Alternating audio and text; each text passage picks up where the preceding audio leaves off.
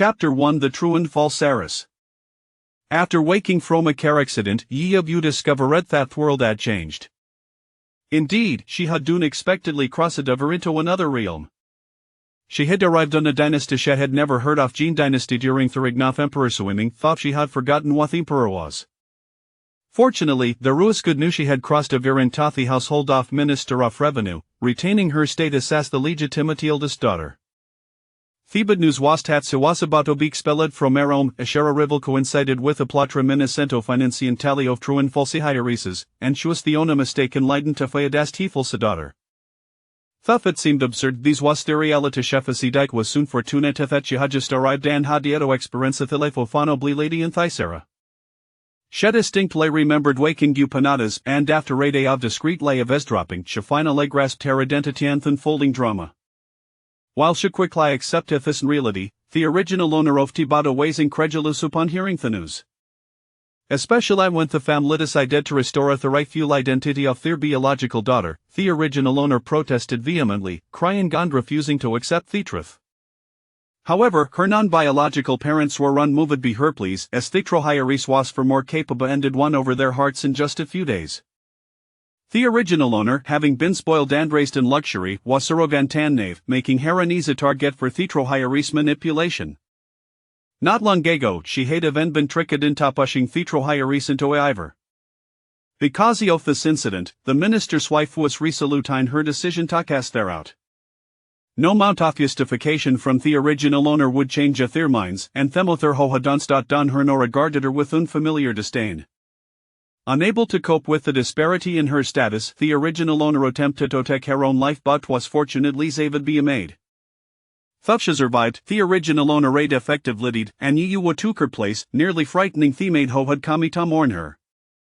Upon awakening, Yiyu discovered that the original owner shared her surname but a different given name, while her biological father also bore the same surname. After her awakening, the tragedy of the original owner's suicide stirred the last remnants of affection ninth minister's wife. After all, they had shared a very decadious mother and daughter. Sasha did not immediately expel Yiyu but granted her 2 days to pack her belongings.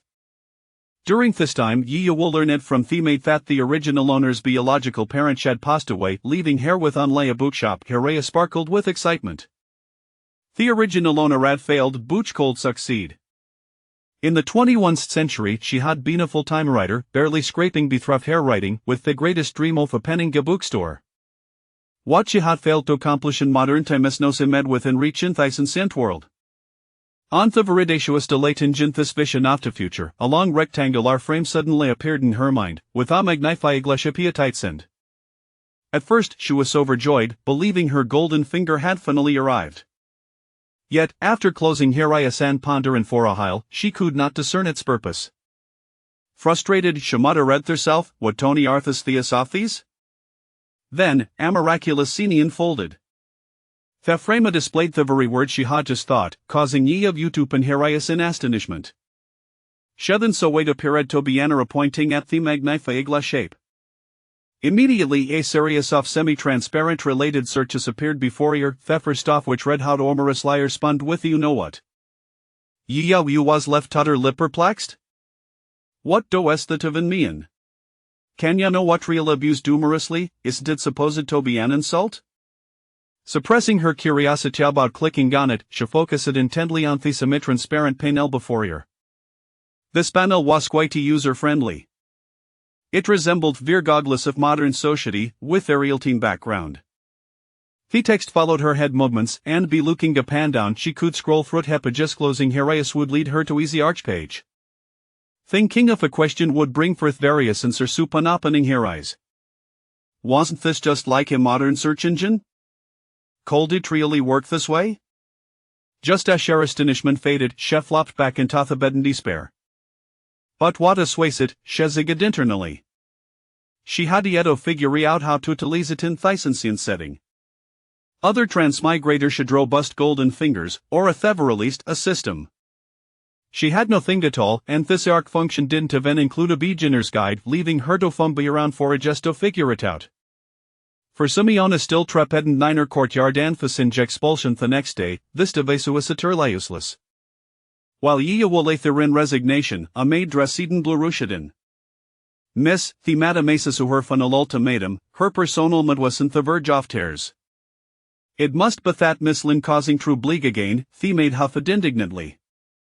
Stop crying, if that's the case, there is no need to stay here any longer, we can leave her right away. With a rush to expuller? But she had little left up everything she owned belonged to the minister's household, and the minister's wife had not completely stripped her of her possessions. Yet ye of you felt that it was best to subvert these completely these items that never belonged to her. Now, the maid wiped her ears, looking helplessly at the young lady sat in that chair. Yes, ye was stepped over to her. She fumbled beneath her pillow, retrieving a piece of paper, which she took into her sleeve in Shirinjite wouldn't belost before she felt tatus. These was the dito the length that their biological parent should left her, secret lid-livered be a loyal family servant had bride be the back door of minister's residence after she had been rescued. Miss, aren't ye out taking anything with you, the maid looked at you in astonishment. No, the minister's household has raised me, and besides, that's a thing sarent mean, I want a keezing lightem. She shook her head, removing her hairpins and placing them unfittable. Shilsa took off her ornate garments and exquisite embroidered shows, change into thorough clothing gone plain show she had prepared long ago.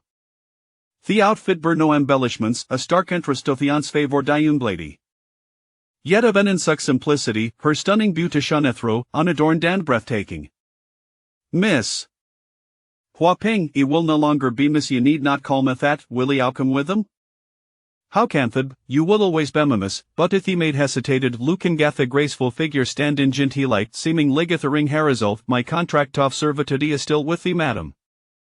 That's no problem. A havemanite or de my contract to just need took now if I wish to leave with me this money was left to her be her deceased biological parents.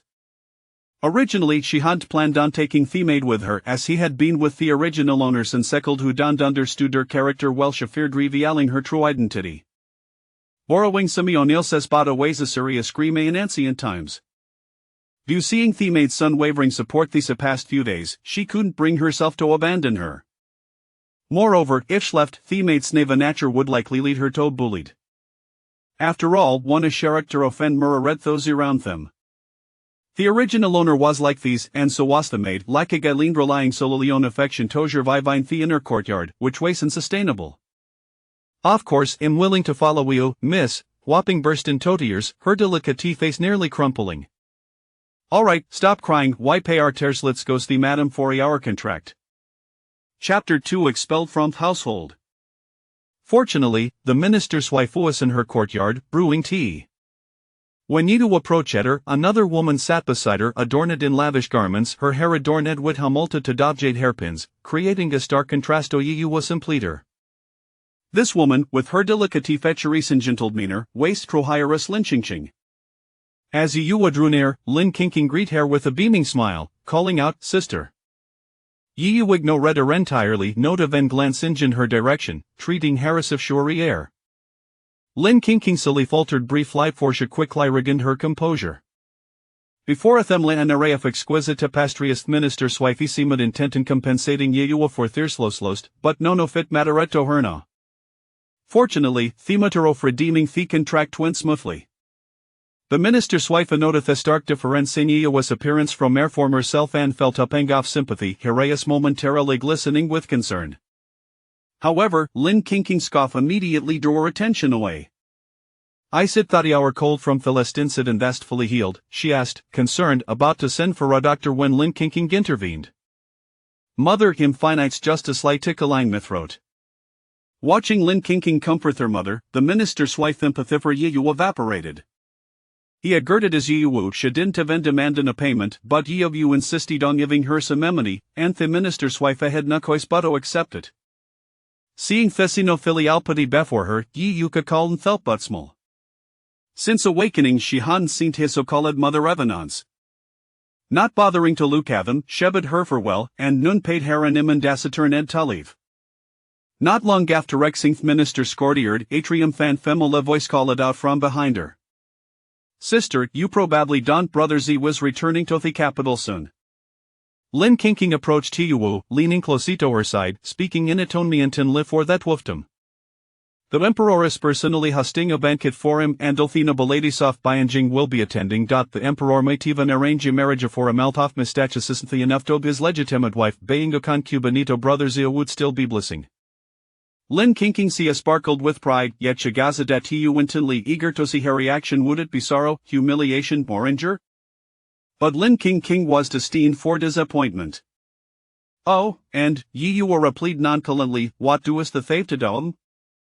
Ziu, who, she had never heard of him, besides, she had never seen a noni so eager to become a concubine twastrally unheard of. Ye of you couldn'tly grumble at these thoughts internally, not daring to voice 'em. After all, she was still within the minister's residency and had become an ordinary citizen, so she couldn't afford to speak out and attract unnecessary trouble. Ye was 3 questions nearly shattered Lin King's confidence. However, she quickly recovered, believing Ye was merely pretending. She covered her mouth with her sleeve and laughed. Sister, every onion by and jink no show your relentlessly pursued brother Ziu, following him daily. Who does know that the former minister's legitimate daughter had a crush on the Marquis? There was a chaving, Ye literally had no idea, who titherd limatared to her na, especially in Kesha didn't think know what he looked like. Ah, let be gone as bebigones and just an ordinary citizeno, since you like him I wish you want the Marquis a happy union and manicaldrin. There she had offered herbal sing scoot thalather ganau, she was eager to leave. Lin King was left speechless, stammering you for a long time, feeling as if she had struck a soft persimmonitorly powerless. In the past, just mentioning this woodhouse and Tidu went to afrenzy, yet Odesha remained so calm, leaving Lin King confused about whether she was feigning indifferency or truly didn't care. Ye of you paid no mean to her thoughts and walked straight past Lin Ching, Kallinger made whopping to her side. Ye you wanna Lin King wouldn't dare to follow with Fanyon from the minister's household sort, she wouldn't be able to explain why she had stopped ye of outside Madame Scourtyard. Ye you wanna whopping proceeded toward the Gatisoft minister's residence, where a many maid servant techredly watched them, some even hoping to see her make a fool of herself. A former mistress reduced to an ordinary citizen who dresses such a spectacle, yet, within the minister's household, Theodored not but too blatant. Unfist bith the curious gazes, ye of you felt no obligation to the minister's residence.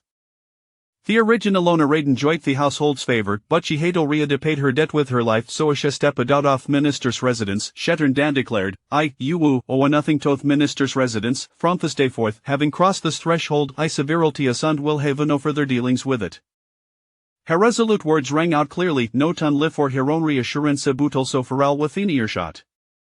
Thaguard sat the transori taken aback by our proclamation, and event passers by paused in surprise. There stood a woman pleading coarsecloth, simply tying her smooth hair back with a blue ribbon. Regardless of whether her words reached those within, she and dare made turn edge race for to leave. Thaguard's watched her retreating figures of some invisible shackle shed fallen away. After walking a distance, the minister's residence was no longer visible behind her. Miss, where shall we go? Whopping gasped, puzzled as followed you. Whopping have I out how to boot what you want the future? To be honest, miss, I have a thought about it will a following you. I don't have a grand ambitions I simply wish to find a good husband, marry, and have a future bicaldrin raising them while whopping scratch at her head shyly. A 20 whopping ways already considered an old maiden visera, where a yearly marriage was the norm. Hearing this, ye you halted, pulling a piece of paper from her pocket, whopping recognized it at a glance as her contract of servitude. Ye you hand up a perter. You can leave no worry free. Didn't I thought our family circumstance have improved recently, your father's shield has recovered, and your brother has grown up and can't support the family now, they must be hoping for our return. Don't keep them waiting too long. Ye you was malignantly, her expression filled with good wishes. Whopping hadn't expected that ye had remembered her family situation, which she had brushed off so casually. And you, miss? Don't worry, I have me own plans. Whopping my cinders to dermianing, miss, I don't want to leave ya, don't send me away, even if I have any money, I can do embroidery to earn money for you. Whopping clung to her, tears streaming down her face, calling her miss repeatedly. Ye of you couldn't help but chuckle at the unmade earnestness. When did divers I wait send you away? I have a torn up your contract, so erin alarmer mistress on servant, you need not call my maid anymore. If I don't want to return home just it, you can go back another time. So doest that me and you agree to let him stay, waping exclaimed joyfully, bouncing up in excitement, oblivious to the fact that they were in the middle of Test Street. Didn't I just sithati hour along aramide soiden thavita kalma sanamor, you wishat whoppingus at wasteglance, prompting her to quickly realize her mistake. Apologies, miss, I forgot. On Luker Steradathatwo, however, both laughing and crying. Yeab you felt to by tembaraciden cover at her face, gently tapping Whopping and Theffer head, where still at side. Originally, Whopping had worried about where they would stay and had planned to persuade you to live at her house, promising to have her parents stay up the main room for their guest. But soon, Whopping realized that her worries were unfounded. She followed Yeab you to the bustling southern part of the city, then walk head straight into some what shabby bookstore. Chapter 3, The dilapidated bookstore. In the cold heart, the bookstore appeared exceedingly worn from the outside, and the interior was equally antiquated. Though it was clean and tidy, the shop was devoid of customers. Save for a middle-aged man standing at the counter who sported a long beard and wore patched clothing, presenting a rather shabby appearance. Libo, the middle-aged man, who was diligently counting beads, looked up upon hearing the voice. Recognizing the familiar face, he gazed at them in astonishment. Miss, I am relieved to see you safe and sound. Libo approached Yi Wu, examining her closely. Noticing her well-being, he finally exhaled in relief.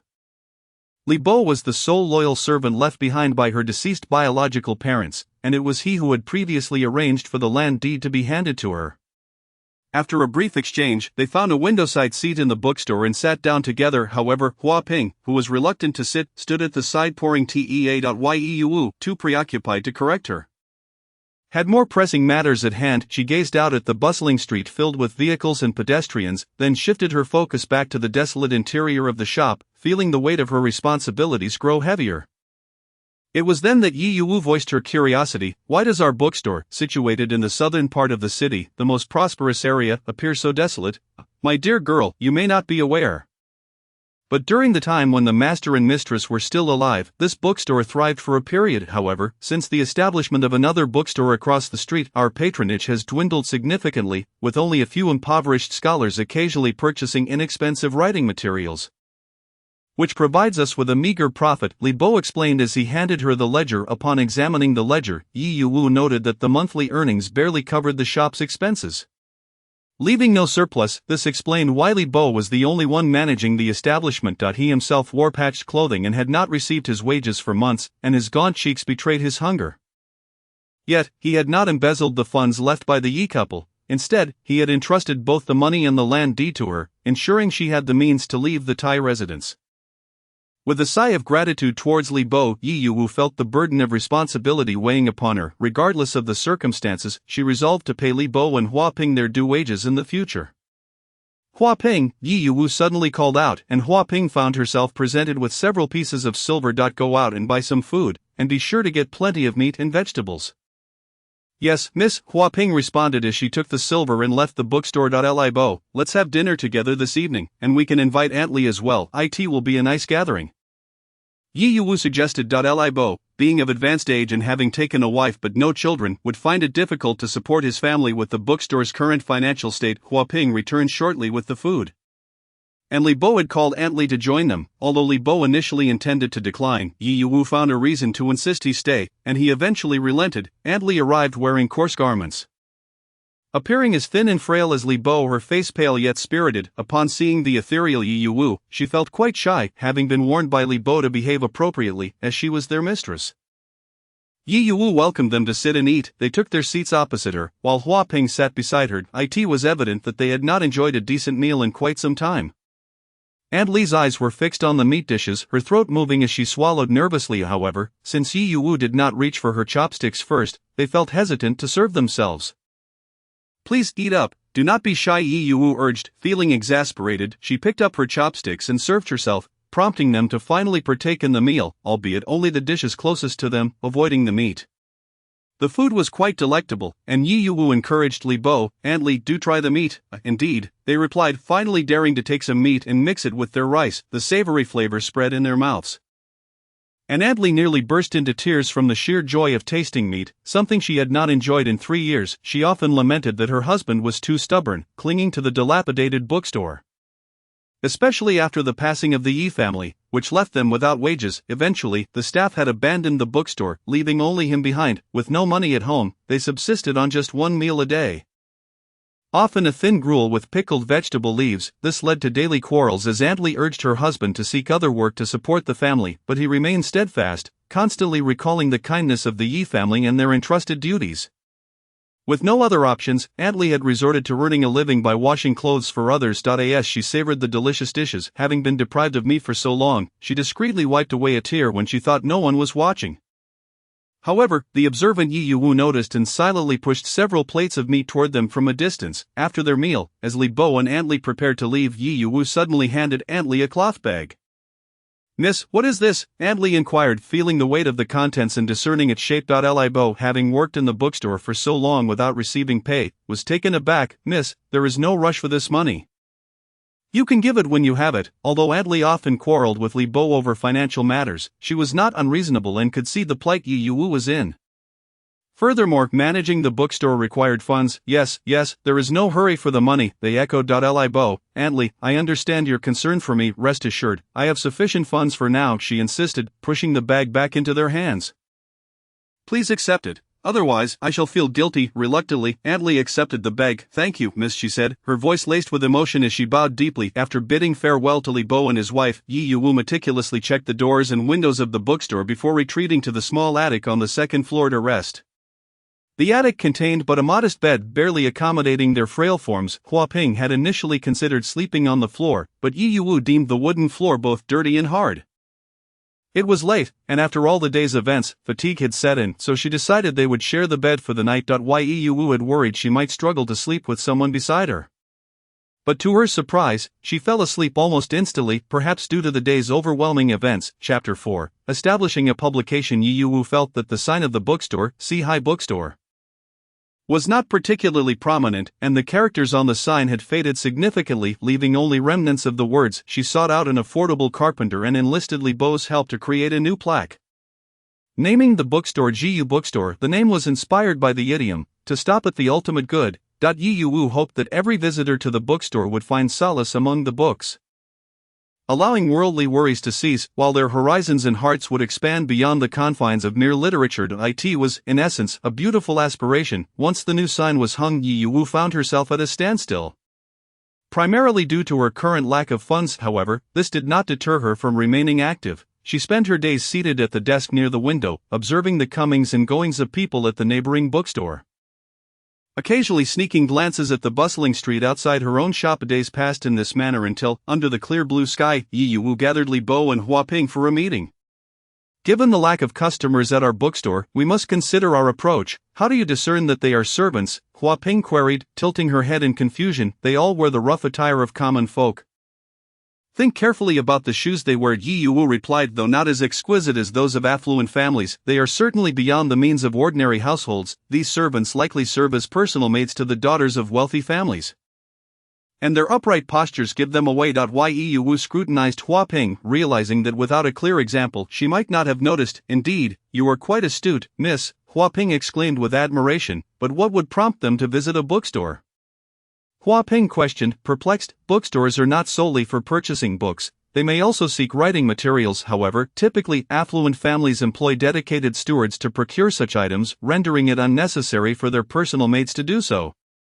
Li Bo interjected, who had remained silent until now. Yi Yuwu smiled mysteriously. Li Bo, "It appears our bookstore is rather antiquated. I've observed that when these individuals exit the bookstore, they carry nothing in their hands. In this vicinity, there is an academy, and usually, students emerge with books or writing supplies, yet those women leave empty-handed. What do you think that signifies?" Curiosity piqued, both Hua Ping and Li Bo shook their heads in confusion. "When I observed them, I noticed their hands instinctively resting close to their bosoms, as if cradling something precious, carefully guarding it from prying eyes." One day, a woman stumbled at the threshold, causing her concealed item to fall to the ground. I, with keen eyesight, recognized what had dropped. It was a novel. The tales. Hua Ping lightly tapped her own head, and it struck her. "Once, miss, you too had a fondness for tales, and I was often sent by you to procure them." "What do you mean by miss?" inquired Li Bo. "The market for these tales is predominantly female. Most women from the lower strata are illiterate, and even those who can read lack the means to purchase such tales. Conversely, the young ladies from affluent families are both literate and wealthy. For those confined to their courtyards, these tales serve as a remedy for their solitude, yet few dare to write such tales, as the literati seldom find value in them. It is only those literati who are financially struggling that take to writing, and most of them are men who, dissatisfied with their lives, indulge in crafting stories of scholars and young ladies to satiate their own melancholic hearts. The scarcity of tales combined with a vast market creates a lucrative opportunity, yet I am perplexed, for I have scoured the entire bookstore and found not a single tale. We possess no inherent advantage. I believe we should engage in business targeting women to first earn their coin. Miss, that idea is indeed feasible, but from where shall we find someone to pen these tales? Li Bo, are you familiar with booklets? Li Bo widened his eyes in confusion, indicating he had never heard of them. I have considered this. I still possess enough funds to publish a booklet. There is an academy nearby. We can compose a few flyers and distribute them along the way. What shall we write on the flyers? Naturally, we will advertise our bookstore's recruitment for short stories, be they tales of the supernatural or romantic narratives. As long as they are well written, we shall pay 51 per piece. With a word count limit of, she rested her chin on her hand, pondering, 500 to 5,000 words. 51, is that so much, miss? I am tempted to write myself. Huaping's eyes widened in disbelief, fearing her young lady might be taken advantage of. Yi Yuwu, while not entirely ignorant of the value of ancient currency, had a rough understanding. Initially, we must invest more to attract contributors. Huaping, we may need to tighten our belts for a while, but Yi Yuwu blinked. If you wish to write, you are welcome to do so. If your writing is commendable, I shall compensate you. Yi Yuwu smiled warmly at Huaping. No, miss, I was merely jesting. I cannot write compared to writing tales. I prefer to engage in embroidery. Yi Yuwu, exasperated, lightly tapped her head. Huaping, with an innocent expression, covered her head and gazed at her young lady, pouting in feigned grievance. By the way, there is one crucial matter. We must not let the bookstore across the street learn of our endeavors. One must always be wary, especially since they are our competitors. Given their deliberate positioning opposite our shop and their frequent underhanded tactics, the rival bookstore is not to be underestimated. Thus, the plan was set in motion. Li Bo promptly produced paper and ink to begin drafting the flyers, while Huaping, having learned to read during her time at the estate, joined him in the task. Yi Yuwu, however, refrained from joining them. For she had another undertaking, writing a novel. Indeed, she had once enjoyed a modest fame as an online writer, and as the tales of this ancient era often felt repetitive, she yearned to showcase her talents and astonish these antiquated minds. Ahem, the topic has strayed a bit. Ultimately, she sought to exploit her strengths. Her envisioned booklet would not merely feature short stories, but also serialized novels. After all, were not modern publications initially structured in such a manner? By doing so, she could retain a portion of the readership, as some would be willing to purchase an issue solely to follow a serialized tale. Presently, due to constraints, she could only begin with writing serialized novels. However, what should the first novel be about? Sitting at her desk, one hand propping up her chin while the other held a brush, she found herself at a standstill. Suddenly, inspiration struck her. Were not the earliest popular online stories centered around domineering CEOs? Such tales not only thrived in the past but remain highly sought after to this day, requiring little literary finesse, just enough melodrama to capture the hearts of women. Clarity dawned upon her.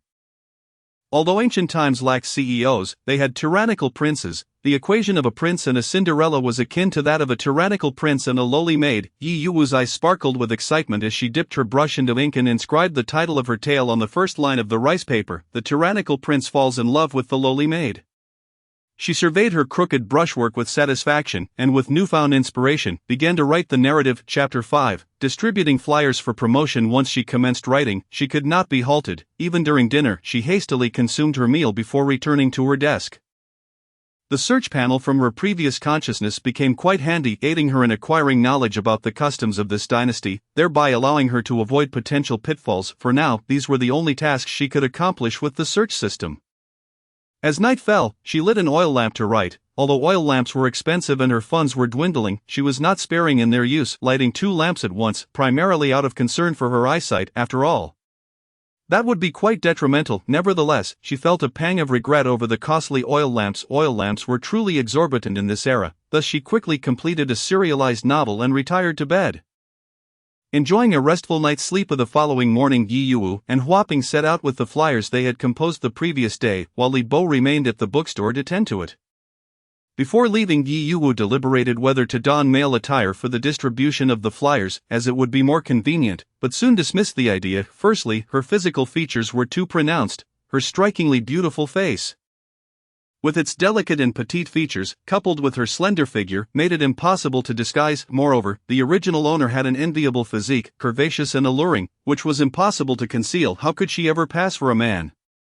Unlike those female leads in dramas who somehow managed to deceive everyone. Secondly, her visage was recognizable, as she had learned from Huaping that the renowned Marquis of Wu, Bai Zunyu, had captured the original owner's heart. Bai Zunyu, known for his extraordinary beauty, had been the object of the original owner's relentless pursuit, rendering their affection known throughout Bianjing. Wherever Bai Zunyu appeared, the original owner was certain to follow. Yet, Bai Zunyu did not reciprocate her feelings, evading her like a venomous serpent, ultimately seeking the emperor's permission to embark on a mission to the southern coast to eradicate bandits and slaves. Though the original owner was heartbroken, she felt powerless. This Marquis of Wu had been away for 2 years, and only now, after the bandits were dealt with, had he been summoned back to Bianjing to receive accolades. However, due to the original owner's previous actions, her reputation had suffered, and her stubbornness in waiting for the Marquis, unwilling to marry, had led her to this predicament. For these 2 reasons, Yi Yuwu resolved against dressing as a man. Upon leaving the Grand Palace, she did not take any of the luxurious silks and satins from her past. In recent days, she had only acquired a few sets of clothing before stepping out. She chose a pale blue garment. Though crudely made, it bestowed upon her an ethereal grace and beauty. Although she had forsaken her opulent accessories, Huaping, with her skilled hands, styled Yi Yuwu's hair into a simple bun. Securing it with a modest wooden hairpin, looking splendid as they set out, Yi Yuwu felt elated. Despite the necessity of wearing a hood to conceal her face in this era, the 2 soon arrived near the academy, where they cautiously distributed flyers to seemingly knowledgeable individuals, albeit with minimal success. Soon noon approached, and students began to emerge from the academy. Yi Yuwu opted not to linger at the entrance, as the crowd was too dense. They were women, and their sudden appearance at the academy's gates could create quite a stir. Thus, they positioned themselves a short distance from the academy's entrance, where students exited in small groups, allowing them to disperse and distribute the flyers.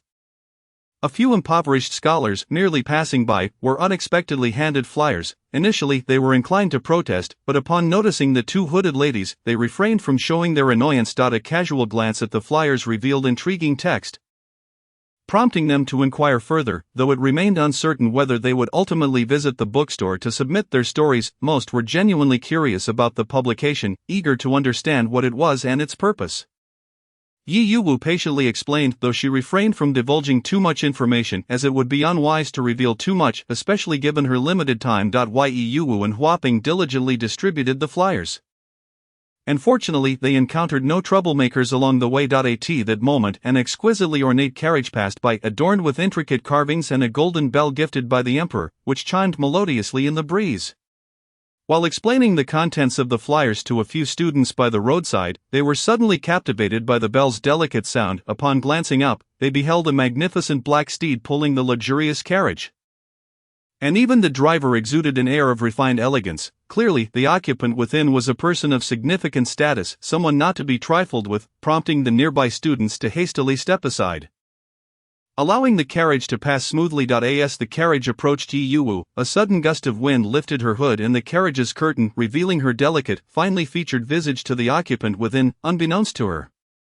The gaze from within the carriage lingered upon her, and the person inside furrowed their brow, their long pale fingers brushing against each other in contemplation. Yi Yuwu thought little of this fleeting encounter.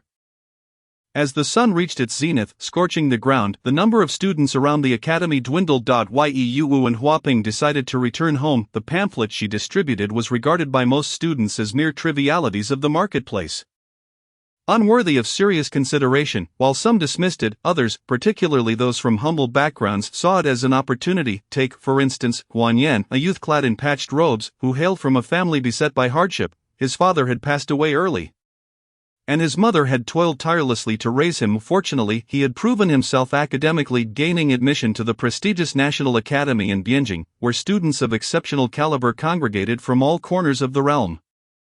However, his circumstances soon took a turn for the worse when his mother fell gravely ill due to overexertion, and their meager savings were depleted on medicine, leaving them barely able to make ends meet. Especially with the substantial expenses he incurred at the academy. To alleviate their plight, he seized the opportunity to transcribe texts at the local bookshop during his free time. Upon encountering the pamphlet, particularly noting its enticing reward of 51, he could scarcely believe his eyes. after all, his best efforts in transcribing could yield a maximum of 18 won in a day. The thought that he could earn 50 won for penning a brief narrative was astonishing. The esteemed students of the academy would scoff at such endeavors. Had it been in the past, he would have never deigned to lower himself to compose such commonplace fare, yet the urgency of his circumstances compelled him to humble himself. Returning home, he fed his mother medicine, clutching his empty stomach as he sat at the sole table in their modest dwelling, and began to write his story. That afternoon Yi Yuwu refrained from promoting her initiative near the academy. To her surprise, a considerable number of individuals came forward to submit their manuscripts, revealing widespread curiosity about her publication model. Most approached with a playful attitude, merely seeking to contribute. Thankfully, their efforts that morning had not been in vain. Within a few short hours, several men arrived at the bookshop to deliver their works, all dressed in ordinary attire rather than scholarly robes. Yi Yuwu, perceptive yet discreet, accepted their manuscripts, informing them to return in 3 days for the results. She promised that accepted submissions would be compensated, while those not selected would be promptly returned. They were also instructed to inscribe their names on their manuscripts, either their real names or pseudonyms. Some even took the liberty of adopting lofty pen names such as Peng Shajusher or Mr. Huajian, while others shamelessly appropriated the titles of renowned figures like Mr. Wulong, which caused Yi Yuwu to fear that Zhuge Liang might rise from the grave in vengeance. Guan Yan also arrived, having rushed over after classes ended. He hastily submitted his manuscript, left his real name, and then discreetly returned to the adjacent bookshop to transcribe texts for additional income. Suddenly, he felt a twinge of insecurity. The reason for which eluded him. He anxiously awaited the outcome 3 days hence. Chapter 6, Submission of Manuscripts. Yi Yuwu examined the manuscripts under the dim light of her lamp. It must be said, while she was not an antiquated scholar, she could not deny the intellect of these writers. However, their prose was excessively ornate. She found herself bewildered by their frequent allusions and references, many of which were unfamiliar to her. At last she understood why readers preferred narratives that were straightforward and unembellished. Yi Yuwu's delicate brows nearly knitted together in frustration as she forced herself to select a few pieces, hoping the authors would be amenable to revisions. Time flew swiftly, and before she knew it, the 3rd day had arrived. In the interim, numerous individuals had been unable to suppress their curiosity and had come to the bookshop to inquire about the status of their submissions. On the morning of the 3rd day, even before the shop opened, several eager individuals had gathered, chatting amongst themselves. Some had even begun to boast about their own talents, confident that their humble tales would surely pass muster. Before long, they spotted a frail, middle-aged man clad in a long coat approaching the entrance of the bookshop, coinciding perfectly with the moment the door swung open upon seeing the crowd gathered at the threshold. Huaping, the shopkeeper, seemed momentarily taken aback. Once the group entered, Li Bo, following Yi Yuwu's instructions, affixed a large notice to a wooden board at the shop's entrance, listing the names of those whose submissions had passed the first round. Those whose works had not been accepted were urged to retrieve their manuscripts promptly. Li Bo stood tall at the counter, observing the throng of people streaming into the bookshop. How can this be? My name is not on the list, shouted one man, who had been so confident only moments before. Disheartened, they could only resign themselves to reclaim their manuscripts. Some, leaving the shop, spat in frustration at its direction, declaring, "Bah, my writing is of such quality, this insignificant establishment lacks the discernment to appreciate it. It will inevitably close its doors." Nevertheless, some of those whose works were not accepted opted to purchase books, resulting in an unexpectedly profitable day for the shop. Yi Yuwu remained unaware of their thoughts, as she was currently in one of the rooms on the 2nd floor. The 2nd floor contained 3 rooms, one furnished with a bed where she and Huaping currently slept, another cluttered with miscellaneous items yet to be organized, and the final room, which Yi Yuwu had tidied to serve as a parlor for discussions. The room was quite well sealed, albeit sparsely furnished with only a tea table and wooden chairs. Primarily due to financial constraints, veiled in a white scarf, even with her exquisite features partially obscured, her extraordinary grace could not be concealed. Just as she had brewed tea in the parlor, Huaping returned from downstairs, escorting a man. Coincidentally, the very first man to enter was Guan Yan. He approached Yi Yuwu, only to find her slightly flustered, unsure of where to place her hands and feet. Yi Yuwu gestured for him to take a seat, and she poured him a cup of tea, placing it before him. "I have read your piece, and it is quite commendable, but Yi Yuwu lifted her gaze to him. To be accepted, you must revise it. Your writing is overly obscure and difficult to comprehend. Would you be willing to express it in more accessible language?" Upon hearing her words, Guan Yan clenched his hands tightly within his sleeves. scholars are often prideful. In the past, he would have vehemently refused, viewing such a revision as a degradation of his work, yet, the dire need for funds compelled him to acquiesce. Of course, they then agreed upon a time for him to return with the revised manuscript.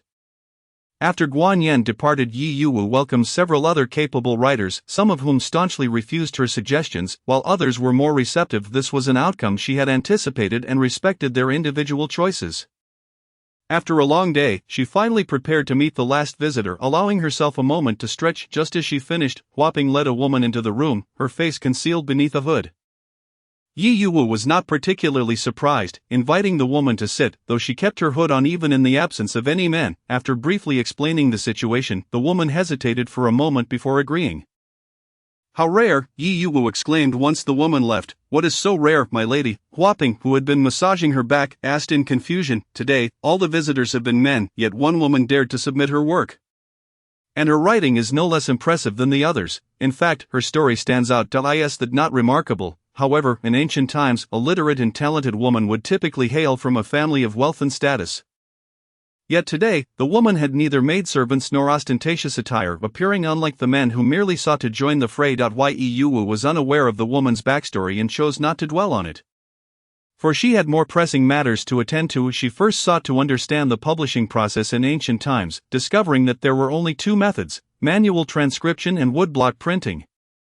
It seemed that the Jin dynasty had already embraced printing technology. However, upon seeing the cost, she quickly reconsidered. Large-scale production would indeed be cost-effective, particularly for works by esteemed scholars that all students would eagerly purchase.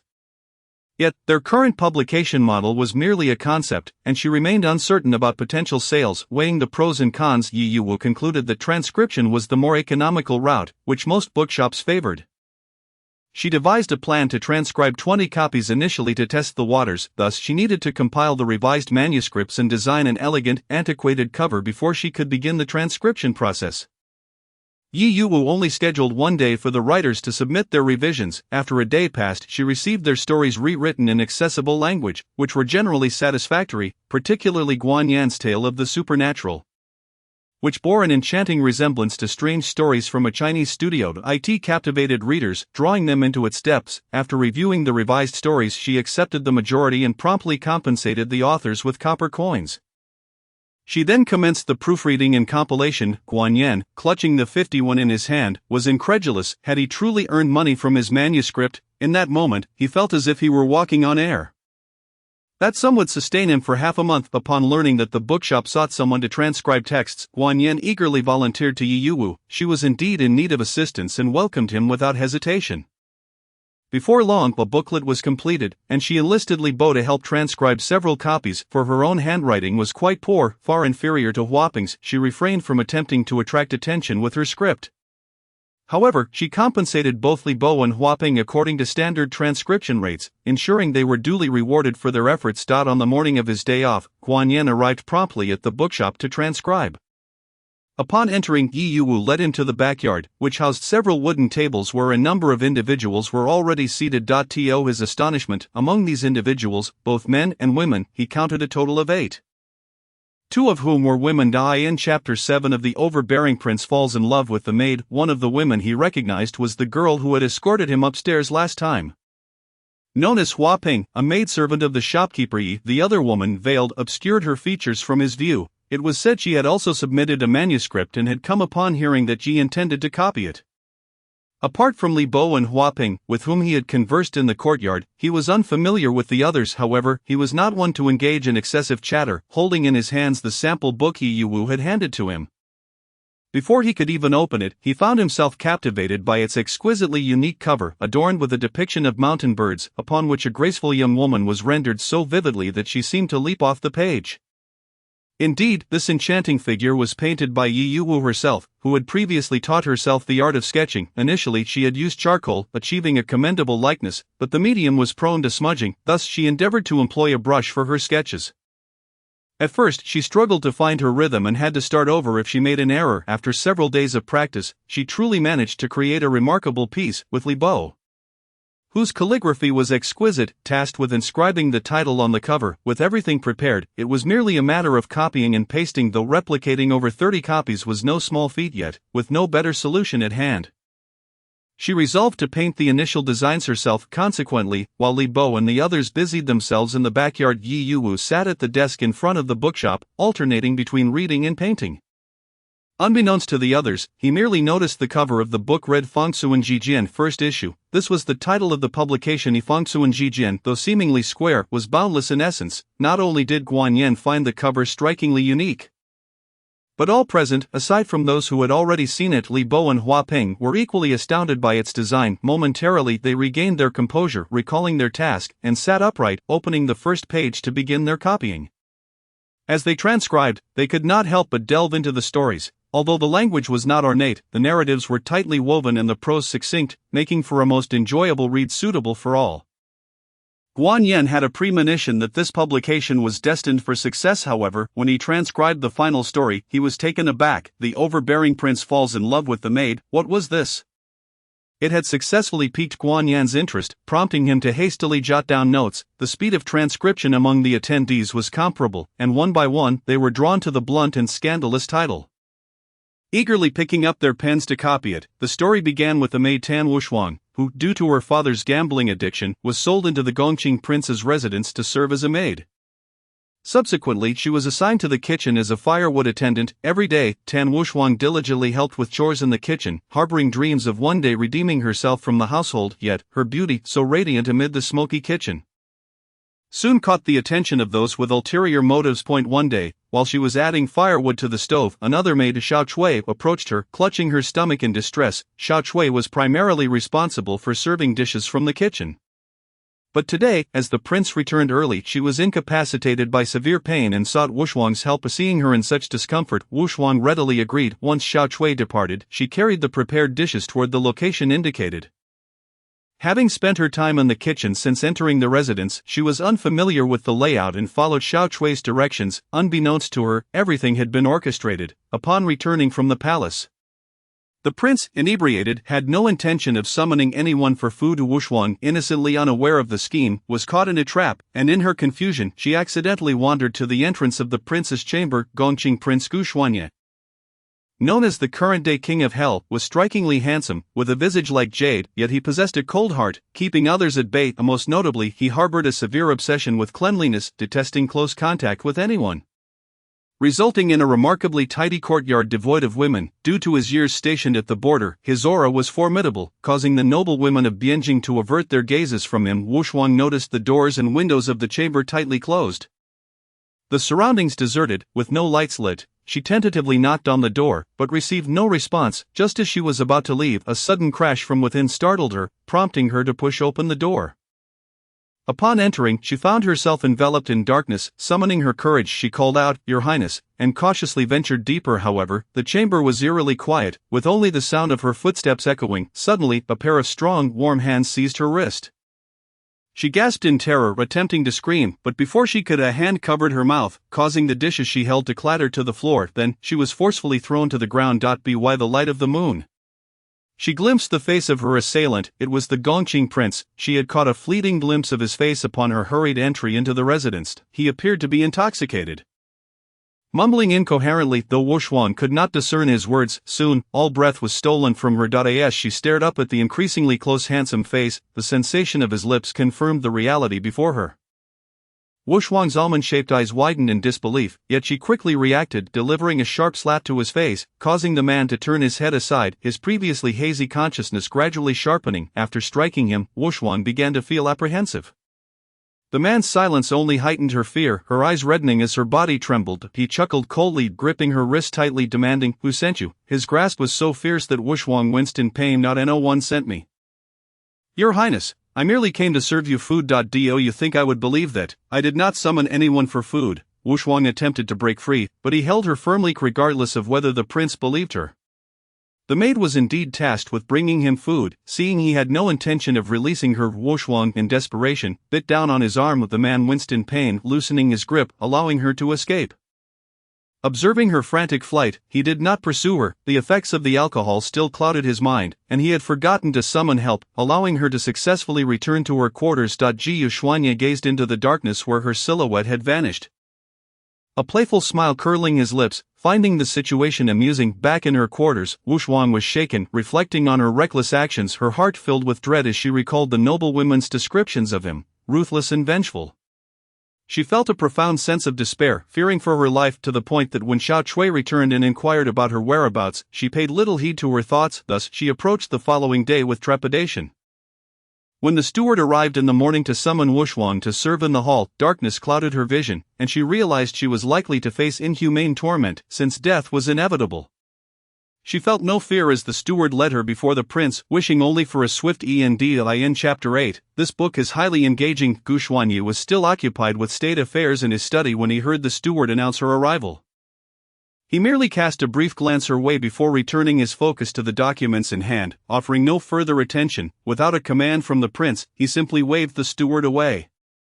Once the steward departed, Gu Xuanyi maintained his indifference to Wuxuang, who stood motionless at the door. She understood this was a tactic to intimidate her, a mere show of authority she could endure. However, her composure soon faltered. As there were no attendants close by to serve the prince, it was unclear whether this was by design. All tasks fell to her. In the morning, she had to prepare water for his ablutions before he awoke. And once he rose, she was required to assist him in donning his elaborate ceremonial robes. Afterward, she would wash him, prepare his meals, and stand by the table to serve him dishes. These tasks were not particularly daunting.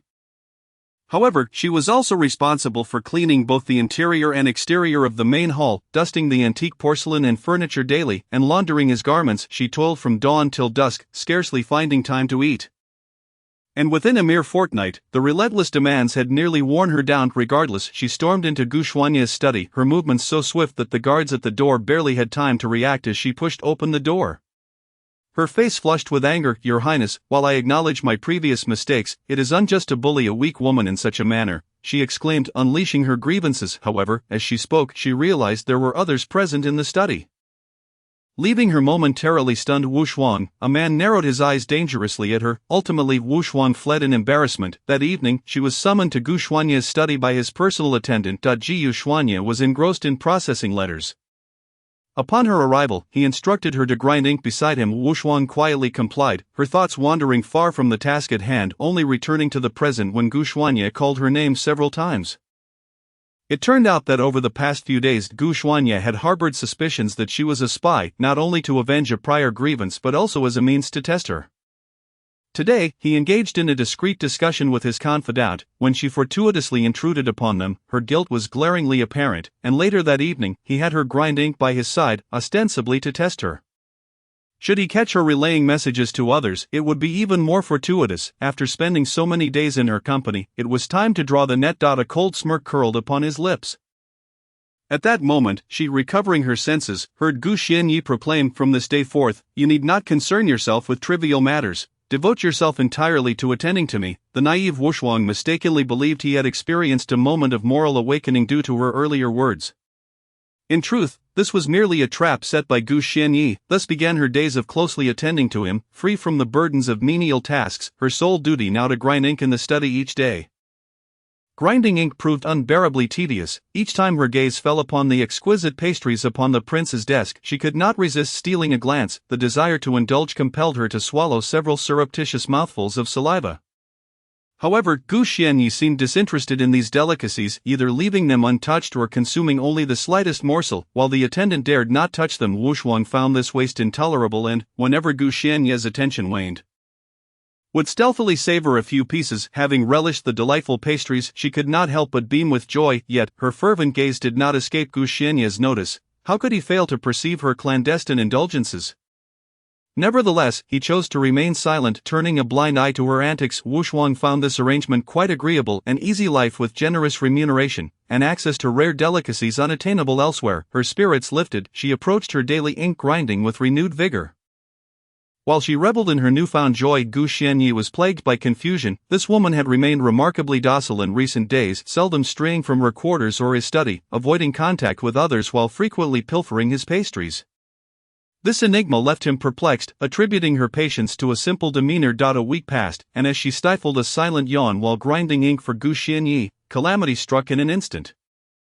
A servant entered the study to replenish the tea. only to be met with a sudden projectile aimed at him. Gu Xianyi, ever vigilant and possessing remarkable agility, evaded the attack, the servant realizing his exposure.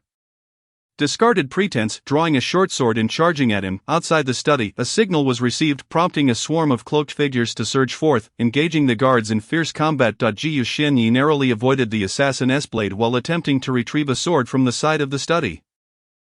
The assassin, recognizing his intent, intercepted him, striking towards his vital points. Wu Shuang, dazed, was pulled along as Gu Xianyi evaded a flurry of assaults. Suddenly, he released her, instructing her to remain still as he confronted the assassin. Despite the assassin's weaponry, he was no match for Gu Xianyi. Just as he contemplated retreat, a shadow silently emerged behind him, launching a projectile. Wu Shuang, witnessing this, cried out in warning. She dashed to his side, pushing him to the ground. As Gu Xianyi fell, he heard a muffled groan and felt a warm wetness in his hand. His eyes widened in disbelief, a surge of unknown fury swelling within him as he embraced Wu Shuang's form. Dispatching the immediate threat, the hidden assailants were soon subdued by the guards. While the guards awaited Gu Xianyi's orders regarding the captives, his thoughts were consumed by Wu Shuang, who lay unconscious in his arms. His eyes bloodshot with urgency, he hoarsely shouted, "Quick, summon the physician." The overbearing prince falls for the little maid spanned over 20 pages, filled with intricate and captivating content that ensnared readers from the very first glance. As Guan Yan perused the final page marked "to be continued," a sense of melancholy washed over her. Not only she but all present felt an overwhelming eagerness to uncover the unfolding tale. The small courtyard resonating with collective sighs, each story bore the author's name in the margins, igniting curiosity about the elusive individual behind such a splendid narrative, one they had never encountered in its innovative design. This installment concluded here, leaving the crowd restless and yearning for the continuation of the story. When Yi Yuwu entered the courtyard, she was met with fervent discussions among the gathered group. Having completed their transcription of the book, they found themselves with idle time, their minds still occupied by the overbearing prince falls for the little maid. Occasionally, Yi Yuwu could distinctly hear the exuberant voices exclaiming, "What a handsome prince the author has depicted." Chapter 9. Selling books. Yi Yuwu, amused, she approached the group, which promptly fell silent. While she penned the narrative, Hua Ping had been by her side. Thus privy to the knowledge that the overbearing prince falls for the little maid was written by her daughter. However, she was aware that her daughter wished to keep her identity concealed. Realizing they had completed their transcription, Yi Yuwu paid them accordingly. As they prepared to leave, some inquired, "Yi Zhuang, may I ask who this elusive author might be? The tale is simply captivating. Do you know what the next installment will entail? Could you divulge even a hint?" Others were even more direct, requesting, "Yi Zhuang, please ensure to summon me before the next publication begins." The crowd bore no malice, rather, they genuinely admired Yi Yuwu's writing. Oblivious to the fact that the author they spoke of was none other than her. Yi Yuwu patiently addressed their queries, explaining that the author preferred to remain anonymous, but assured them that the next installment would be even more enthralling. She encouraged them to recommend the works of her bookshop to others if they enjoyed them, expressing her gratitude. Her responses were meticulously crafted, and though they lamented their inability to learn the story's progression prematurely, their anticipation remained undiminished. After successfully dispersing the crowd, Yi Yuwu stood at the counter, stretching languidly. Just as she finished, a figure approached, clad in a light blue gown, devoid of embellishments, her delicate form moving gracefully, reminiscent of willow branches swaying in the breeze. Upon closer inspection, Yi Yuwu recognized the familiar face, now shrouded by a veil, seemingly poised to depart but hesitating for reasons unknown. She had likely waited until the crowd had dispersed to muster the courage to approach. After much deliberation, she finally spoke. "Yi Zhuang, might I purchase a copy of this installment?" "Of course, but may I inquire as to why you wish to buy it? You transcribed it today, so you must have already read the story within."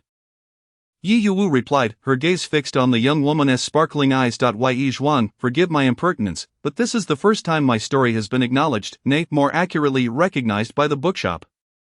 Previously, I was denied the opportunity to write, simply because I am a woman. No one would even allow me to transcribe. I was on the verge of giving up, yet here I am, having earned my first earnings from my own story.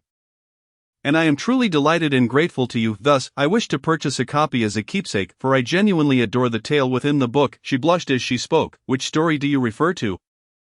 Yi Yuwu inquired curiously, noting the girl's bashful demeanor. "It is the serialized tale The Overbearing Prince Falls for the Little Maid." For someone raised under strict societal norms, this narrative was a refreshing revelation. broadening her worldview. After all, in a time marked by rigid hierarchies, few dared to pen stories about noble heirs. This realization ignited her desire to collect the tale. Yu Wu retrieved a copy from the counter and handed it to her, saying, "Here you go." The young woman, filled with joy, opened her mouth to inquire about the price, but Yu Wu spoke first. "My dear, I am yet to learn your name. I am Zhang Ruoyan," she replied, holding the book tightly, her nervous gaze meeting the bright-eyed woman before her. "This book is a gift. There is no charge of this. This cannot be." "Why not? I am delighted that you appreciate this book.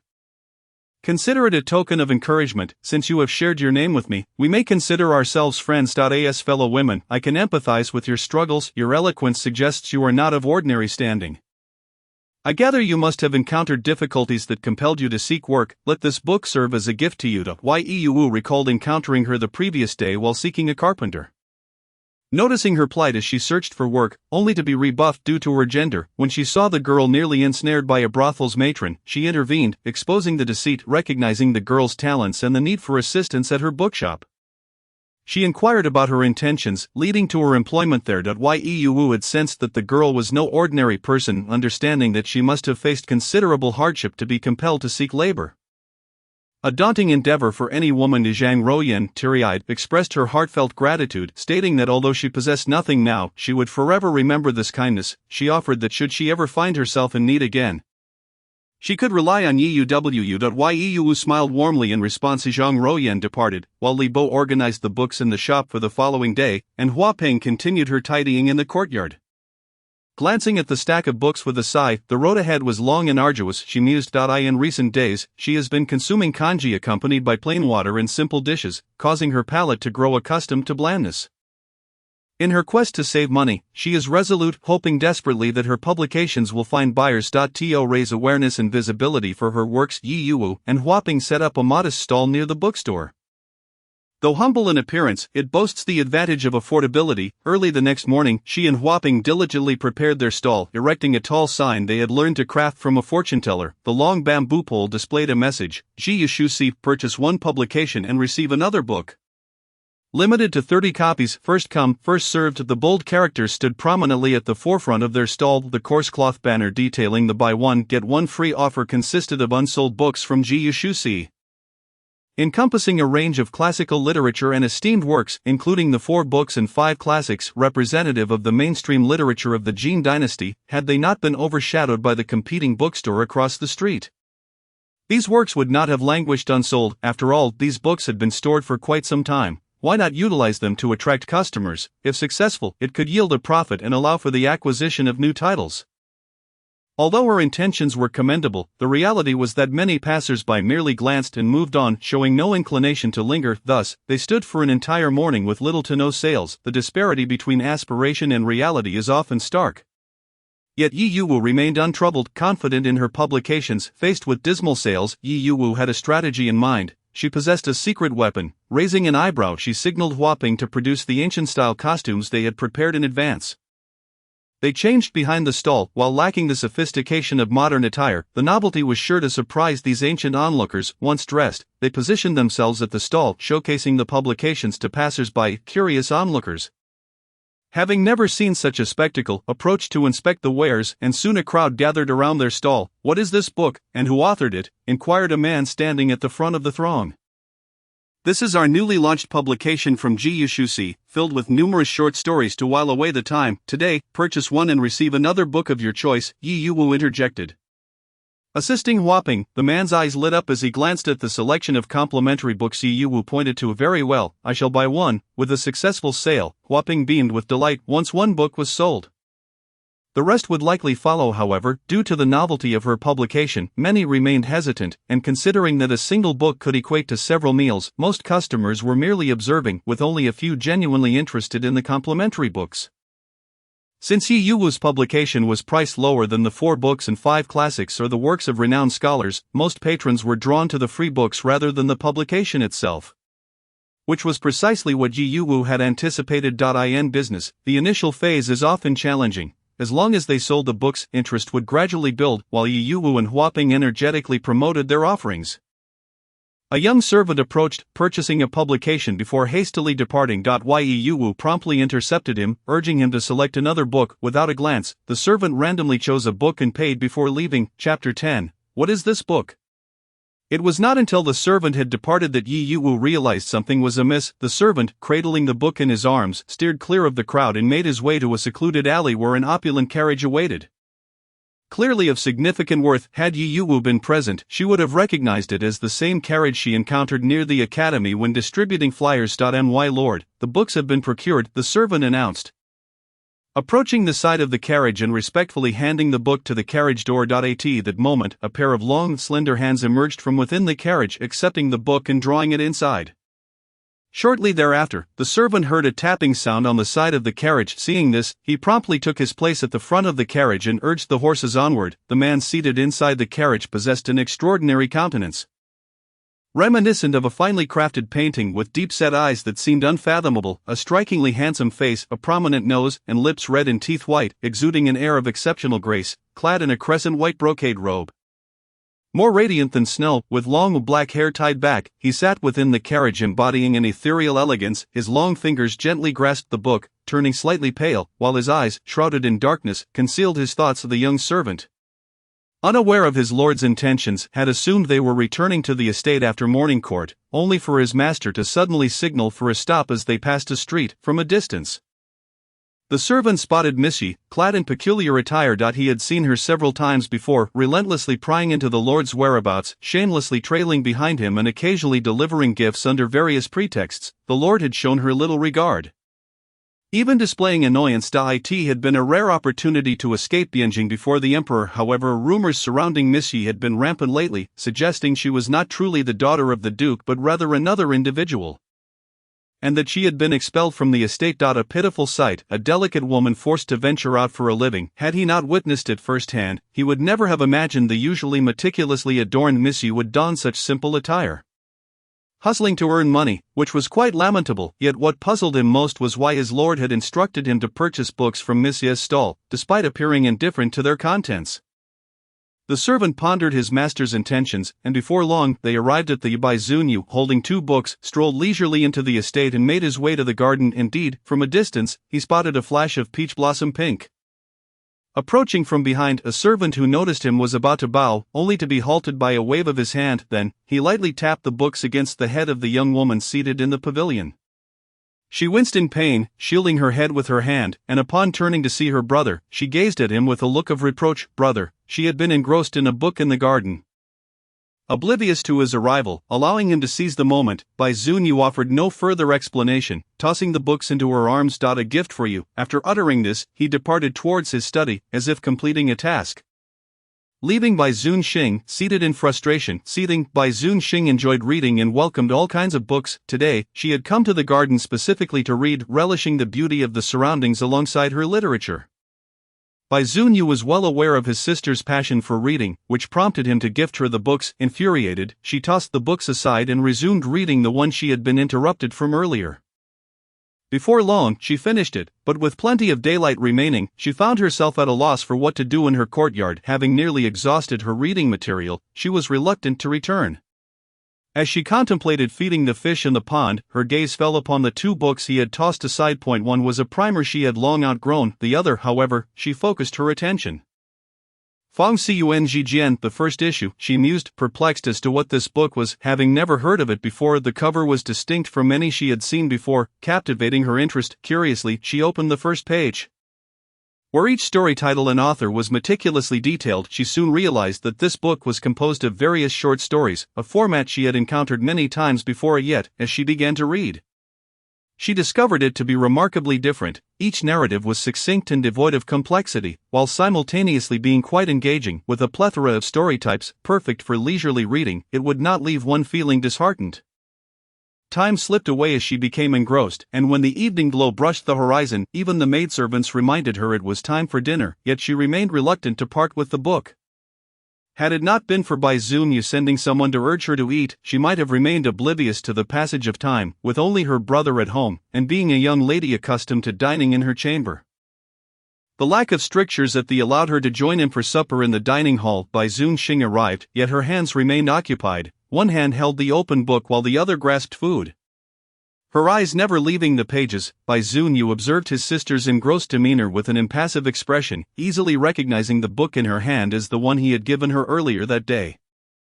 Unable to restrain himself, he remarked to Zun Xing, "You ought to focus on your meal, understood, brother, but please indulge me today, this book is simply too captivating. I'm nearly at the last story," although she hadn't intended to eat while reading.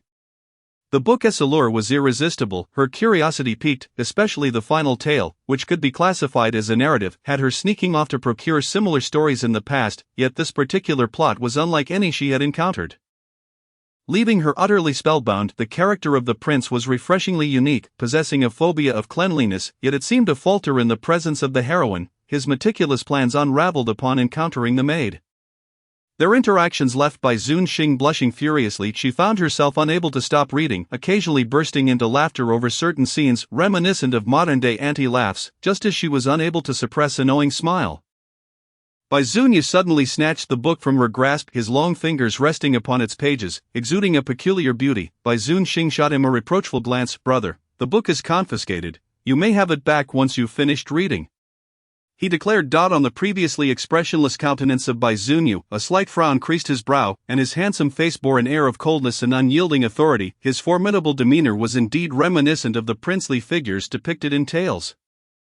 She let out a cold snort, muttering softly to herself as she picked at her food, too intimidated to voice her thoughts in his presence. Bai Zunyu, having not caught her words, lifted his eyelids and inquired indifferently, "And no, brother, where did you buy this book?" she stammered, hastily diverting the conversation. He cleared his throat lightly and replied with a serious tone, "I purchased it casually from a roadside vendor. One can buy books at the roadside." She regarded her brother with skepticism. However, Bai Zunyu was adept at concealing his emotions, leaving her unable to discern his thoughts. All she could see were his dark, piercing eyes, as deep and cold as a bottomless pool. Yet she failed to notice the fleeting glimmer of something unusual that crossed his gaze. Chapter 11. Once you start this book, you can't stop reading. Bai Zun Xing did not doubt the possibility of acquiring books from roadside vendors. Rather, she found it implausible that her usually refined and aloof brother would deign to purchase a book from such a humble source for her sake. Knowing her brother well, she teasingly pressed him. "Which roadside vendor did you buy it from? I want to purchase one too." Bai Zunyu ignored her, not even raising his eyelids, as he meticulously held his chopsticks, eating his meal with the decorum of an aristocratic gentleman. Bai Zunyu initially assumed his sister was jesting, but after finishing his meal and attending to official matters in his study, he was surprised to hear a guard announce that the young lady had arrived. He raised an eyebrow in astonishment. Moments later, a familiar figure burst through the door, rushing to his desk. "Brother, where did you buy that book for me?" After finishing her meal, she had reclaimed the book from Bai Zunyu.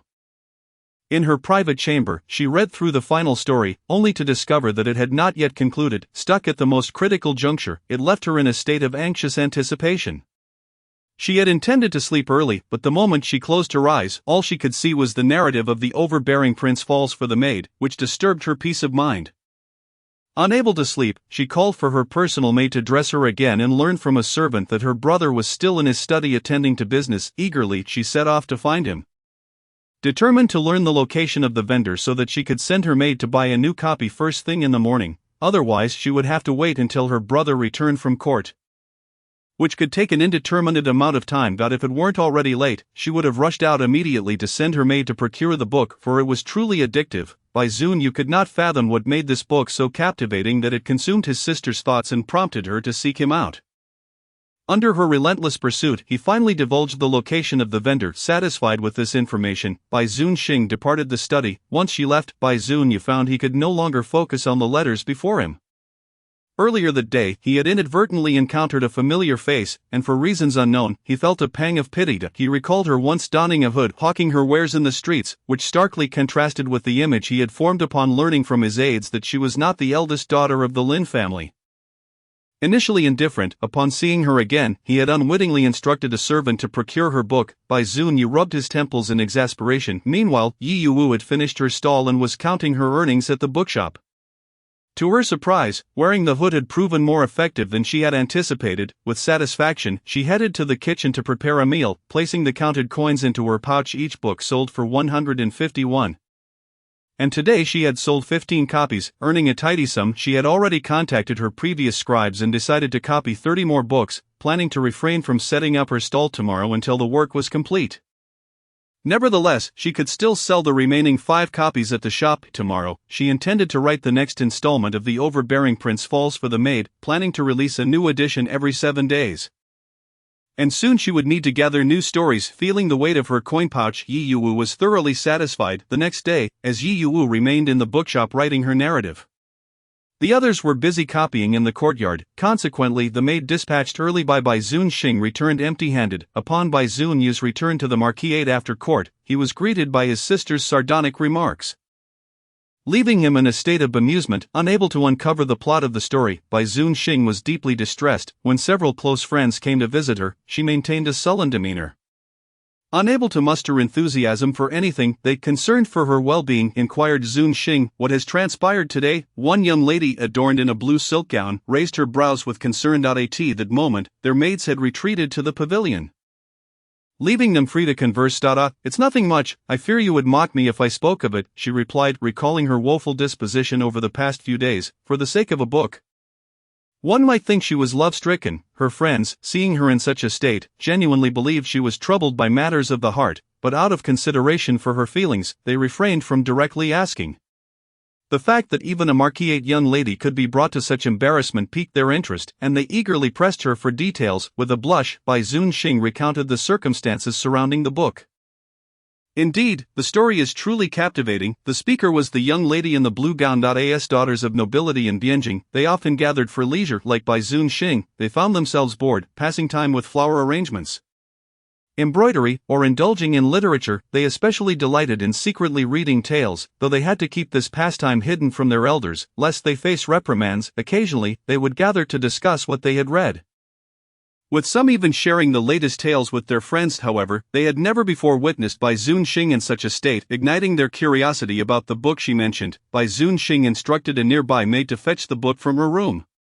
As they sipped tea and sampled pastries in the pavilion, it wasn't long before the maid returned. Placing the book on their stone table, they took turns examining it, their curiosity piqued by the distinctive cover.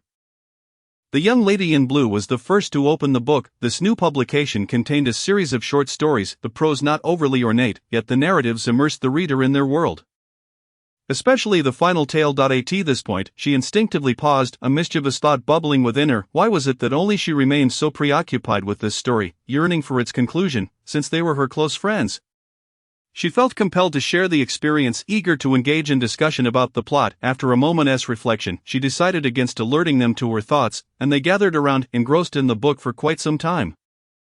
As they prepared to leave, Bai Zunxing generously offered to lend the book for them to read in turn. The young lady in blue was the first to take the book home, handling it with utmost care, fearful of being discovered by her family. Unlike Bai Zunxing, who dined with her family in the dining hall, she typically ate alone in her chamber. However, as soon as she received the book and began reading, she became utterly captivated, even neglecting her evening meal, finishing the book in one sitting. When she finally set it down, the sudden withdrawal symptoms hit her. She could now eat dinner, but the food felt tasteless as her mind was consumed by the stories, particularly the last one. A serialized tale. She found it outrageous. It was her first encounter with such a concept, and had the book not stated that it was part of an ongoing series, she would have remained oblivious to its serialized nature. Bai Zunxing smiled gently, her bright eyes sparkling. The weight of her earlier distress lifted. She calmly savored her steaming tea, observing the previously composed young lady now becoming as restless as she had been. Finally, someone else shared her sentiments, and she wiped away the non-existent tears at the corners of her eyes. Chapter 12. The book suddenly becomes popular. Sister Suxian, do not be angry, it is unwise for your health. The young lady speaking was the same one adorned in a blue silk gown from the previous day. Liang Suxian gradually calmed down and asked Bai Zunxing if a new volume was forthcoming. This time, it was Bai Zunxing who felt a pang of disappointment. I went looking last time, but the vendor was not open. However, I have learned that the stall is not far from theirs. At GU Bookshop. I also discovered that the new edition is released every 7 days, so to read the serialized The Overbearing Prince Falls for the Maid, we must wait a few more days. Upon hearing this, Liang Suxian sighed, her willow-like brows furrowed with sorrow. She clasped her hands together and exclaimed, "What if I offered more money to expedite the release?" "Sister Suxian, I can certainly think of that too." But the authors cannot produce new tales that swiftly. I have also heard that the writer, Mr. Wu Ming, is still conceptualizing the upcoming plot, and the bookshop owner insists on maintaining quality over speed. After all, they were not lacking in funds. This revelation about Mr. Wu Ming being the author of The Overbearing Prince Falls for the Maid was news to Su Xin. Bai Zunxing shook her head in resignation. Their attention quickly shifted as more of their close friends began to arrive. A few days later, Jiyu Bookshop was completely overwhelmed. Yu gazed at the bustling crowd and felt a sense of confusion. What is going on? Why are so many people flocking to the shop today? Her puzzlement soon vanished as she found herself counting coins until her hands ached. Almost all the copies sold are her new publications. In recent days, she has been employing scribes to transcribe her works, and the quantity has already surpassed 50 copies, yet they sell out within less than a day, prompting her to raise the pay for the scribes by 5 coins. Most of the patrons purchasing the publications are women, whose attire suggests they are maids from affluent households. However, what Yi Yuwu did not anticipate was that this publication would not only become a sensation among the nobility but would also captivate the interest of maids with some spare change. Who could resist the allure of a melodramatic and kitsch romance novel, especially the young ladies? The reason these maids are drawn to such literature can be traced back to their mistresses. Such as Bai Zunxing and Liang Suxin. Having grown up beside their young ladies, they have become literate and, through constant exposure, developed a taste for tales filled with romance rather than obscure and convoluted narratives. Although Liang Suxin has not yet seen the latest edition, Bai Zunxing has finished the publication in her possession. Out of sheer affection for the story, she has requested her maid to procure another copy, so she can revisit it during her moments of boredom. Sometimes, her close maids accompany her in reading these stories. Jingxiu has been Bai Zunxing's devoted maid since childhood, before Bai Zunxing lent the book to her intimate friends. She had already completed reading it. Bai Zunxing is a benevolent mistress, never restricting her maids from borrowing books. Jingxiu has developed a fondness for this book and has harbored the desire to own a copy for herself. Thus she inquired about its availability at the bookshop, which led Bai Zunxing to inform her curious friends. It is precisely because these noble ladies have read the publication that it has sparked curiosity within the circles of the elite in Bianjing.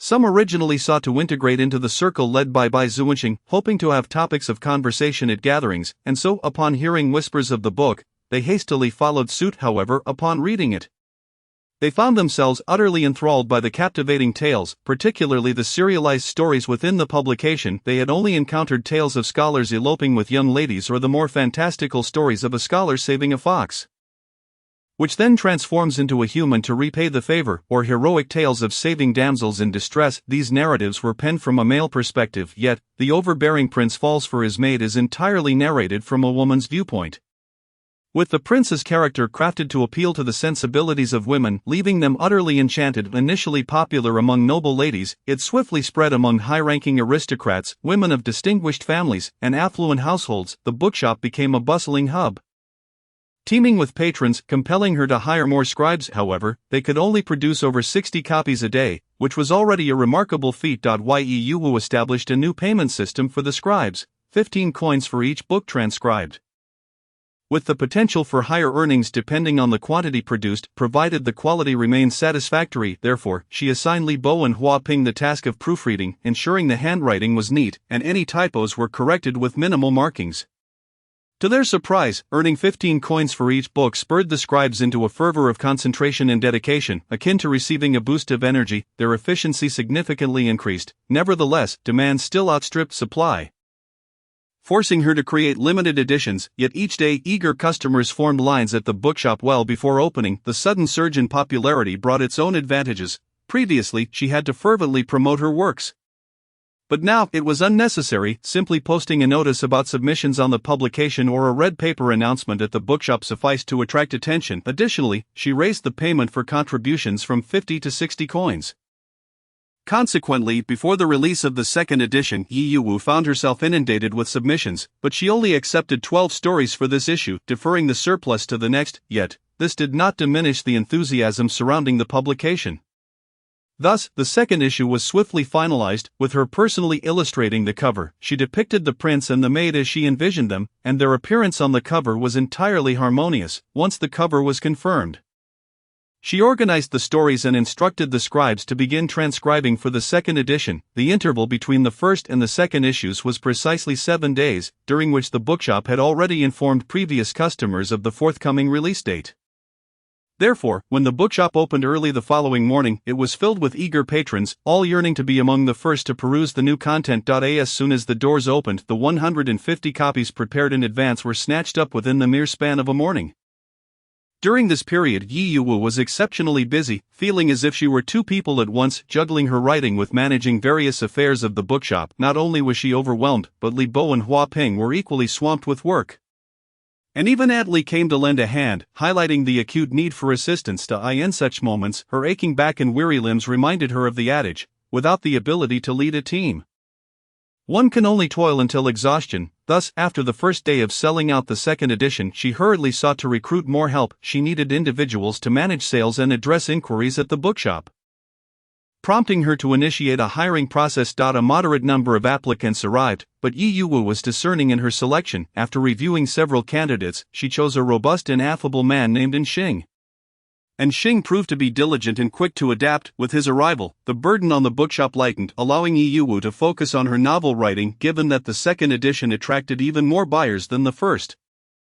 Some individuals who had not read the initial publication found their interest piqued, inadvertently boosting the sales of the first edition as well. The narrative in the second edition of The Overbearing Prince Falls for His Maid was even more riveting than the first, filled with sweetness, heartache, melodrama, and escapism, leaving the young ladies utterly captivated. Bai Zuanqing had her maid queue up early to purchase the latest edition, yet she refrained from reading it immediately. Instead, she organized a tea gathering with her friends, intending to share the experience and discuss the tales together. Chapter 13, The Book Tasting Feast. Before long, several close friends arrived in the back courtyard of the Ho residence, their faces betraying their impatience.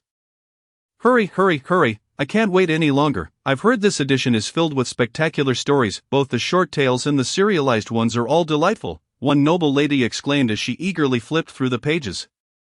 The cover of this book is beautiful. This must be the prince and the maid, right? They look splendid together. I wonder which artist created this. I wish I could have a portrait done by them, another noble lady remarked, caressing the cover. Upon hearing her words, the others turned their gazes toward the cover, where the male figure displayed sharp brows and starry eyes, a dignified nose and thin lips.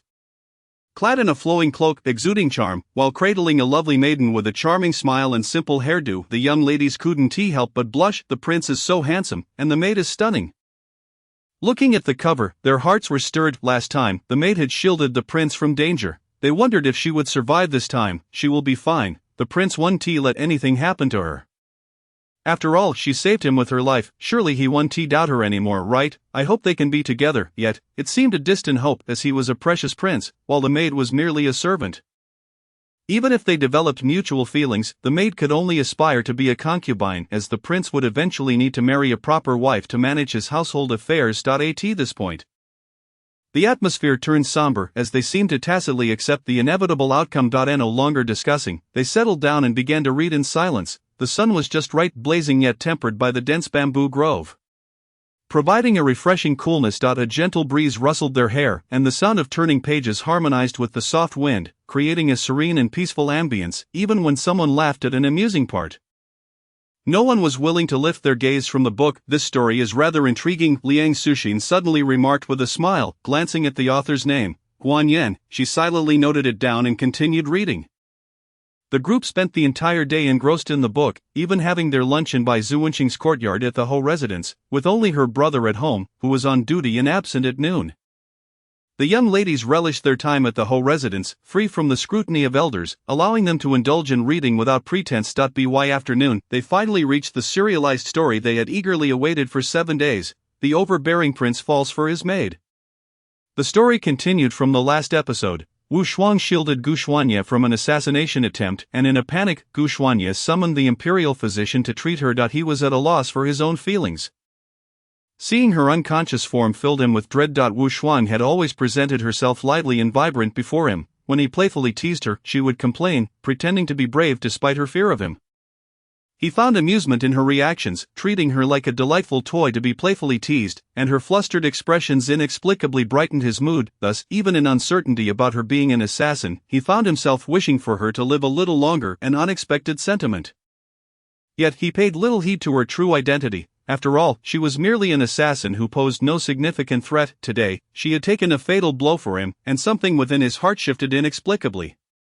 He suddenly wished for her bright smile not to be marred by the uncertainty of life and death. The weapon that struck Wu Xuan was no ordinary projectile, it was laced with potent poison. After a day and night of desperate treatment, they finally pulled her back from the brink of death. When Wu Xuan awoke in an unfamiliar place, she realized she was no longer in her own quarters. The bed beneath her was vast enough to accommodate 4 of her, and the silk covering was soft and light, offering no weight at all. The chamber was spacious, adorned with various calligraphy, paintings, and porcelain. Exuding an air of opulence, upon her awakening, a maid quickly discovered her and hurriedly rushed out to report. It was only when Gu Xianyi arrived that she realized she was lying in the Lord's main hall. A place where he commonly rested, which explained why it felt so familiar to her. In truth, she had been waking up in this grand hall each day to attend to the Lord's dressing.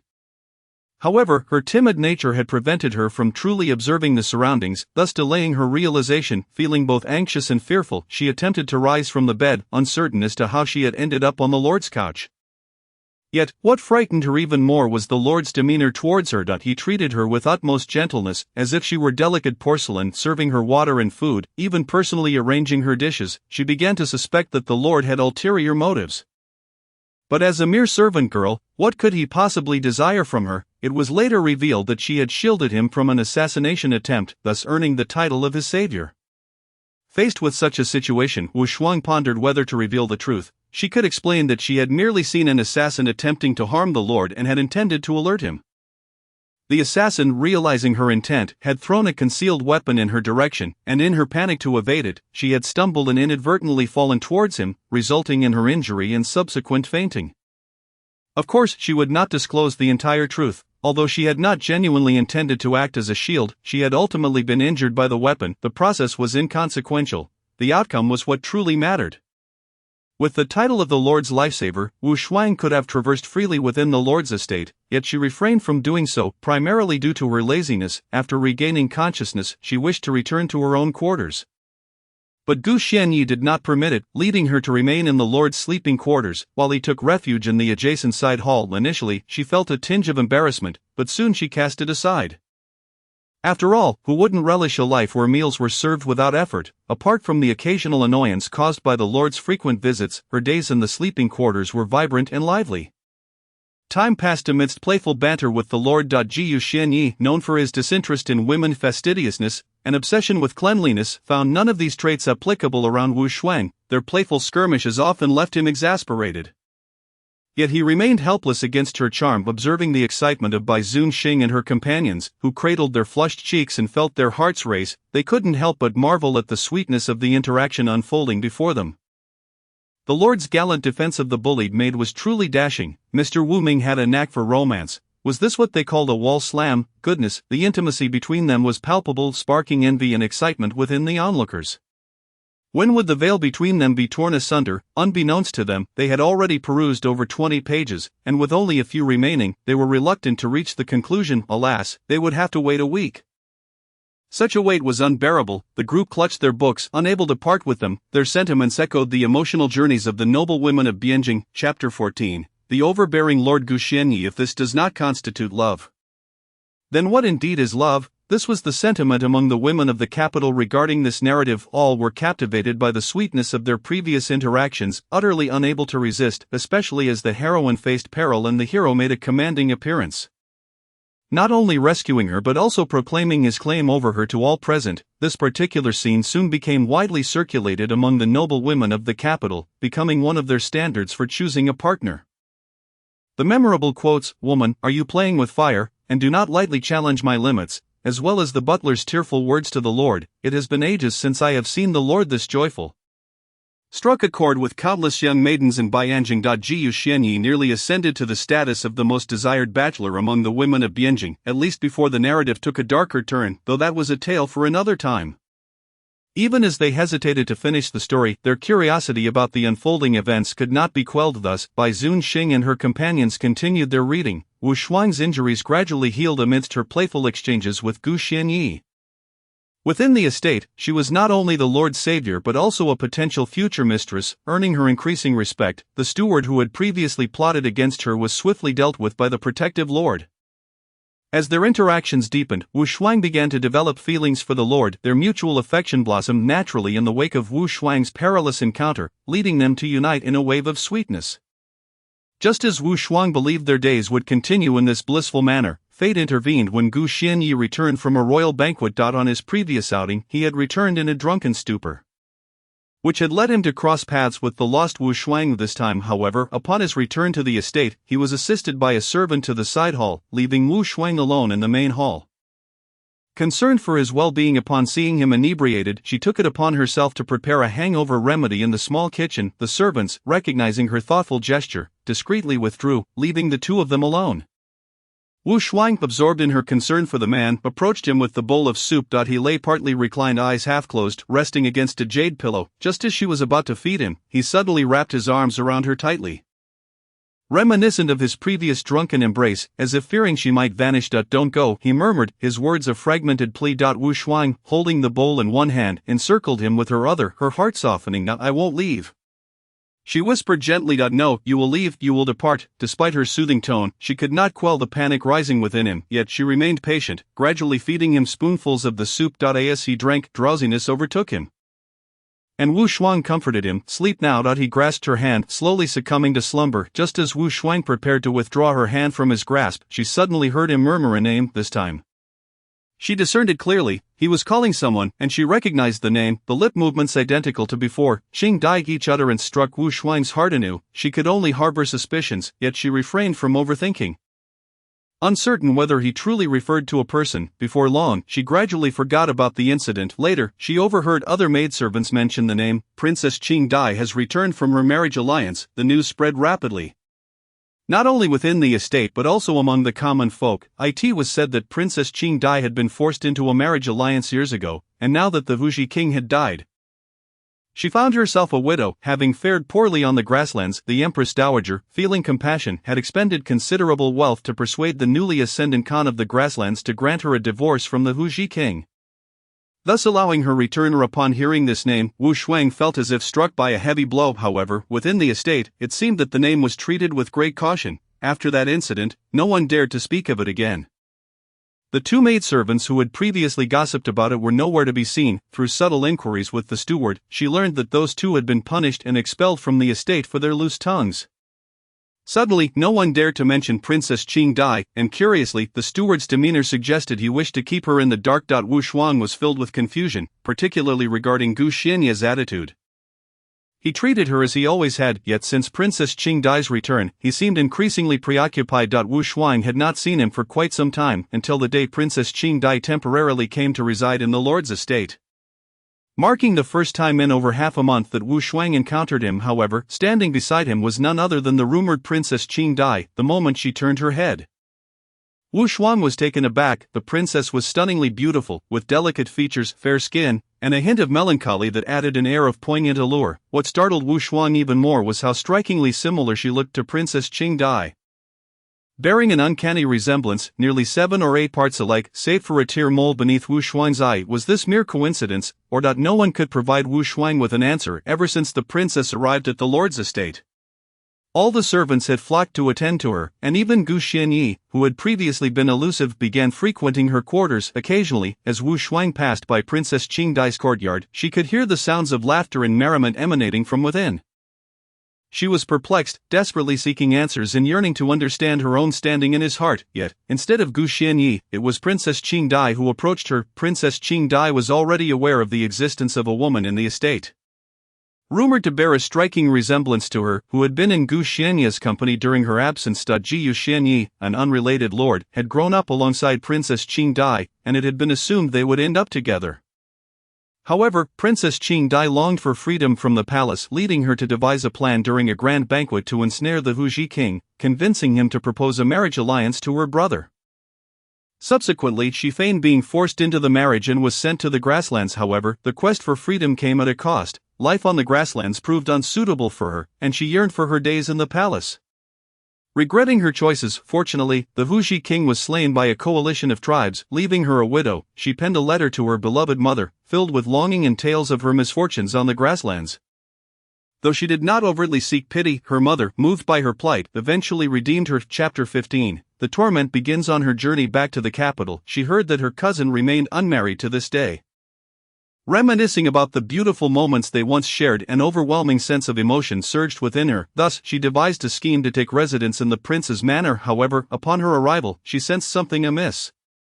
Her cousin treated her with a certain distance, which was understandable given that they had not met for 5 years, yet, she could feel that he did not harbor the affection for her that she had imagined, which left her feeling anxious. Furthermore, she noticed his gaze was constantly drawn to a young maid. Previously he had no fondness for sweets, yet now he seemed to indulge in them. It was only through subtle inquiries to the steward that she learned it was this very maid who had transformed him in such a manner. Hence she sought out Wushuang. Wushuang was unaware of the reason behind Princess Qingdai's visit, but the decorum exuded by the princess in her speech and demeanor made her feel inferior. The intent of Princess Qingdai's visit was to subtly chastise her. Although her words were gentle and devoid of harshness, they nonetheless imparted an invisible sense of pressure and shame upon Wushuang. It was only after Princess Qingdai entered the manor that Wushuang discovered that it was the princess whom the prince had drunkenly called out for in a daze. A bittersweet feeling enveloped her heart, yet she composed herself and could not resist retorting to the princess, "Your Highness, if you were truly so certain that the prince's affections lie with you, then you would not be here seeking me today." Princess Qingdai was taken aback by Wushuang's sharp retort, which struck at her core, causing her previously demure face to falter. However, the years of restraint and control over her expressions allowed the princess to quickly regain her composure. As she offered Wushuang a faint smile, what transpired next left Wushuang in disbelief. Standing by the riverbank, where there were no railings but only grass, Princess Qingdai suddenly leaned closer to her crimson lips whispering a chilling phrase in her ear. "I want you to see who Gu Gich truly belongs to." As Wushuang's eyes widened, Princess Qingdai staggered and fell into the water. The maidservants nearby cried out in alarm, exclaiming that the princess had fallen into the water. Before they could summon help, Wushuang, quick on her feet, leaped into the river and swam towards Princess Qingdai. Yet, as she entered the water, she noticed another figure plunging into the depths nearby, creating ripples that tugged at her heartstrings. Wushuang managed to rescue the struggling Princess Qingdai, but as she dragged the princess onto the shore, a gust of wind brushed past her, and a familiar tall figure rushed by. Ji Yuxuanya hurried forward just as Princess Qingdai spat out a mouthful of water.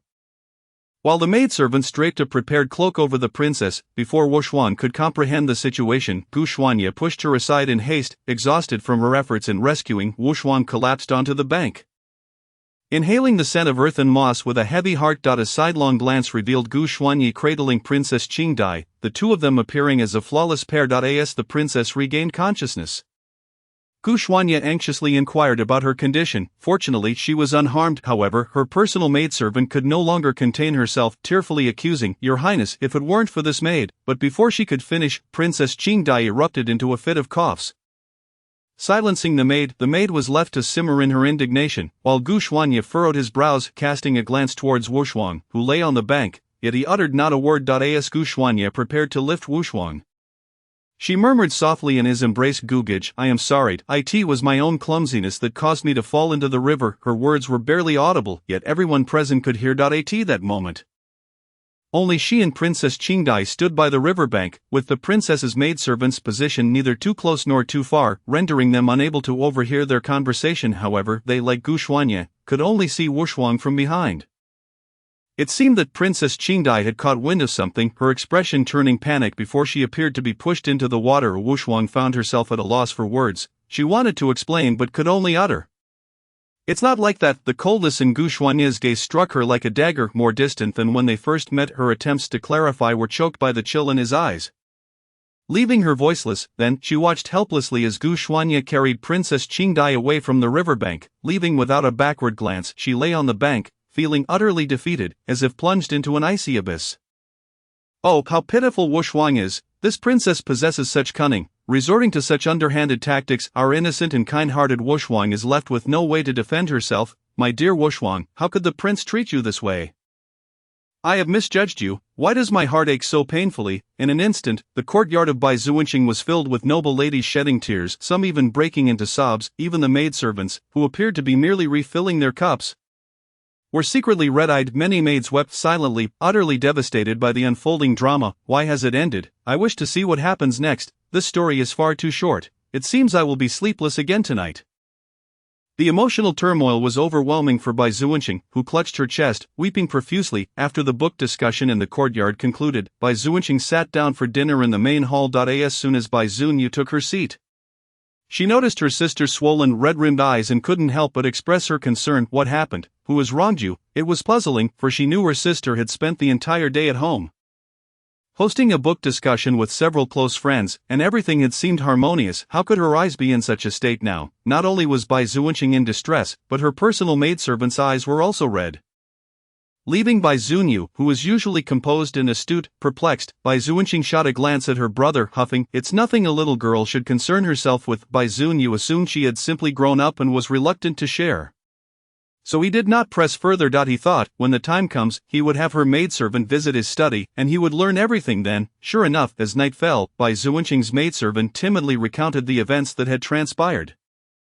Only after Bai Zunyu waved his hand to dismiss her did the maidservant's trembling form finally relax. Meanwhile, Bai Zunyu's inscrutable gaze drifted off into the distance, as a shaft of silvery moonlight illuminated his tall figure through the half-open window, casting a gentle glow on his flawless features, half-shrouded in the ethereal light. He smiled faintly, a brief and subtle expression, pondering the stories. How intriguing. Chapter 16. The story unfolds unbeknownst to her. The second issue of the publication had outsold the first, and the discussions surrounding it were fervent. The narrative was a blend of sweetness and torment. The sweetness of the beginning was matched by the heart-wrenching sorrow that struck the hearts of the young ladies of Bianjing.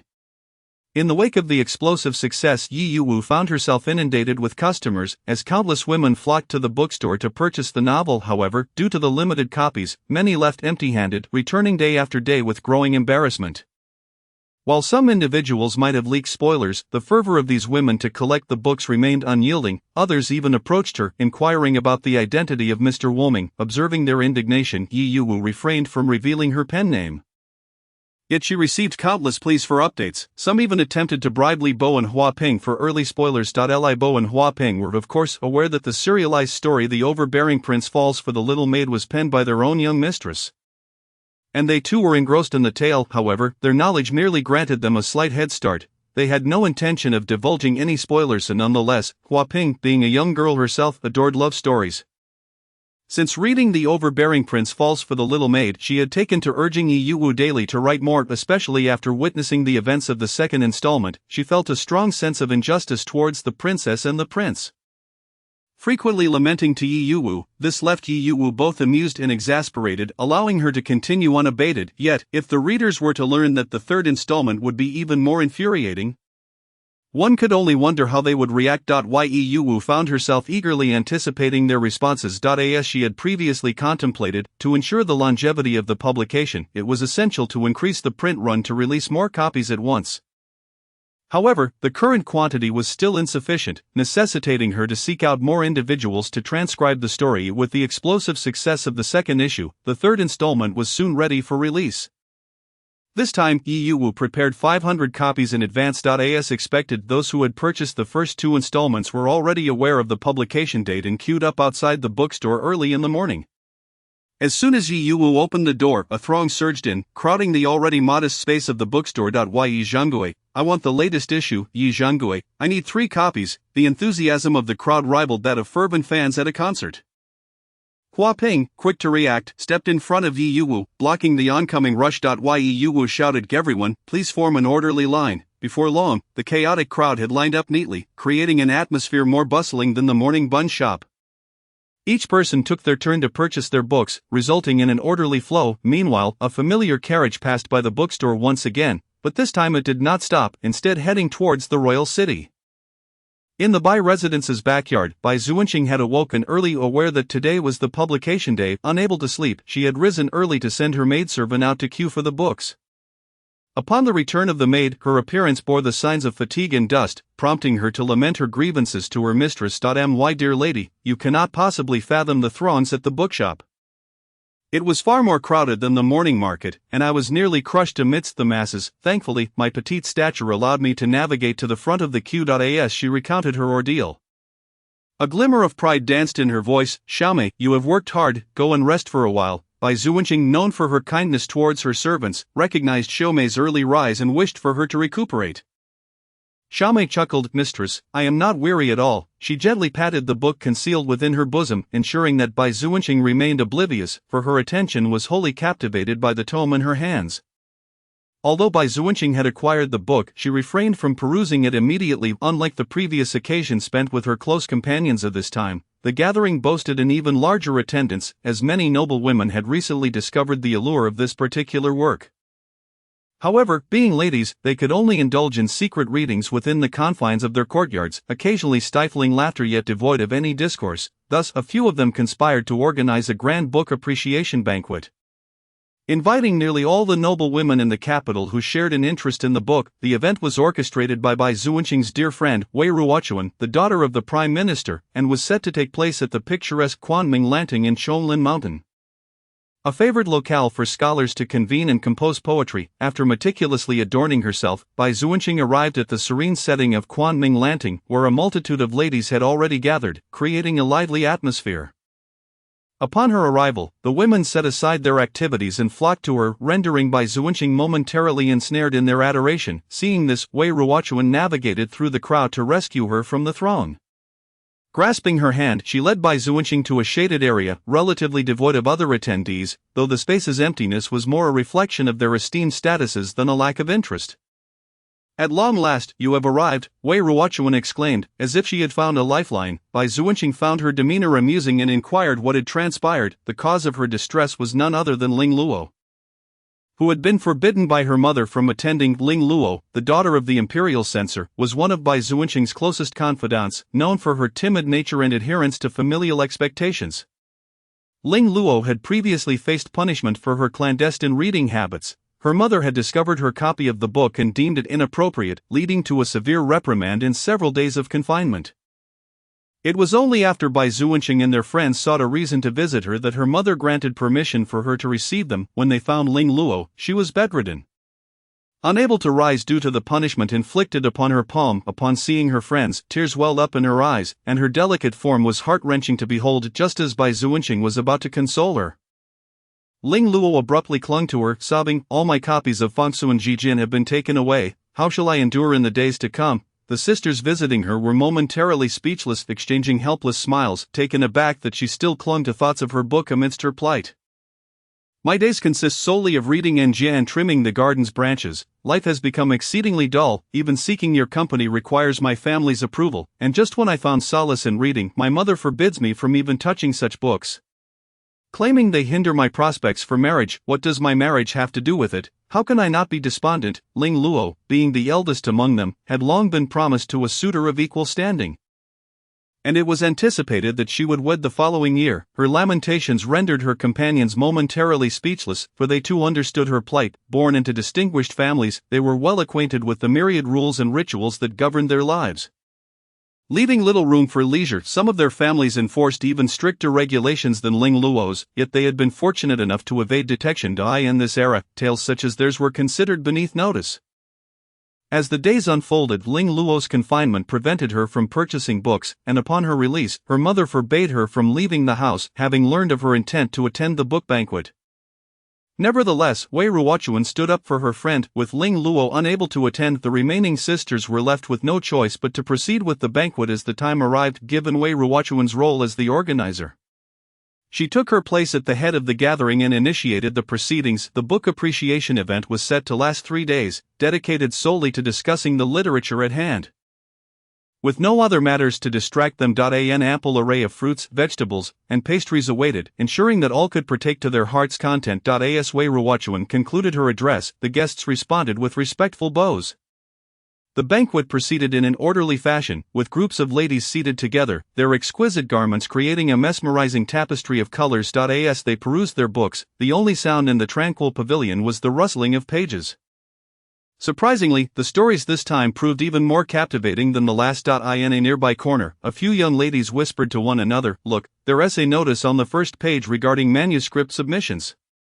You're not aware, it was previously announced, but the notice was rather small. This time, they provided an entire page. After reading so many books, I feel inspired to try my hand at writing a few stories and submit them to the bookshop." The money is inconsequential. If selected, my tales would reach a wider audience. What an exhilarating prospect. That's a splendid idea. I could manage reading the books, but writing a story feels insurmountable. I can't seem to produce a single word." Another young lady interjected, "Oh, please don't. We're already concealing our readings from our elders. If we were to publish a story and get caught, we'd surely face dire consequences." Among the group were both legitimate and illegitimate daughters. As the strictures of high society left them no room to rebel, their hushed conversations went unnoticed by the other attendees, who remained engrossed in their readings on the first and second days. The discussions revolved around the various short stories, which despite their brevity sparked fervent debates, almost leading to altercations among the noble women. Fortunately, Wei Ruochuan's esteemed position kept the peace. As the dawn of the third day arrived, the rain had cleared, and the sounds of chirping insects and singing birds filled the air. The paths winding through the forest remained damp, with droplets clinging to the verdant treetops, yet the beauty of the day could not be overshadowed. As the guests settled in, they eagerly anticipated the next installment of the overbearing prince's love for the little maid. A tale that had captured their hearts, by Zuanqing, brimming with excitement, was particularly keen. For this story had become the talk of the town. The third chapter promised even more heart-wrenching drama than the second. Following the incident where Princess Qingdai fell into the water, rumors swirled within the prince's residence, suggesting that Wushuang was envious of the princess and had pushed her into the water. Only the gentle-hearted Princess Qingdai chose to overlook the incident, refraining from holding Wushuang accountable. Consequently, the perceptions of Wushuang shifted dramatically among the attendees. Once a lively presence, she now withdrew from social interactions, returning to her previous quarters to share a room with the other maids. Overwhelmed by the events, she could not bear to confront either Princess Qingdai or Gu Xuanye. Yet the princess seemed to deliberately place her in close proximity, forcing her to serve with each probing inquiry and calculated move from Princess Qingdai. The rift between Wushuang and Gu Xuanye widened.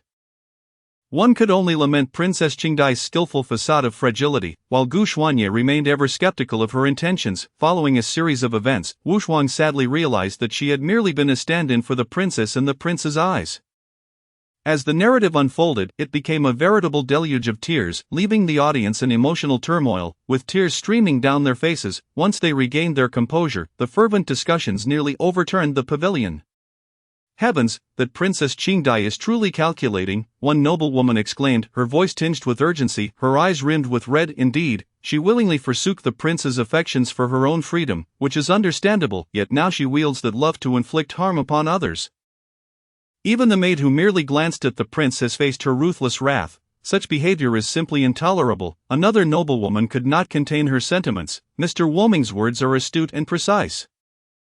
What do we call this? A white lotus, a perfect description, truly deserving of Mr. Woming." Thus, Mr. Woming garnered yet another admirer. Alas, it seems they are unlikely to end up together. Even if they do, Wushuang, as a maid, will never rise to the status of a concubine. Moreover, should the princess marry into the family, with such jealousy in her heart, Wushuang's days will surely be fraught with difficulty. "Prince, I must admit I misjudged you. I once believed you would love Wushuang wholeheartedly. Yet who would have guessed you regarded her merely as a substitute?" The sounds of sobbing reverberated, ruining the meticulously applied makeup of these pampered young ladies. All present felt that the unfolding events had reached an irreversible point. Moreover, as fate would have it, Wushuang found herself entangled with the prince, who, inebriated that evening, was oblivious to their encounter. Before dawn broke the following day, Wushuang discreetly gathered the scattered garments and slipped away. Never mentioning the incident to Gu Xianye, it seemed that Princess Qingdai had sensed something amiss, and thereafter her harassment of Wushuang intensified, causing me great distress. This Qingdai was indeed a venomous woman. When would the prince uncover her true nature? Bai Zunxing, like many others, could no longer restrain his curses against Princess Qingdai. Yet, the narrative soon took a surprising turn. The princess had become so unhinged that she could no longer tolerate Wushuang's presence. Secretly plotting her disappearance, suddenly a devastating fire erupted. The maidens who resided with Wushuang managed to escape, but she, weakened by illness and disoriented by the flames, could not flee in time. As Gu Xianye hurried back to the estate upon learning of the fire, he was initially taken aback to hear that a maid was still trapped inside. Upon the steward revealing her name, it was as if a thunderbolt struck him. His previously expressionless gaze transformed in an instant, and he asked in disbelief, "What did you say?" He appeared disoriented, as if the world around him had vanished. Chapter 18. The book has ridiculed the steward, oblivious to Gu Xianye's unusual demeanor. reiterated the information. Before he could finish his sentence, the prince pushed past him towards the burning courtyard. However, he arrived too late. The flames had already been extinguished, leaving only charred remains. To corroborate the steward's words, a servant approached, carrying a blackened corpse, the remnants of clothing unmistakably belonging to Wu Shuangde. He seemed unable to comprehend the sight before him, shoving aside the two servants in a desperate attempt to embrace her. Only to be halted by the guards nearby. With reddened eyes, he shouted, "Get away, all of you, leave!" His agility was remarkable, and in his fury and despair he was unmatched. The guards were no match for him and were soon subdued. Yet, upon seeing the lifeless body, his legs weakened, and he crawled towards her. Just as his long fingers reached out to touch her, a wave of nausea washed over him, and unable to bear the grief, he coughed up blood, the world spinning around him as he succumbed to unconsciousness. No, the women in the pavilion collectively covered their faces, weeping. My Wu Shuang, has she truly been schemed to death? Her demise is so tragic. My heavens, to witness oneself consumed by flames, how helpless she must have felt. Deservedly so. Who told you to be so indecisive in your affections for Wu Shuang, allowing her to be bullied? For Wu Shuang, was this not a form of liberation? What liberation? If there must be liberation, it cannot come at such a painful cost. Is this truly the end? Just like this, what will become of the prince? In this moment, the prince finally acknowledged his feelings for Wu Shuang. Sobbing, yet she was already gone. Just when everyone thought the story had concluded, a voice suddenly exclaimed, "Wait, it's not over yet." They quickly glanced at the bottom of the page. To be continued. How could this be? Wu Shuang had perished. Could it be that the next chapter would detail the mundane life of the prince and Princess Qing Dai? No, I would rather the story end here. Allowing the prince to regret for a lifetime, opinions were voiced among the crowd. "I can no longer comprehend Mr. Wu Ming," one lamented. "I cannot fathom how the tale can continue from here." Unbeknownst to them, Yi Yuwu, while penning this installment, nearly revealed a sinister smile, delighting in her thoughts. "You think this will not torment you? Save every tear for me." As anticipated, this tragic romance had garnered all the tears it could muster. This serialized tale rapidly ascended to become the most popular among the highborn women of Bianjing, earning her a legion of admirers. As the final day of the reading banquet drew to a close, the latest publication was thoroughly perused, and some noble ladies remained entranced by the story. Suddenly, a commotion arose from the neighboring area, followed by a cacophony of laughter echoing throughout the pavilion. The ladies heard a male voice remark, "A group of women hosting a reading banquet, and they're all in tears, how ridiculous." Upon hearing this, the women turned towards the source of the voice, spotting several young men clad in indigo scholar robes. Led by Chen Baoshang, the grandson of the Grand Preceptor, who regarded them with the air of spectators observing a farce. The women felt discomfort at such disdainful gazes, yet they were aware of the identities of these intruders and thus lowered their heads in silence.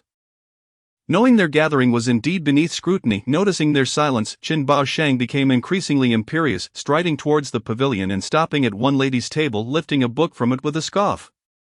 "What is this?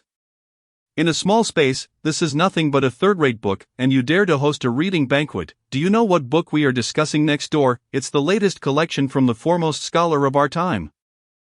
The foremost scholar, Lu Rujing, was regarded as a sage, and the prestige of his reading banquet was unmatched. Only the most talented individuals were deemed worthy of attendance. Every young lady in the parlor was well aware of this esteemed figure. And faced with Chen Baoshang's derision, they could do little but simmer in indignation. However, Liang Suxian was unwilling to accept this affront. As the daughter of a general, she inherited her father's forthright demeanor and could not tolerate such disrespect. Thus she retorted, "We are holding this reading banquet with utmost integrity. It is none of your concern. A book is good if it is loved by its readers. Ours is certainly not a ninth-rate work." "Indeed, you cannot judge a book you have not read. You presume to speak as if you are a learned individual." Bai Zunxing stepped forward to support Liang Suxian. "How great could a lousy book be? You ladies truly lack shame, reveling in scandalous literature." Chen Baoshang angrily pointed at Liang Suxian and Bai Zunxing. The women in the pavilion watched Chen Baoshang with trepidation, fearing he might resort to violence, for his furious demeanor was indeed intimidating, especially with a group of scholars backing him. "Chen, in my opinion, this book is no less worthy than the works of those literary figures you idolize. Each tale, though simple in language, imparts lessons of patriotism, familial love, and integrity. Are these not enough?" At that moment, from among Chen Baoshang's entourage, a relatively unassuming scholar stepped forward to intervene. Upon closer inspection, he appeared neat and well-groomed despite his patched clothing. Possessing an air of youthful charm, Chen Baoshang was momentarily speechless, and Liang Suxian seized the opportunity to chide him. perhaps you should return and read this book earnestly before speaking to us with your arrogant tone. Guanyin, do not forget who brought you to this reading banquet." Qin Baosheng glared at him, teeth clenched, yet with others present, he could not afford to lose face and ultimately led his entourage away from the pavilion. Leaving only Guanyin behind, unbeknownst to them, in another pavilion, someone was brewing tea, and through the translucent screen, two figures could be faintly seen observing the scene amidst the rustling leaves. One voice emerged, "Interesting, in a small space? I have never heard of it. How amusing." Once Qin Baosheng departed, Guanyin felt it inappropriate to linger in a gathering of women and was about to bid farewell when a noble lady, who had earlier stood up to confront him, called out, "May I ask this young gentleman's name?" "I am Guanyin, courtesy name Huali." After introducing himself, Guanyin felt it was inappropriate to stay longer and thus departed. Liang Su Xian watched his slender figure, the name ringing a bell in her memory. "Guanyin," she murmured, suddenly recalling that his name had appeared among the authors of In a Small Space, and one of its stories was a particular favorite of hers. Never realizing it was he. Chapter 19, A New Beginning. After leaving, Guanyin felt a twinge of regret. He had finally found an opportunity to associate with the grandson of the Grand Preceptor and attend the reading banquet hosted by the elite youths. Yet, he had not anticipated that his desire to remain inconspicuous would lead him to witness Qin Baosheng disparaging In a Small Space, an affront he could not tolerate. For him, it was this very book that had provided him the means to purchase medicine for his ailing mother. Aided by the owner Yi, furthermore, he could tell that the group of women genuinely cherished the book, which was why they organized the banquet. He was delighted that others shared his enthusiasm and could not stand idly by. As he made his way home, Guanyin wore a bitter smile, realizing that having offended Qin Baosheng would likely render his days at the academy quite challenging. Meanwhile, within the tranquility of the bookshop, Yi Yuwu had accrued a considerable sum from the 3 installments. She first distributed this month's wages to the 3 still present in the palace, Li Bo, Huaping, and the newly hired shop assistant, also granting them a raise. Before the renovation, Huaping never received such a generous wage in the mansion. Holding the money in her hands, she felt a moment of hesitation to accept it. "Miss, I haven't done anything deserving of such a reward." "Who says you haven't done anything? Thanks to your assistance with all the matters in the bookstore, I have taken note of your efforts. You have helped me call out to sell books and even accompanied me to the market.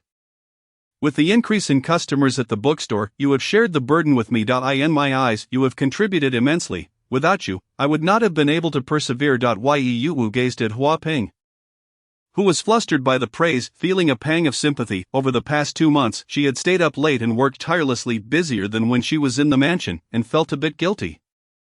"Miss, this is simply my duty, and I find great joy in it. Each day, I am filled with vigor, a feeling I have never experienced before, as if I am truly living for myself." During her free moments, she would read within the bookstore, immersing herself in numerous books. It was then that she could glimpse a different world through the pages, gaining an understanding of the outside realm. Her horizons gradually expanded, and she realized that there are always greater talents beyond oneself. These days felt fulfilling to her. Yi Yuwu observed the twinkling stars in Huaping's eyes, simply watching her with a sense of contentment, for she could truly feel Huaping's transformation. In a few days, the bookstore will undergo renovations, and I have yet to grant you any time off. I have decided to give you a break during these days. How does that sound? Really? Thank you, Manager Yi. An excited and Xing nearly leapt with Joy. Li Bo, rare to be silent, also nodded in agreement. Yi Yuwu then turned to Huaping. "Huaping, it seems you haven't returned home in quite some time. I heard your father and brother are both in Bianjing. Why not visit them in the next few days?" Huaping hesitated. "If I return, what about you, miss? Can you manage the renovations alone?" She was concerned for her frail mistress, fearing that the delicate young lady might be taken advantage of in her absence. Yi Yuwu smiled reassuringly. "Do not worry, my dear Huaping, trust in your mistress. I can manage just fine on my own. Besides, I believe you miss your family as well. It would be good for you to see them." Huaping lowered her head in silence, her longing evident in her eyes, nearly spilling over. "Take care, miss, I will return soon." "All right, no rush," she replied with a gentle smile. Once Huaping departed, the bookstore was left empty, and Yi Yuwu's workers began the renovations as per her instructions. The previous walls of the bookstore were crumbling, and the space was quite small. She had made arrangements with the adjacent shop to acquire it, thus significantly expanding her bookstore. She also introduced a new collection of books, featuring works by renowned scholars, and agreed to publish some manuscripts that had been submitted to her as part of her goal to expand the bookstore. However, this ambition faced challenges due to her limited connections, yet, she believed that by taking steady steps, Success would eventually come once the bookstore expanded. She would need to recruit additional staff as the workload would be overwhelming, leaving her with little time to write. As more manuscripts arrived, the stories to review multiplied. Presenting a monumental task, she could not afford to neglect the quality of the books, given her high standards. Suddenly, an idea struck her. Why not establish an editorial department specifically for reviewing manuscripts? However, she needed to contemplate the selection of personnel carefully. While Yu Wu pondered over this, Huaping had already returned home. Upon seeing a figure standing at the door, Huaping's younger brother rubbed his eyes in disbelief before shouting into the house. "Father, sister has returned." His call brought the family members rushing out. A frail old man in coarse linen rushed to the door, and upon recognizing the familiar figure, tears welled up in his eyes. Just as he was about to step forward, Huaping embraced him first. "Father, it's good that you're back, After entering the house, although the main room appeared somewhat worn, it was tidy and clean. Huaping's father gazed at his daughter, noticing she had gained some weight and her face appeared rounder, suggesting that life had been kind to her. It had been 3 years since their last reunion. And hearing her father's words nearly brought tears to Huaping's eyes, though she managed to hold them back. Her father then inquired about her life, and she selectively shared only the positive aspects. Both her father and younger brother were honest, hard-working individuals who currently sold breakfast on the streets. With their improved circumstances, they hoped Huaping would return home and eventually marry a good man. Fulfilling her late mother's wish. In the past, Huaping would have shared these sentiments, planning to save enough money to return home and marry after her mistress was wed, yet now she had her own aspirations. "Father, I want to follow my mistress. I wish to acquire the skills to support myself before considering marriage." The clarity in Huaping's eyes sparkled with determination, reflecting the unique brilliance blossoming within her. "Is it that young lady from the Taifu? I've heard of her." "Daughter, you are now with her." Huaping's father's worries were quickly assuaged. "Father, there is no need to worry. I am doing quite well," she reassured him, producing a pouch from her sleeve. "This is my earnings for the month. Please use it to buy some meat for the family." Upon seeing the contents, her father's eyes widened in surprise.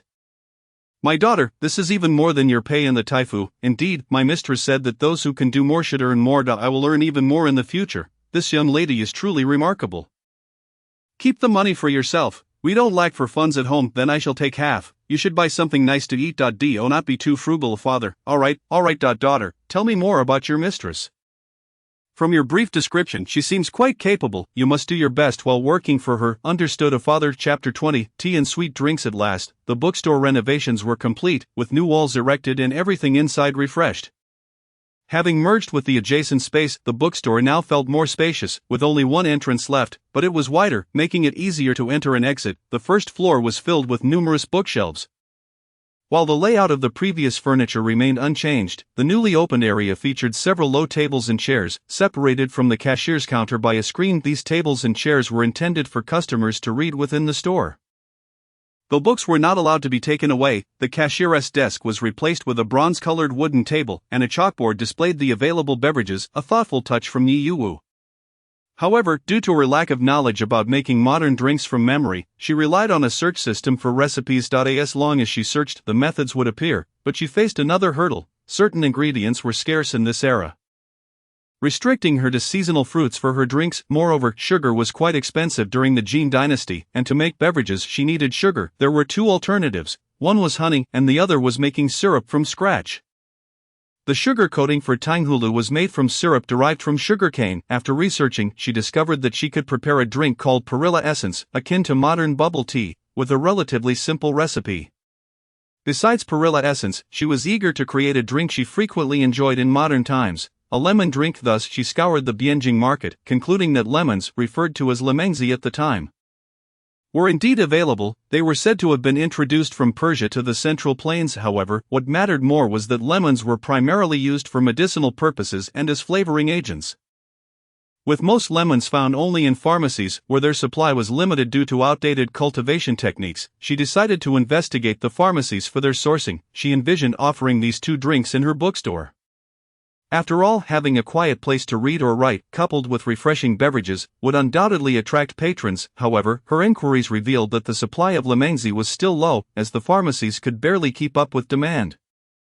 Thus, she would have to make the syrup herself. She found 4 methods for syrup preparation and chose to use malt and glutinous rice based on cost-effectiveness. The process for malt was straightforward. she needed to soak wheat and allow it to sprout for 3 to 5 days. During this time, while the bookstore was being renovated, she planted some. By the time the renovations were completed, she had also finished reading The Overbearing Prince Falls in Love with the Little Maid. When Hua Ping returned to the bookstore, she was astonished by the transformation of the shop, her mouth agape in disbelief. It took an entire day for the few workers to tidy up the bookstore once again. After a long and arduous day, their backs ached and their waists were sore. Seizing the opportunity to rest, they gathered together to discuss the future direction of the bookstore. Yu Wu shared her plans with them. The first of which was to introduce beverages for the bookstore. Coincidentally, May had arrived, and the weather was gradually warming up, thus beverages would serve as an excellent selling point. She suggested that the prices of the drinks need not be exorbitant. And if the heat became unbearable, she could arrange for some ice, though if that proved impossible, they would cross that bridge when they came to it. The second point was to establish a book restoration department, which was crucial and a primary focus for her moving forward. She envisioned not only continuing with the publication of Fangsu and Jijian but also expanding the range of books produced by the bookstore. If the restoration department performed well, she aspired to publish additional titles, though she recognized that she could not manage this endeavor alone. Once the restoration department was operating smoothly, she would feel comfortable delegating tasks. As for potential candidates, she had already considered a few. Before Yu Wu could elaborate further, her gaze unexpectedly fell upon Hua Ping, who was attentively listening. Realizing she had fallen silent, Hua Ping, caught off guard, pointed at herself in shock, exclaiming, "Me, am I really the best candidate?" Yu Wu, recognizing her dedication, responded, "You have spent the most time by my side, assisting me with proofreading. This task is familiar to you, and you handle it with such ease." Just as Yu Wu intended to persuade her further, Hua Ping interjected with a firm "all right." Noticing Yu Wu's momentary surprise, Hua Ping, who was usually more reserved, couldn't help but smile subtly, explaining, "I genuinely wish to contribute and lighten your burdens. Moreover, my earlier statements were heartfelt. I aspire to become a capable woman, just like you." This Yu Wu teased her. "You mean you want to save enough money to find a handsome husband to marry?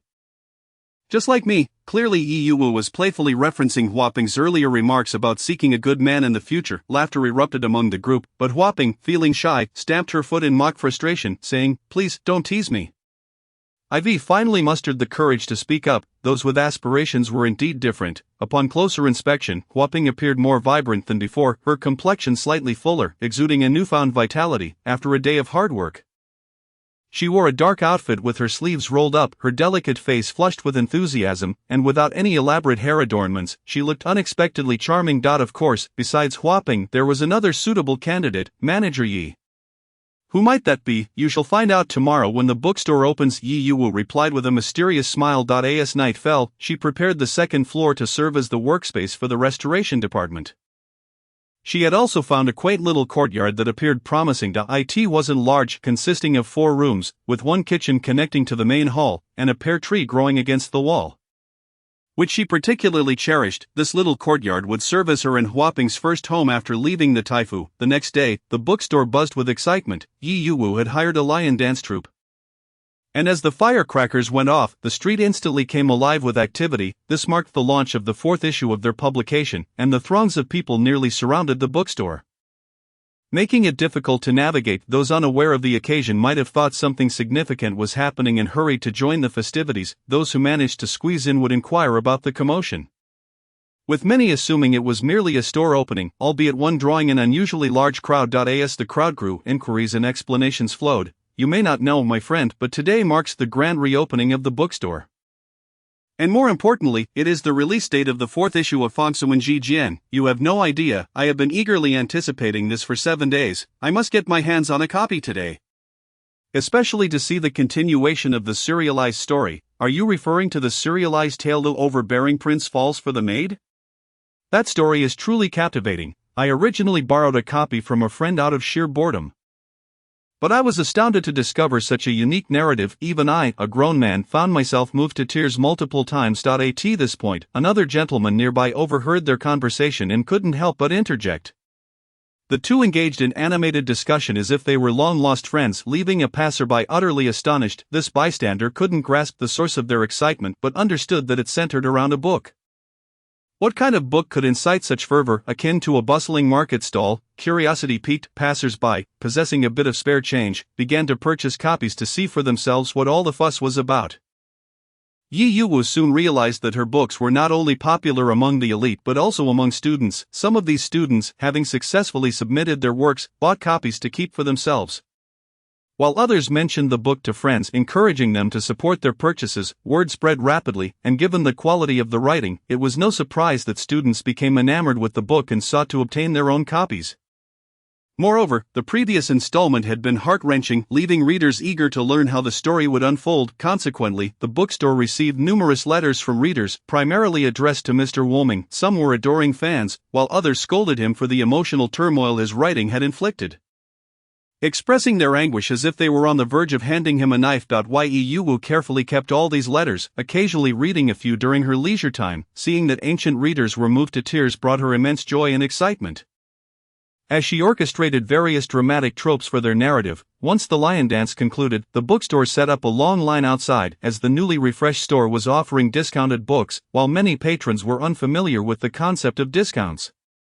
They understood that it meant lower prices than usual. White Xing, protecting a lady cloaked in a veil, finally reached the front of the queue. This was not Bai Zuanqing's first visit to the bookstore, but she had never witnessed such a spectacle before. It felt as though she were not merely purchasing books, but rather participating in a grand heist. Finally, as her turn arrived, she peered through her somewhat obscured veil and caught sight of an ethereal beauty, an exquisite woman dressed in white, radiating grace. Just standing there was enough to captivate anyone's gaze, leaving Bai Zuanqing perplexed as to how her brother could remain unaffected by such a vision day after day. Bai Zuanqing was aware of her. Indeed, all prominent families in Bianjing knew of her. Not only was she infamous for her relentless pursuit of Bai Zuanqing's brother, but her lineage had also become a topic of discussion among the elite. Recently, she learned that her brother had purchased a book from the lady's stall. Known for his cold demeanor and reclusive nature, Bai Zuanqing had always found her brother's inscrutable gaze difficult to interpret. She had only known of this woman's existence but had never encountered her until now. Bai Zuanqing's visit to the bookstore was not solely to buy a book. She also hoped to deliver a letter to Mr. Woming. It was said that he was a contracted author at the bookstore, exclusively writing tales for them. Although Bai Zuanqing didn't fully grasp the concept of a contract, she came with the hope of possibly meeting Mr.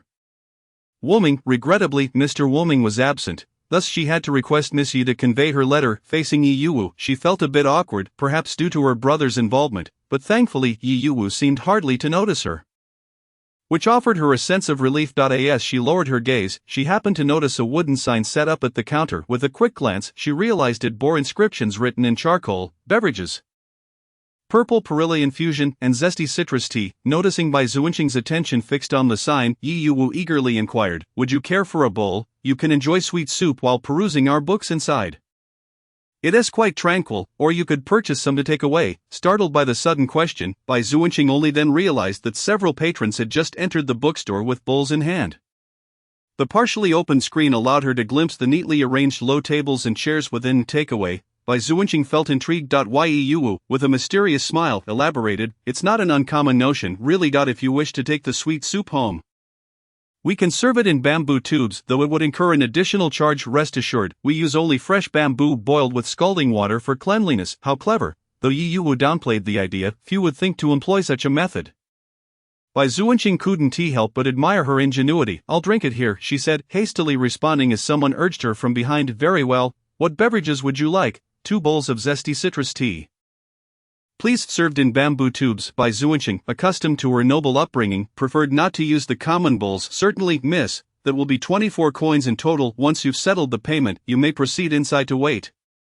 Bai Zuanqing instructed her maid to pay the coins and then entered the lounge. Fortunately, the interior was divided by wooden screens, creating separate areas for men and women, allowing them to find a corner away from prying eyes. In the corner, one can behold every nook of the bookstore, and leaning against the window offers a view of the bustling street outside. "A rather delightful sight indeed, miss. How much you have changed." Bai Zuanqing has never visited this bookstore to purchase books, thus remains oblivious to its former state. However, she often hears her maid, who accompanies her on book-buying excursions, lament that this bookstore is small and shabby. A rare gem to produce such exquisite volumes. Bai Zuanqing remained silent, and before long someone arrived with sweet soup, though it was not Yi Yuwu, but rather one of her shop's attendants, also a young lady. which took Bai Zuanqing by surprise. She had assumed Yi Yuwu would be the only one to make an appearance, yet it seemed the establishment employed other women as well, a rarity indeed. Chapter 22, The Book Restoration Department. Before long, her peculiar thoughts dissipated as she became captivated by the sweet soup before her. A delicate sip revealed a refreshing bamboo fragrance, perfectly harmonized with the essence of citrus and tea, producing a delightful flavor. With just one taste, she found herself enamored. Sweet soup is indeed a source of joy. The partition area was tranquil, with another woman beside her enjoying sweet soup while perusing a book. Evoking a sense of serene passage of time, she could not help but open a book herself, sipping and reading, having long forgotten her vow from the previous night to refrain from peeking at the texts before the upcoming book-tasting banquet. After finishing the sweet soup, she declared that this outing had proven worthwhile. Yi Yuwu had not anticipated the unexpected popularity of her beverage. Among every 5 book buyers, one would inevitably purchase a drink to sample. Yet she only offered 2 varieties and planned to assess the situation before deciding to expand her offerings. At that moment, Huaping was summoned by Yi Yuwu upon hearing that Yi, the shopkeeper, was looking for her. Zhang Ruyan initially feared it was regarding her short stories, prompting her to rush over in a flurry. She entrusted the matters in the hall to Li Bo and Xing while finding a room to converse with Yi Yuwu in detail. Only then did Zhang Ruyan relax, thinking to herself how fortunate it was that she was not summoned for that reason. However, her heart sank again upon hearing Yi Yuwu's words. I dare to ask, why have you chosen me to manage the book restoration department? I have merely assisted you with a few transcriptions and have no prior experience in this field. I fear I may not be up to the task. Are you doubting yourself or me? Zhang Ruyan's lips quivered, yet she remained silent. Rest assured, I have given this considerable thought. Tomi, you are the best candidate. I believe in you, Yi Yuwu reassured her. But I am a woman, Zhang Ruyan murmured, her gaze lowered as her hands nervously clutched her sleeves. Being a woman, she had faced numerous rejections in her quest for work to support her family after their decline. What of it? You are no less capable than any man, and my book restoration department is in dire need of a talented woman like you. Trust me, I will have Huaping assist you in getting up to speed.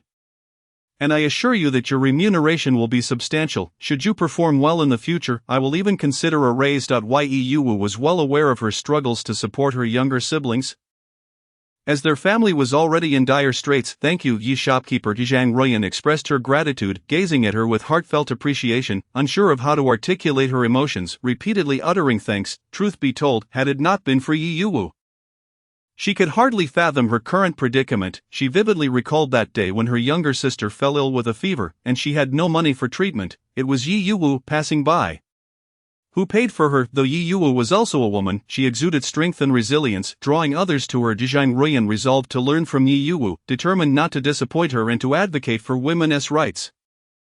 Unbeknownst to Zhang Ruyan, Yi Yuwu had quietly won the hearts of those around her. Sensing Zhang Ruyan's acceptance, Yi Yuwu felt a surge of happiness. Soon after, she called Huaping into the room. Yi Yuwu led the two of them to a room on the 2nd floor, which she envisioned as the book restoration department. This room, conveniently located near the staircase, offered a degree of privacy and muffled the sounds from below. Upon exiting, one would find a wooden corridor, with a view of the bookstore through the railing. Upon opening the door, Yi Yuwu introduced the space to Zhang Ruyan and Huaping, saying, "This will be your workspace. Here you will receive and restore manuscripts, and you may also rest on these reclining chairs. I will arrange for some snacks and pastries to be provided, so do not hesitate to let me know if anything else is needed." "Yi shopkeeper, you truly lack nothing. This is exceedingly well equipped," Zhang Ruyan exclaimed, unable to resist touching the brand new tables and chairs, which were evidently purchased at great expense. Even Huaping, entering this room for the first time after its renovation, shared her astonishment. "Lack nothing indeed, Ruyan." "Huaping, I intend for the book restoration department to employ only women." This declaration left both Zhang Ruyan and Huaping utterly astonished. No one had ever considered such a notion before. Yi shopkeeper, the world is inherently unjust towards women. Even those with talent are often relegated to the roles of wife and mother. I wish to effect even a modest change in this status quo. Even if my abilities are limited, since arriving in this era, I have witnessed the confinement imposed on women, making their progress exceedingly arduous. I am aware of my own limitations, and the success of the publications I initiated was only made possible through the support of these women. Having profited from women's patronage, I feel it is time for me to make a change on their behalf. I will soon post a recruitment notice, hiring only women. Of course, you will decide whom to select. Ruyan, I trust your judgment. Yu Wu winked at her. Thank you, ye shopkeeper. I am grateful for the opportunity you have extended to me and for the chance you provide to other women as well. Zhang Ruyan felt a surge of emotions stirred by Yi Yuwu's extraordinary proposal. Had she not faced the decline of her family, she might have been married by now, which would have been rather unremarkable. As this is the reality for women in this age, however, encouraging women to read more is essential so that they can manage their households after marriage. She treasures her love for reading and writing. Yet those writings are meant solely for her eyes. Previous submissions to other bookstores were dismissed upon revealing her gender, leading her to gradually accept her fate. The writings she had amassed at home were left unread by anyone but herself. If it weren't for the notice from GU Bookstore and meeting someone as remarkable as Yi Yuwu, her creations would likely remain unseen for the rest of her life. Yi Yuwu discerned Zhang Ruyan as thoughts through her expression and sighed. Do not forget, I too am a woman. There is no need for thanks. The three exchanged knowing smiles. Outside the window, the leaves of the phoenix tree rustled in a gentle breeze, causing the wooden window to swing partially open, allowing green leaves to flutter onto the sill. The sun shone brightly, and the fragrance of the trees mingled with the lively atmosphere of the street. Wafting into a nearby tavern on the second floor, the crimson window, initially ajar, was abruptly closed by a long, slender hand. The owner of that hand, after shutting the window, launched carelessly at the table, snapping his folding fan shut with a resounding clap. Of late, the popular tales among women nearly landed me in considerable trouble. The speaker was this nonchalant young man, dressed in a deep green brocade robe, with a prominent nose and rebellious eyebrows that arched slightly upwards. Beneath his lightly curled lashes lay a pair of romantic, peach blossom eyes, giving him an air of carefree arrogance. Are you referring to that serialized tale, The Overbearing Prince Falls for the Maid? Chapter 23, The Disappearance. The man seated to his right spoke. In contrast to the seemingly carefree young man, his demeanor was warm and gentle, his features refined, his fair complexion and striking good looks revealed an ethereal charm. To his left sat another man, his expression stoic and inscrutable. With a turn of his head, a familiar profile emerged. It was Bai Zunue. Drawing closer, one could discern his light mauve attire, and even amidst the opulence of the private room, he radiated an air of elegance and superiority, akin to a resplendent moon. He absently traced the rim of his cup, his expression inscrutable, as the man beside him spoke again. That very tale has entranced the women of Bianjing. They read it and daydream of being loved by a prince, just like the heroine. While they may find joy in their fantasies, I, on the other hand, have found myself in quite the predicament. Encountering women throwing themselves at me left and right. The other princes of Bianjing seemed to be quite unfazed by this. The speaker was the seemingly carefree young man, Prince Chao Songqing of Anchang. As Chao Songqing spoke, the other two men exchanged knowing smiles, their expressions conveying unspoken camaraderie as they raised their glasses to toast, entirely indifferent to his words. I've heard that even the moderately handsome princes have fallen victim to this phenomenon lately, remarked another man, Xianping Marquis Sha Yulan, who rested his chin on one hand, casually eating with the other. What do you mean? I have always been dashing and charming. In the past, a mere beckoning of my finger would draw admirers. However, of late, I've had to sneak into this tavern to avoid the throngs of women. Xiao Songqing exclaimed, a frown marring his handsome features. Xiao Yulan chuckled, indeed, you are the most dashing of them all. Unmatched by even a fraction of your brilliance, Xiao Songqing huffed, I am beginning to fear their fervent advances. They are like wolves and tigers. Ultimately, it is that tale that has caused all this trouble. Woe betide the author if I ever catch them. He gritted his teeth at the thought. The figure clad in dark green brocade, Xiao Songqing, found himself irked by the influence of the tale being discussed. His teeth gritting in frustration, unbeknownst to him, Bai Zunyu, seated nearby and sipping on a modest drink, wore a somber expression, his eyes as dark as night, leaving others ignorant of his thoughts, despite his efforts to mask his demeanor. Xiao Yulan discerned something amiss and tilted his head slightly, inquiring, why has Ziyu remained silent? You have yet to utter a single word since our arrival. Ziyu was akin to a block of ice, perpetually aloof and detached, devoid of the burdens that plague someone like me, hence his silence. Xiao Songqing snapped his folding fan sharply against the edge of the table and nonchalantly picked up a dish to savor, his narrowed eyes glinting with a hint of mischief. But speaking of which, isn't that tale a product of Yi Yuwu's bookstore? Yi Yuwu, the name struck a familiar chord in Xiao Songqing's mind. Suddenly recalling the woman who had relentlessly pursued Ziyu, bringing him meals day after day, could it be she was expelled from the manor? Xiao Songqing mused incredulously. It said throughout Bianjing that she conspired against the daughter of the Taiqing? The Taiqing's wife may have shown her some leniency by not expelling her from the city entirely, yet how could she have taken to writing tales? Perhaps her expulsion left her impoverished. He speculated. I in the subconscious of those amongst the nobility writing tales was often seen as a last resort. After all, the entire city knew of Yi Yuwu's deep affection for Bai Zunyu. And many speculated on how long she could endure such heartache before he departed for Lingnan. What I am unaware of, however, is that according to the guards stationed at the Taiching's residence, she seemed to have taken nothing from there, appearing in plain attire, devoid of any adornment, severing her ties with the Taiching entirely. They seemed unperturbed by the presence of one of the protagonists from the story. Conversing freely. As they discussed Yi Yuwu's plain attire and her severed ties with the Taiching, Bai Zunyu's long fingers paused momentarily over the white jade cup he toyed with. His gaze growing colder, obscuring the brilliance within his eyes, the man in dark green brocade remained oblivious to the shift in atmosphere, continuing, if that is indeed the case, I must concede I have overestimated her. Ziyu, I have heard your sister has recently visited that bookstore. Do you still harbor feelings for Yi Yuwu? The man raised an eyebrow, smiling. Do you think that is possible? This marked Bai Zunyu's first utterance since entering the room.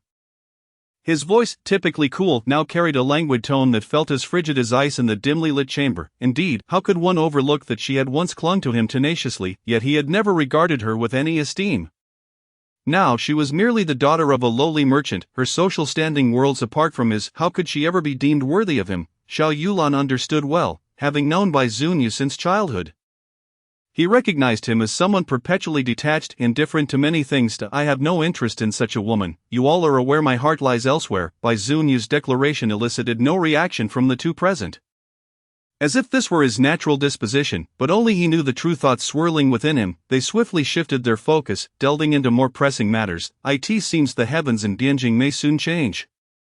What is happening? Bai Zunyu's brow furrowed. The crown prince was ambushed and has gone missing en route back to the capital. Various factions are now in pursuit of him. As night fell, turbulent undercurrents coursed through Bianjing, with countless hidden figures lurking in the shadows, uncertain of what the next moment might bring. Yet these changes did not disrupt the lives of the common folk living at the foot of the imperial city.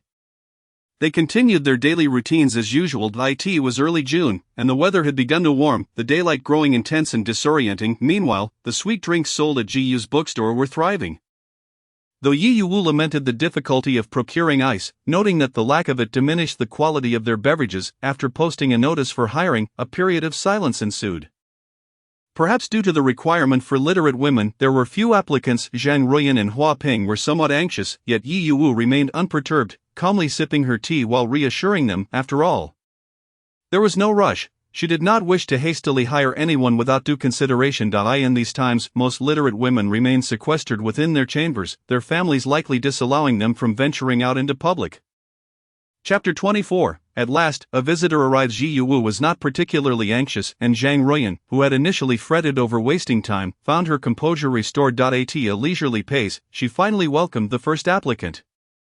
The woman who arrived was bundled up tightly, her hairstyle reflecting the current fashion among women, appearing somewhat older, her face etched with fatigue. Nevertheless, her attire, though simple, was of a style that was in vogue.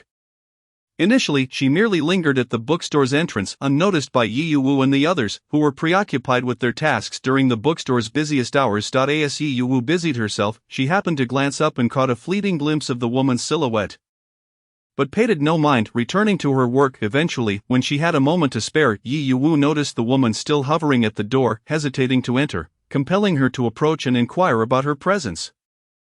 The woman, fidgeting with her clothing, appeared uncertain, stammering as she revealed her intentions. It turned out that she had seen the hiring notice posted outside Ji Yu's bookstore a few days prior, and after several nights of deliberation, had finally mustered the courage to come and try her luck. However, upon arriving at the bustling bookstore, she found herself intimidated by the throng of busy individuals, causing her to hesitate once more.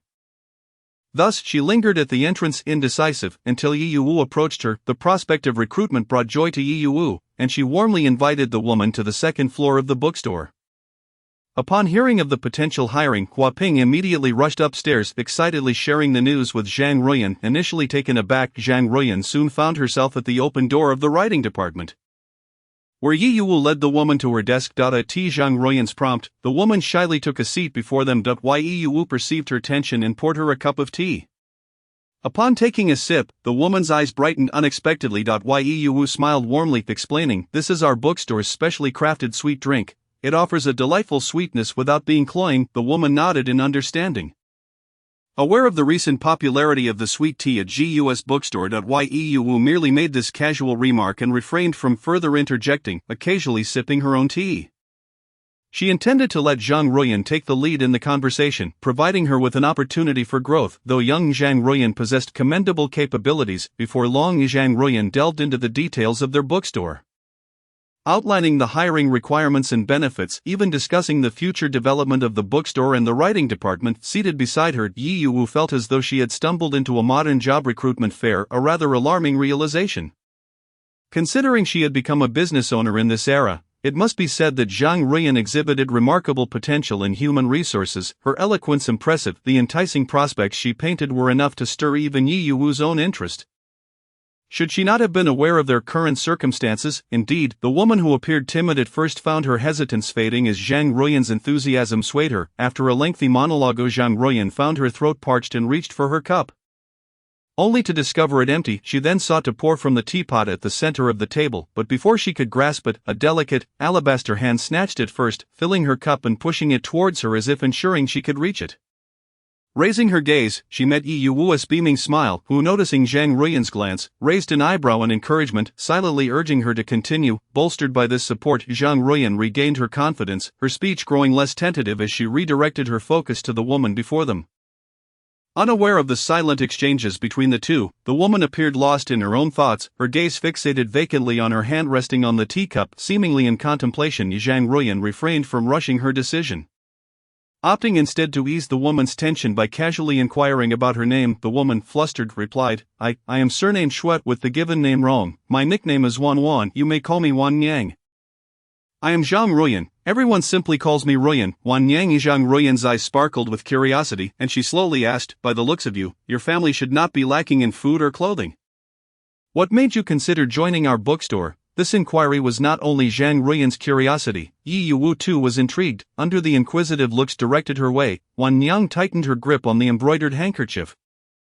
Confessing candidly, to be honest, I initially felt bored at home. Not by chance, I came across the book Fong Cung Jian, and I delighted in every story within. I hail from a scholarly family, though my husband is a minor official and we want for nothing.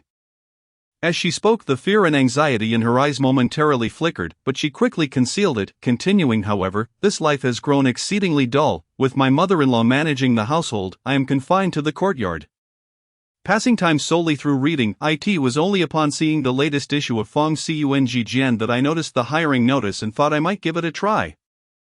Since I have little else to do. Though Wan Yang spoke at length, Yu Wu instinctively sensed that she was concealing something unspoken. Just as this thought crossed her mind, Wan Yang continued. In truth, I was quite hesitant at first, but after reading the serialized story of the overbearing prince falls in love with the maid, I was deeply moved and felt compelled to give it a try. Ah, Yu Wu exclaimed, astonished that her story had such an effect. Could it truly motivate the women of the inner chambers to step out of their secluded corners? The thoughts of Zhang Ruoyan were beyond Yu Wu's comprehension. When Yu Wu regained her focus, she realized they had discussed much more, and Zhang Ruoyan had gleaned a fair understanding of Wan Yang's situation. At that moment, Wan Yang seemed to recollect something. But under Zhang Ruoyan's attentive introduction, the glimmer of desire replaced her initial timidity, only for that resolute light to gradually fade away. These subtle changes did not escape the observant eyes of Yu Wu and Zhang Ruoyan. Exchanging a glance, they quickly discerned curiosity and doubt reflected in each other's eyes. Zhang Ruoyan appropriately inquired of Wan Yang, from your introduction, it is clear that your upbringing and literary acumen are exceptional. Aligning well with the standards we seek in our bookshop. However, you appear to harbor some reservations. Please do share. Wan Yang, momentarily taken aback by the sharpness of their insight, lowered her gaze, concealing her emotions. After a prolonged silence, she cautiously replied, to speak candidly, I am not young anymore, and my children no longer require my constant care. My heart has become vacant. I have always been timid and lacking in resolve. Even my marriage was arranged by my parents.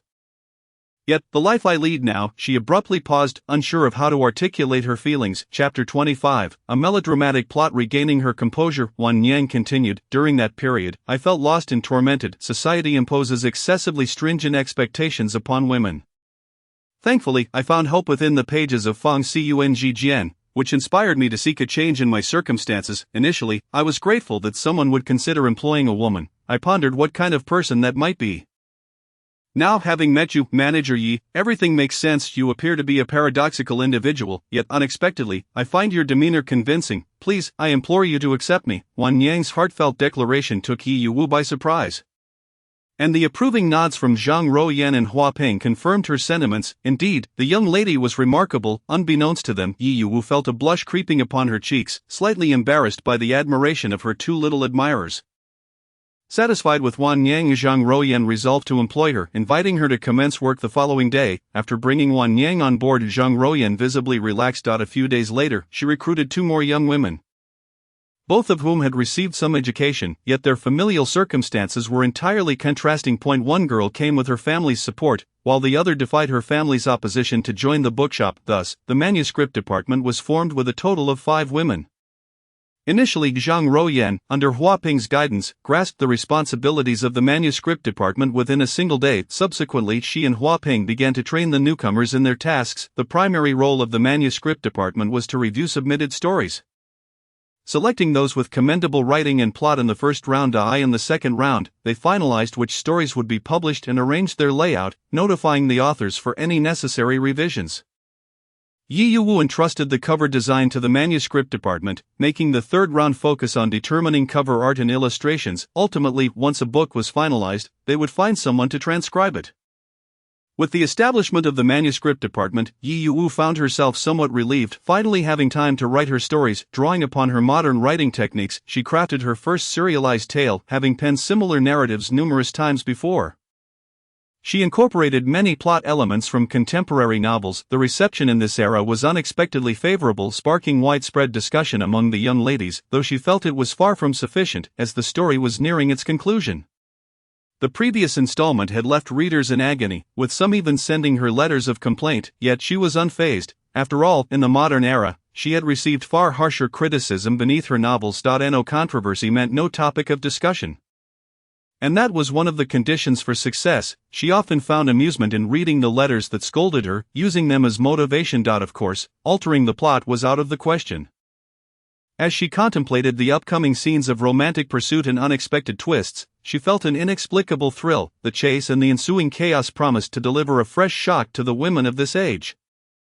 However, as she continued writing, she faced a dilemma. Following the tropes of modern overbearing CEO novels, the female protagonist often bore many children, each possessing exceptional intelligence. She wondered whether to adhere to this formula, as her intuition suggested it would enhance her writing flow and popularity. After all, women of this era might relish such narratives, yet she hesitated. These women were already oppressed. Did she truly want to instill notions of eloping and bearing numerous children?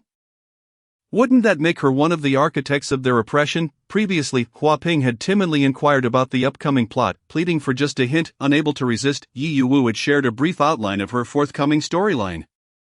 She vividly recalled the excitement on Hua Ping's face as she reacted to the revelation of the protagonist's elopement. How splendid! Wu Shuang is indeed alive. The events that transpired after the prince's drunken night must have resulted in her pregnancy. Surely the child is the prince's. If Wu Shuang bears a son, the prince will be overjoyed, and her leverage will increase. If they reunite, having a child will secure her position with him. Those innocent words sent a chill down Yi Yuwu's spine, coupled with a sense of profound sorrow that inexplicably welled up within her. Previously, for having written Wu Shuang surrendering herself to Gu Shenyi, she had faced a barrage of accusations. Some deemed Wu Shuang immoral, while others insisted she could only submit to the prince. Now, she did not wish to write in that manner, so she decided to depict the protagonist's child as a girl, ensuring that she was lively, cheerful, and unrestrained, destined to be loved by many in the future. With fervor, Yi Yuwu wrote, her brush dancing upon the paper, emitting peculiar chuckles as she crafted the narrative of romantic pursuit. She envisioned a unique ending for the women of this era, one that would challenge their perspectives. Tirelessly, she completed the story, and as she penned the final word, a sense of emptiness settled within her. Would readers resent her for this conclusion? The day after completing her manuscript, Yi Yuwu submitted it to the manuscript department for review. Once confirmed, she sighed in relief, ready to take a few days to rest and conceive her next work. As the manuscript department finalized the compilation of the book, the young women gradually came to the realization that the overbearing prince falls in love with the maid was none other than the work of Manager Yi. Aside from the aware Hua Ping and Zhang Ruoyan, the other 3 were left speechless in astonishment. I can't believe the author of my favorite story is Manager Yi. they exclaimed, their hearts racing with excitement as they clamored for her to reveal the upcoming plot developments. Observing their eager, almost pitiful expressions, Yi Yuwu found their enthusiasm amusing. As members of the manuscript department, they naturally had the privilege to see her stories before others, while they corrected her manuscript. 5 of them crowded around a small wooden table, fixated on the same sheet of paper, fearful of missing a single detail. Passing by the manuscript department, Yi Yuwu couldn't help but smile at the sight of their wide-eyed expressions. Huddled together, and the chorus of voices filling the room, the discussions surrounding the bookshop had intensified, leading to a surge in submitted manuscripts, which in turn increased their workload. The young women toiled from dawn till dusk.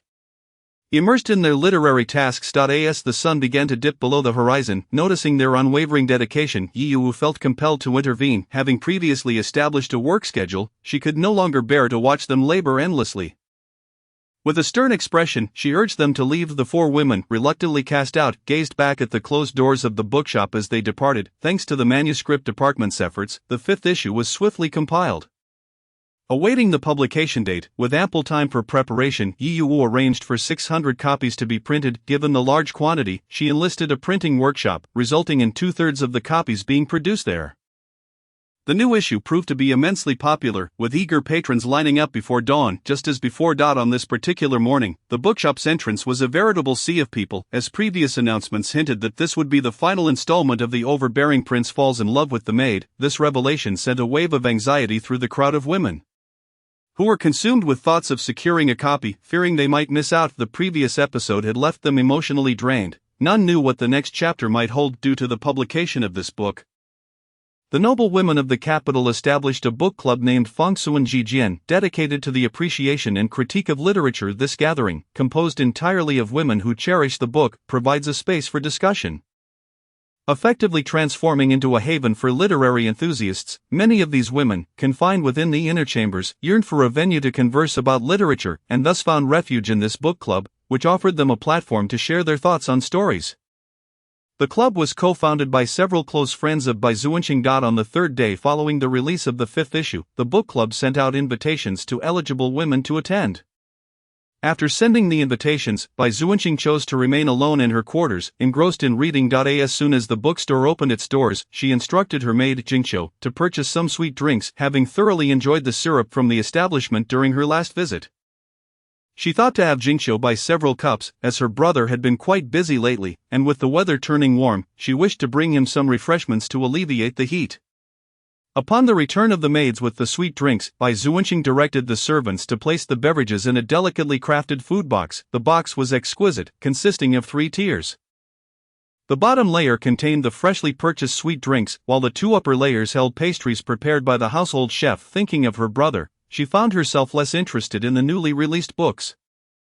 In preparation for her visit to the military governor's office, she donned her newly acquired silk dress. After getting ready, she and her maid boarded the carriage that had long been waiting outside her residence and set off for the military governor's office.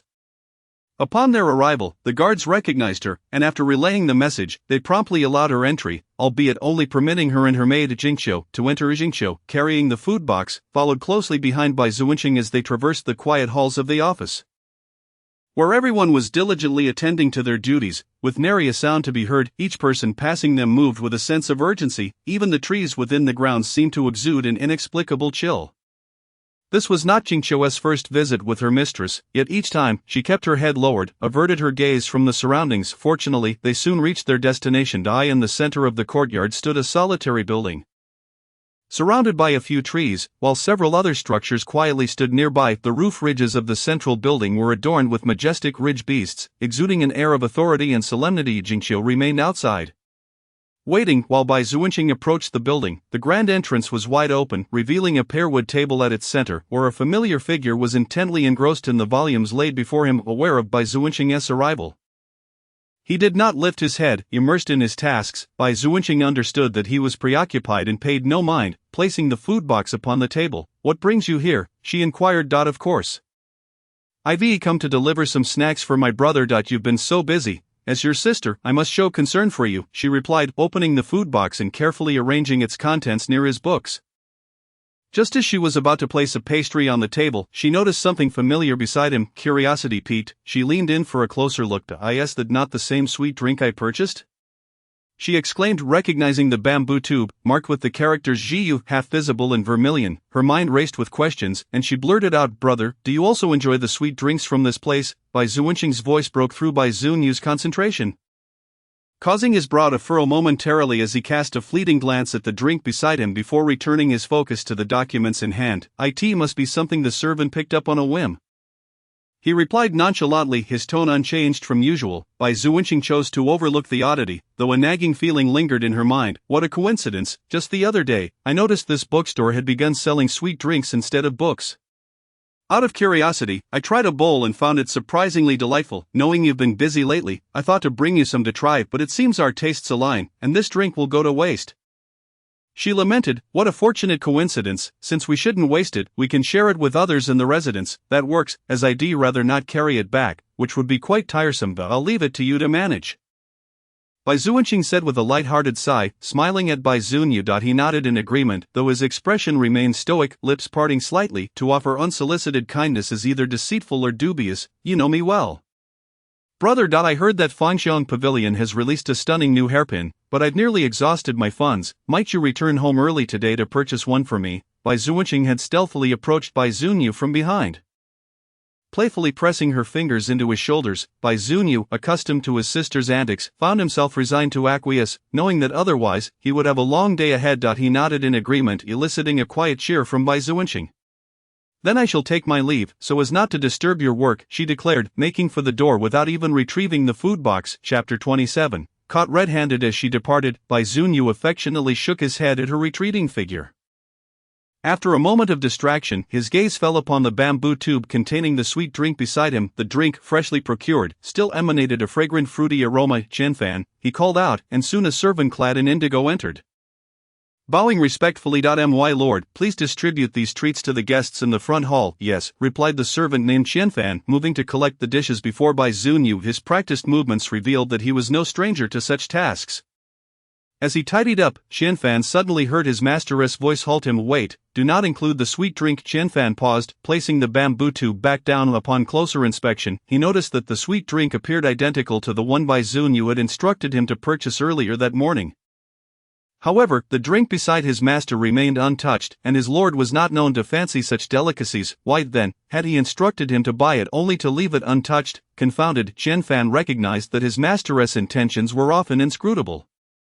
Resigned to follow orders, he left the sweet drink behind and quietly exited the room. As evening approached, Bai Zunyu departed the office early. While Qianfan was clearing the table, he suddenly discovered that the 4 bamboo tubes were now empty, leaving him in shock. Qianfan's astonishment was beyond comprehension. Meanwhile, the new round of the book club was about to commence. The previously confined Ling Lao had learned of this news from Bai Zuanqing's visit.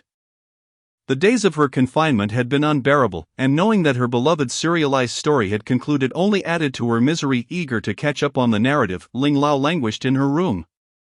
Sighing in despair, finally freed from her confinement, she noticed that her mother had stepped out. Seizing the opportunity, she decided to sneak back to retrieve the book she had not finished reading, planning to return it discreetly afterward.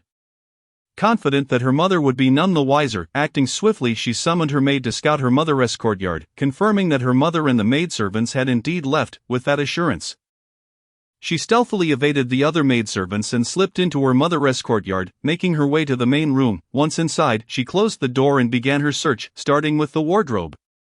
Finding nothing there, she then rummaged through the chest, but despite her thorough search, she found no trace of the book. Exhausted from her efforts, she slumped onto a stool, completely abandoning her usual grace and composure.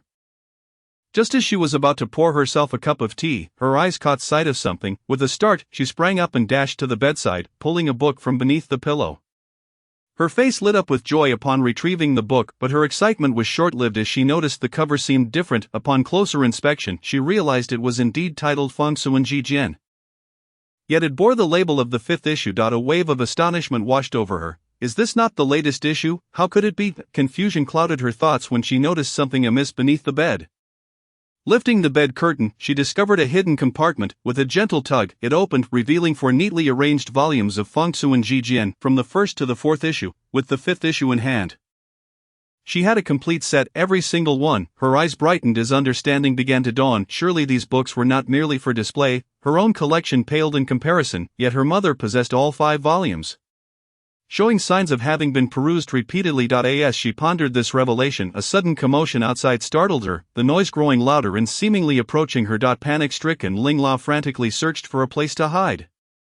Just as she attempted to restore everything to its original state, she heard the unmistakable sound of a door opening. With no time to conceal herself, Ling Lao found herself exposed in plain view. She merely tilted her head to take a glance, and indeed, it was a familiar figure. Standing at the doorway was none other than her mother, Madame Ling, who had left the house earlier that day. At that moment, the door was conveniently pulled open by a maid, revealing Madame Ling, who stood frozen in the center of the entrance, clad in a brown garment, with other maids trailing behind her. They could not see the scene inside, yet for some unknown reason Madame Ling abruptly halted at the threshold, making no move to enter. Despite this, no one dared to voice any objections or inquiries. The maid who had opened the door seemed to have caught sight of the young lady standing by the bedside, her eyes wide with surprise. At that instant, Madame Ling regained her composure and promptly called for the servants to retreat. Stepping into the room herself and shutting the door behind her, once the door was closed, Madame Ling approached with a tense expression. Lauer, what brings you into your mother's quarters? Unbeknownst to Madame Ling, Ling Lao had already uncovered her secret, perhaps fearing that her daughter would discover more. Her words carried a hint of probing. Ling Lao, feeling somewhat embarrassed as if caught in the act, was anxious about her mother questioning her about her covert visit. Before Ling Lao could respond, Madame Ling noticed the book in her hand, the very one Ling Lao had hastily failed to conceal beneath her pillow. Madame Ling's expression shifted, and she instinctively reached out to snatch the book away, attempting to cover her tracks, but Ling Lao adeptly evaded her grasp. With a hint of irritation, Ling Lao exclaimed, "Mother!" This utterance caused Madame Ling's hand, which was poised to seize the book, to freeze mid-air. Paralyzed by hesitation, while Madame Ling forbade her daughter from perusing such disreputable literature, today, her daughter had discovered the latest edition of the very book beneath her mother's bed. How could this be explained? Ling Lao raised an eyebrow at Madame Ling, prominently displaying the book's cover before her, a clear challenge. Madame Ling found herself momentarily speechless, unable to muster a rebuttal. Ling Lao, feeling a sense of triumph, relished the fact that she had caught her mother in a contradiction. Who was it that had previously confiscated her books, chastising their content as morally corrupt and detrimental to women, even imposing house arrest until today? Little did she expect that her mother was secretly indulging in the very literature she had condemned. What infuriated her the most was the hypocrisy of having her own books taken away. Madame Ling, caught in a state of embarrassment, never anticipated that her long-maintained image of a strict mother would shatter so easily in front of her daughter. In truth, her actions had not stemmed from a desire to make things difficult for Ling Lao. When she discovered her daughter reading inappropriate materials, she had acted out of concern, fearing that her unwed daughter might be led astray. In her anger, she had scolded Ling Lao and imposed a punishment of confinement. Chapter 28. The more absurd, the more enticing. Originally, she had contemplated destroying the book, but due to the recent flurry of activity at home, she had momentarily forgotten. By the time she recalled it, she found herself with a moment of leisure and inadvertently opened a page to glance at it. That single glance drew her in completely, and she found herself irresistibly captivated. She particularly adored the serialized tales, yet the edition she had taken from Ling Lao was the latest one. She had learned that a new installment was released every 7 days. Having read the tale of the overbearing prince falls for the lowly maid, she found herself perpetually preoccupied with the plot, feeling increasingly unsettled. Although she understood the absurdity and implausibility of the story, how could a prince fall in love with a servant of such lowly status? Forsaking royal dignity, it was utterly ridiculous, yet, inexplicably, the more absurd it was, the more she yearned to read on. She could not resist the allure of the tale, and she was determined to finish the book in a single night. In her quest to catch up on the previous stories, she scoured numerous sources until she had gathered all but the first edition, which was harder to find. Madame Ling reveled in her reading, while the grand historian suffered, believing he must have committed some grave error to be sent away from his wife's side. Observing her mother at a loss for words, Ling Lao felt no inclination to press her further. She believed that indulging in this literature was not disgraceful. Rather, it was Madame Ling who placed such undue importance on it. Having discovered her mother's secret, she decided to borrow books from Madame Ling to read in her own time. After a moment's hesitation, Madame Ling finally acquiesced. "Mother, this book is by no means a work of lowly standing. If you wish to read it, you need not hide it away. Good literature is meant to be shared.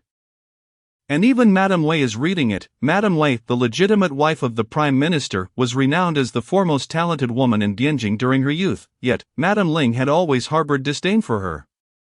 Believing herself more deserving of the title. In every matter, she sought to outshine her rival, only to be consistently eclipsed by Madame Wei. Even now, as they had both married, Madame Ling still found herself competing with her. Unaware that her own daughter had become close friends with Madame Wei's daughter, a connection envied by all the noble ladies of Bianjing, upon hearing her daughter's words, the lingering discomfort within Madame Ling began to dissipate. Then, she overheard Ling Lao casually mention that a book club had been established, where everyone could engage in lively discussions. I wonder if I can still attend, Ling Lao mused, a tinge of melancholy in her voice. After all, she had fallen behind several editions, and with the book club happening in a few days, she was uncertain if she could catch up, otherwise she would be unable to engage in discussions with her friends. As for whether she could leave the estate to attend, she was entirely untroubled. Had she not discovered her mother's secret, she might have been unable to go, but now the circumstances had shifted. She had not anticipated that her mother was also an avid reader. This revelation granted her the opportunity to step outside the confines of home. Madame Ling, oblivious to Ling Lao's thoughts, caught the mention of the book club. A book club, she pondered. The sun shone brightly, and the spring breeze, tinged with the excitement of summer's approach, rustled the green leaves in the courtyard, while the soft chirping of insects mingled with the gentle ripples of the emerald lake. The upcoming book club was to be held at the Prime Minister's residence. A group of noble women presented their invitations and entered the Prime Minister's estate. The residence exuded understated luxury, even the koi swimming in the central lotus pond gleamed like gold. At that moment, a carriage halted at the entrance of the estate, and the occupant pulled back the curtain, revealing none other than Ling Lao and Madame Ling with the assistance of their attendants. They descended from the carriage, though Madame Ling's expression was somewhat sour. Noticing this, Ling Lao smiled and linked her arm with her mother's, coaxing her, "Oh, mother, since we're here, let us not wear such stern faces." Initially eager to attend the book club, Madame Ling was now filled with regret. Who could have foreseen that this gathering would take place at the Prime Minister's residence? Yet, Ling Lao was right. Since they had already arrived, there was no turning back. Madame Ling shot a disapproving glance at her exuberant daughter bouncing beside her. Do try to maintain your composure, do not prance about like that. It reflects poorly on our status as noble women. Ling Lao playfully stuck out her tongue, acknowledging her mother's words, and quickly removed her arm from Madame Ling's, standing up straight and erasing her previous playful demeanor. At first glance, she indeed appeared to embody the poise of a proper lady. Seeing her daughter finally comport herself, Madame Ling nodded in satisfaction, finally allowing herself to take in the surroundings of the Prime Minister's residence for the first time. As she lifted her gaze, two imposing stone lions greeted her at the entrance, alongside a grand door adorned with a gilded plaque bestowed by the emperor, simple yet dignified, prominently displaying the character Wei in a flowing script. This was the emblem of the Prime Minister's estate. After presenting their invitations, they entered the inner courtyard seamlessly, where several guests had already gathered. To Madame Wei's surprise, it was not merely a group of young maidens she encountered, but several wives from other households had also come. Ling Lao, engrossed in her own thoughts, failed to notice the expression on her mother's face as she was drawn away by her friends nearby. Go on. Madame Ling discerned her daughter's intentions and decided not to hold her back.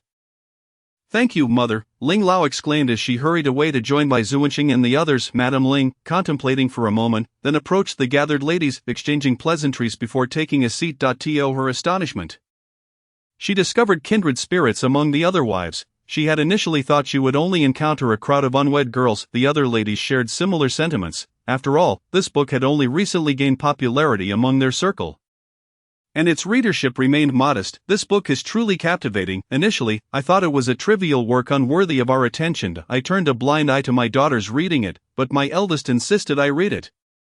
Claiming it was delightful, I could hardly bear the pestering, so I feigned indifference, only to find myself ensnared after just one page," as the ladies exchanged tales of their initial reluctance to delve into the book.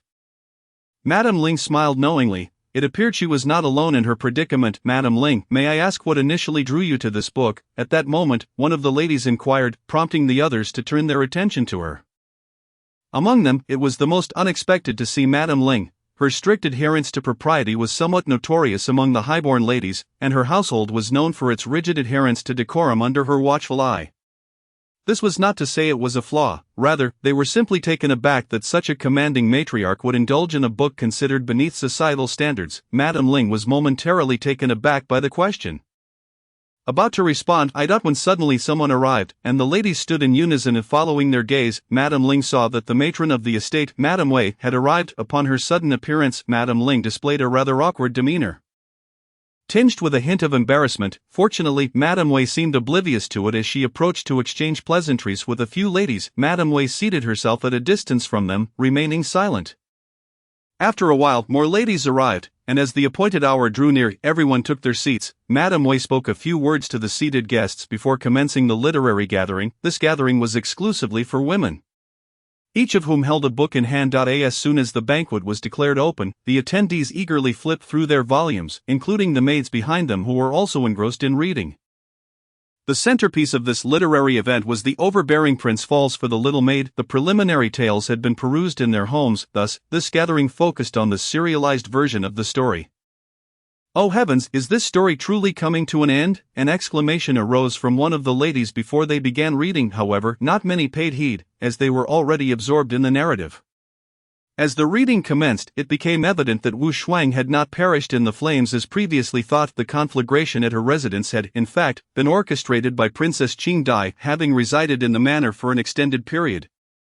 Qing Dai had hoped to rekindle the princess' affection, yet despite all her efforts, even a stone would have warmed, yet her advances bore no fruit. She had subtly hinted on numerous occasions her desire for the prince to marry her, but he remained indifferent each time she plotted to ensnare Wu Shuang. She even went so far as to risk her own safety to frame Wu Shuang, yet the prince merely reprimanded her without imposing any punishment. A wave of anxiety swept over her as she realized this could not continue. Coincidentally, she learned from the steward that Wu Shuang was attempting to gather funds to purchase her freedom. She knew the prince would never consent, thus she devised a plan to acquire the contract of servitude for Wu Shuang, presenting it to her while claiming it was at the prince's behest. Wu Shuang, though saddened, chose to believe her. However, the prince soon learned of Wu Shuang's acquisition of the contract and refused to let her go, even discovering it was Qing Dai who had procured it, leading him to distance himself from her. Watching their relationship teeter on the brink of collapse, she became consumed by jealousy. She thought to herself, if only that wretched maid had never appeared in this world. This notion festered within her until it finally erupted one fateful day when she secretly bribed individuals to create an accidental fire in the manor, relishing the sight of Wu Shuang being slowly engulfed by flames. Yet, the world is rife with whispers, and her machinations were soon unveiled to the prince, who could have anticipated that Wu Shuang, who was supposed to perish in the blaze, had survived at the time of the arson. She had merely been asleep, preparing to use the restroom. In her drowsiness, she noticed a shadow sneaking around her house, unaware of the impending danger. As she approached, the flames erupted, and in a panic to escape, she tried to seize the figure, only to discover it was a woman clad in black, wearing the attire of a maid from the princess' household. During the struggle, the black-clad woman seemed to recognize her and attempted to choke her. Wu Shuang, unable to match her strength, felt the air in her chest grow thin. Desperate not to succumb quietly, she suddenly summoned her strength, seizing a nearby stick and striking at the woman's head. Lacking experience, her first blow failed to incapacitate the assailant, prompting her to strike several more times. Once the black-clad woman fell unconscious, Wu Shuang, driven by thoughts of her contract, dashed into the inferno. Alas, the flames had already consumed it entirely. At that moment, it was too late for her to escape. The fire raged too fiercely, smoke filling her mouth and nostrils, leading her to faint. Remarkably, she did not perish but awoke in a dilapidated dwelling.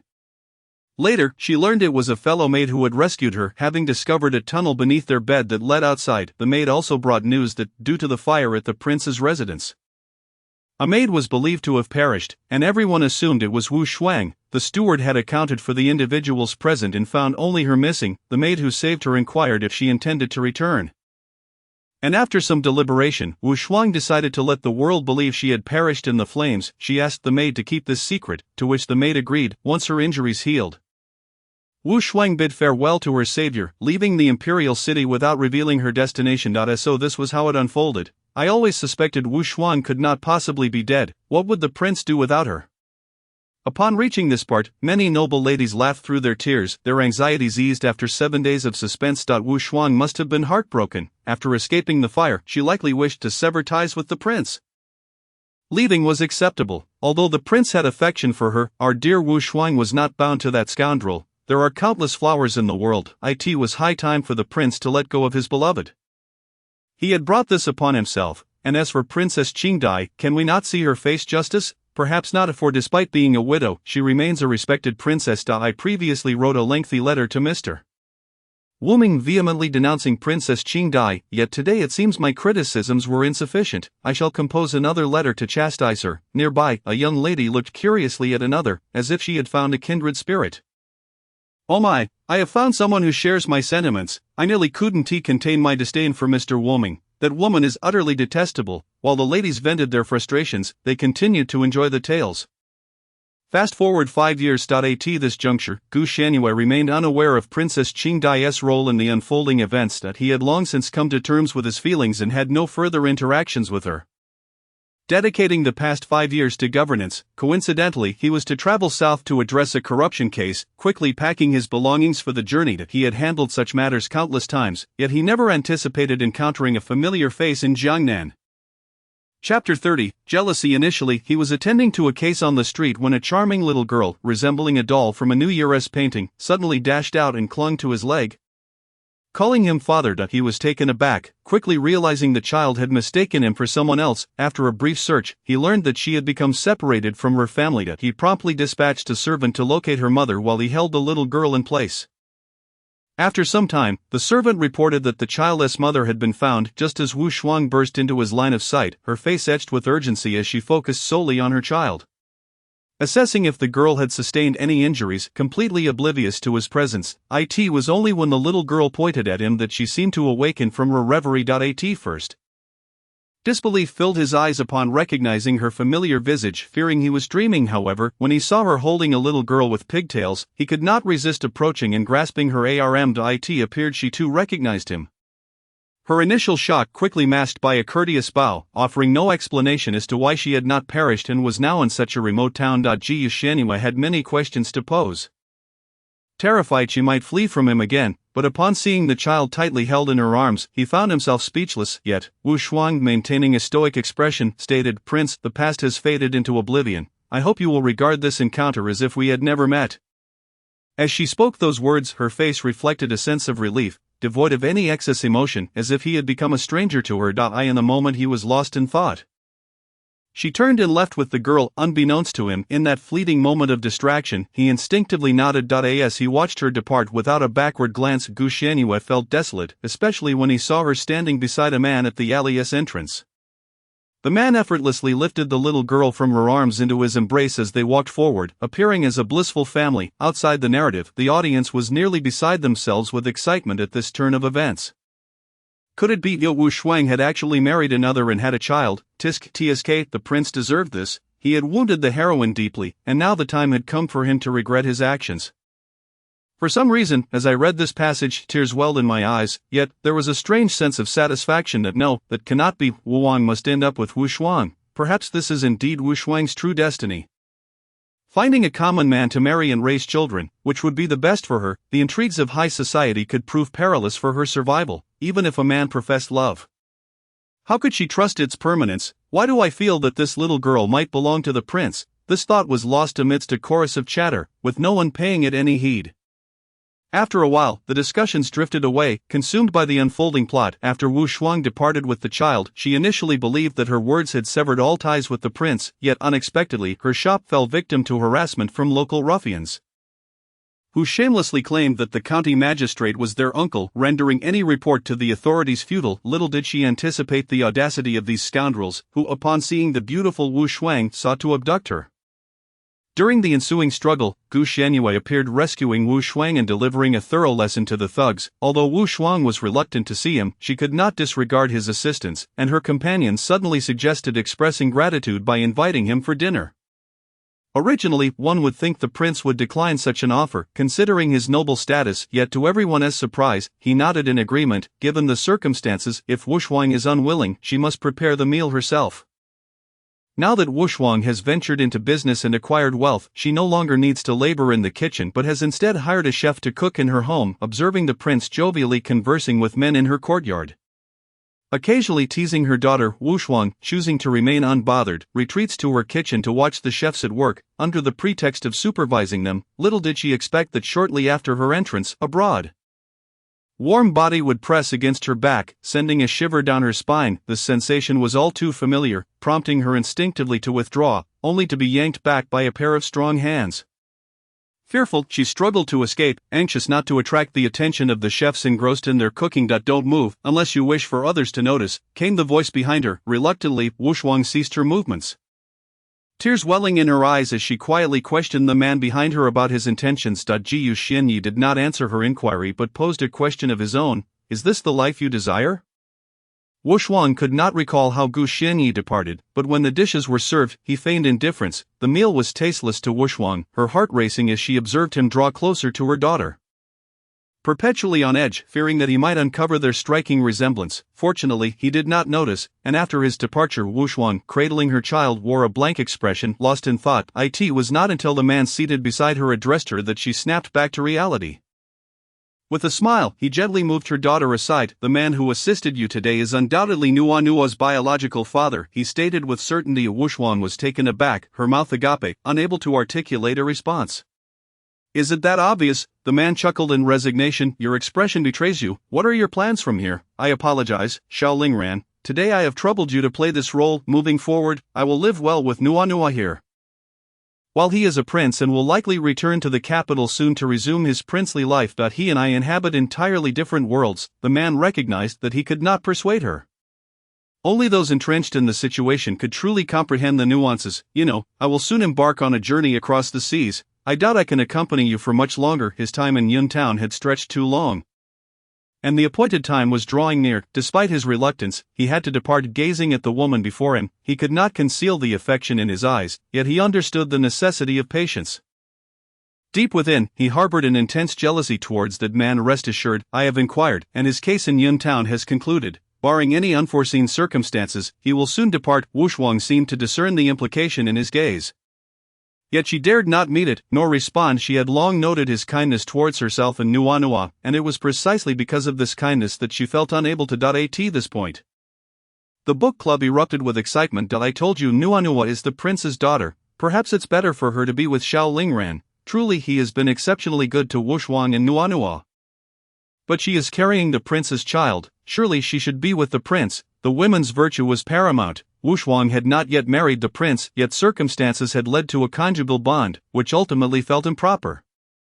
Chapter 31, Passionate Madness in Literature. Are you not antiquated and feudal? One woman exclaimed. Mr. Woming has already stated that women should be entitled to pursue a lifetime with one partner, while men can have multiple wives and concubines.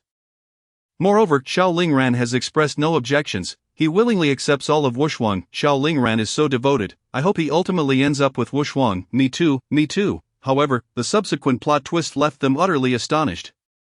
After returning from Wushwang's, Gu Xianyi felt increasingly unsettled that night. He dreamt incessantly of the little girl. Upon waking the next day, he recalled her features and couldn't shake the feeling that her brows bore a striking resemblance to his own.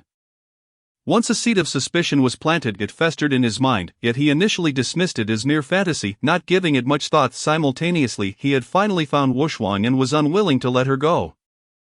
Thus, he began to observe her discreetly. Coincidentally, a tavern faced her shop, and he rented a private room on the second floor, with a window affording a clear view of her entrance. He did not wish to miss even a moment of her comings and goings.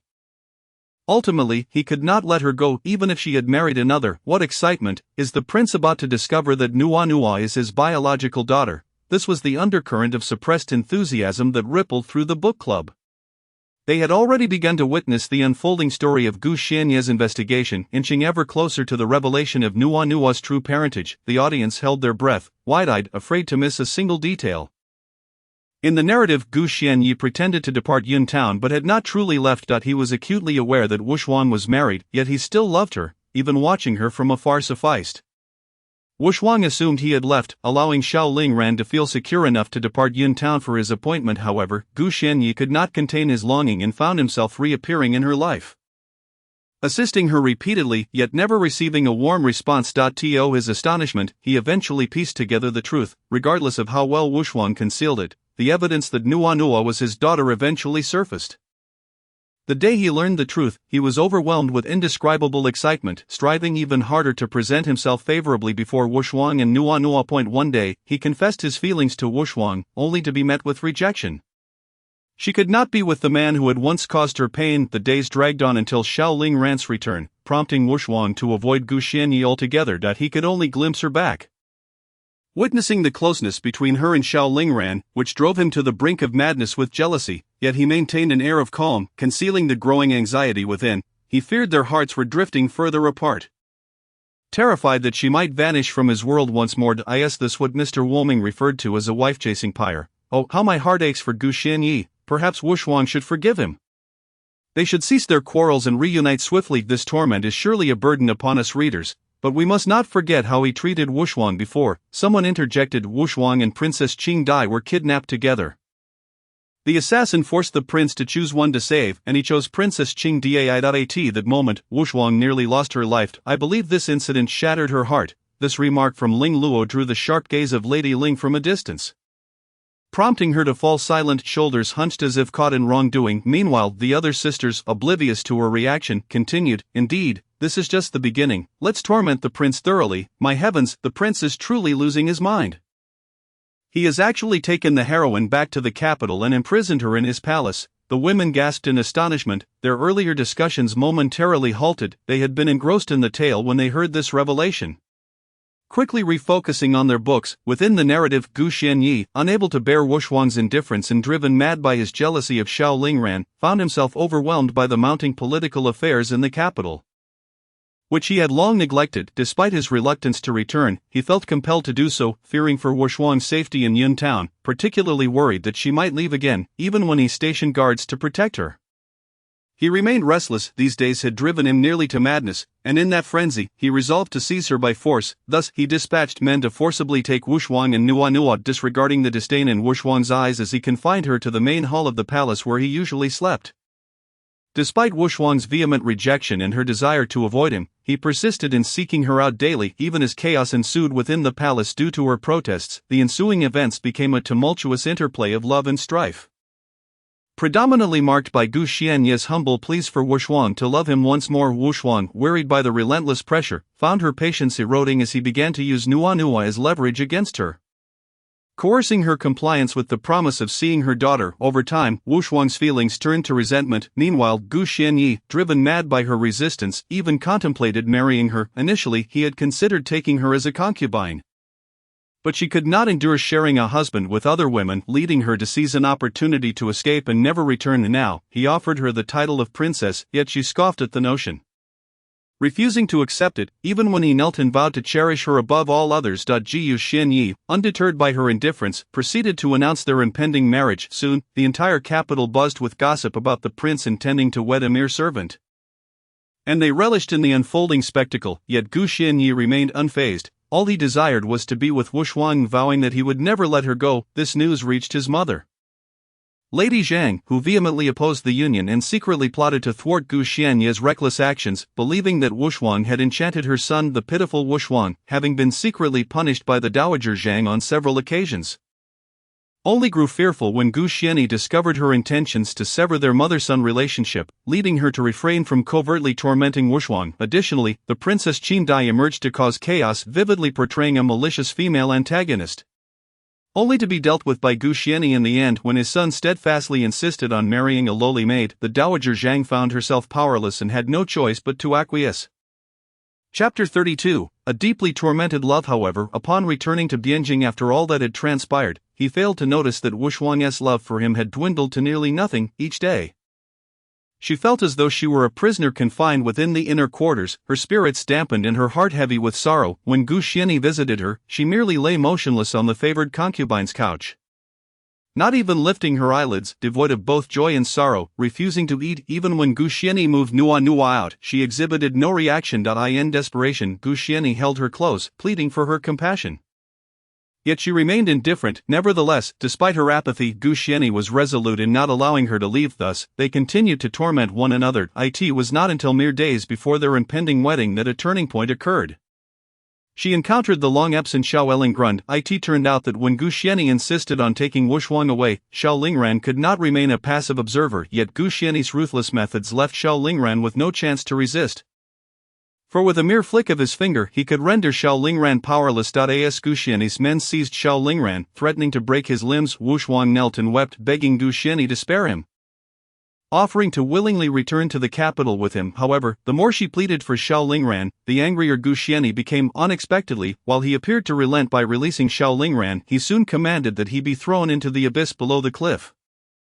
Fortunately, Xiao Lingran's life was spared, and despite his injuries, he hastened to Bianjing to rescue her. Upon learning of her impending marriage to Gu Xianni, he understood her reluctance and devised a plan to sneak into the estate to take Wu Shuang and Nuanua away. Xiao Lingran was not blindly attempting to flee. He had meticulously prepared, bribing individuals within the estate and coordinating a time for their departure. When the moment arrived, he disguised himself as a servant. Intending to escape with Wu Shuang and Nuanua under the cover of night, they slipped out through a hidden passage, and upon emerging into the starlit night, Wu Shuang felt an overwhelming surge of emotion. Just as she believed she had escaped her confines, a cacophony erupted from the distance, and soon a group of armored guards surrounded them. Among the torch-bearing guards emerged a familiar figure. Upon seeing him, Wu Shuang was overwhelmed by a sense of helplessness against fate. The man merely gazed at her, extending his hand, calling out, "Wu Shuang, come to me." Just like before, this time she tightened her grip on Xiao Lingran's hand. Her eyes filled with resolve, she exchanged a determined glance with Xiao Lingran and withdrew a dagger from her sleeve. On the path away from the royal residence, she had already prepared herself for death. Knowing that Gu Xianni would not spare Xiao Lingran, and she could not allow him to suffer because of her, "I'm sorry, Nuanua, mother must break her promise," she pushed Nuanua towards Gu Xianni. Then, with despair in her eyes, she looked at him, having lost count of the time she had called his name. "Gu Xianni, what must I do for you to let me go? I merely desire a simple and carefree life." Seeing her brandishing the dagger against her throat, panic flickered in his eyes. "Wu Shuang, put down the dagger." At that moment, Nuanua was already crying for her mother, prompting Gu Xianni to send a nurse to comfort her. Meanwhile, Xiao Lingran watched her with fear in his eyes. "Wu Shuang, I'm sorry for involving you in this." With tears welling in her eyes, Wu Shuang pressed the dagger against her skin, her smile heartbreakingly poignant. "Gu Xianni, command your men to discard their weapons, prepare a carriage, and let Xiao Lingran go." Fearing for her safety, Gu Xianni shouted for his subordinates to discard their weapons and ordered the carriage to be readied. The carriage was soon prepared, but Xiao Lingran was unwilling to leave, and Wu Shuang compelled him to move towards an open area where a carriage awaited. As she watched him depart, Gu Xianni swiftly advanced. Seizing her waist and wresting the dagger from her grip, Wu Shuang struggled futilely, while Gu Xianni's eyes blazed with crimson fury as he commanded his guards shoot. It turned out he still had men lurking in the shadows. Upon hearing his command, a rain of arrows was unleashed towards Xiao Lingran. Wu Shuang witnessed this horrifying scene, her heart shattering as she screamed for them to stop, even begging Gu Xianni, yet he was blinded by jealousy. Intent solely on ensuring Xiao Lingran's demise. An ordinary man, despite any martial training, could not survive such a barrage. With Xiao Lingran's death, Wu Shuang's heart too perished. She reverted to her former self. Perhaps even more terrifying, like a marionette devoid of life, she harbored a profound hatred for Gu Xianni, but even more so for herself. The desire for his death grew ever stronger. Consequently, she secretly concealed a dagger. And when Gu Xianni came to visit her that night, she gazed at him, utterly unguarded, and without hesitation, pulled out the dagger from beneath her pillow and plunged it towards his chest. Gu Xianni did not evade. Instead, he merely looked at her, a bitter smile gracing his lips. "Do you truly wish for my death?" Blood stained him, his white garments soaked crimson, resembling a demon from the depths of hell. Regrettably, he did not perish. Wu Shuang felt a tinge of disappointment at having missed her mark. Unexpectedly, the rescued Gu Xianni bore no anger, no rage. After bandaging his wound, he approached Wu Shuang as if nothing had transpired. "If you wish to kill me, then do so. Do not hold back, for I will not resist." As he desired, she began to torment and harass him in various ways, his old wounds compounded by new injuries, his lips pale and unseemly. Yet he continued to visit her chamber daily. However, she no longer touched daggers or similar items. One day, when the people in her room suddenly vanished, a familiar figure appeared, Dowager Zhang. She seemed to have aged considerably. The melancholy in her eyes inescapable, she dismissed Wu Shuang's attendants and spies, intent on facilitating her escape. As a mother, she had witnessed Gu Xianni's condition and recognized that all his injuries were inflicted by this woman. Unable to bear her son's obsession any longer, she resolved to help Wu Shuang flee. "I will ensure you and that child can leave Bianjing free from this turmoil, and no one will find you." Looking at Wu Shuang, who remained silent, Dowager Zhang spoke softly. "Rest assured, I understand your concerns. I will arrange 3 carriages, each heading to a different destination. You may choose any one of them, and I will not send anyone to harm you." That would be foolish, for Dowager Zhang knew that should she truly kill them, the world is rife with ears. If Gu Xianyi were to discover that she had murdered them, their mother-son relationship would be irreparably damaged. Furthermore, as she contemplated this, her eyes closed in pain, she added, "Even if you do not leave, my son will not survive much longer." Chapter 33, the aftermath of great strain. His injuries had not fully healed. Each wound was life-threatening. After his previous encounter with an assassin, he had narrowly escaped death. The physician advised him to rest, but he refused, his condition progressively deteriorating, making recovery increasingly difficult, yet he still visited her courtyard every day. The physician had declared he would not live beyond 2 years, which was also why Dowager Zhang wished to send her away. Upon hearing Dowager Zhang's heartfelt words, Wu Xuan was momentarily taken aback, then lowered her gaze in agreement. Though she still harbored hatred for Gu Xianyi, wishing for his demise, she realized that if she remained, there would come a day when she could personally avenge Xiao Lingren's death. However, that seemed too merciful for him. After a moment of contemplation, she understood that if Dowager Zhang spoke the truth, perhaps unrequited love would be the most fitting punishment for him. The following day, unbeknownst to Wu Xuan, Dowager Zhang employed some means, and she and Nuanua successfully departed from Bianjing, yet she could not bring herself to believe that Dowager Zhang would truly allow them to go free. During their journey to the outskirts, she and Nuanua stealthily slipped away. No one knew where Wu Xuan ultimately went. Meanwhile, Gu Xianyi went mad, turning Bianjing upside down in search of her. In his frenzied quest, he succumbed to the strain and spat blood. Heartbroken, Dowager Zhang revealed the truth about Wu Xuan's departure. Gu Xianyi sent men to retrieve her, but they returned with only an empty carriage, the surrounding tracks washed away by the rain. Unable to locate them, Gu Xianyi finally comprehended what he had lost. He loathed all that he had done, despising his own ruthless measures. No matter how he thought about it, nothing could change the fact that the beloved would never return. Originally predicted to live only 2 years, Gu Xianyi actually survived just 1 in that year. He roamed desperately attempting to find Wu Xuan, ultimately succumbing to illness while searching for her. Little did he know, the person he sought had never left Bianjing. Wu Xuan did not depart. Instead, she assumed a new name and purchased a shop. The business flourished, and she established a burial mound for Xiao Lingran in the outskirts. She remained in Bianjing to witness how Gu Xianyi would suffer from unrequited love, ultimately perishing in his anguish and regret. The year following Gu Xianyi's death, he was interred in the imperial mausoleum. Wu Xuan chose a day when spring blossomed, taking her daughter away from Bianjing. No one knew where this mother and daughter duo had gone. What, is that the end? The venue was filled with incredulous voices. Oh no, they all died, leaving only the female lead, but thankfully she has their daughter to accompany Wu Xuan. Initially, I was intrigued by Mr. Woming's phrase, the crematorium of pursuing a wife, wondering what it meant to scatter ashes. Now, I find myself enlightened. Goodness, Mr. Woming, your writing has left me utterly unable to recover for the past half-month. Must it be so intense? I had originally placed my hopes on Wu Xuan and Xiao Lingran, only to discover that both have met their untimely ends, leaving me to mourn silently for the devoted Xiao Lingran, sobbing uncontrollably. Gu Xuanyi's later behavior was quite mad, although it was exhilarating, if such a person truly existed. I fear I would be unable to bear it. I must admit, I love stories like this. Now that it has concluded, why does my heart feel as though a piece has been hollowed out? It is so sorrowful. Can this be classified as a deeply torturous romance? I, a lady of refinement, have been reduced to tears. Though Gu Xuanyi behaves inhumanely the moment he dies, I inexplicably forgive him. What is this madness?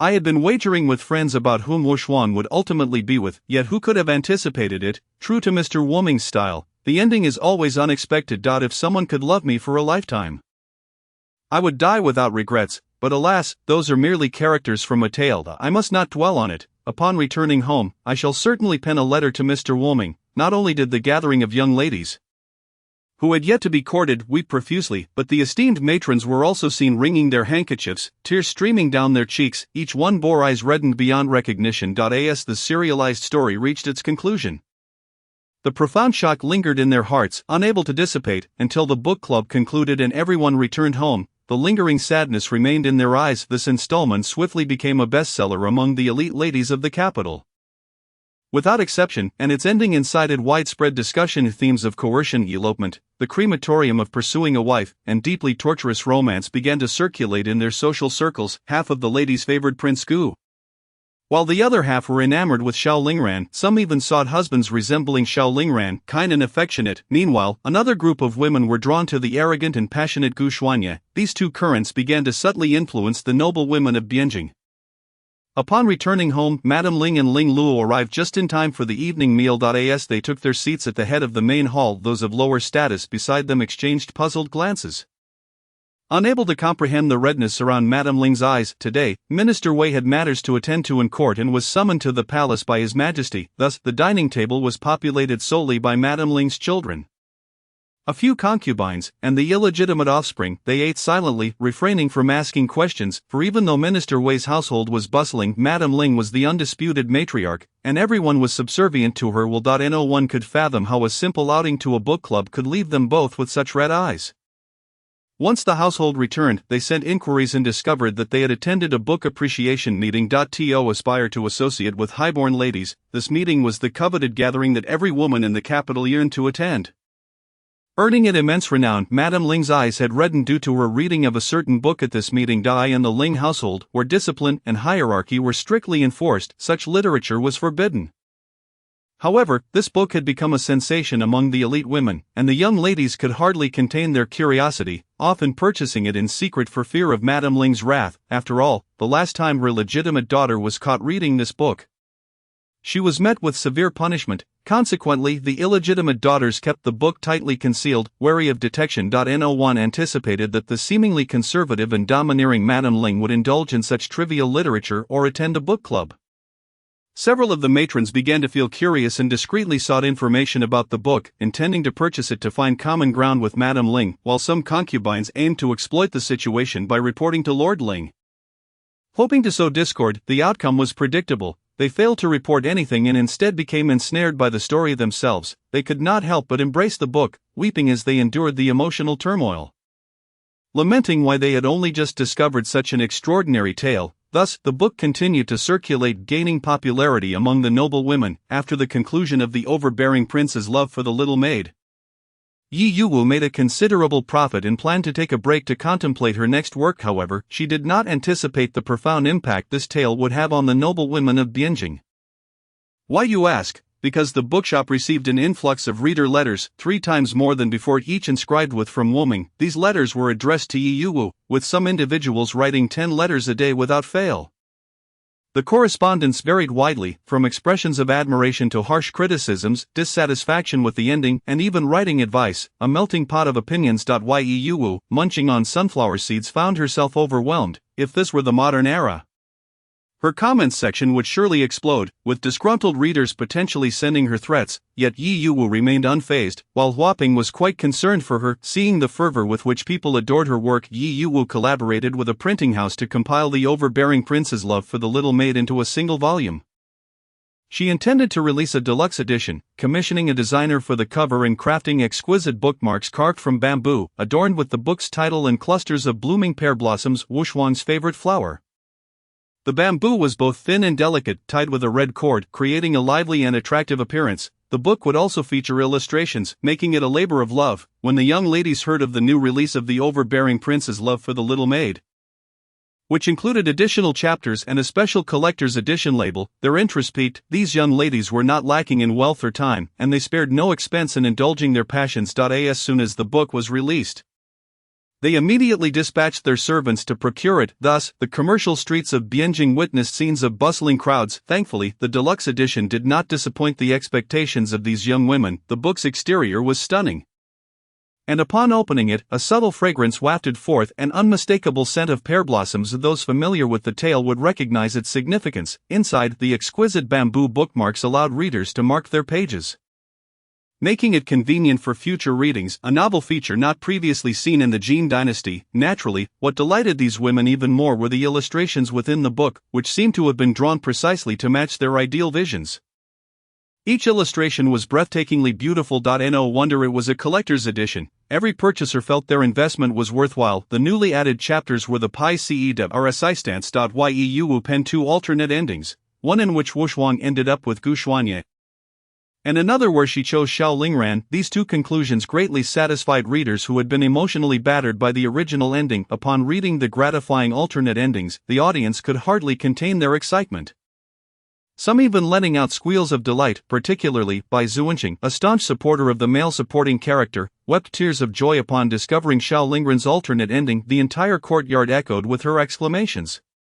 Startling Bai Zuinyu, who had just returned home, confused by her behavior, he shook his head as he passed by her courtyard, heading towards his study. Not long after Bai Zuinyu arrived in his study, a servant knocked on the door to announce the visit of Wang Anchang and Marquis Shenping. Shortly thereafter, a certain figure swaggered into the room, fan in hand, trailed leisurely by Xiao Yulan. Their visit was for serious business.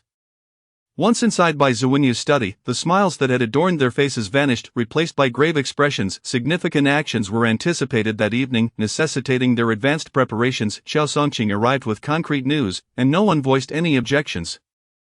There were those in the capital who did not wish for the crown prince's return. Can you guess who they might be? Xiao Yulan stepped to one side of the study, adorned with various antiques and calligraphy. Bai Zuinyu's desk, however, remained impeccably neat and tidy, reflective of his severe cleanliness obsession. Yet, both Xiao Songqing and Xiao Yulan quickly noted the items on his desk, several green bamboo tubes. They recognized these tubes. As many people in the streets had been enjoying sugary drinks from them given the recent heatwave, even some officials partaking before court sessions, they had assumed the aloof Bai Zuinyu would not indulge in such things. Yet here he was, secretly purchasing a considerable quantity. Unbeknownst to them, Bai Zuinyu did not particularly enjoy sugary drinks. Rather, he had noticed Yi Yuwu looking troubled at the bookshop a few days prior. Sighing despondently upon inquiring, he learned the reason behind her distress. By a twist of fate, he instructed his servant to buy these drinks in bulk. However, he could not consume them all himself, so he decided to distribute the sugary drinks to various officials.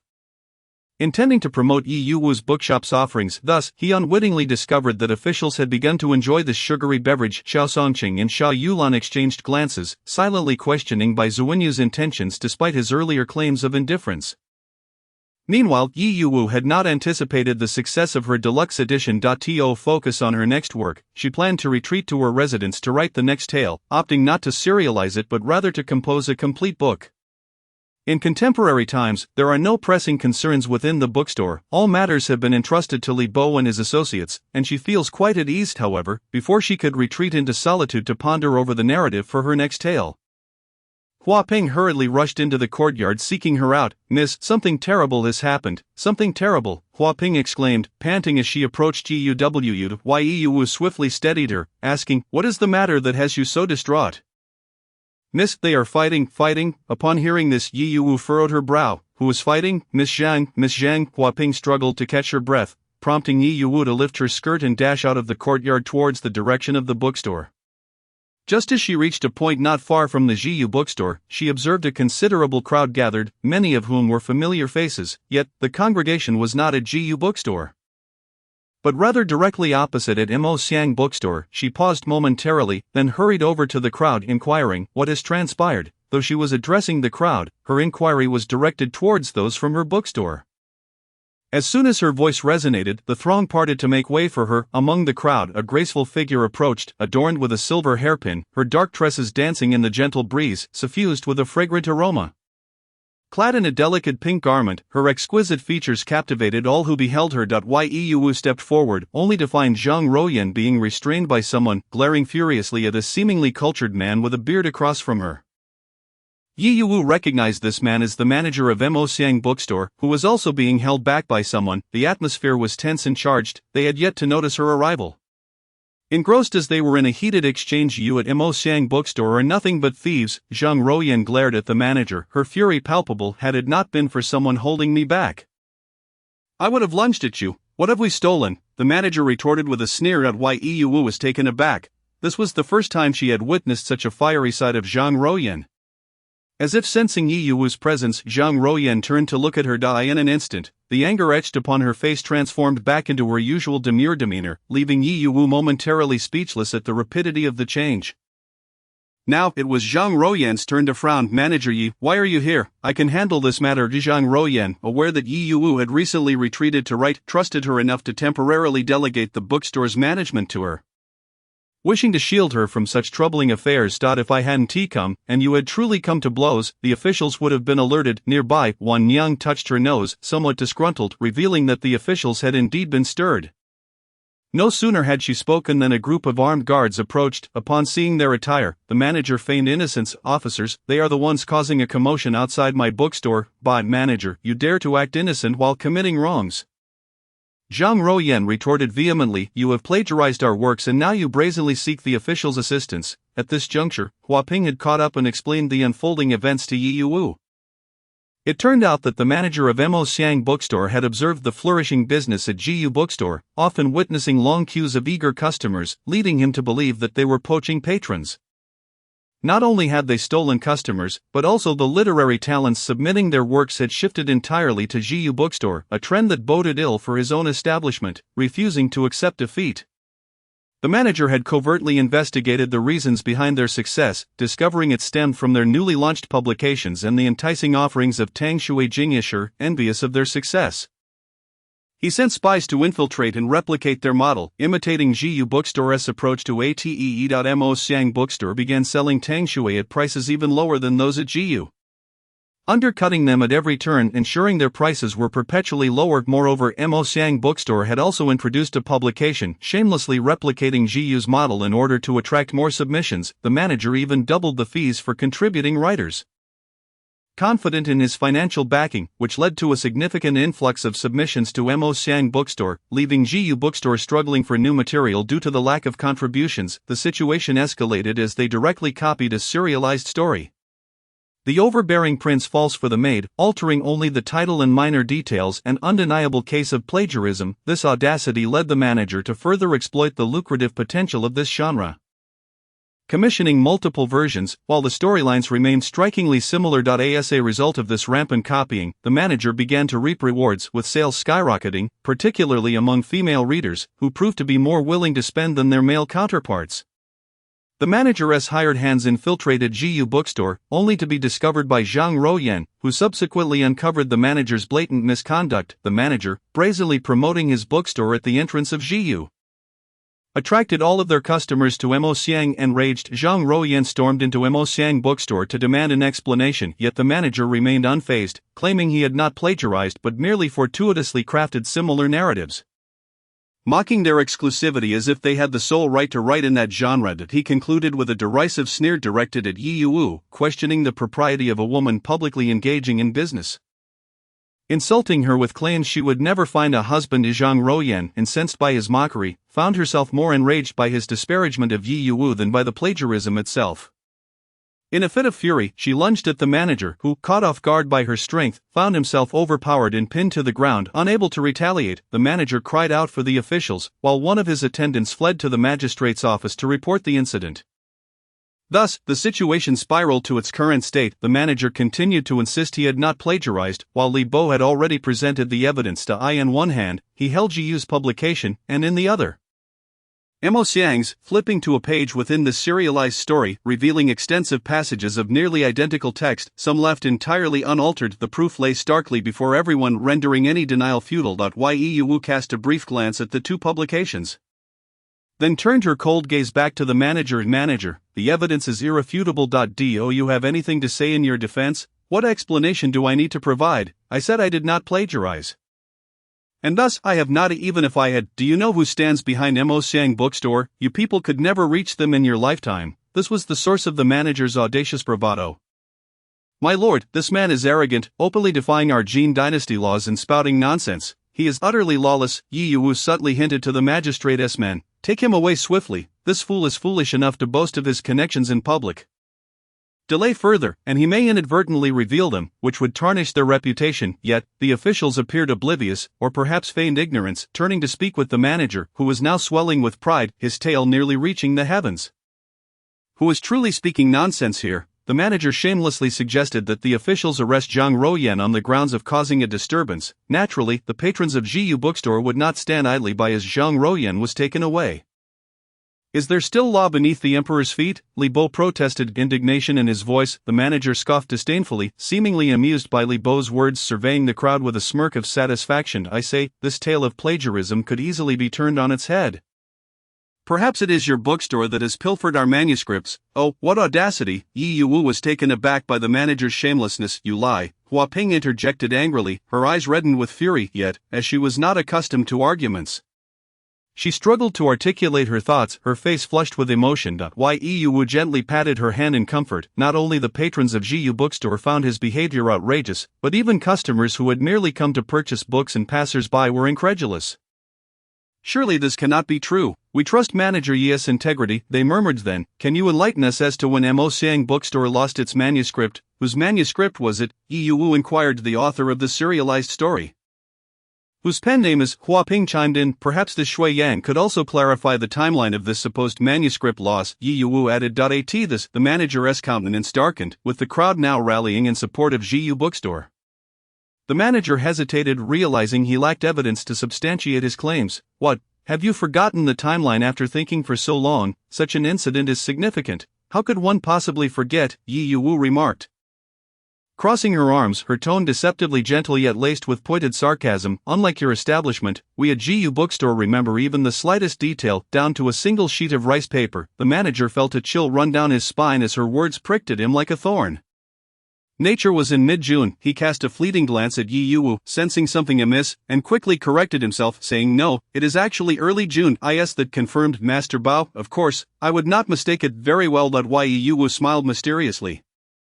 Her beauty was already striking, and this smile added a captivating allure. She slightly raised an eyebrow and glanced toward the distance, prompting the crowd to follow her gaze. A man approached. The man appeared rather impatient. "Brother-in-law, what do you want with me?" Upon hearing this, Yi Wu pondered and inquired, "Are you Shui Yang?" Shui Yang squinted as he beheld the enchanting beauty before him, his eyes widening in astonishment. "Indeed, that is I. Might I inquire if the beauty is seeking me?" Observing the situation and the grim countenance of Master Bao, even he, despite his dullness, could sense something was amiss. "I have heard that the overbearing young master and the beautiful maid was penned by you. And I have adored it for a long time. Today, seeing you in person, you truly are as gallant as I had imagined." Yi Wu smiled gently, a smile that seemed to penetrate his heart. With such a beauty expressing admiration for him, he was already feeling lightheaded. "Oh, not at all." He could barely suppress the smile tugging at the corners of his mouth. Noticing his reaction, Yi Wu immediately began to probe. "May I ask, Master Shui, I heard from Master Bao that your manuscript was lost, which is truly unfortunate. I would very much like to read it. May I inquire when it was lost?" "Lost a manuscript?" "I did not lose any manuscript," Shui Yang instinctively replied, but upon hearing Master Bao's deliberate cough beside him, he quickly corrected himself. "Oh, that, yes, it was indeed lost. As for when it was lost, it was probably early July. However, it is not a great issue. I remember all the storylines. I rewrote it, that is, the one you just mentioned about the young master and the maid. So it was early July. Are you certain of that?" "Master Shui, I was rather lamenting its loss. Of course, I remember what I have written." Ignoring Master Bao's frantic coughs and signals, Shui Yang proudly patted his chest, completely intoxicated by Yi Wu's tender affections and the adoration shimmering in her eyes. "Oh, but I heard Master Bao say that the manuscript was lost in early June. What business is it of yours, a woman, to inquire about this? Regardless, I do not recall, so let us say it was lost in early June. It matters not, as someone will inevitably replicate it.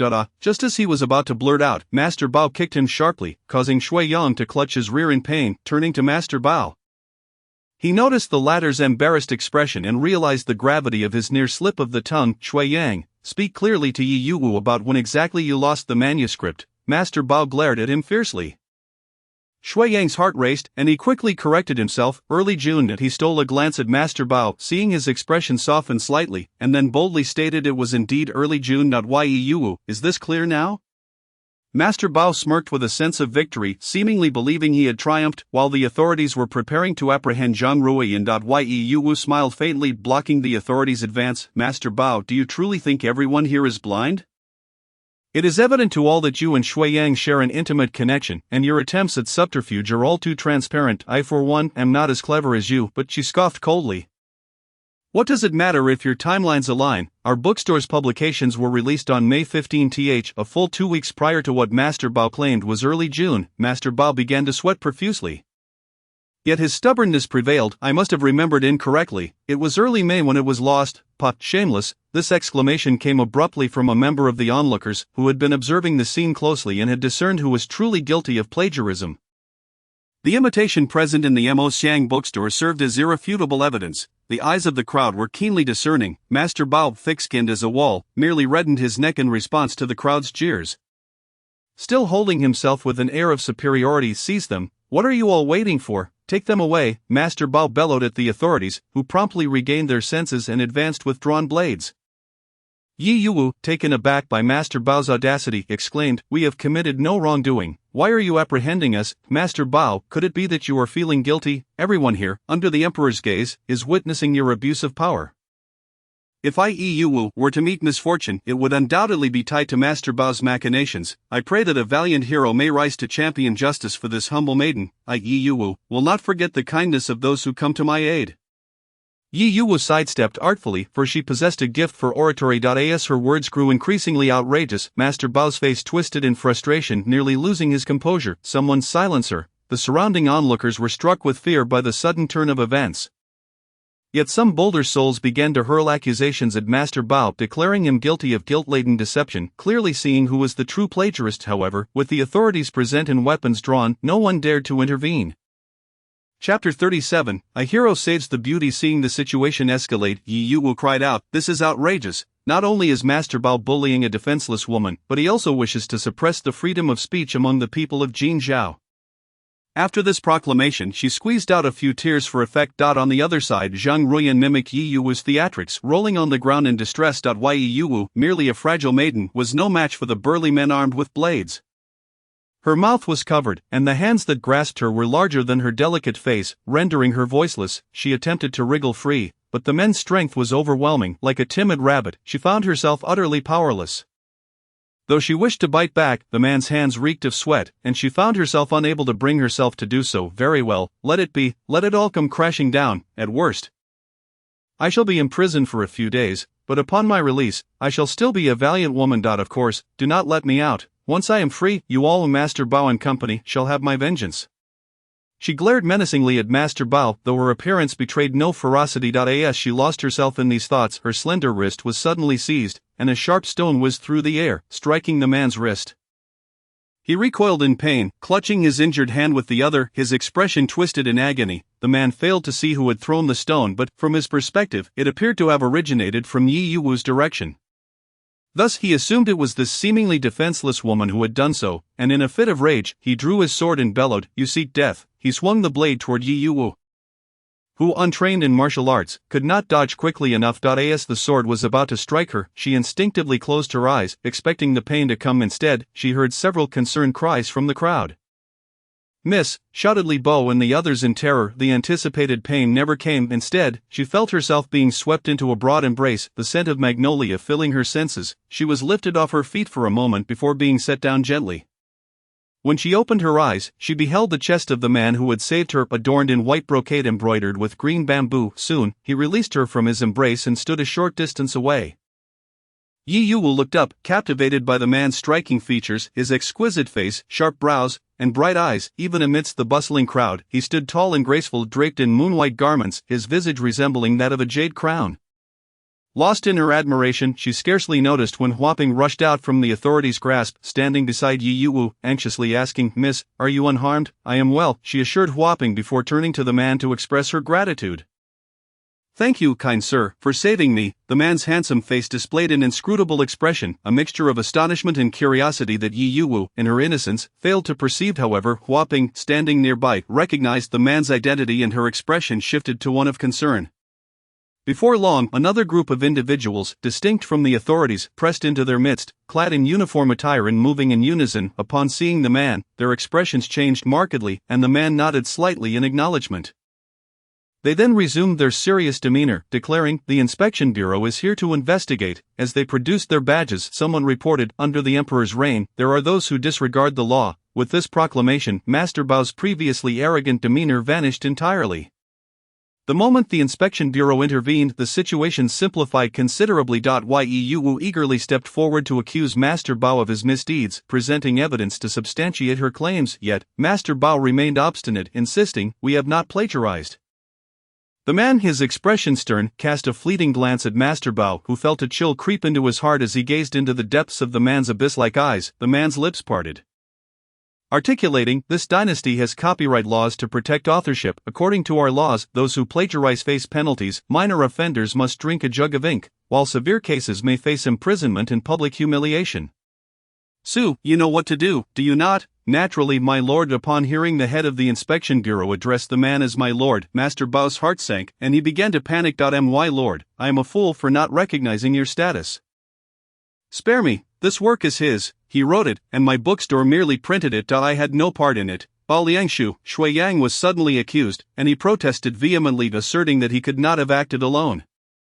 Were it not for you transcribing the script and subsequently deceiving me into adding my name Zixing into it, this situation would not have arisen. Now that the truth has come to light, do you still wish to place the blame squarely on my shoulders? Preposterous, absolutely not. As the two young men appeared ready to clash, Bai Zunyu lost all interest in their altercation and signaled for General Su to intervene. Upon receiving the Lord's glance, General Su wiped his brow. Realizing that the Lord was seeking to avenge the proprietress of the Jiyu bookstore, regardless of the outcome today, it was clear that these two would end up in jail, suffering considerable consequences. Contemplating this, he called for assistance to separate them, taking everyone associated with Mo Xiang bookstore along as well. Meanwhile, Yi Yuwu and her companions remained untouched. In fact, Yi Yuwu was quite unnerved by the Lord, who had boldly identified himself. She had not anticipated that such a young and remarkably handsome lord would come to her aid. Nevertheless, she felt compelled to express her gratitude. Thank you, my lord, for your assistance. I am deeply appreciative. As she bowed, her eyes, filled with unfamiliarity and composure, left Bai Zunyu momentarily uncertain of her sincerity. There is no need for such formalities. I merely happened to pass by and offered my assistance.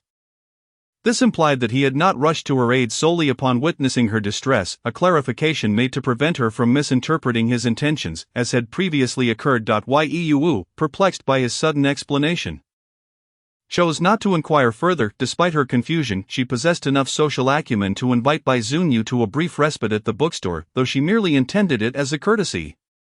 After all, the establishment was modest, and a noble such as the Lord would surely have little desire to enter. Since Madame Yi has graciously extended the invitation, I cannot decline. Just as she was about to mentally conclude with a polite dismissal, her thoughts were interrupted. Bai Zunyu smiled faintly, observing a peculiar change in Yi Yuwu's demeanor. What is it? He mused. Is she perhaps overjoyed? Lowering his voice, he spoke in a melodious tone that would undoubtedly charm modern audiences, especially when paired with his striking appearance, which could cause one to blush at a mere glance. No, the fact that the Lord would grace our humble bookstore truly elevates its stature. Yi Yuwu, already possessing exceptional beauty, delivered this flattery with such sincerity that it resonated deeply with Bai Zunyu. Amidst the astonished gazes of passers-by, Yi Yuwu led the esteemed lord into the bookstore. Chapter 38, an ancient version of Meteor Garden. Bai Zunyu's entrance into the bookstore would likely circulate throughout the following day, indirectly notifying others that Jiyu bookstore had influential support. Who would dare to provoke the establishment now? The astonishment was not limited to spectators. Even the attendant trailing the Lord was taken aback. Hadn't the Lord always ignored Miss Yi? Why today had he so suddenly dismounted his carriage to defend her and entered the bookstore? Perplexed, the attendant followed Bai Zunyu with a sense of resignation, ready to heed his commands. Yi Yuwu busied herself with hospitality, while Zhang Ruoyan and the others, just rescued, hesitated to approach. Leaving her to attend to the Lord, she had intended to offer him some of the bookstore's finest tea, but he declined, leaving her feeling disheartened and awkward as she guided him through the establishment. Providing explanations, the Lord seemed quite intrigued by her writing room and the quiet study. Bai Zunyu had not anticipated that Yi Yuwu possessed such creativity. These peculiar items were unfamiliar to him. He knew that her publications were quite popular among the noble women of Bianjing, with even his sister often seen giggling over her books. Suddenly, he recalled that his sister's birthday was fast approaching. What troubles you, my lord? Yi Yuwu had been detailing the bookstore's sweet treats when he abruptly turned to her, causing her heart to skip a beat. Had she misspoken? I have heard that Mr.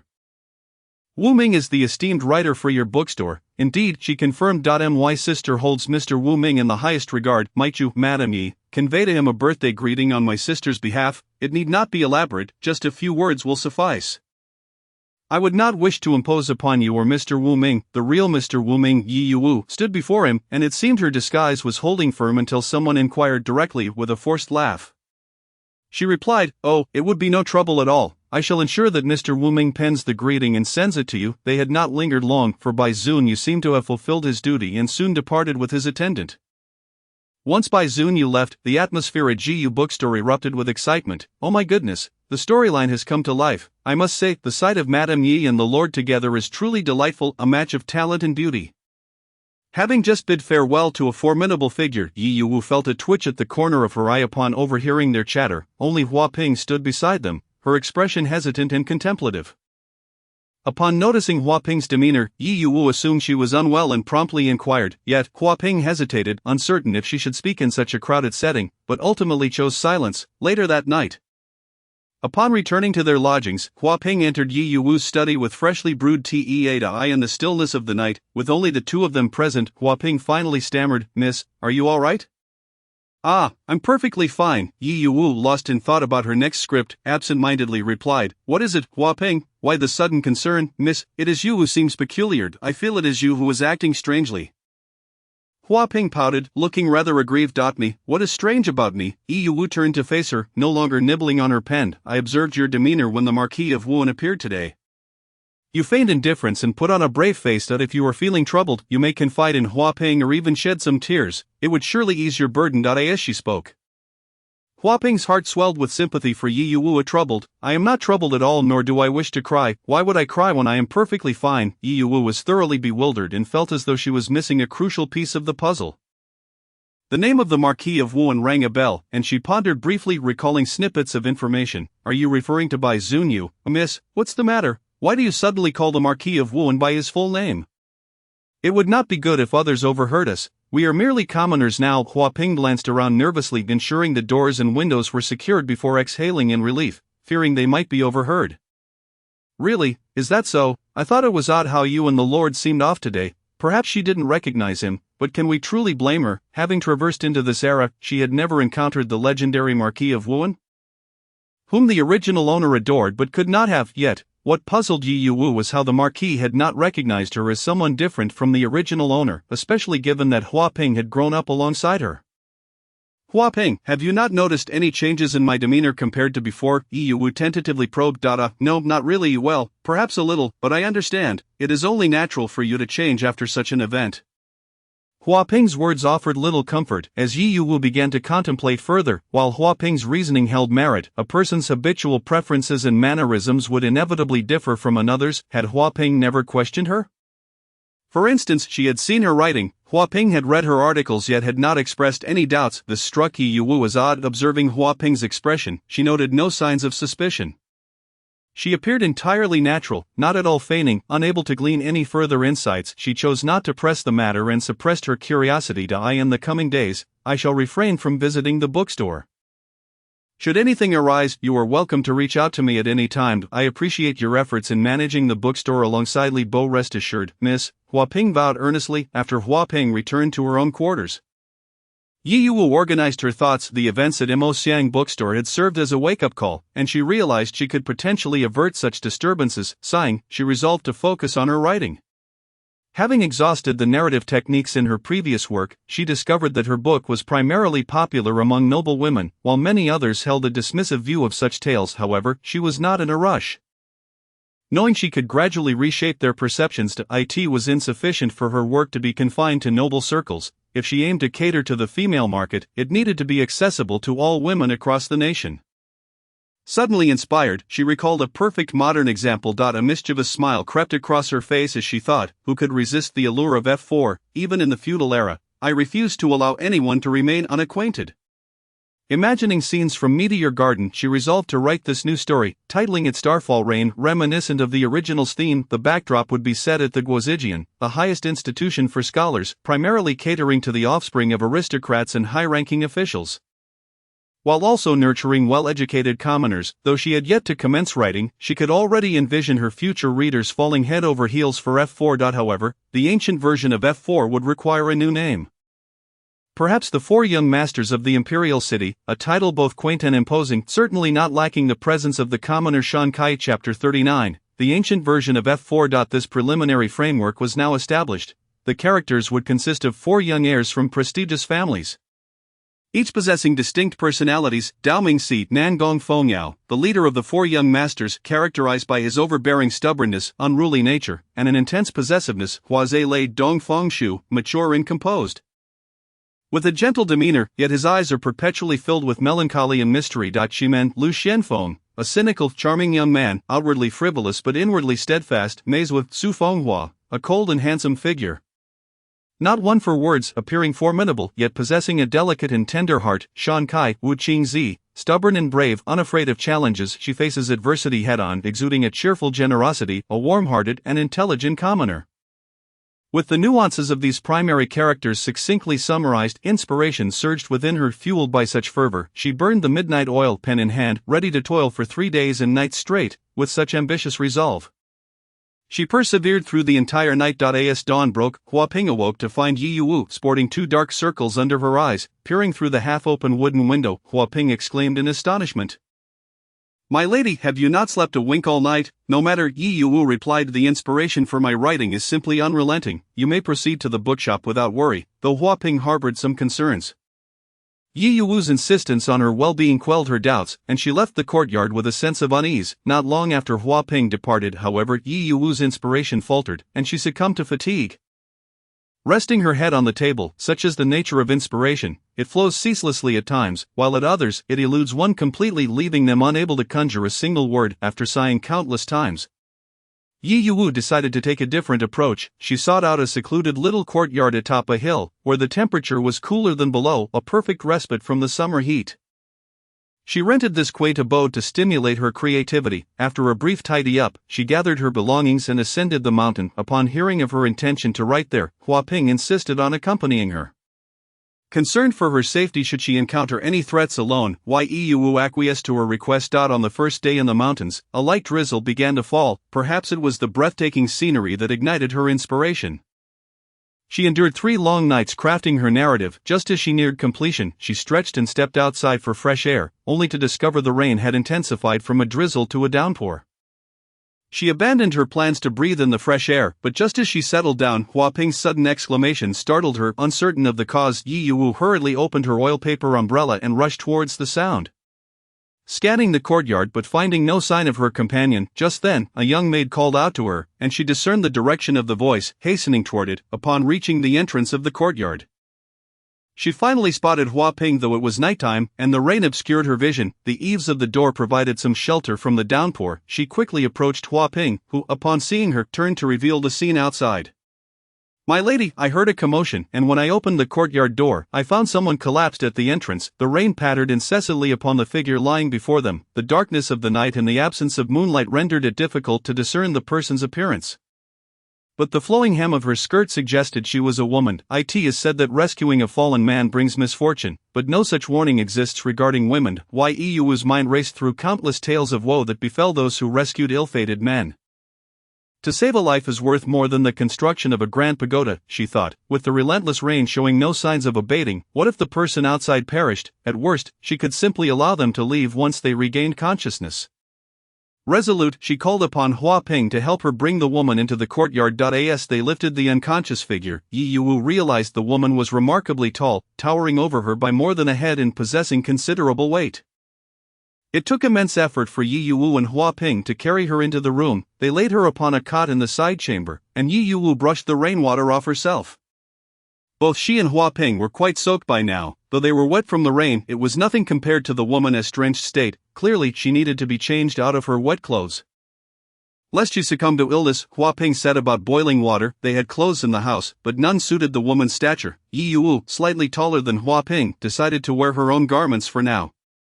Yi Yu stepped forward and pushed aside the wet hair that obscured the woman's face, revealing her striking features. Even in her disheveled state, the woman's closed eyes framed by long lashes, her high nose, and her translucent, fair skin rendered her stunningly beautiful, akin to a delicate beauty in decline. Yi Yu found herself momentarily entranced, quickly snapping back to reality as she reached to untie the woman's waist sash. Just as she touched the sash, a pair of icy hands seized her wrist with an unyielding grip, as if intending to crush her bones. Yi Yu couldn't help but cry out in pain. Striking at the wrist of the hand that held her captive in a desperate attempt to break free, yet, her struggles had little effect. With a sudden force, she was pulled onto the bed beside the woman. Instinctively, she braced herself against the side of the woman's head. In that moment, she became acutely aware of the dampness beneath her, a chill creeping over her. As she slightly lifted her gaze, her wide, startled eyes met the woman's obsidian gaze, which radiated a chilling intensity, devoid of warmth. The good news was her wrist had been released. The bad news was her neck was now in a vice-like hold. Fortunately, the pressure was not severe, otherwise Yi Yuwu had no doubt that her fragile neck would have been easily snapped. You are not a woman, Yi Yuwu exclaimed in astonishment, still caught in the throes of danger. She felt a mix of dread and disbelief. She hadn't intended to discover this so soon, but given her position, all the differences became apparent. The unmistakable Adam's apple further confirmed her suspicions. Yi Yuwu could see it clearly from her vantage point, too close for comfort. Do not raise the alarm. The voice of the man was notably clear yet laced with a raspy tone. His features marked by an air of dark elegance, enhancing his already striking appearance. Chapter 40, Falling Stars. With that, he released his grip from Yi Yuwu's neck and succumbed to unconsciousness, seeing him faint. Yi Yuwu sprang off the bed, feeling a wave of relief wash over her. Who is threatening whom? After all, I am your savior. Is this how you treat your benefactor? Frustrated, she chided him and, noticing he was oblivious, boldly pinched his handsome face, contorting it into various shapes. Unexpectedly, she had brought home a man. Yi Yuwu struggled to suppress her irritation, yet she discerned no immediate danger from him. Otherwise, she would have promptly buried him, but what to do now? Should she really just toss him outside? What if he turned out to be some dangerous individual? What if he brought trouble upon her? Yet gazing at him, she found it hard to resolve to abandon him to his fate. Gritting her teeth, she thought, when you send a Buddha to the west, you must ensure he arrives safely. She shot a warning glance at the unconscious man on the bed. Do not repay kindness with malice. She hoped he would leave by morning. It was not that she wished to be cruel. After all, there were many cautionary tales from novels and dramas, and she was no protagonist, merely an ordinary citizen who couldn't afford such misfortune. Lost in her thoughts, Yi Yuwu was interrupted by Hua Ping entering with a wooden basin filled with warm water. Seeing Yi Yuwu standing in a daze, seemingly deep in contemplation, she assumed the young woman was tired or unfamiliar with the task of tending to others, and thus had not changed out of her wet clothes. Without further thought, Hua Ping approached, reaching out to help undress the man on the bed. However, before she could touch his garments, Yi Yuwu grasped her hand. Hua Ping, you need not stay here for the time being. You've just boiled water, and the hour is late. You're still damp. Be cautious of catching a chill. Go change your clothes first. But here, Hua Ping protested, I can assist with the cleaning. Yi Yuwu successfully ushered Hua Ping out. Then, feeling a mix of irritation and determination, she took a cloth, moistened it with warm water, and proceeded to wipe the man's face and neck before wringing out his long, dark hair. As he was a man.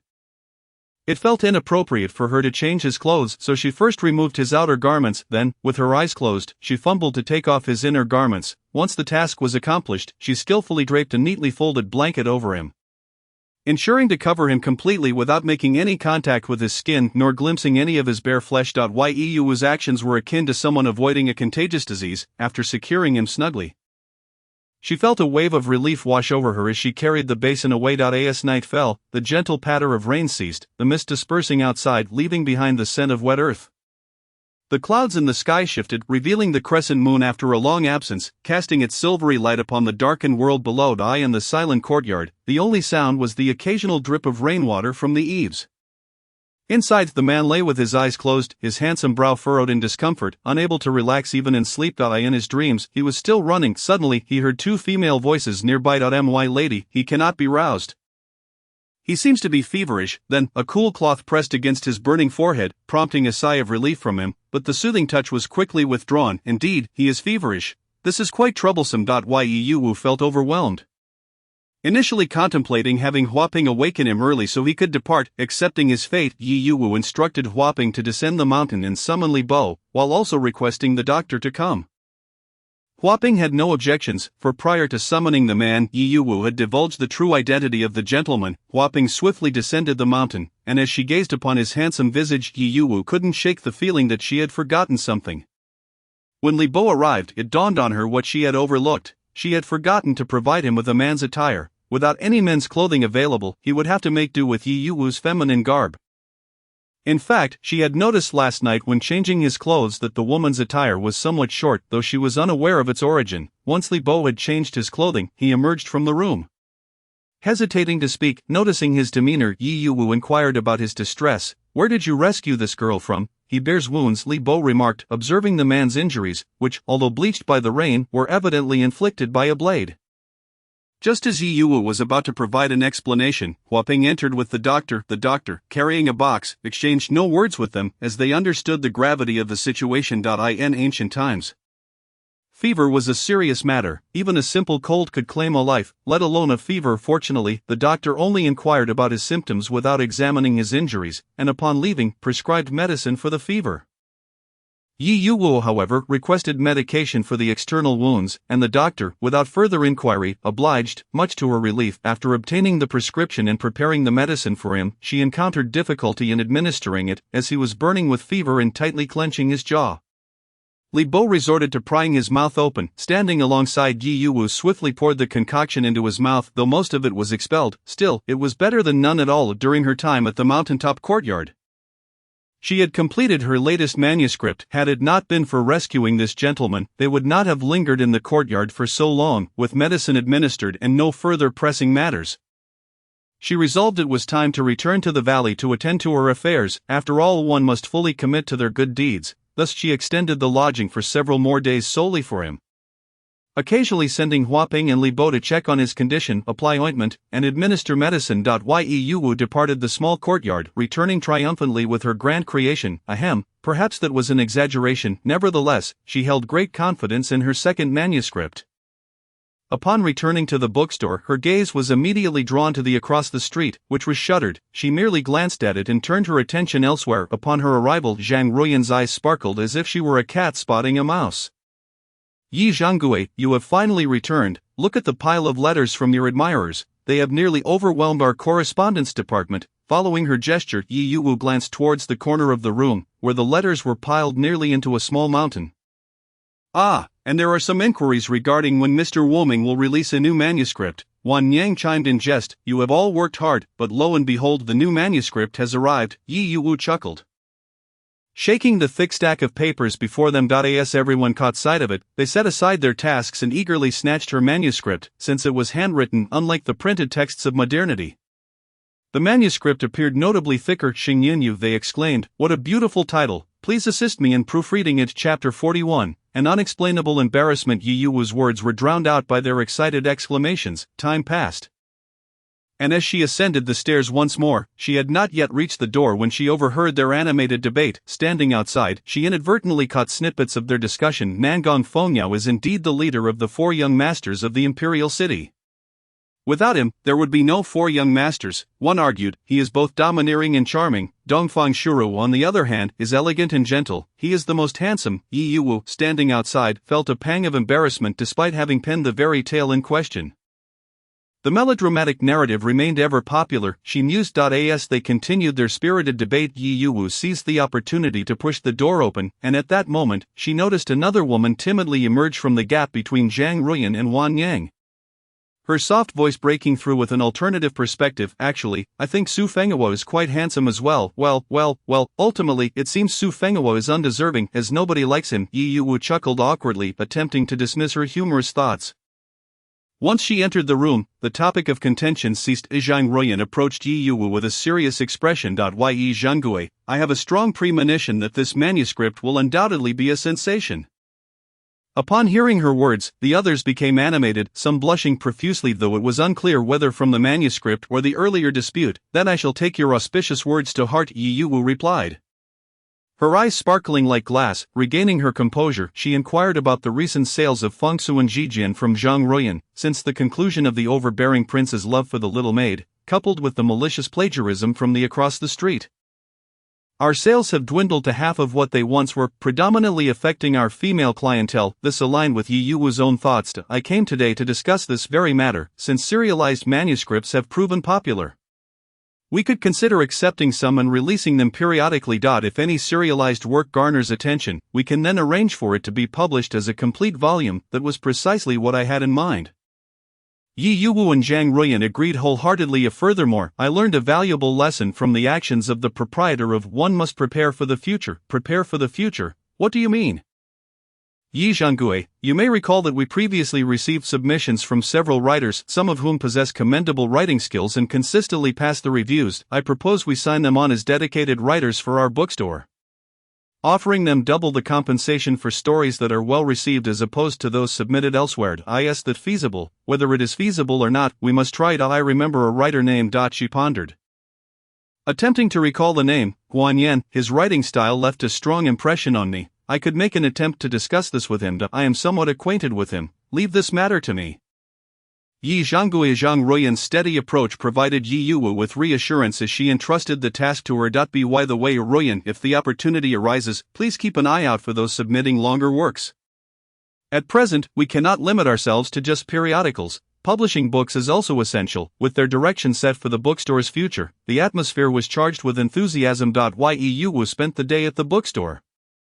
Oblivious to the darkening sky, she sat at the front desk adorned in a resplendent red garment, a stark contrast to her previous simple attire. The flowing fabric accentuated her slender waist, lending an ethereal quality to her fair skin, which bore a rosy hue. Rarely she had styled her hair into a lofty bun, a request she had reluctantly acquiesced to after much persuasion from Huaping. Her beauty was subtle yet enchanting, striking a delicate balance between innocence and allure. Just as she prepared to stretch, Huaping rushed into the bookstore. Huaping, take care, you always rush in like a whirlwind. Be careful not to trip. Fear not, miss, I am being cautious. Oh, I almost forgot to mention something important. She slapped her forehead, leaning closer to Yi Yuwu, whispering in a voice only they could hear, Miss, he has awakened. Qi Jingyue opened his eyes to find himself in an unfamiliar room. As he displayed a wary expression, the door swung open. He cast a fleeting glance, and there stood a young woman clad in azure garments. Surprised by his awakening, her delicate face mirrored her astonishment as she approached, holding a wooden tray. Stuttering, she inquired, why you're awake? This is the medicine for your fever. Please drink it while it's warm. I'll go inform my lady. With that, she hurriedly exited, oblivious to the depth in his gaze, unsure of his whereabouts or the identity of his savior. He hesitated to drink the herbal remedy. Instead, he contemplated rising to dispose of the medicine. However, before he could stand, he noticed he was clad in a snug women's outfit, one that was even smaller than the one he had been wearing when fleeing from his pursuers. He furrowed his brows, enduring the discomfort of his attire, and made his way to the side to pour the medicine into the soil of a nearby potted plant, utilizing his keen senses honed from years of martial practice. He quickly discerned the courtyard was deserted. He cautiously pushed the door open and peered outside, confirming the absence of anyone. He refrained from making a hasty exit, as he was unfamiliar with the surroundings and wary of potential ambushes. Moreover, his injuries had yet to heal, and he wanted to ascertain the intentions of his hosts. He completely forgot that he had previously awakened when Yi Yuwu had attempted to loosen his clothes. Moments later, the sound of footsteps echoed in the courtyard as Yi Yuwu and Huaping entered. Pushing open the door, the individual on the bed was indeed awake, reclining against the headboard in a relaxed manner. Upon hearing their entrance, he slightly turned his head to acknowledge them. One cannot help but marvel at the exquisite craftsmanship of the goddess and Hua, even clad in an absurd and ill-fitting woman's attire. His countenance remains utterly unblemished. His face is as smooth as white jade, and his figure is as graceful as freshly fallen snow. However, the expression upon his visage is notably faint, imbued with a certain aloofness. While his obsidian-like black eyes, bright and clear, conceal a sharpness akin to that of a keen-eyed eagle, revealing an identity of no ordinary significance, this realization only strengthens Yi Yuwu's resolve, prompting her to dispense with pleasantries. Since the young master has awakened, it would be prudent to vacate this place. Let him not hold my actions against me. To saved your life is no small favor, such an obvious statement. Yet Qi Jingyue appears to grasp its implications. Observing the attire and demeanor of these two young women, he surmises they must belong to a prominent family, rather unlike that of a mere servant. Chapter 42. Disguised as a woman, he indeed wishes to depart, but his injuries have yet to fully heal. Moreover, his recent encounter with assailants was shrouded in mystery, having been missing for several days. Various factions would undoubtedly seek him out, with the foremost among them being those intent on his assassination. He could easily contact his associates, yet he cannot afford to reveal himself just yet. He must devise a means to draw out the puppet master behind this scheme, ensuring he extracts his due recompense. In a fleeting moment, Qi Jingyue has already formulated a strategy. However, Yi Yuwu, noticing his inaction, grows anxious. Surely he does not intend to linger here. Is it that he lacks funds? With that thought, she generously produces her coin purse, her movements hurried, fearing he may truly refuse to leave, yet, within the purse lie only a couple of coins. Unwilling to part with too much for a stranger, she retains half a coin and presents him with a plain white cloth bag devoid of embroidery, a bag she had sewn herself.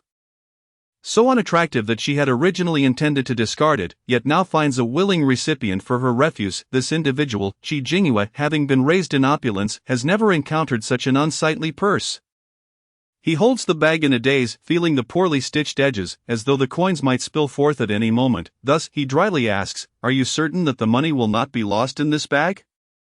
Alas, no wonder it feels so light. Qi Jingyue pinches his brow, dismissing the notion of espionage given the foolishness of this woman. He holds up the purse, his downcast gaze accentuating his disheveled appearance, which, despite its disarray, is marked by striking features that shimmer with a radiant glow embodying a blend of languor and sorrow. He states, "I intended to travel to the capital for the imperial examinations, yet encountered bandits on the way, resulting in the demise of my servant. Captured by these brigands, I don women's clothing to escape, only to find myself relentlessly pursued. I sustained grievous injuries, which led to my fainting outside your courtyard. Now, I possess not a single coin. Even if you were to grant me these funds, I would be unable to return." His demeanor suggests sincerity, and he indeed appears somewhat pitiable, though she would never concede to being swayed by his looks. He continues, "You have saved my life. I am at a loss for how to repay your kindness. Perhaps by offering myself in servitude." Yi Yuwu instinctively interjects, only to realize the impropriety of her response. Covering her mouth with a nervous laugh, "I was merely jesting, please do continue." A fleeting shadow of melancholy almost disrupts Qi Jingyue's handsome visage, but he quickly regains composure, unaffected by her jest, and replies, "I am determined to repay your generosity.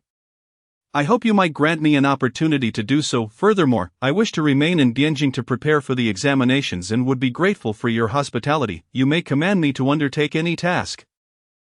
I would be eternally thankful." If his words hold truth, then this examination is of paramount importance to him. The opportunity to test himself in Bianjing is not easily attained, having undergone rigorous selection. His offer to work for her ignites a spark of interest in her eyes. Could he not serve as free labor? Just as her bookstore is in need of assistance, his feminine guise would serve well to attract customers. Standing as an inviting figure at the entrance. Yi Yuwu's thoughts race with possibilities, while Qi Jingyue believes he has successfully persuaded her. "Very well, I am in need of help at my bookstore. Once you have recovered sufficiently, you may assist there. I shall provide for your meals and lodging, and should you perform well, I shall offer you a share of the profits. A share of the profits? The notion of rewards exclusively reserved for him as a master, not the other way around, causes Qi Jingyue's expression to darken momentarily. He suppresses any sign of discontent. Yi Yuwu, seemingly oblivious to his reaction, proceeds to exchange names with him amicably. Thus, an agreement is struck. Yi Yuwu promises to bring him suitable clothing the following day, urging him to focus on his recovery before she departs with Huaping. Returning to their original residence, left to recuperate alone on the mountain, Qi Jingyue receives occasional visits from Huaping or Li Bo, bringing him nourishing soups and sustenance. He refrains from hastily contacting his allies. Aware that the capital is in turmoil, though not chaotic enough to warrant immediate action, he resolves to bide his time for a few days. The following morning, Yi Yuwu indeed fulfills her promise, presenting him with a well-fitted outfit, albeit still women's clothing. Huaping, tasked with delivering the garments, finds Qi Jingyue's expression one of distaste, her forehead pressed with frustration as she implores, "Will you wear it or not? You promised my lady yesterday." With a pout of dissatisfaction, Huaping insists, "You must try it on. If it does not fit, I will need to take it back to the tailor for adjustments." Qi Jingyue, swallowing his pride, reluctantly takes several sets of clothing into his room to try on. Fortuitously, the garments fit him well, leading Huaping to depart in satisfaction. Meanwhile, the bookstore begins to circulate a new tale.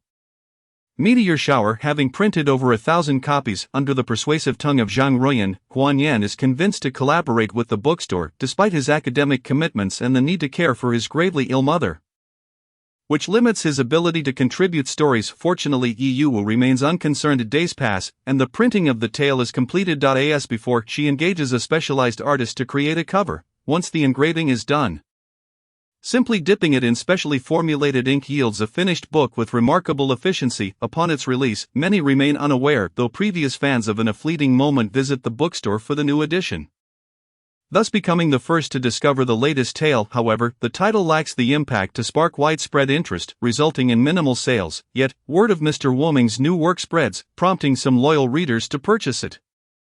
On the first day, only 30 copies are sold, and while Yi Yuwu remains unperturbed, Huaping grows anxious. The following day, news seems to circulate from an unknown source, drawing a crowd of eager readers, those who had purchased the book the day prior.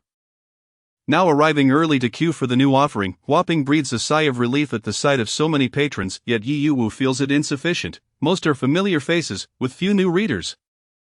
Predominantly from affluent families and the circles of noble women, her ambition extends beyond mere visibility. She desires her work to achieve widespread recognition, thus she adapts her strategy, reverting to a previous method, distributing flyers. Wasting no time, she enlists several young ladies to assist in crafting the flyers. Once Qi Jingyue's health improves, he relocates to the bookstore.as for why he does not remain in the small courtyard. The rental period has expired, and that modest abode is rather costly. It serves only as an occasional retreat for inspiration. As new women arrive, apart from the informed Huaping and Li Bo, the others express considerable curiosity about him. Primarily due to his remarkable beauty, it is well known among the staff that Yi Yuwu possesses striking looks, yet none expected to encounter someone even more enchanting. Chapter 43, Missing dressed in the gown specially tailored for him by Yi Yuwu. He appears resplendent in flowing white fabric, accentuating his fair and luminous complexion. His face is exquisite, unmarred by any flaw. His high-bridged nose, delicate lips, and long, lustrous lashes contribute to an air of languid elegance. His demeanor, though seemingly detached, only enhances his ethereal beauty. He requires no adornments or intricate hairstyles, merely allowing his raven-black hair to cascade freely captures the gaze of all who behold him. However, his stature and deep voice betray his true identity. Yi Yuwu explains to Zhang Ruyan and the others that his voice was ruined by a childhood fever. At this revelation, Qi Jingyue glances at her with a hint of amusement, seemingly impressed by her ability to weave such tales. Unfazed by his gaze, Yi Yuwu continues to introduce herself to the others. The name he previously shared with her is his given name, Qingming, leaving them unaware of his surname. As they prepare to distribute flyers, Yi Yuwu recognizes her companion's hesitations and decides against sending them out alone, opting instead for a collective effort. Thus Yi Yuwu, Li Bo and Xing Huaping and Qi Jingyue venture forth together. To her surprise, Qingming volunteers to join. Despite his usual indifference to all matters, his true intent is not a desire to distribute flyers, but rather to seize an opportunity to survey the current state of affairs in Bianjing. They set up a small stall in a bustling area of the street for their flyer distribution. However, they do not approach the task blindly. Anyone who purchases a new tale is granted a chance to enter a lottery. The prizes are varied: a participation award with no reward, third place offering rice, oil, or flour, second place providing a chicken or duck, and the grand prize being a horse, an equivalent of modern transportation. This strategy effectively captures the attention of the common folk. Naturally, most are motivated by the allure of the horse, but only one such prize is available. As soon as several individuals took to the streets to distribute flyers, they heard rumors that purchasing a book could lead to winning a horse. Instantly, they inquired where they could buy books, thus directing them to the entrance of the bookstore. At the entrance, a small stall was being watched over by Zhang Ruyan and others who, during their leisure moments, assisted in copying the flyers. To enhance credibility, they deliberately displayed the prizes in a visible location within the store. Particularly eye-catching was the horse, majestic and gleaming, tied outside the bookstore, capturing the attention of many passers-by. Yi Yuwu, who was distributing the flyers, had a clever idea. She donned animal headgear from a previous event for each participant. Wearing the headgear alleviated any fear of social embarrassment, an essential item for the occasion. When Qi Jingyue received the headgear, his eyes sparkled with surprise, as if he had never encountered such a spectacle before. He found it difficult to fathom how a woman could possess such a wealth of ingenuity running a bookstore, making sweet drinks, and even establishing a repair service for books. While other bookstores conducted themselves with decorum, she opted for theatrics to attract customers. He was astonished to learn that she was not a wealthy heiress, but rather an ordinary woman managing a nearly defunct bookstore. However, the headgear suited his purpose perfectly, allowing him to observe the situation in Bianjing without revealing his identity, seizing the opportunity to distribute flyers on a street where others could not see him. He discreetly slipped away from the scene. Meanwhile, Yi Yuwu remained oblivious, diligently passing out flyers. Just as she was about to turn around after nearly finishing her task, she found herself surrounded by a group of ruffians. "What are you distributing? Let us take a look." This gang was notorious in the impoverished street, where the nearby residents lived in poverty and the authorities seldom intervened. They had come to collect protection fees, and local merchants avoided them out of fear. Unbeknownst to Yi Yuwu, she had wandered further away from her companions and had caught the attention of these miscreants. "Beauty, I saw you not far from here just a moment ago. Look at your hands, so fair. Why not remove that peculiar thing from your head and let us see your lovely visage?" With that, the group of ruffians burst into laughter. Observing their demeanor, Yi Yuwu felt an unexpected surge of courage. These ruffians appeared akin to the cannon fodder one might find in a novel. However, she wondered where her heroic savior was. She glanced around, hoping to spot someone who might come to her aid. But alas, the once bustling street had become deserted. Swallowing hard, she said, "Gentlemen, it's not that I don't wish to remove it, but rather that I am so dreadfully ugly. If I were to take it off and frighten you, my conscience would not allow it." "Ha, what are you afraid of? We've seen all kinds of faces. But if you don't remove that strange thing, it's no matter, we can still appreciate your figure, even with it on." The leader of the gang leered at her, making her feel quite nauseated. As the men drew closer, it seemed her innocence might well be compromised. In a moment of reckless determination, she straightened her back and puffed out her belly.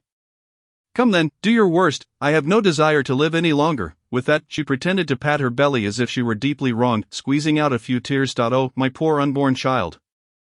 My mother is near death, my father does not care for me, and I find myself at the mercy of a heartless man who deceived me both in body and spirit. I came to Byinjing in search of him, only to be cast aside. I merely wished to earn a meager living. Oh heavens, why do you treat me so? Let me die, let me die. I no longer wish to live." Yi Yu's melodramatic display left the ruffians momentarily stunned.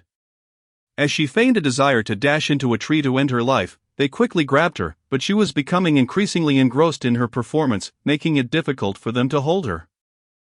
"Sister, life is too short for despair. What troubles you cannot be insurmountable, insurmountable. Oh, indeed, they are." Tears streaming down her face, Yi Yu will continue to secretly observe them through the openings of her headgear, that if anyone were to pass by, they would witness this comical scene: a group of burly men clumsily tugging at a young woman adorned in an oversized, peculiar headpiece. "Sister, if you have grievances, do share them with us, do not resort to such desperate measures." "Grievances? Oh, there are many. Since you wish to hear my woes, I shall unleash my imagination upon you. None of you shall leave today." Meanwhile, as the sun began to set, Huaping and the others had long returned to the bookstore but had yet to see Yi Yu or Qi Jingyue. Upon inquiring, they discovered that no one had seen the two all afternoon, which stirred a sense of concern among them, especially since they were women, and the encroaching darkness posed an even greater danger. Chapter 44, Amnesia, the cast-off wife. Thus, they resolved to venture out in search of them. Just as they were about to depart, a figure appeared in the distance, silhouetted against the setting sun. Huaping rubbed her eyes and realized it was Qingming returning. She hurried to ask him, "Where is my lady? Did she not accompany you?" Qi Jingyue paused, narrowing his dangerous eyes. "No, what shall we do? My lady has never been gone for so long. Surely she has not encountered any misfortune." Huaping's voice trembled with worry, nearly bringing her to tears. Zhang Ruoyan stepped forward to comfort her. "Do not fret, we shall split up and search for her." Before she could finish, the tall young woman had already departed, leaving Huaping slightly astonished, reflecting on how the newcomer had a seemingly cold exterior but a warm heart. Just then, Bai Zuanyu, passing by the governor's residence, habitually glanced at the bookstore as he walked by. Suddenly his brows furrowed in concern, and he called out to the servant outside, "Chenfan, what is happening out there?" "My lord, I shall inquire." After a brief moment, Bai Zuanyu, seated in his spacious and luxurious carriage while playing chess, heard the servant approaching. "My lord, the people at the bookstore say that Manager Yi has suddenly vanished." No sooner had he spoken than the curtain at the carriage door was lifted. The servant, who had been bowing to deliver the message, looked up in surprise to find the lord's expression darkened, his handsome face clouded with concern. Was this still the calm and collected Duke of Wuan? Unbeknownst to them, at that very moment Yi Yu was seated at an outdoor tea stall, regaling a group of ruffians with the tale of her tragic life. However, it was primarily Yi Yu who spoke.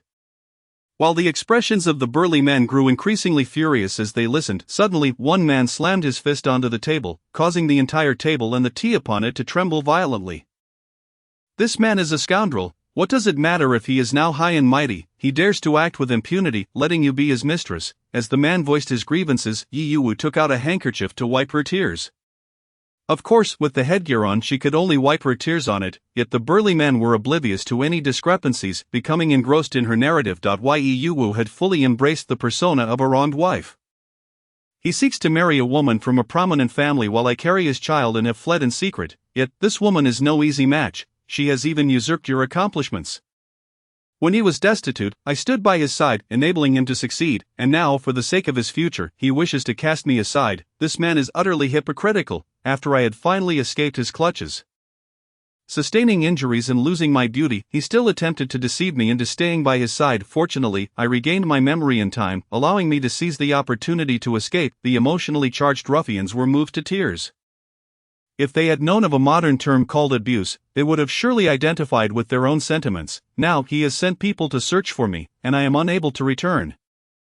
Thus, I devised this plan to wear a headpiece, and thankfully the manager of the bookstore pitied me and offered me this job, distributing these flyers. As she spun her tale, Yi Yuwu made sure to promote her own bookstore. The burly men casually took the flyers, exclaiming, "It seems the bookstore manager is a good person. We must visit and buy a few books to show our support for this kind-hearted manager." "What are you suggesting? Collecting protection fees? Are you certain you wish to show your support and not cause trouble?" Yi Yuwu gazed at the muscular men and fell into contemplation. "Thank you for the invitation, but perhaps I shall pass. I regret promoting the bookstore now." Just then, a timid voice piped up from the side. Miss, could I have a flyer?" Upon hearing the voice, Yi Yuwu turned to see the coarse-clad tea stall owner, who had trembled in fear at the sight of the ruffians earlier but was now emboldened by curiosity. Yet Yi Yuwu had already noticed that he had been eavesdropping on her tale, which amused her. The owner had indeed heard, as their voices had been just loud enough for him to catch every word. The human penchant for gossip is insatiable, and with Yi Yuwu's vivid storytelling, filled with highs and lows, it was far more captivating than anything they might hear at a storytelling hall. Everyone was drawn into her narrative, no one more so than the owner. Yi Yuwu handed him a flyer and expressed her gratitude. "Thank you, kind sir. Please take this money, but do be cautious and avoid drawing attention to yourself. You never know when that scoundrel might discover your identity and try to bring you back." "Thank you, sister, you are truly kind-hearted, but I cannot accept this money. Who knows if it is not someone else's hard-earned money?" She insisted on escaping their clutches first. Do not be modest. Take it. The ruffian, who had never been called a good person before, insisted on handing her the money. "Absolutely not. I cannot." Yi Yuwu pushed the money pouch away, exclaiming, "Stop it, you ruffians." The thug leader shoved her again, and from a distance, it appeared as though a man was attempting to grasp a woman's delicate hand. While she resisted his advances, "Let her go." Suddenly, a crisp, icy voice pierced the harmonious scene. Yi Yuwu and her companions turned towards the sound, only to behold a tall and elegant figure. The man was clad in an exquisite brocade robe adorned with intricate and beautiful patterns, standing in stark contrast to the squalor of the slums. Most striking was his handsome face, exuding an unparalleled air of nobility, crowned with a jade cap, his eyes deep and inscrutable. This was Bai Zunyu, who had hurriedly arrived upon receiving news from his hidden guards. The group of burly men before him were momentarily taken aback by his imposing demeanor, but quickly regained their composure. "Sister, is this the heartless man you spoke of?" Before Yi Yuwu could explain, the thugs, having jumped to conclusions, now wore fierce expressions. "How dare that vile heartbreaker show his face here? Fear not, sister, we shall avenge you." With that, they kicked over a nearby stool and swaggered towards Bai Zunyu with great bravado. "Wait, I haven't finished," Yi Yuwu attempted to call out, but was held back by the tea stall owner. "And miss, while they are defending your honor, you should escape at once, otherwise if that scholar sends others after you, there will be no way out." The owner gestured towards an alternate path. Yi Yuwu felt tears welling up. "Thank you for your kindness, dear shopkeeper. What I just said was merely a fabrication. Will they really kill me?" "Things are not as you imagine." She weakly raised her hand to continue explaining, but the group of thugs offered her no opportunity. Just as she finished speaking, the men outside let out a roar, charging towards Bai Zunyu with fists raised, shouting, "You pretty boy, heartless wretch, you abandoned your humble wife. Today, you shall taste our wrath." Bai Zunyu, who had come specifically to rescue her, was taken aback. Meanwhile, Yi Yuwu, almost dragged away by the shopkeeper, thought, "Oh no, this is disastrous." Chapter 45, Shock. The Marquis has gotten a girl pregnant. The thugs were robust, while Bai Zunyu appeared quite slender. It was evident who was stronger. Yi Yuwu extended her hand, pleading for mercy. She could hardly bear to watch, instinctively closing her eyes as the thug's fist collided with Bai Zunyu's face. Predictably, a cry of anguish followed, but the sound was somewhat peculiar. Why were there multiple cries of distress? Yi Yuwu pondered. Cautiously, she opened one eye, and upon seeing the scene before her, her other eye widened in astonishment, both filled with disbelief. The thugs lay sprawled on the ground, howling in pain, utterly unable to rise. In the midst of the open space stood a singular, upright figure. Noticing Yi Yuwu's astonished expression, he cast a brief glance in her direction. Clad in a dark brocade robe, untainted by dust, his strikingly handsome face bore an expression of cold indifference, as if nothing could capture his interest, which only accentuated his exquisite features with an air of aloofness. Yi Yuwu felt a twinge of embarrassment. It seemed his mercy was directed at Bai Zunyu, abandoned wife. Bai Zunyu effortlessly dispatched the group of thugs and turned to approach her, his chilling voice oddly enchanting, sending shivers down Yi Yuwu's spine. My lord, please speak normally, she thought. Ha, my lord, allow me to clarify, she chuckled awkwardly, realizing she had nearly blurted out her thoughts. Sister, run, shouted one of the battered thugs upon seeing Bai Zunyu approach Yi Yu. Fearing she would be captured by the heartless man, he then turned to cursed Bai Zunyu's retreating figure. You leech, how can you betray the wife who accompanied you all the way to the capital for the examination? You treat her this way, and she carries your child. Yi Yu's complexion drained of color, too afraid to meet the gaze of the imposing figure before her. No, big brother, please stop, I'm not pregnant with his child. Sister, you've been unfaithful, the thug exclaimed in shock. Well, this is the end, they kept interrupting her. It was confirmed that these ruffians were indeed quite dense. She decided not to explain further. Bai Zunyu, looking somewhat bewildered, narrowed his eyes dangerously at Yi Yu. Your child, he asked, his tone ominous. Yes, yours, are you satisfied now? Just then, a group of individuals clad in coarse, short garments with neatly tied hair arrived. Yi Yu was unaware of their identity. But as soon as she uttered those words, they happened to overhear. The guards who had rushed in to clean up after the Marquis were shocked. What? The Marquis has gotten a girl pregnant. Others gasped, my heavens, what did I just hear? Is this something I should know? A servant who had hastily followed the Marquis exclaimed, good heavens, no wonder the Marquis was in such a hurry, sensing the astonished gazes of those present. Yi Yu realized she had made a grave mistake and hurriedly explained the situation. Fortunately, no one interrupted her this time, allowing her to clarify, once her throat was dry and her explanation complete. She lifted her gaze to find Bai Zunyu watching her with a bemused expression, as if he were amused. Are you finished? He inquired, casually pushing a cup of tea towards her. I suppose so.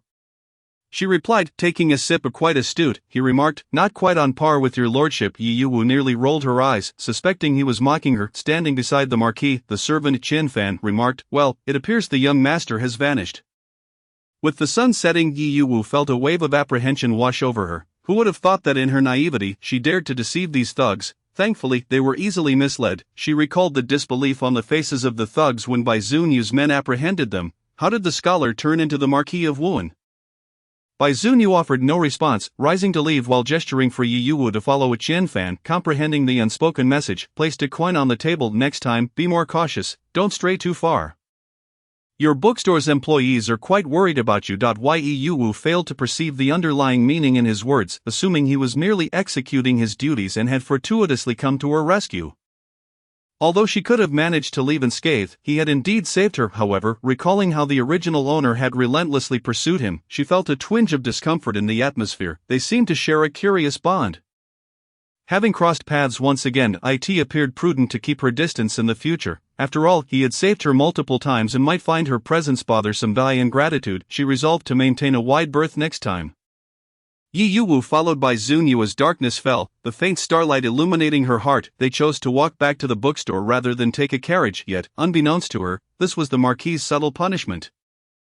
A lesson to ensure she remembered the way and never got lost again. The journey was silent, and before they reached the bookstore, they noticed figures approaching with torches. Before Yi Yu could react, she was suddenly embraced by Hua Ping, who exclaimed, where have you been? You frightened us to death. The young girl, terrified, nearly cried. Yi Yu comforted her, stroking her hair. As the torches drew nearer, she spotted the others from the bookstore.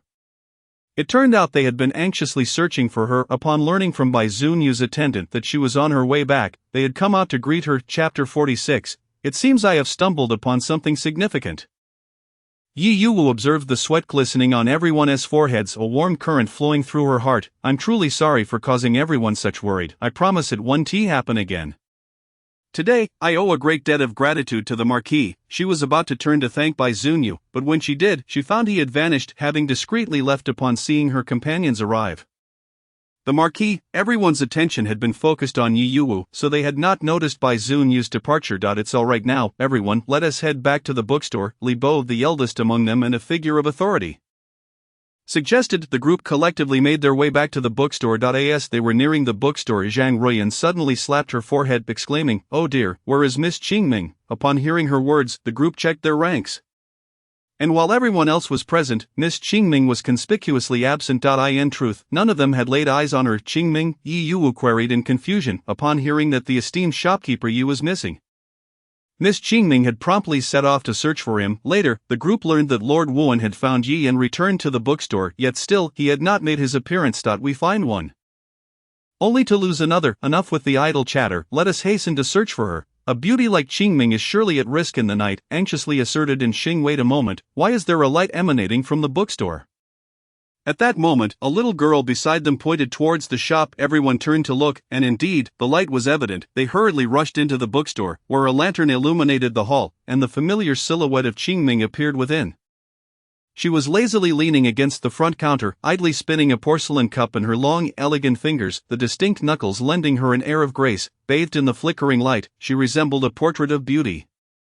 Qingming, when did you return? And Xing was the first to inquire. I believe it was shortly after you all departed, she replied, pausing her movements and casting her elongated, phoenix-like eyes towards them, seemingly gazing at Yi Yuwu. Since all is well, it seems we have yet to dine. Today, to make amends, I shall treat everyone to a meal at the Mingyue restaurant. Naturally, the group responded with enthusiasm, for Mingyue restaurant was renowned as the finest establishment in Bianjing. Frequented by many prominent figures, a luxury beyond the reach of common folk. Thus, upon hearing that the shopkeeper Yi wished to treat them to such a place, they readily accepted with delight. Yi Yuwu, having merely heard of this restaurant, had never visited such a place since her arrival in this realm, and she felt a surge of curiosity, except for Li Bo, who was somewhat fatigued and opted not to join. Nearly everyone from the bookstore was eager to go, although Wan Yang hesitated. She ultimately nodded in agreement, swayed by the encouragement of her fellow young scribes. Thus, the group made their way to Mingyue restaurant. True to its reputation as the premier establishment in Bianjing, the restaurant was lavishly decorated, unlike other taverns that were often filled with a chaotic mix of patrons. However, as Yi Yuwu was not a distinguished guest, she was unable to secure a private room and could only dine in the bustling hall on the first floor, which was predominantly occupied by men, leaving the few young ladies present looking pale and alarmed at their surroundings. Noticing their discomfort, Yi Yuwu contemplated spending a bit more silver, hoping the restaurant's proprietor might allow them entry into a private room, yet the proprietor firmly refused, stating that such rooms were reserved for dignitaries and noble families, and wealth alone would not grant access. Just as Yi Yuwu considered finding another place to eat, given the number of women in their party, a young waiter rushed in whispering something to the proprietor, who promptly stopped them. Wait, young ladies, our manager has granted permission for you to dine in a private room. Yi Yuwu was taken aback. Had they not just said it was not possible? Why the sudden change? She felt the situation was odd and feared being deceived, yet it was unlikely such a large establishment would engage in trickery. As she hesitated, she caught sight of the hopeful expressions in the eyes of the other young ladies and swallowed her objections. Thus, they followed the waiter up to the second floor's private room. Wow, truly befitting of Mingyue restaurant, this place is extraordinary, Huaping added, only to suddenly feel a sharp pain in her head. Looking up, she saw Yi Yuwu had playfully tapped her on the head. Refrain from such talk. There will be other opportunities.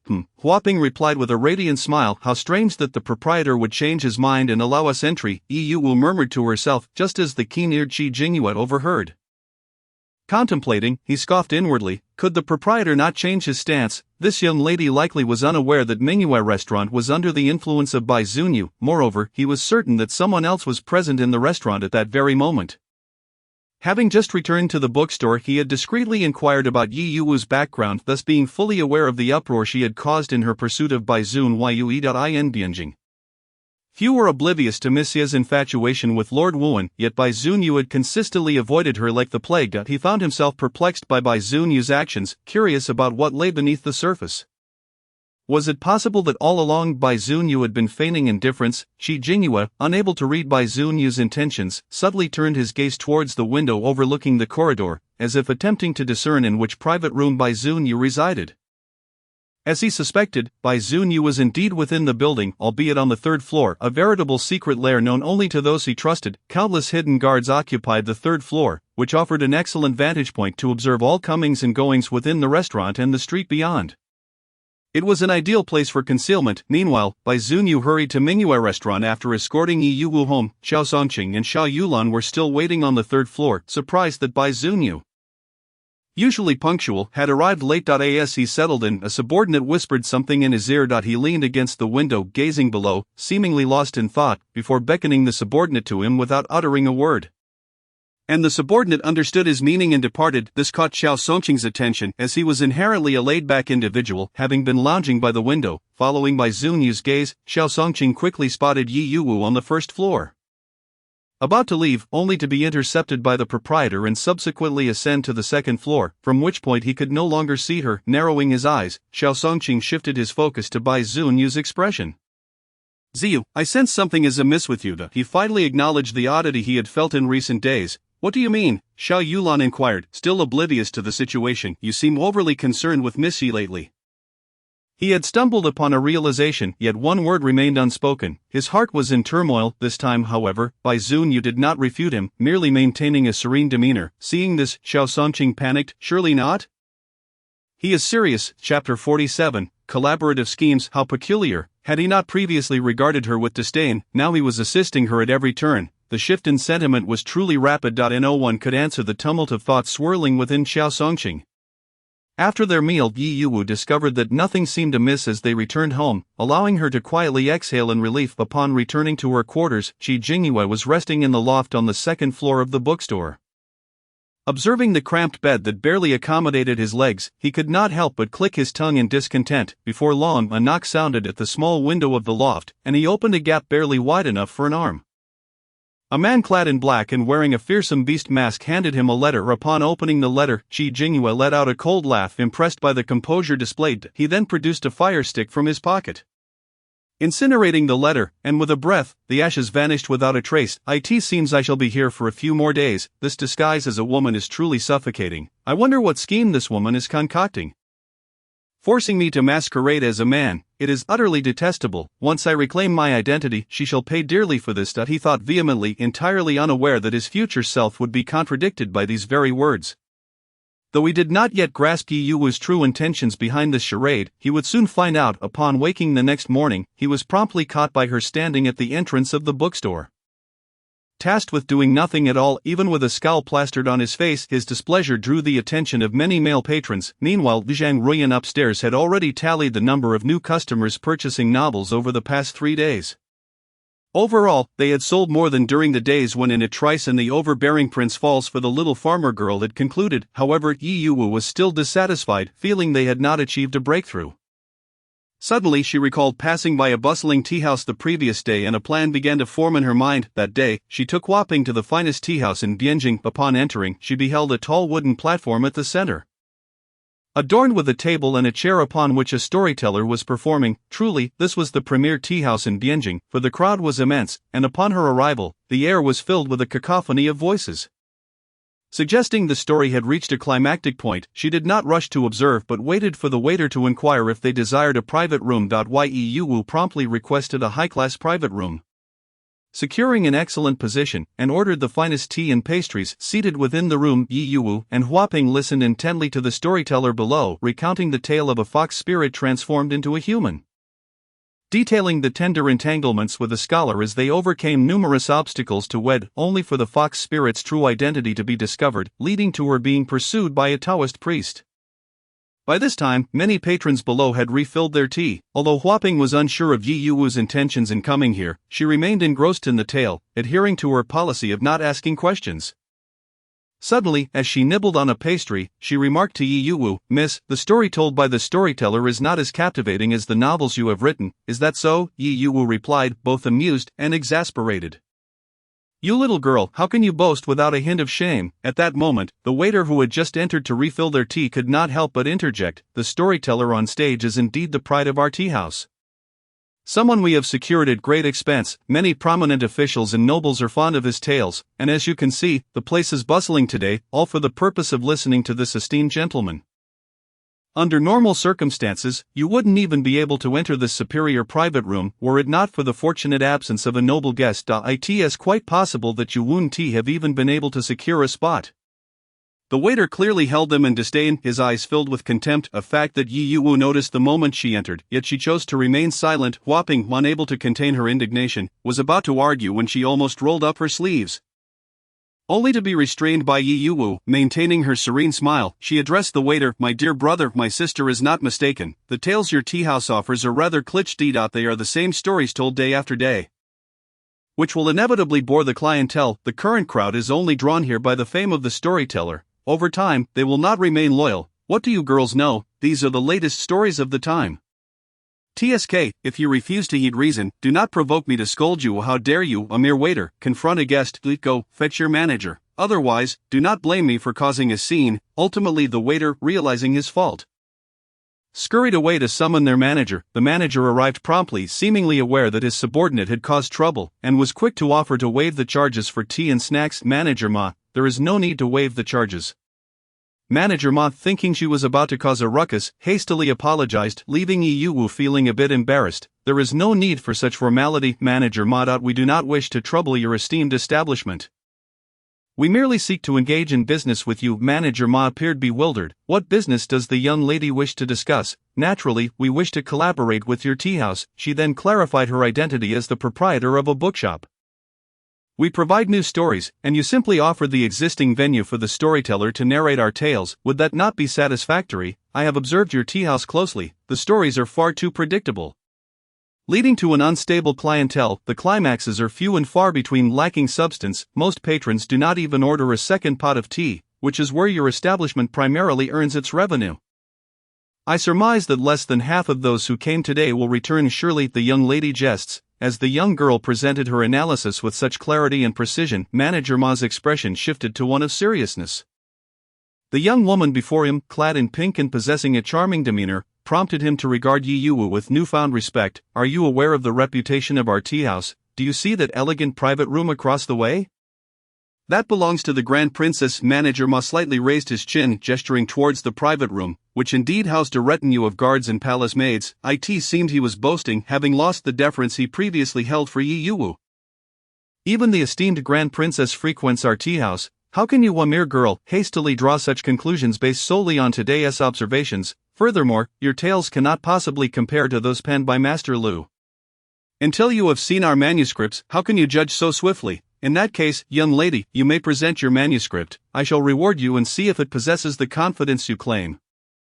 Manager Ma smiled, adopting an air of superiority, seemingly dismissive of Yu Wu's manuscript. Yu Wu feigned a smile, unwilling to engage further with Manager Ma. She dismissed the thought of revealing the manuscript she had prepared, for showing it to such a person would tarnish its purity. Apologies, Manager Ma, but it appears we cannot collaborate. She discreetly touched the manuscript within her robes. With that, she turned and departed the noisy tea house, her companion Huaping following suit, both women leaving in a huff unnoticed by the bustling crowd. Once Yu Wu exited, Manager Ma shed his pretense, snorting disdainfully. Those two women are clearly exaggerating. They have no understanding of their own worth, daring to seek collaboration with our esteemed tea house. Chapter 48. Holding a grudge at that moment, the waiter who had been lurking outside the room finally approached, grinning obsequiously. The manager is indeed astute. He saw through that young lady's ruse in an instant. When he asked her to present her manuscript, their faces changed in an instant. Clearly, they were guilty. Enough, you should be more discreet with your words next time. Manager Ma retorted, did you not see how those two women slandered our tea house? I simply could not contain myself. Hearing this, Manager Ma chose not to reprimand him. For now, I shall let this slide. Make sure to serve the Grand Princess well. She is a valuable patron for our tea house. Of course, the waiter replied cheerfully. The Grand Princess's fondness for storytelling was common knowledge, and even after her marriage, her love for tales remained unchanged. Manager Ma spent day and night devising ways to win the Grand Princess's favor. However, what Manager Ma did not know was that the Grand Princess had grown weary of the stories from the tea houses of Bianjing. As she sat in her private room, listening to the storyteller below, she found herself nearly dozing off on the imperial couch. How uninteresting! Why are the tales of Bianjing so devoid of creativity? The Grand Princess yawned lazily, her delicate, fair hand stretched out. Not only the Grand Princess, but even the palace maids beside her were on the brink of slumber. Thus, she made a grand entrance and an equally ostentatious exit, departing mere moments before Yu Wu. After leaving the tea house, Huaping seethed with indignation. The manager of that tea house truly looks down on others. It infuriates me. Initially, Yu Wu had felt anger as well, but after Huaping's outburst, any residual frustration faded away. Yet, her lack of anger did not equate to a lack of resentment. No need to fret. Damaging your health over such matters is not worthwhile. If they refuse to collaborate with us, there are other tea houses that will. My lady, do you wish to seek out other tea houses? But from what I know, this Tianxie tea house is among the foremost in Bianjing, seemingly backed by a powerful figure with ample resources. Several other tea houses have succumbed to its dominance and closed down. The storyteller on stage today was even poached from one of the previous establishments, which is said to be on the verge of collapse. Huaping frowned, aware that Yi Yuwu desired to showcase the new manuscript to a wider audience. She recognized the potential of this manuscript, yet the disdain from manager Ma had incensed her had it not been for Yi Yuwu's intervention. She would have charged forward to confront him. Yi Yuwu pondered, troubled by the recent transformation of the girls in her bookshop. They had all become quite fierce. Once gentle and soft-spoken, they now seemed ready to engage in brawls at the slightest provocation. Had she in some way influenced this change? Unbeknownst to Yi Yuwu, she was subtly altering the characters of these young women, allowing them to express themselves freely without the need to conceal their temperaments. She had become the sole tether restraining their more aggressive impulses, and if that tether were ever severed, they would surely spiral out of control. If we cannot find one, then let us create our own. Yi Yuwu suddenly halted, prompting Huaping to do the same. Create one? Do you mean to establish our own teahouse? Huaping hesitated, unsure. Building a teahouse is not particularly difficult. It is the management that poses a challenge. We lack experience in running such an establishment, and the endeavor would be too taxing. Besides, I currently have no intention of diverting my focus from perfecting the manuscript. But then why speak of creating one? Huaping inquired, perplexed. Indeed, consider our current location. Yi Yuwu nodded as she gazed ahead, and Huaping instinctively followed her line of sight. Before them stood a dilapidated teahouse shrouded in an air of gloom, likely due to its lack of patrons. The stark contrast to the bustling Tianxia teahouse was striking. This establishment appeared smaller and less grand, with even the street outside bustling more than the areas surrounding it. Huaping craned her neck to read the sign. Mumbling Chen as she pondered how they had unexpectedly arrived at this place, Yi Yuwu moved forward, stepping inside. Wait for me. Huaping hurried after her. Upon entering, Huaping immediately recalled that Chen was the rival teahouse they had just discussed.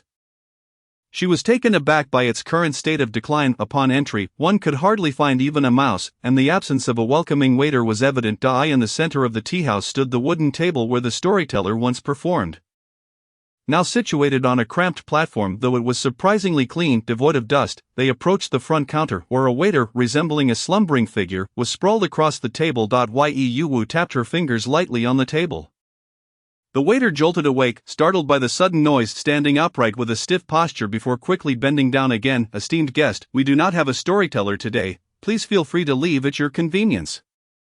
The waiter spoke with an ease that suggested he had repeated this to many new patrons before. Is your teahouse this idle, so much so that your waiters can afford to sleep? Esteemed guest, it is not that we refuse service. As you can see, our establishment is quite desolate at present. Dissatisfaction crept into the conversation as the young attendant remarked, our storyteller has departed, and this teahouse is bound to close its doors one day. I too shall seek my fortune elsewhere in a few days. He yawned nonchalantly. Surely, there must be some tea to serve. Of course, we have tea in abundance, came the reply. Then please brew us a pot.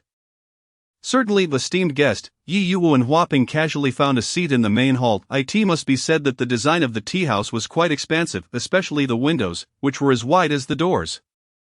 One could easily overhear conversations within and catch glimpses of the interior. The attendant quickly brought them tea, but Huaping found herself unable to drink. My dear, what are we doing here? She whispered, leaning closer to Yi Yuwu.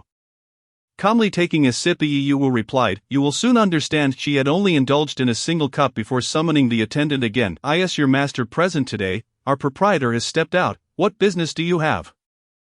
Might he have mentioned when he would return? Yi Yuwu refrained from revealing her purpose. The attendant shook his head, and Yi Yuwu did not press him further, allowing him to depart. Instead, she chose to stroll around the teahouse. Pausing intermittently before long, a middle-aged man burst into the teahouse, visibly fatigued. Upon spotting Yi Yuwu and Huaping, he appeared somewhat astonished, as it had been over a month since any customers had graced their establishment. The attendant called out to the proprietor, and it was then that Yi Yuwu recognized him as the owner of Chen. The proprietor nodded at the attendant, preparing to ascend the stairs when he was halted by a voice nearby. The proprietor turned in confusion. Seizing the opportunity, Yi Yuwu expressed her desire to discuss a matter with him. The proprietor hesitated for a moment before nodding and leading them to a private room on the second floor. Upon entering, the owner of Chen got straight to the point. How much silver do you intend to offer? Yi Yuwu, taken aback, stammered, As she settled into her seat, the proprietor frowned, his demeanor serious. Are you not here to purchase this tea house? Yi Yuwu shook her head earnestly. Then who are these two young ladies? He inquired, furrowing his brow. It is as follows. Yi Yuwu hesitated, glancing at him, unsure of how to address him. I am surnamed Gao. With the given name Jing, he interjected, sensing her uncertainty. Master Gao, I am Yi Yuwu, the manager of Jiyu Bookstore. A new tale has just been published, and I believe it would be perfect for storytelling. I wish to collaborate with you. Yi Yuwu declined the freshly brewed tea he offered, having consumed too much that day. Master Gao, you may have mistaken me for someone else. You must have noticed that Chen is currently struggling, unable to sustain its operations, and I have decided to sell both the tea house and the property at an appropriate time. With a sigh, Master Gao poured himself a cup of tea. His eyes clouded with sorrow. Do not rush, Master Gao. I am fully aware of Chan's current situation, but I believe it can still flourish, and I can assure you that not only will we cover the daily expenses, but we will also turn a profit. Do not mislead me, Master Yi, who in the tea business can compete with Tianxia Tea House. Even our storyteller has sought refuge there. Alas, all the storytellers in Dianjing have flocked to Tianxia Tea House. Who then could possibly tell stories in my humble establishment? Master Gao sighed repeatedly, seemingly skeptical of the young lady's optimism. Yi Yuwu understood that mere words would not convince him. It was time to present the manuscript. Indeed, after perusing the manuscript, Master Gao's skepticism transformed into enthusiasm in the span of a single incense stick. After only reading the first 3 chapters, he exclaimed, "This book is extraordinary. I dare say no other tea house in Bianjing has ever told such tales." Precisely, which is why I wish to collaborate for mutual benefit, Yi Yuwu declared, gesturing grandly as she painted a picture of potential success. But why would you choose to partner with a struggling tea house rather than Tianxia Tea House? Master Gao pondered aloud, flipping through the manuscript with curiosity. To be frank, Tianxia Tea House looks down upon me, a mere girl. They seem to believe their management is flawless, and should I collaborate with them, I would undoubtedly face numerous restrictions. It is far better to seek cooperation with other tea houses. Yi Yuwu chose to ignore the glimmer of excitement in Master Gao's eyes as he continued to peruse the manuscript. I naturally wish to partake in this venture with you, but what of the storyteller? She said, hesitating. That is easily resolved. Yi Yuwu replied with a playful wink, adding, however, the profits from the tea must be split 50-50. And the manuscript shall be exclusive to your tea house. I shall forego any entrance fees. That is only fair. It seems you have a plan in mind. Yi Yuwu maintained her serene demeanor, choosing to say nothing further. Meanwhile, the curious attendant observed as these two young ladies spent an entire afternoon in discussion with Master Gao, leading to a sudden transformation within the tea house. "What, you want me to tell stories?" the attendant Wowoling exclaimed, his shock palpable. "While observing you during my tea breaks, I noticed that although you tend to be lazy, you often read books in your spare time. That alone sets you apart. Furthermore, I learned from Master Gao that you have been with this tea house since its inception, and your daily presence means you must have heard countless stories. One could say you have heard at least twice as many tales as the average person, which makes you the ideal candidate." "No, Master, I truly cannot do this." As he realized he was losing the argument, Wowoling turned to Master Gao for support. Yi Yuwu calmly flashed him a peace sign, offering double the wage. "This is not about money. I have never performed on stage before. I am just an ordinary attendant. I would be terrified standing up there." Wowoling began to ramble, his words tumbling out in a rush, nearly matching the speed of a professional storyteller. 3 times the pay. Even with more money, I would still be afraid. "What if I do poorly? Perhaps you should find someone else, or I could take the stage myself." Yi Yuwu silently withdrew 3 fingers, addressing Master Gao. "Please, not that, Master Yi." Wowoling's eyes glistened with urgency, lamenting the withdrawal of her offer. 3 times, then, 2 times, Yi Yuwu countered, her expression unperturbed. "Master Yi, do you truly expect to negotiate in reverse?" Wowoling interjected, sensing her impending retort. "2 times it is." Wowoling, on the verge of tears, lamented the unpredictable nature of negotiations. Meanwhile, Huaping and Master Gao observed the unfolding drama with amusement, opting not to intervene. Thus, it was settled that Wowoling would become the storyteller. With the hall lacking an attendant, they would need to hire another. Yi Yuwu contemplated that since they were serving tea, they could not solely rely on tea itself. They had ample inexpensive tea leaves available, yet she longed for the modern comforts of milk tea. However, she noted that many ingredients were unavailable in this era, presenting a dilemma. Having spent considerable time here, she yearned for the familiar tastes of modern milk tea and fast food, yet potatoes appeared to be absent in this time. For now, she decided to focus on simpler beverages such as freshly squeezed juices, perhaps pear juice, watermelon juice, and sugarcane juice. These ideas were not entirely foreign to her, as she could recall them from her fading memories.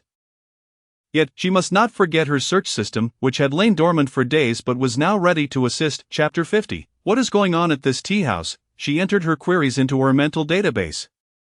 Quickly receiving a range of answers, after selecting several tea recipes, she realized she would need to conduct real-world experiments to ensure their viability. She catalogued herbal teas, floral teas, and soups, presenting her findings to Master Gao, suggesting he enlist a skilled chef to refine the recipes. As for pastries, she left that decision to Master Gao himself. However, the most pressing challenge remained how to attract customers, more accurately, how to entice patrons to step through the door. Yi Yuwu devised a straightforward yet effective strategy: harness the power of social influence. First, she would hire a troupe of actors to create the illusion of a bustling atmosphere, as people are naturally drawn to lively scenes. Next, they would host events, offering a complimentary pot of newly released floral tea to the first guests. Of course, they would need to display a wooden sign at the entrance, advertising the stories to be told and the events taking place. After aligning the details with Master Gao, they focused on finalizing the beverage menu. In addition to the traditional tea, they would introduce a variety of drinks. The selections they settled on included herbal tea made with perilla leaves, a floral and fruit soup, aken soup, and sweet waters, lychee sweet water, osmanthus sweet water, and papaya sweet water, along with fresh fruit juices, yangmei juice, papaya juice, and grape juice. These fruit juices would serve as their main attraction, requiring only to be prepared in advance, strained of pulp, and simmered gently. When customers placed orders, they could simply add boiling water to the prepared juice, finishing off with fragrant spices such as osmanthus and cloves for a quick and delightful drink. As for pastries, they settled on options like peach blossom pastries, osmanthus pastries, and water chestnut cakes. As Wu Hualing, the reluctant storyteller, found himself thrust into the role of a bard, he eagerly perused the manuscript of Meteor Shower, swiftly becoming an ardent admirer of Mr. Woming. In his fervor, he devised a means to procure Mr. Woming's previous work from Yi Yuwu. Day after day, he immersed himself in the text, savoring its contents, while Huaping, passing by, couldn't shake the feeling that he was unreliable and might ultimately ruin things. Eventually, after a period of respite and refinement, they reopened the tea house, employing 3 individuals, 1 to entice patrons outside and 2 to attend to errands within. The head chef remained idly unutilized, as they were unable to locate him in the short term. Thus, Huaping approached Yi Yuwu, inquiring if her father could be brought in to assist. Huaping's father had once learned the culinary trade under a master chef at a tavern and was adept at making basic pastries. In the days before her mother passed away, their family had thrived on her father's skills. However, after her father's illness rendered him unable to work, the family fell into dire straits, leading an 8-year-old Huaping to sell herself into servitude. Had she not been taken in by Yi Yuwu as a maid, she would likely have found herself in the brothel today. Now, her father had regained his health and was running a breakfast stall, earning a modest income. Seeing her friend troubled by the predicament, Huaping bravely recommended her father. Yi Yuwu was genuinely surprised to learn of Huaping's father's culinary talents, but she understood that this decision required consensus. So she consulted with the manager Gao to allow her father to try his hand in the teahouse kitchen. Upon hearing that his daughter had secured him a significant opportunity, Huaping's father was understandably anxious. Having not cooked for others in many years, especially not pastries, yet, to avoid embarrassing his daughter, he donned his finest attire, a long-preserved outfit that Huaping had arranged for him long ago, which he had refrained from wearing even during festive occasions. Today, he appeared impeccably groomed and neatly dressed as he arrived at the tea house. The moment he laid eyes on Yi Yuwu, she appeared to him as a celestial being, causing his hands to tremble with nervousness as he expressed his gratitude for her years of care towards his daughter. Eventually, Huaping could no longer bear to see her father's distress and urged him to demonstrate his culinary skills in the kitchen. Huaping's father's pastries turned out quite well, and Yi Yuwu shared the tea recipes with him, which he was also able to replicate. Thus, he was assigned to oversee the kitchen, alongside her younger brother, as mere food preparation and procurement would be overwhelmingly busy, since it was the first day of reopening. They were uncertain of the number of patrons to expect and dared not over-prepare. Early in the morning, over 20 hired actors took their positions. As soon passers-by on the street noticed the sudden influx of patrons at the once quiet tea house, which now bustled with activity. The waitstaff outside were vociferously calling out, and upon closer inspection it became clear that all guests entering the tea house that day would receive a complimentary pot of newly brewed tea. This, however, was not the main draw. Those passing by overheard that the complimentary tea was due to the presence of Mr. Wu. Who is Mr. Wu? Many people wondered, only to hear an explanation from a nearby bystander. Mr. Wu was indeed a remarkable figure, a wanderer of mountains and rivers, who had encountered countless extraordinary tales. He was not easily seen by common folk, and most importantly, the tales he shared were rarely heard by ordinary ears. As he was the foremost storyteller of the celestial guests. At this moment, a curious passerby couldn't help but inquire, "What is a celestial guest? I have never heard of this before." You are unaware. A singular recluse, unmatched in the heavens or on earth. Moreover, I have heard that this time, the tea house has invited this recluse to narrate Mr. Woolming's new manuscript. Mr. Woolming, is he the one who wrote The Overbearing Prince Falls for the Little Maid? Indeed, have you read it? My wife and daughter adore such tales. I fear they might become infatuated with them. How could that be? Perhaps you have yet to experience Mr. Woolming's narratives. Come, since you are here today, you must listen. After all, the seating fee is only 10 and they are offering complimentary tea. What a splendid way to pass the time. Thus, those lingering outside were gradually lured inside. The two individuals feigning conversation at the entrance were also agents of Yu. Among the passers-by, some women, upon hearing that Mr. Woolming's tale was being recounted at the tea-house, expressed interest. Even those who had previously read the manuscript were eager to hear it once more. Women typically preferred private rooms, and as the crowd swelled, it drew even more attention from those on the streets of this tea-house, though seemingly modest compared to the grand tea establishments, was unexpectedly bustling with patrons, prompting many to join in the excitement. What story is being told here? Meteor shower. The name doesn't seem particularly remarkable. Am I being too superficial? No, I must go see for myself. Why bother with this tea house when I could go to the grand tea establishment?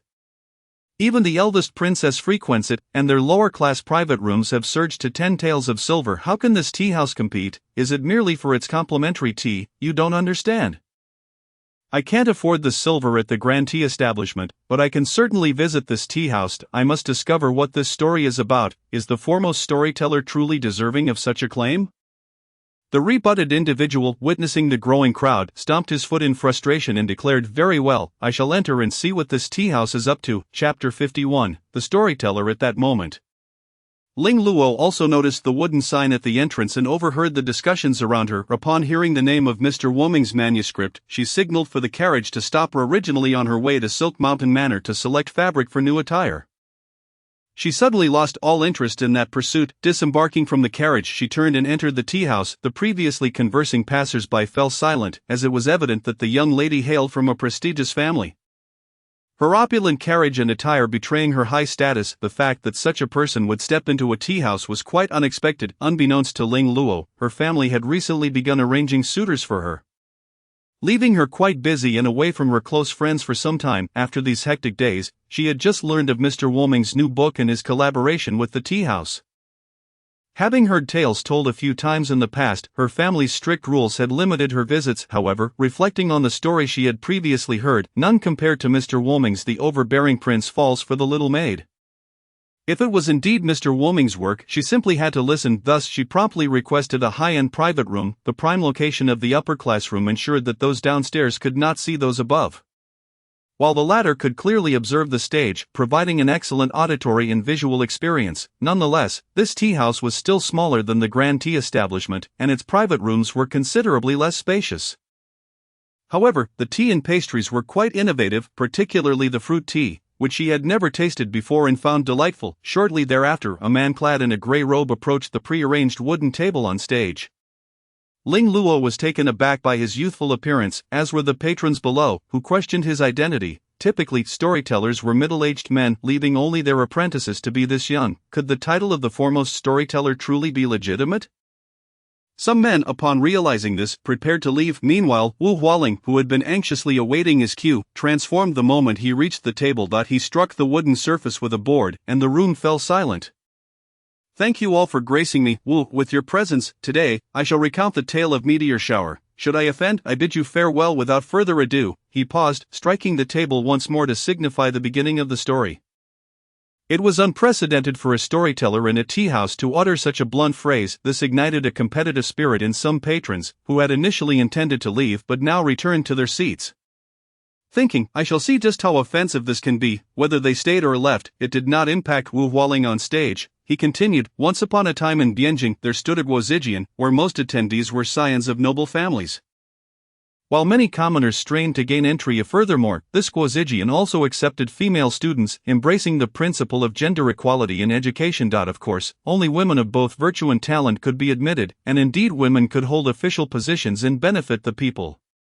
Before Wu Hualing could elaborate further, a young man from the audience interjected, "Mr. Wu, are you referring to our Guozijian in Bianjing? I have never heard of female students being admitted there." The young man, earnest in his inquiry, was echoed by others in the audience who were snacking on seeds. A good question. The current Guozijian does not admit women. I merely speak of the story's fictional setting.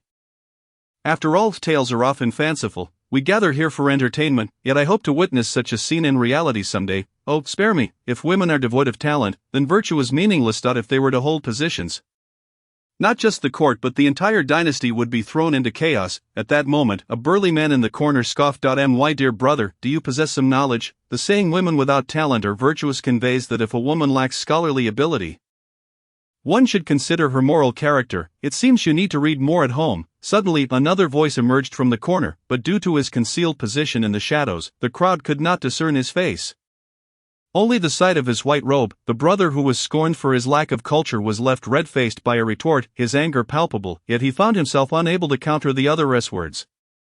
With so many people around, he felt it unwise to unleash his wrath. Nonetheless, the crowd remained oblivious to his discomfort, eagerly urging Wu Hualing to continue her tale. Undeterred by the earlier interruption, Wu Hualing prepared to resume her narrative when suddenly a commotion echoed from above. A maid dressed in a blue gown descended the stairs, a handful of silver in her grasp. My lady says, she proclaimed, this storyteller speaks exceptionally well. This is a token of appreciation for him.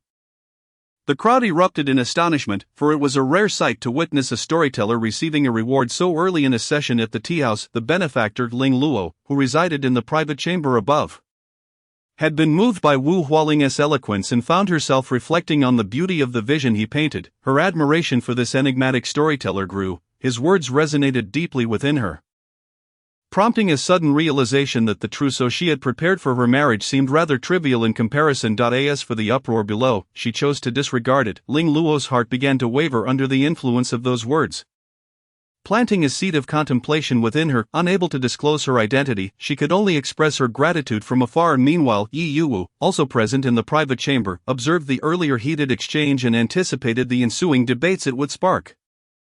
Yet she resolved to pen her script, aspiring to contribute something meaningful to this era. She summoned a young attendant and conveyed her instructions. The attendant hurried downstairs, returning with a pot of freshly brewed tea, which he presented to the man dressed in white robes seated in the corner. The man, taken aback, exclaimed, "I did not request new tea. This is a gift from our proprietor," came the reply. Those seated nearby shot envious glances at him. "Please convey my gratitude to your proprietor," he said. The man cloaked in shadows raised an eyebrow. He could discern the inferior quality of the tea without even needing to taste it, nevertheless, recognizing it as a gesture of goodwill from the tea house, he surprisingly accepted it, sipping cup after cup. This brief interlude did not disrupt the performance on stage. Once the maid had departed, Wu Hualing resumed her storytelling with a firm rap on the table. Continuing from the previous tale, she began, in Bianjing, there lived a family by the surname Wu. The eldest daughter, Wu Qingzi, had her ancestral grave emitting green smoke, despite being a humble commoner from a poor family. She was accepted into the Guozijian, sparking jubilance throughout her household as they resolved to do whatever it took to send her there. On her first day at the academy, she was exposed to the extravagant lifestyles of the noble sons. Though her family struggled financially, her resilient spirit remained unbroken. It was on this day that she met her first close friend within the academy. However, as they stepped out of the classroom to dine, a sudden stir erupted among the students, particularly among the female students, some of whom began to scream. Chapter 52. A heated discussion. Why are they screaming? The audience below, now fully engaged, pressed Wu Hualing to hasten her narrative. Wu Qingzi could not discern the cries amidst the chaotic throng, which surged forward, pushing her and her handkerchief aside. Clutching her cloth bag, filled with the ink, paper, and brushes her family had scrimped to provide, she watched in dismay as a student's foot severed her brush. The crowd didn't pause for a moment. Not a single glance was offered to the young woman who crouched to retrieve her shattered brush. How despicable! This is akin to trampling on the hard-earned savings of Wu Qingzi's family. The students surrounding the favored individual were undoubtedly the offspring of noble families. Otherwise, how could they display such arrogance while basking in adulation? Wu Qingzi could only lament her misfortune as a commoner. The audience began to analyze the situation. This gentleman makes a valid point. The one surrounded by admirers hails from an esteemed family born into privilege, and their handsome appearances naturally attract the affections of the female students in the academy. Yet, this had no bearing on Wu Qingzi, who had never feared authority. She only sought restitution for her damaged brush. Her newly made friend, Wuxi, cautioned her, those four are the four young masters of the imperial city. Their families wield considerable influence, do not provoke them. It turned out that these four were none other than the sixth prince Nangong Fengyao, the prime minister's eldest son Dongfang Shu, the general's son Liu Xianfeng, and the son of the grand tutor, Su Fenghua, each boasting of formidable lineage. Wuxi, concerned for her new friend, urged her not to offend them for fear of retribution. However, Wu Qingzi was undeterred. She confronted them. The surrounding female students watched with anticipation, assuming she was merely another girl attempting to catch their attention. The four young masters seemed to share this sentiment, as the lead figure, the sixth prince, regarded her with indifference. Enraged, Wu Qingzi shouted, "Hey, you, stop right there!" The crowd gasped. No one had ever spoken to the four young masters in such a manner. Not only did the characters within the story gasp, but the audience also held their breath, empathizing with Wu Qingzi's plight. Perhaps it was Wu Hualing's vivid storytelling that captivated the listeners, for those who had intended to leave silently returned to their seats, while newcomers hurried to find a spot to hear the tale. At this juncture, Wu Hualing, feeling parched, lifted her teacup for a sip, prompting discontent from the audience, who urged her not to delay the story. Wu Hualing couldn't help but internally scoff. Could they not endure this brief intermission for water? Yet, recognizing that the customer is always right, she took a small sip before setting the cup down and continuing. Nangong Fengyao halted his steps, his gaze scrutinizing her with an air of disdain. Most would have faltered under such a gaze, but Wu Qingzi remained unflinching, boldly stating, "You trampled my brush," and offered no apology.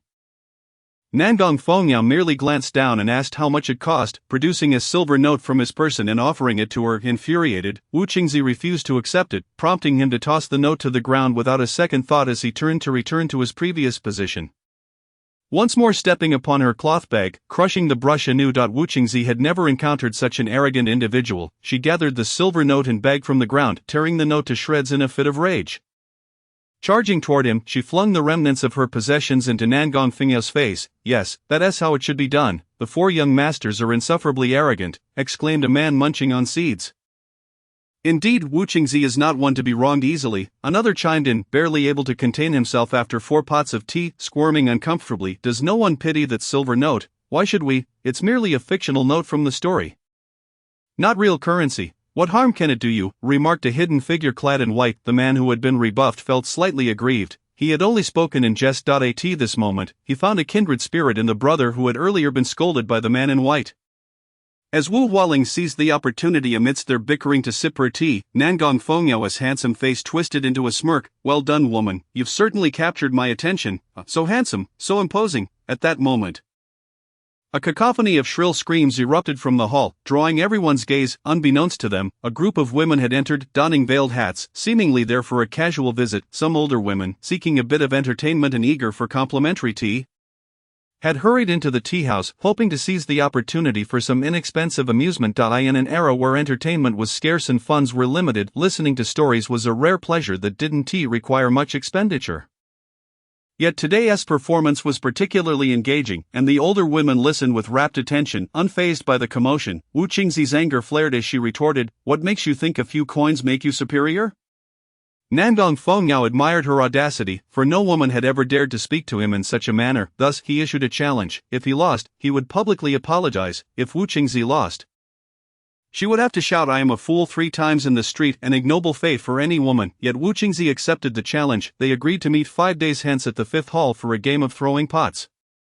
Consequently, Wu Qingzi incurred the wrath of the female students at the academy who favored the 4 young masters, particularly a girl named Sushi, who harbored a passionate infatuation for Nangong Fengyao and could not tolerate Wu Qingzi's defiance.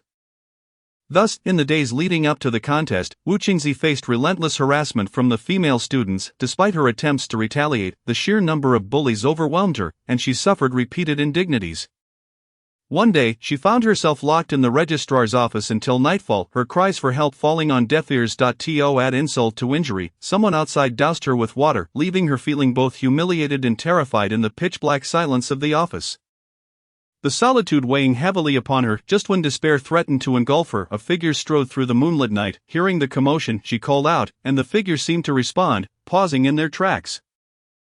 The audience erupted in speculation. Could it be? In the dead of night, is it a villain? They murmured. What terrible luck for Wu Qingzi to have offended the noble scions and now be bullied. She must win the contest to humble Nangong Fengyao.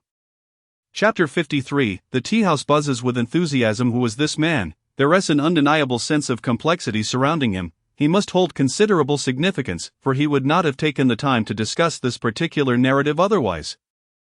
Could it possibly be Nangong Fengyao? If it is indeed him, one wonders whether he would be willing to rescue Wu Qingzi. Surely he would, considering that her difficulties within the Guozijian were largely due to his indirect actions. At this moment, Wu Hualing paused deliberately, a satisfied smile gracing her lips as she awaited the audience's reaction. The hall was already filled to capacity, with Yi Yuwu's hired patrons relinquishing their seats for the genuine customers who had come to spend their silver. The newcomers wasted no time in opening the door to the private chamber, and through the wooden entrance, Yi Yuwu had only glimpsed the man's elongated silhouette, yet, as the moonlight bathed him, she beheld his strikingly handsome visage in full clarity. I knew it had to be Nangong Fengyao, one of the patrons below exclaimed, slapping his forehead in excitement and rising abruptly. Please, allow me to elaborate. Wu Hualing thought silently, somewhat exasperated. I wish you would let me speak without interruption. I've been interrupted numerous times already. Despite her inner thoughts, she maintained a pleasant demeanor. The man before her was extraordinarily handsome.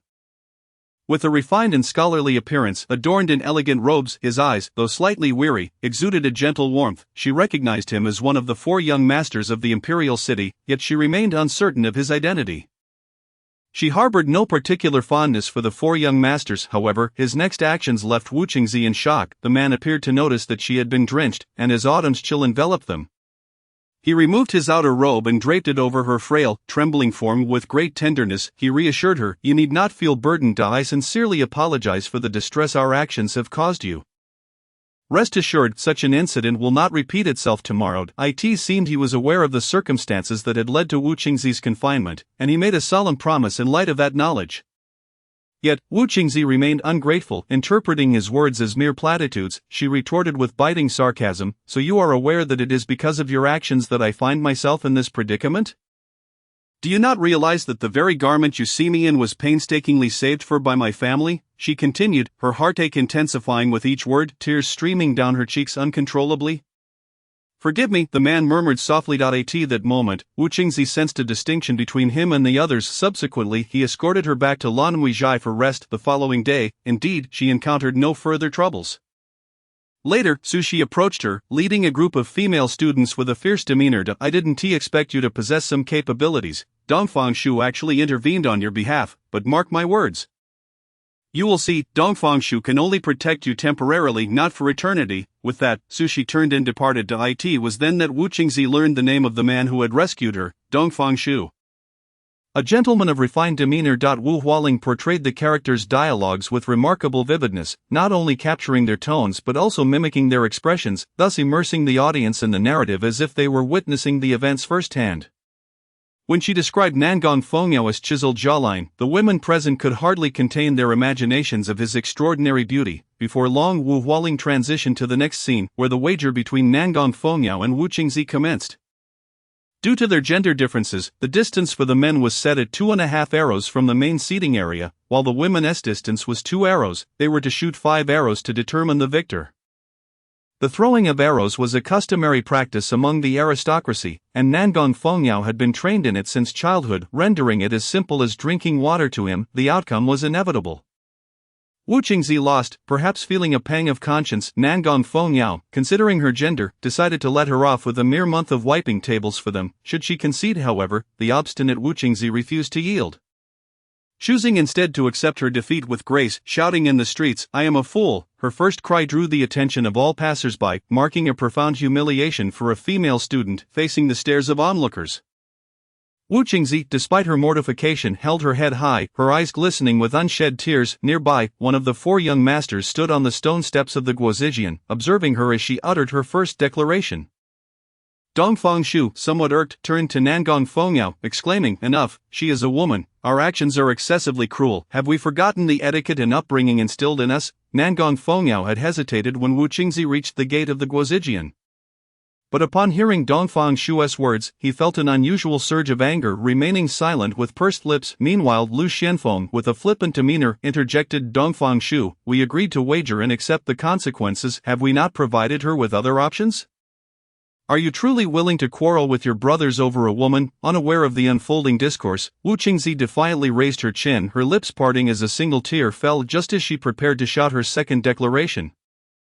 A firm grip seized her wrist. Upon turning, she found Dongfang Shu before her. Before she could react, he silently led her away, while Nangong Fengyao stood at a distance, watching them disappear from view. In the elegant chamber, Yi Yuwu observed the increasing crowd below. Her initial doubts regarding Wu Hualing having dissipated, she felt assured in her choice. Wu Hualing was undoubtedly a master storyteller. Meanwhile, the jovial head steward at the front counter beamed as he watched the steady stream of tea money flow in, his eyes nearly glazing over in disbelief. He mused, indeed, Manager Yi possesses remarkable talents. I had underestimated her. I never anticipated such a large turnout at our tea house and storytelling venue. As the day drew to a close, Yi Yuwu exchanged pleasantries with the head steward before departing the tea house, leaving behind an atmosphere still charged with enthusiasm. Unbeknownst to her, a man in a white robe in the corner had cast his gaze upon her.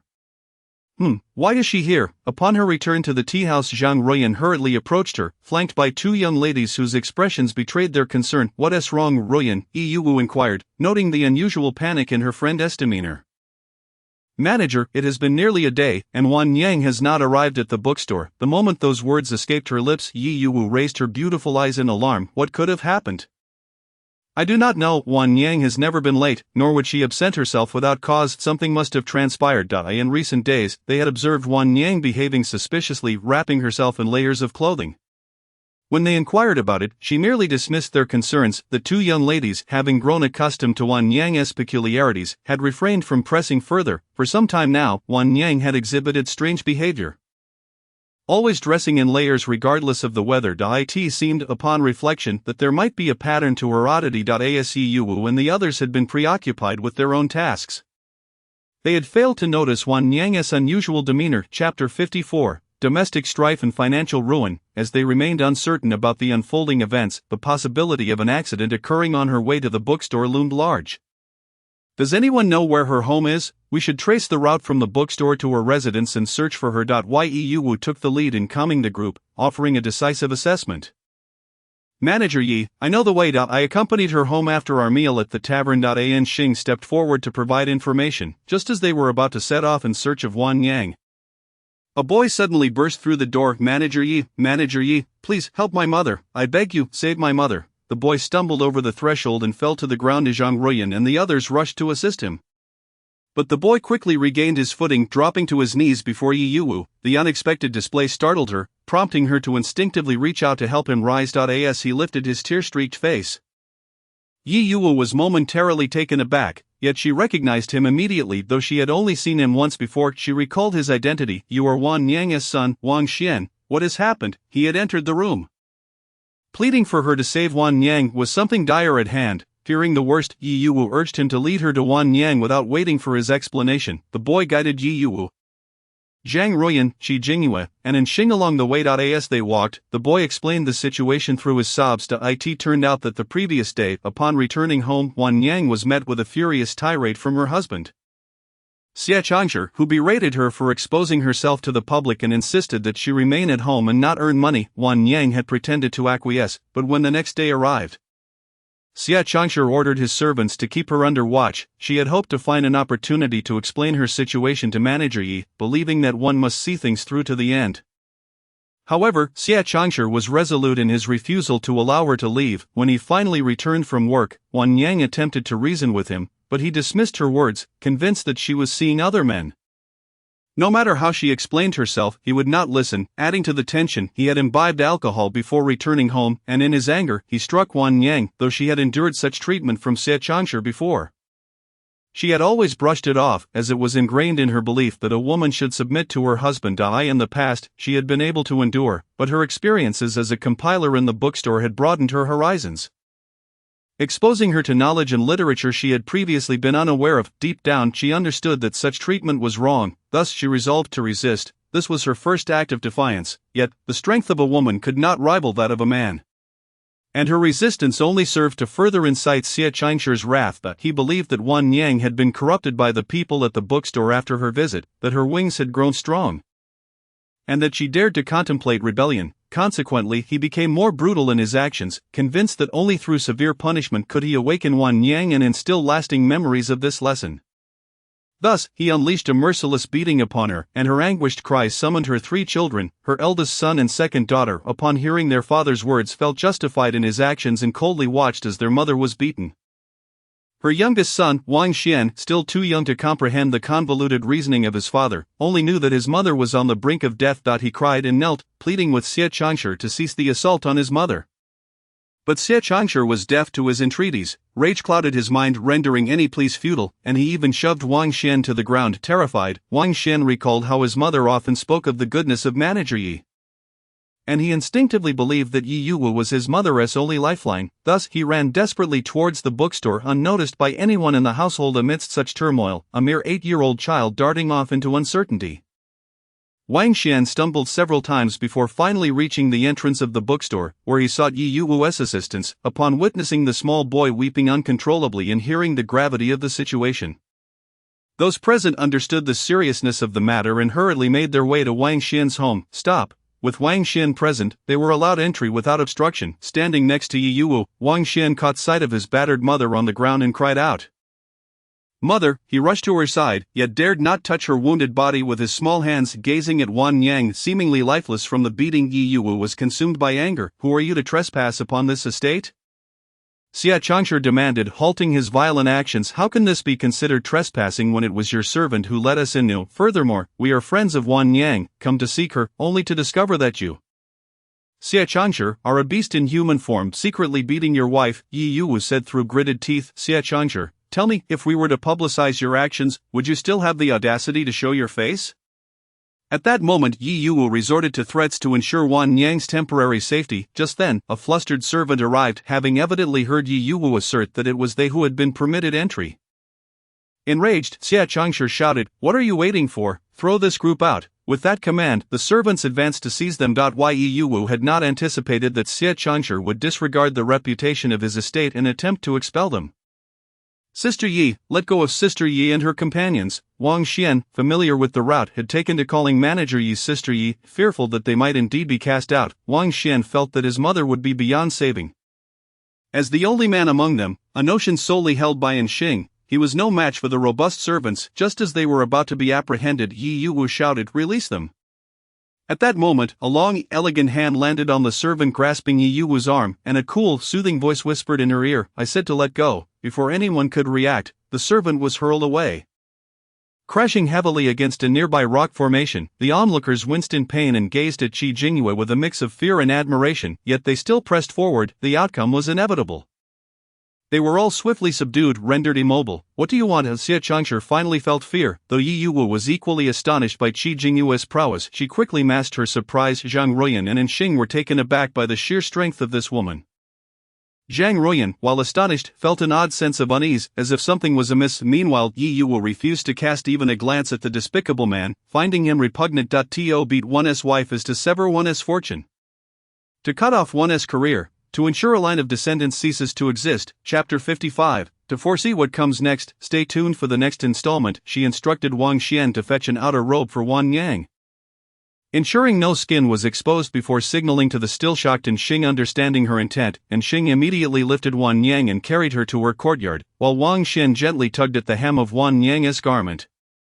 Cautious not to exert too much force, fearing that any movement could exacerbate her injuries, they planned to take her back to her previous quarters, for Yi Yuwu could not bear the thought of Wan Yang remaining in such a distressing residence. She would have whisked her away long before now. Throughout the ordeal, no one paid any heed to Xie Qingshi and his 2 children, who were powerless to intervene, initially intending to return to her quarters. They were suddenly halted midway when Wan Yang stirred, weakly parting her lips to utter something. Due to her feeble breath, her words were unclear, prompting Yi Yuwu to lean in closer to listen. "No, don't go back." 2 streams of tears trickled down her cheeks. Though Wan Yang had just emerged from unconsciousness, she could still sense the turmoil around her, and enduring the excruciating pain, she forced herself to awaken just to voice that plea. Yi Yuwu was taken aback, her heart aching at the sight, and without a second thought she declared, "All right, we shall not linger in this estate any longer, we will take you away. Just as they were about to exit, Xia Changsha realized their intention to take Wan Yang and pursued them. Shui Wan, if you leave this house today, you shall never return. His voice, filled with fury, lacked remorse, compelling Yi Yuwu and the others to halt. Go! Wan Yang's frail voice resonated in Xing's arms, and even the slightest whisper was clearly heard by those present. As women, Yi Yuwu and Zhang Ruyan felt Wan Yang's helplessness acutely. Their eyes brimming with tears as they resolutely stated, "We will leave." Wan Yang, clinging to her last vestiges of consciousness, finally caught a glimpse of the faint light filtering through her outer robe as they stepped outside the estate. It was dim, yet she felt its warmth. At the moment she lost consciousness, she managed to whisper a soft thank you to them before departing. Yi Yuwu instructed Qi Jingyue to deliver a beating to Xia Changsha. She touched her nose, feeling as though her actions mirrored those of a secondary male lead in a novel, witnessing the female protagonist being abused by the vile male lead, only to summon aid and allow her own enforcer, Qi Jingyue. Indeed, the esteemed prince, have become an enforcer, to punish the heartless rogue, thereby alleviating her resentment. Wan Yang was carefully brought back to Yi Yuwu's courtyard, gently laid upon the bed as the doctor arrived. The physician was taken aback to witness a husband who could inflict such cruelty upon his wife. Given Wan Yang's serious injuries, coupled with her gender, the doctor hesitated to touch her, opting instead to check her pulse with a handkerchief. He could not guarantee her survival, relying solely on her strength to pull through. Thus, for a grueling 3 hours, they worked to bring her back to consciousness. Watching the doctor treat her, Yi Yuwu felt a profound sorrow for women in ancient times. Subjected to violence from their husbands and denied proper medical care for their injuries, she longed for a female physician, but such practitioners were nearly non-existent, and those who did exist were often incapable of treating severe injuries. Limited to gynecological issues at best, what a tragic reality! If a woman suffered grievously, teetering on the edge of death, these physicians would, out of concern for her purity, refuse to even look at her. Leaving her fate to a slow demise, the doctor merely checked her pulse, offering only a cursory glance, and as he attempted to lift the hem of Wan Yang's garment, he was swiftly reprimanded. Had it been in the past, Yi Yuwu would have pressed the doctor to examine her thoroughly, but this concerned a woman's chastity, and she could not act recklessly. Otherwise, how would Wan Yang face the world upon awakening? Now it seemed Wan Yang's survival hinged solely on her own strength, yet, faced with such a feudal dynasty, what could a frail woman like Yi Yuwu do? She found herself in an unusual state of confusion. Possessing a modern soul had become her shackle. She was filled with indignation yet powerless to effect change. That night, Wan Yang awoke from a bizarre dream, yet the pain she felt confirmed the horrors of what had transpired. Before she could move, a gentle hand cradled hers. "Don't move. Are you thirsty? I will fetch you some water." Yi Yuwu, who had been sitting by her bedside, had inadvertently fallen asleep, exhausted from the continuous strain. Though not deeply slumbering, even the slightest movement from Wan Yang stirred her awake. After Wan Yang drank some water, she inquired about Wang Xian's whereabouts. Yi Yuwu patiently answered all her questions. "Rest assured, you will remain here from now on. Xia Changsha wouldn't dare to cause trouble. Thank you, Manager Yi. Had it not been for you, I might have been beaten to death." Wan Yang's tears flowed down her cheeks. And despite her grievous injuries rendering her immobile, Yi Yuwu reached out to wipe away her tears. "Do not cry. Everything will be alright." Holding her hand, Yi Yuwu exuded a sense of calm. Thus, Wan Yang temporarily resided in Yi Yuwu's courtyard, which comprised merely 2 rooms, one for Wan Yang and the other for Huaping. Young Wang Xian chose not to return home. He wished to stay and care for his mother. Fortunately, there was a small bed outside Yi Yuwu's room that could accommodate him. Yi Yuwu shared her bed with Huaping, while Wan Yang recuperated in her own room. Meanwhile, Huaping secretly observed the happenings at the Xia residence, noting that its doors remained tightly shut, within the confines of the room. An eerie silence prevailed, as if the aftermath of a beating had rendered Xia Changsha, now sober, acutely aware of the disgrace he had brought upon himself as a man of letters, fearing that Yi Yuwu and her companions might unveil his transgressions of domestic violence. He found himself in a state of trepidation, diligently nursing his wounds within the confines of his residence. During this period of recuperation for Wan Yang, an unprecedented debate erupted in Bianjing, revolving around the illustrious 4 young masters of the imperial city. Following the previous storytelling session, Wu Hualing had deliberately paused at a particularly riveting moment. The words "to foresee what transpires next, one must await the next unfolding," striking a chord with all present.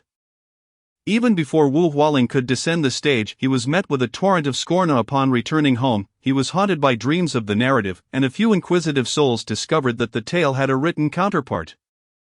The story had reached its conclusion in the written form, prompting many to acquire the text for their reading pleasure. However, the majority were illiterate, barely able to decipher a few characters, leaving them with no choice but to patiently await the next storytelling session at the tea house.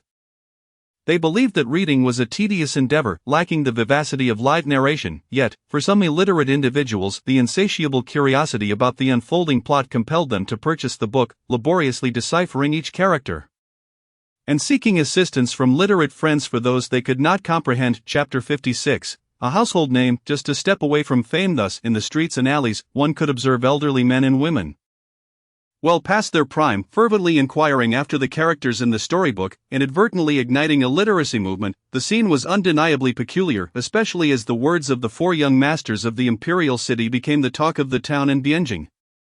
For instance, phrases like, "If apologies were effective, what need would there be for the government?" and "Whenever you feel like crying, simply turn upside down, and the tears shall not fall," became wildly popular among women.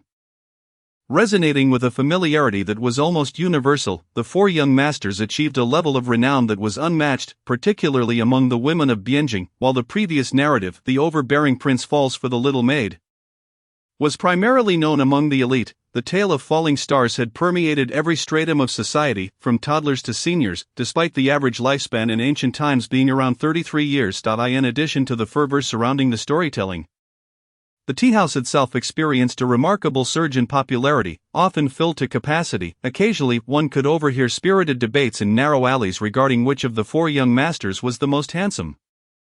In one such alley, a man clad in blue observed his neighbor hastily departing with his wife and children, almost neglecting to secure the door. Had he not intervened, their home might have been left vulnerable to theft. "Wangan, what has you in such a rush?" the blue-clad man remarked, noticing for the first time Wangan's frantic demeanor, accompanied by his family, leading him to suspect a grave situation. "Today is the time for Mr. Wu's storytelling, and I must leave quickly to secure a good seat," Wangan replied, urgency lacing his tone. "Mr. Wu, who is he?" the blue-clad man inquired, curiosity piqued. "Lu Shan, you are not aware of Mr. Wu. He is immensely famous. Renowned throughout the realm as the foremost storyteller, his eloquence and vivid storytelling breathe life into every character, making them feel as if they were alive, capable of conjuring legions with just a single voice. His recent tale, Falling Stars, is nothing short of spectacular. My wife has been pestering me to take her to hear it again ever since she last listened. Is he truly that remarkable? Hurry, or we shall miss out," the woman urged, hastening her husband. Reluctantly, he bid farewell to Lu Shan and departed with his family. Intrigued, Lu Shan decided to follow, thinking it would be a pleasant diversion to witness the storytelling as well. A similar scenario unfolded outside the Tianxia tea house. A man, as usual, was about to enter to listen to a story when he was abruptly halted by a familiar friend. "Hey, are you going to the Tianxia tea house for storytelling?" "Yes, would you like to join?" They often attended together, but the friend had just come from the opposite direction. No, the storytelling there is outdated and lacks substance. I'm heading to Tea Melody instead. Farewell." "Wait, where is this Tea Melody?" "The stories at Tianxia Tea House are not as dull as you claim," a passing acquaintance chimed in. "A brother, who still goes to Tianxia Tea House for storytelling?" The stranger's sarcasm stung, and he swiftly departed, eager to claim a good spot. Enraged, the man thought, how dare he speak to me that way? Tianxia Tea House boasts the most popular stories of the time. The more he pondered, the more his frustration grew, prompting him to investigate what was so special about this tea melody. Not only men, but women also brought their close friends to enjoy the storytelling. Those who had never read the tale found themselves enamored with the four young masters after listening, lamenting their lack of similar encounters in real life. Wu Hualing's subsequent tales were relentless in their appeal. "The four young masters are so handsome. I wish I were Wu Qingzi. Why is Wu Qingzi so fortunate? Do not think that way. Wu Qingzi is exceptional in her own right. Not inferior to these men, otherwise she would not have attended the Guozijian." "Exactly, sisters, while the four young masters are indeed striking, Wu Qingzi is no less remarkable. I aspire to be like her, unafraid of authority and striving for greatness. I sincerely hope she fulfills her ambition to become a commendable official for the country and its people." Such conversations arose incessantly, though most merely chuckled and moved on. Bai Zuanqing later learned that Ling Luo had ventured out alone to hear the stories, reproaching her for not informing her sooner. As a devoted fan of Mr. Wu, Bai Zuanqing and her close companions were eager to lend their support, although they had purchased and read the book. The experience of listening was unparalleled. After having read it several times, what harm could there be in listening again? They were particularly curious to see the expressions of those who would discover the story's conclusion. Believing it would be quite entertaining, Thus, they reserved a large private room, silently supporting Mr. Wu's tale. Meanwhile, at Tianxia Tea House, it became evident that attendance had dwindled significantly, prompting Manager Ma to investigate the situation. Upon inquiry, he discovered that the rival Tea Melody had been the cause of the decline. Manager Ma was astonished. He had assumed Tea Melody had gone out of business, not realizing it was still operational. Uncertain of where they had found their storyteller, he deduced that all the narrators in Bianjing had gravitated to their tea house, suggesting that this storyteller must have been sourced from elsewhere. However, what surprised Manager Ma most was the unexpected popularity of their stories. As many flocked to hear this particular tale, which was unlike any current narratives, especially favored by women, the tea house was bustling, with some unable to find a spot, resorting to eavesdropping from outside. Manager Ma was clueless about the origins of this sudden influx of patrons and sent his assistant to gather further information. When the assistant returned, he hesitated, leaving Manager Ma with little patience. Given the month's poor earnings, any continuation of this trend could jeopardize his position. Speak quickly, it's the storybook from that young lady we encountered last time. She is indeed the proprietor of a bookshop and has launched a publication that has garnered considerable attention. It is her book that has stolen our business, the assistant finally divulged, all while gauging Manager Ma's reaction. What? Manager Ma nearly lost his composure, filled with regret for his earlier dismissive behavior. Had Yi Yuwu been present, she would have surely thought that was a close call. He almost profited from this. Chapter 57, a performance previously. When Yi Yuwu introduced herself as the proprietor of a bookshop, he had been skeptical, even driving her away in disbelief. After all, how could such a youthful woman be inclined to step into the limelight? Especially when Manager Ma had never heard of her establishment. Even if true, he regarded her as an insignificant figure, believing their tea house, in collaboration with Bianjing's largest bookshop, would have no need to regard a mere young girl. Who could have anticipated that her storybook would be so exceptional, breathing new life into Tea Melody? Nevertheless, Tianxia Tea House was never short of silver. A small bookshop should pose no threat. As a savvy businessman, Manager Ma quickly devised a strategy. That very day, he accompanied his previously reluctant assistant to Tea Melody to apologize to Yi Yuwu. I sincerely apologize, Miss Yi. I failed to recognize your potential. Might you consider selling us the rights to your storybook? Please name your price. Sell the rights. Who says I intend to do so? If you are unwilling to sell outright, we could arrange for an exclusive partnership, with profits split 50-50. Not at all. I propose a 70-30 split. With me receiving the larger share. Yi Yuwu responded, sipping her tea within her bookshop. Manager Ma hesitated momentarily, gritting his teeth before conceding. Very well, that won't do. Yi Yuwu smiled, interrupting the words of Manager Ma. Upon closer inspection, one could discern that her eyes lacked any mirth. Our humble bookshop cannot compare to the grand establishments of the world, thus, we are unable to collaborate with your esteemed establishment. I kindly suggest that Manager Ma seek other options. Yi Yuwu returned Manager Ma's words to him verbatim. With a countenance of discomfort, Manager Ma departed the bookshop alongside the waiter. Bah, a mere young girl, daring to show off before me, the manager remarked. I have heard that this book was penned by a certain Wu Ming. I believe we can exploit this lead. The waiter suddenly recalled. You mean? Manager Ma clapped his hands together. Indeed, let us entice this Wu Ming to our tea house at a high price and have him write a new work for us, just as they previously lured away all the storytellers with silver. Who could resist such temptation? Once we monopolize this, they will have to speak as we command. Manager Ma chuckled, promptly instructing the waiter to act on this plan. Little did they know that this Mr. Wu Ming was none other than the young girl they had scorned. Yi Yuwu herself was taken aback that they had set their sights on her. Meanwhile, Chayun and Manager Gao, having heard rumors of the proprietor of the renowned tea house seeking her out, hurriedly rushed to the bookshop, sweat streaming down their faces, fearful that the god of wealth would slip away. Manager Yi, what benefits has Manager Ma promised you? I can match them all, even if not now. I surely can in the future. How about this? You take 70% of the tea house's profits. No, let it be 80 for you and 20 for me. Would that be agreeable? Yi Yuwu was bemused, realizing his misunderstanding, and explained, Fear not, Manager Gao. I have no intention of collaborating with the world-renowned tea house. I am a person of integrity. I have made a vow to you that I shall not waver. As for the profits, they will remain as before. The stories we produce in our bookshop will exclusively be shared with your tea house. Upon hearing this, Manager Gao sighed in relief. Are you familiar with the opera troops in Bianjing? Yi Yuwu inquired, resting her chin on her hand. Indeed, there are many opera troupes in Bianjing. Most people either enjoy listening to stories or watching plays. Do you have any acquaintances or frequent visitors? There is a pear garden at Xin Fengmen that specializes in southern opera. I have visited a few times, and it is quite delightful. The troupe leader is somewhat familiar to me. Yu Wu inquired further. Are you suggesting we attend a performance? It was then that he realized this manager Yi had once been a sheltered young lady. Such sheltered young ladies also enjoyed music, though they typically kept their own troupes or invited external groups to perform within their residences. Nevertheless, the external operas were rich and varied, leading to the emergence of diverse genres, including mixed and southern operas, with the latter being his personal preference. Southern opera? I have yet to hear of it. If that is the case, Manager Gao, could you take me to broaden my horizons? Today, Yu Wu donned a light blue top embroidered with silver patterns of butterflies, the thin fabric billowing gracefully in the warm breeze as she extended her hand in an inviting gesture. Manager Gao, believing she genuinely wished to attend the opera, cheerfully led the way, enthusiastically introducing her to the highlights of southern opera. Yu Wu could only smile politely, occasionally responding with, "Is that so? It seems rather nice." It was at this moment that Manager Gao realized that Yu Wu's intentions were not merely to enjoy a performance. She candidly expressed her aspirations to Manager Gao. The storytelling of Falling Stars and Rain has gained some traction. Yet it still lacks fervor. I desire to reach a broader audience, not solely relying on word-of-mouth. In the future, our bookshop will produce more stories. I cannot rely solely on selling books for profit.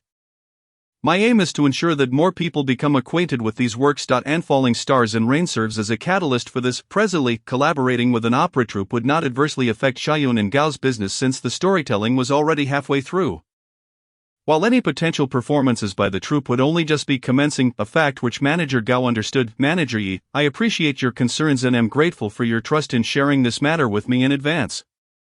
I will do my utmost to facilitate this collaboration, Manager Gao assured her. After a long walk, they finally arrived at the pear garden at Xin Fengmen, where a performance was already underway. A crowd had gathered beneath the stage. After seating themselves, Yu Wu discovered that the day's performance was the tale of the Jing hairpin, recounting the love story between scholar Wang Shipong and Qian Yulian. This was her first experience of opera, which differed greatly from modern performances. The ancient melodies captivated her, and she found herself thoroughly absorbed. Once the performance concluded, Yu Wu seized an opportunity to express her desire to reward the troupe with a monetary gift. With Manager Gao's introduction, she entered the backstage area. The performers, some still in the process of changing costumes, paused upon noticing her entrance, preparing to rise. However, Yu Wu gestured for them to remain seated, encouraging them to continue their tasks without formality. Even so, some of them discreetly scrutinized her as they worked. At that moment, the troupe leader approached, and Manager Gao exchanged pleasantries with him. After Yu Wu rewarded the troupe, she took the opportunity to discuss her collaboration proposal with the leader. However, the troupe leader hesitated, stating that he needed time to consider. Yu Wu understood that patience was crucial and did not pressure him, merely suggesting that if he changed his mind, he could seek her out at the bookshop. Without discussing a specific timeframe for a response, after Yu Wu departed, the troupe began to pack up and prepare to leave. The leader pondered for a moment before relaying the matter to his troupe members. Falling Stars and Rain, I have heard of it. It has recently gained considerable popularity in Bianjing, especially with Qiayun and Gao profiting handsomely from it. Yet, a story like this is hardly reputable. Wouldn't we face ridicule for staging such a play? One man lamented, sometimes, it's essential to explore new avenues. Just look at the mixed dramas. How many people flock to see them? The diverse genres, unconfined by convention, have garnered immense popularity with audiences. They were all acutely aware of the troupe's precarious situation. Without their loyal patrons of Southern opera, sustaining the troupe would be exceedingly difficult. Lin is right, leader. It is time for a change. Moreover, Manager Yi has offered to let us adapt the story into a play. So we might as well give it a try. With Manager Yi's support, we stand to lose very little. Despite their enthusiasm, the leader remained apprehensive. Turning away, he said, "Let me think it over." In truth, Yu Wu had not overthought the situation. She merely viewed ancient storytelling as akin to modern audio dramas and opera as the ancient equivalent of television. She believed that to make a story widely known, it required these two forms of promotion. Otherwise, how could it achieve the status of being renowned and known by all? Unbeknownst to anyone, Qiayun and Gao's storytelling of Falling Stars and Rain swiftly reached the ears of the Grand Princess. In fact, the Grand Princess had not visited the world-renowned tea house in quite some time. Recently, she had been preoccupied with her marital bliss with her prince consort, albeit a one-sided affair, as she had forcibly claimed him for herself. Tang Yiji was strikingly handsome, and it was this very appearance that captivated the high-minded Grand Princess, who had a penchant for only the finest. At that time, Tang Yiji was not only exceptionally handsome but also quite talented. However, his humble origins as the illegitimate son of a fifth-rank official rendered him vastly inferior to the Grand Princess's noble status, especially since he was already engaged. Yet, the Grand Princess was resolute in her determination to have him. Devising schemes to sabotage his engagement and abducting him to her residence, an event that stirred considerable commotion, the middle-ranking official was infuriated, even reporting the matter to the court. Undeterred, the Grand Princess shamelessly sought her brother. The emperor's intervention for a marriage decree, which he naturally refused, deeming the match beneath her. When the emperor declined, the Grand Princess resorted to daily tantrums, nearly causing a scene before the throne. Eventually, the emperor had no choice but to acquiesce to her demands. However, after their marriage, Tang Yiji ignored her completely, preoccupying himself in his study while the Grand Princess sought various means to win his affection. When her frustration peaked, she would scold him fiercely, yet Tang Yiji remained impassive. As if accustomed to her outbursts, over time, after quarrels with Tang Yiji, the Grand Princess would retreat to the world-renowned tea house to listen to stories or music, returning home only after her anger subsided. Today was no different. After yet another argument with Tang Yiji, she stormed out of the residence, initially intending to listen to stories. Seated in a private room at the tea house, she listened to the tale being recounted below. Her ire boiling over as she felt it was a veiled mockery of her situation. The storyteller on the platform narrated a tale of two childhood friends, whose bond was severed when the young lady, seeking social advancement, left her childhood companion to marry the nobleman. After the Grand Princess stormed out in fury, the proprietor of the tea house was left in a cold sweat, suddenly realizing the gravity of the situation. How could he have overlooked the scandal involving the Grand Princess and her prince consort, especially when it was presented before the main characters? Fortunately, the Grand Princess did not pursue the matter, or it would have been far more than just a hasty exit. However, Manager Ma understood he had lost a significant patron. Sinking to the floor in despair, he lamented, "It's all over." The Grand Princess, weary, closed her eyes in the carriage while her maid tenderly massaged her forehead. Without a directive from the princess, the carriage remained stationary, unsure of her next destination. The Grand Princess contemplated returning home. The carriage received instructions to proceed to the residence of the Grand Princess.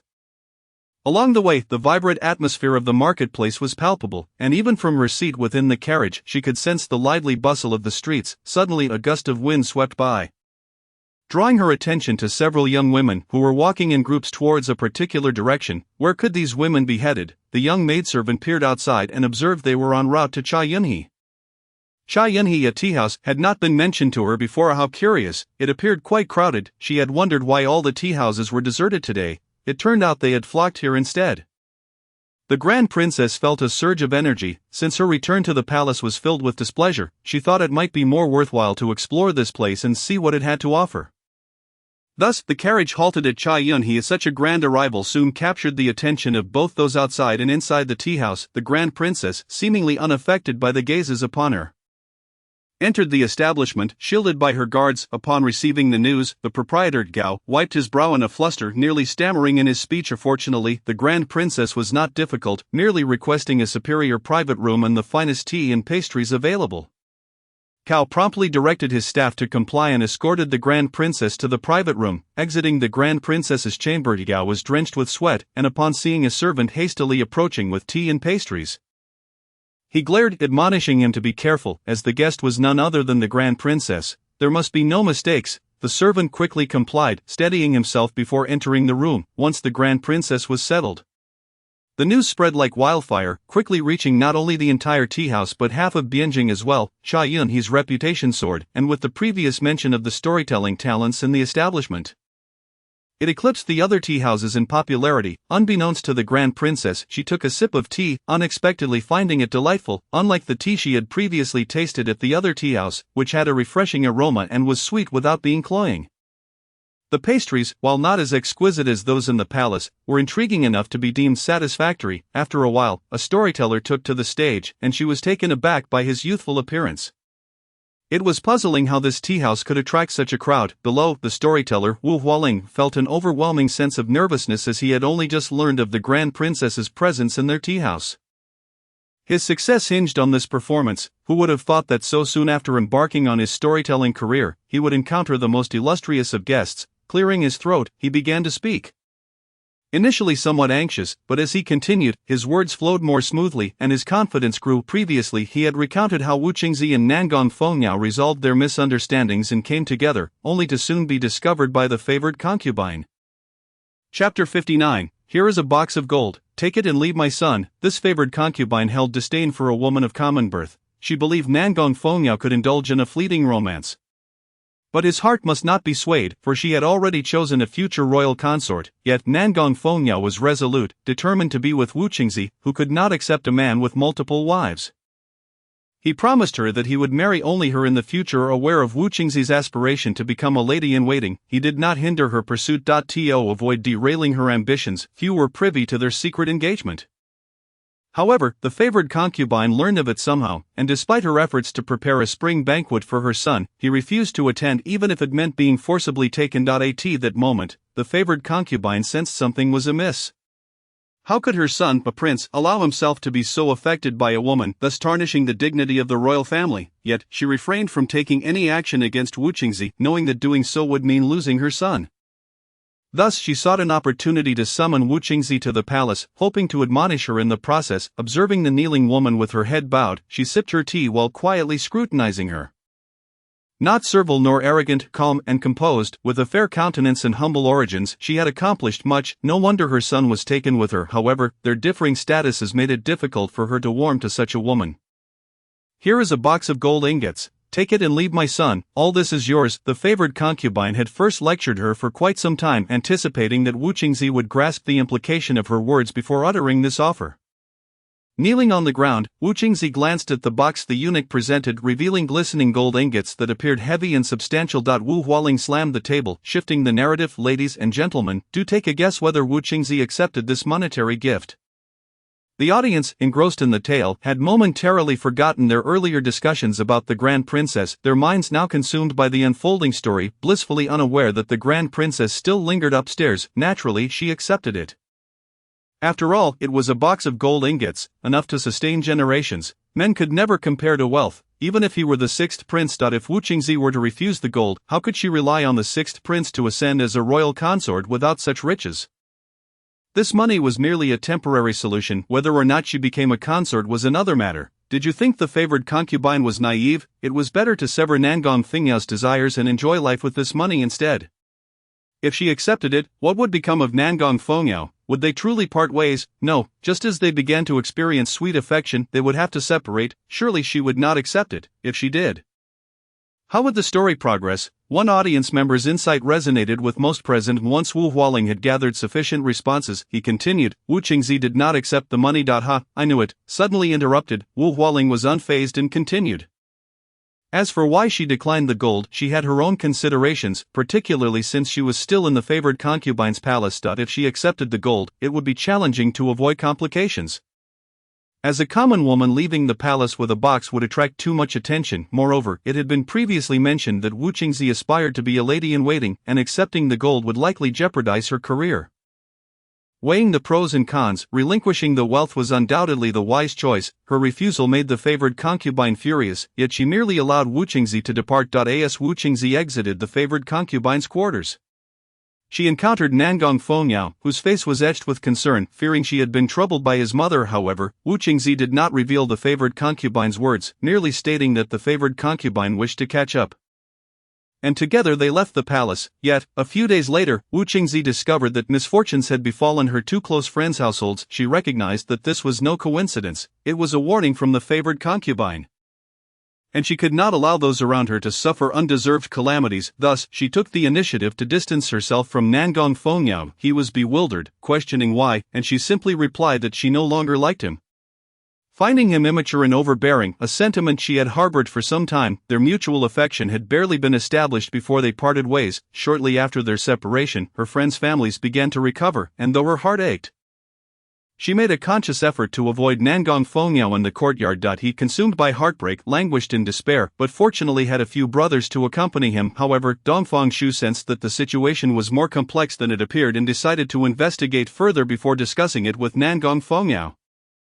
Unexpectedly, before Dong Fengshu could ascertain the truth, Nangong Fengyao faced an unfortunate incident. Overwhelmed by sorrow, he sought solace in the countryside, riding alone on horseback, but a sudden downpour struck, and he tragically fell into a ravine. It took a multitude of men to locate him. Gravely injured and unconscious, Dong Fengshu informed Wu Qingzi, who was immediately struck with panic, eager to see Nangong Fengyao. Yet, as she prepared to rush out, Dong Fengshu restrained her. He is currently lying in the countryside. How can you possibly enter? Indeed, she was but a commoner, and the royal palace was reserved for those of noble birth, no matter her concern. She could not force her way in, however. Dong Fengshu assured her he had a way to facilitate her meeting with him. Wu Qingzi gazed at him gratefully, understanding her unspoken emotions. Dong Fengshu directly inquired. Fengyao said you no longer liked him. Is that true? Has someone threatened you? Wu Qingzi remained silent, taking a long moment before advising him. Shu, sometimes it is best for you not to know too much. Following this, a profound silence enveloped them. I understand, he replied. They did not continue the conversation, employing an undisclosed method. Dong Fengshu disguised her as a young eunuch delivering medicinal soup. Fortunately, at that moment, the favored concubine was absent, leaving only a few eunuchs nearby. Wu Qingzi gazed at the unconscious figure on the bed, holding back her tears, lowering her head to steal a glance before departing with the tray. Thereafter, she never saw him again. Silently praying for his swift recovery, Nangong Fengyao remained unconscious for 3 days before finally awakening. However, upon regaining consciousness, he terrified everyone in the palace, especially the favored concubine, for, after falling into the ravine and sustaining a head injury, he had developed amnesia, forgetting all people and events, even his own identity. What would become of our Qingzi? Could this malady be cured? Would he remain in this state forever? What to do? I am already filled with sorrow. Why must their fates be so tragic? All I desire is for them to be together. Why is it so difficult? A lament from a shattered woman of ancient times. Chapter 60. The princess weeps while listening to the story. Before long, the tea house was filled with the sound of soft sobs. The once lively atmosphere now shrouded in sadness. The storyteller on stage, Wu Hualing, spoke with diminished vigor, as though he had become ensnared in the tale. Meanwhile, in the elegant chamber on the second floor, delicate weeping echoed softly. The haughty and vibrant princess, now weeping like a child, clutched a silk handkerchief to wipe away her tears, yet she maintained her royal decorum, crying quietly with one hand resting on her chest. How could this be? Even if she were to lose her senses, she ought not to mistake others for her once beloved, should she, for the first time. The princess felt a heartache more profound than during her quarrels with the prince consort. A scion of nobility, the pampered princess had never tasted hardship. Even when facing Tang Yiji, she held the upper hand, always believing that a forcibly picked fruit must be sweet. Thus, this storytelling was the sole bitterness she had experienced in her life. Initially, upon hearing the tale of a commoner's love with a prince, she scoffed, deeming it a delusion for these people to write about the royal family. Yet, upon the introduction of the favored concubine, she was filled with rage, contemplating punishment for those who dared to depict the royal family.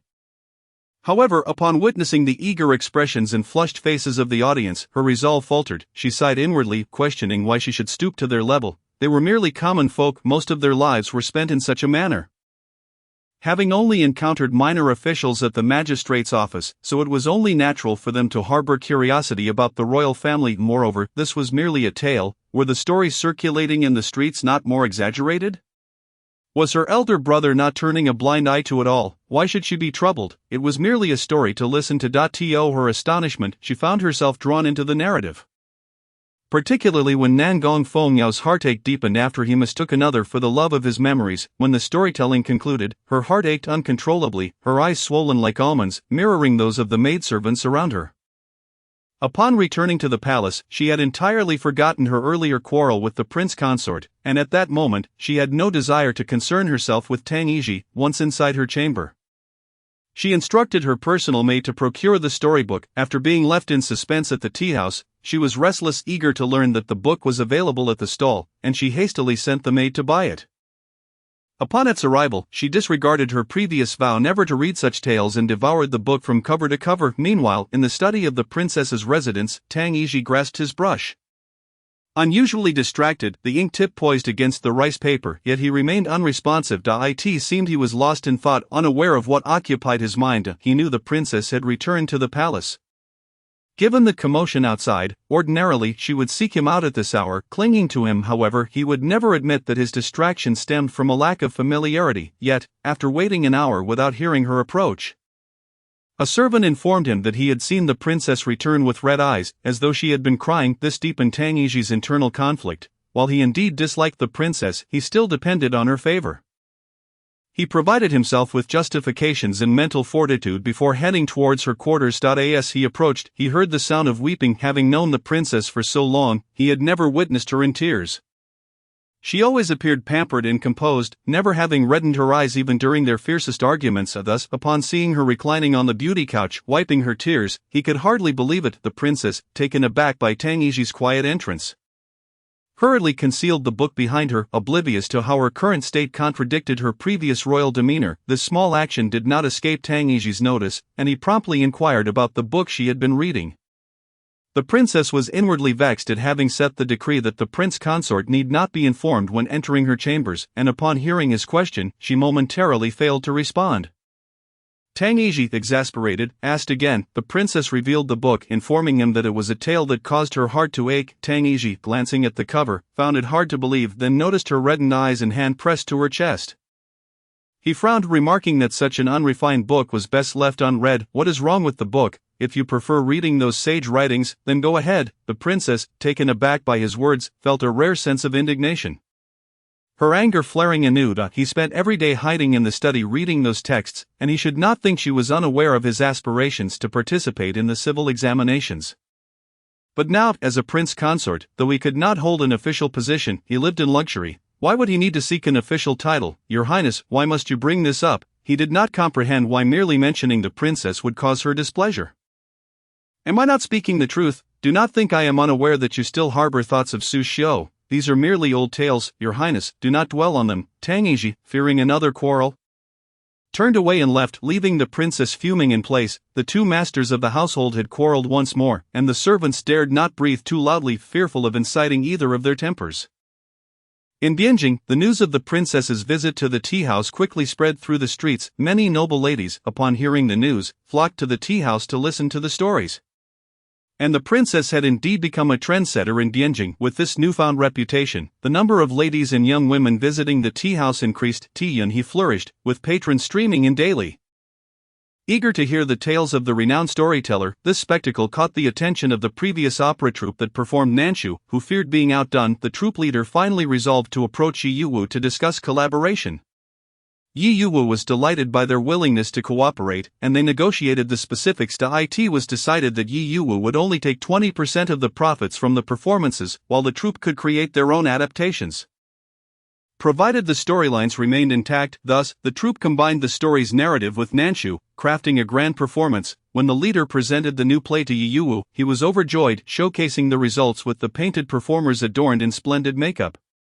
Performing a preview on stage. Yi Yuwu was immensely satisfied, believing that the theater would surely be filled to capacity. Indeed, when the theater opened, bolstered by the previous success of Falling Stars and Rain, it attracted a number of book enthusiasts. Coupled with the existing fans of Nanshu, the theater quickly filled to capacity. Is this a new performance? Inquired one Nanshu enthusiast. It should be. I heard it is a recent adaptation of a popular tale in Bianjing.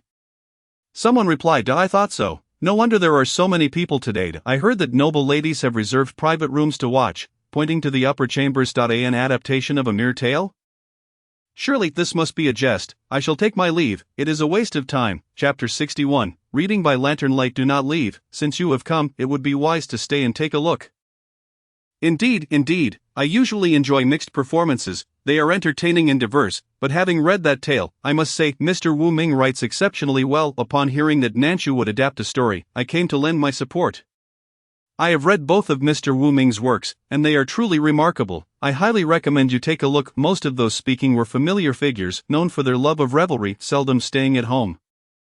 Yet, when it came to leisurely pursuits, no one could rival their expertise. Following their advice was always a safe bet. Nonetheless, some chose to leave while others remained, with many who had not seen Falling Stars and Rain expressing keen interest.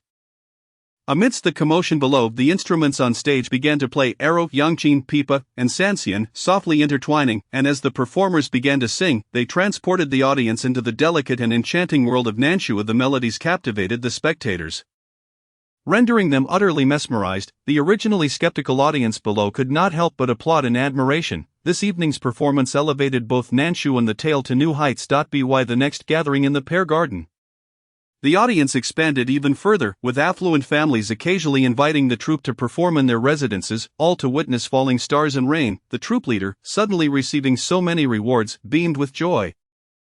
Secretly grateful for his decision, feeling even more appreciative, however, through this event, numerous theater troupes in Bianjing took notice, each seeking to collaborate with Yi Yuwu, particularly those specializing in Nanshu. Yi Yuwu felt she could not make this decision unilaterally and brought the matter to the Nanshu troupe leader. After much contemplation, he too wished to act in self-interest, but presented before him was an opportunity to promote their Nanshu, allowing it to reach a wider audience. Moreover, these troupes traveled far and wide. Unlike them, who remained confined to Bianjing guarding their small territory, for them, this was a splendid opportunity for promotion. As a result, the citizens of Bianjing discovered that the Nanshu troops now had a greater variety of performances. And the city recently fell into a craze for falling stars and rain. As night fell, within the Due residence, the light carriage Due was pushing aside the curtain to prepare for rest. Only to find his wife reclining on the couch, engrossed in a book. This was not the first time this had occurred. Not only his wife but also several daughters within the household were daily absorbed in their reading. The light carriage Due had not shared intimacy with his wife for several days, and seeing her acknowledge his entrance with only a fleeting glance before returning to her book, he felt a swell of dissatisfaction and snatched the book from her hands.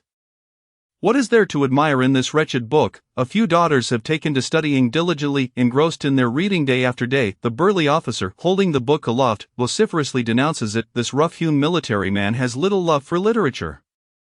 He is a warrior at heart, and his sons revel in the art of combat, leaving only his wife with a penchant for books. Initially, he felt a surge of joy upon seeing his daughters engrossed in reading.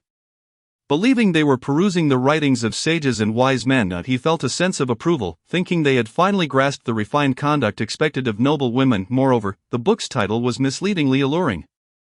Had it not been for the discussions among his daughters in the courtyard, he would have remained oblivious. What is all this noise about? I was just reaching the most crucial part. The officer's wife snatched the book from his hands.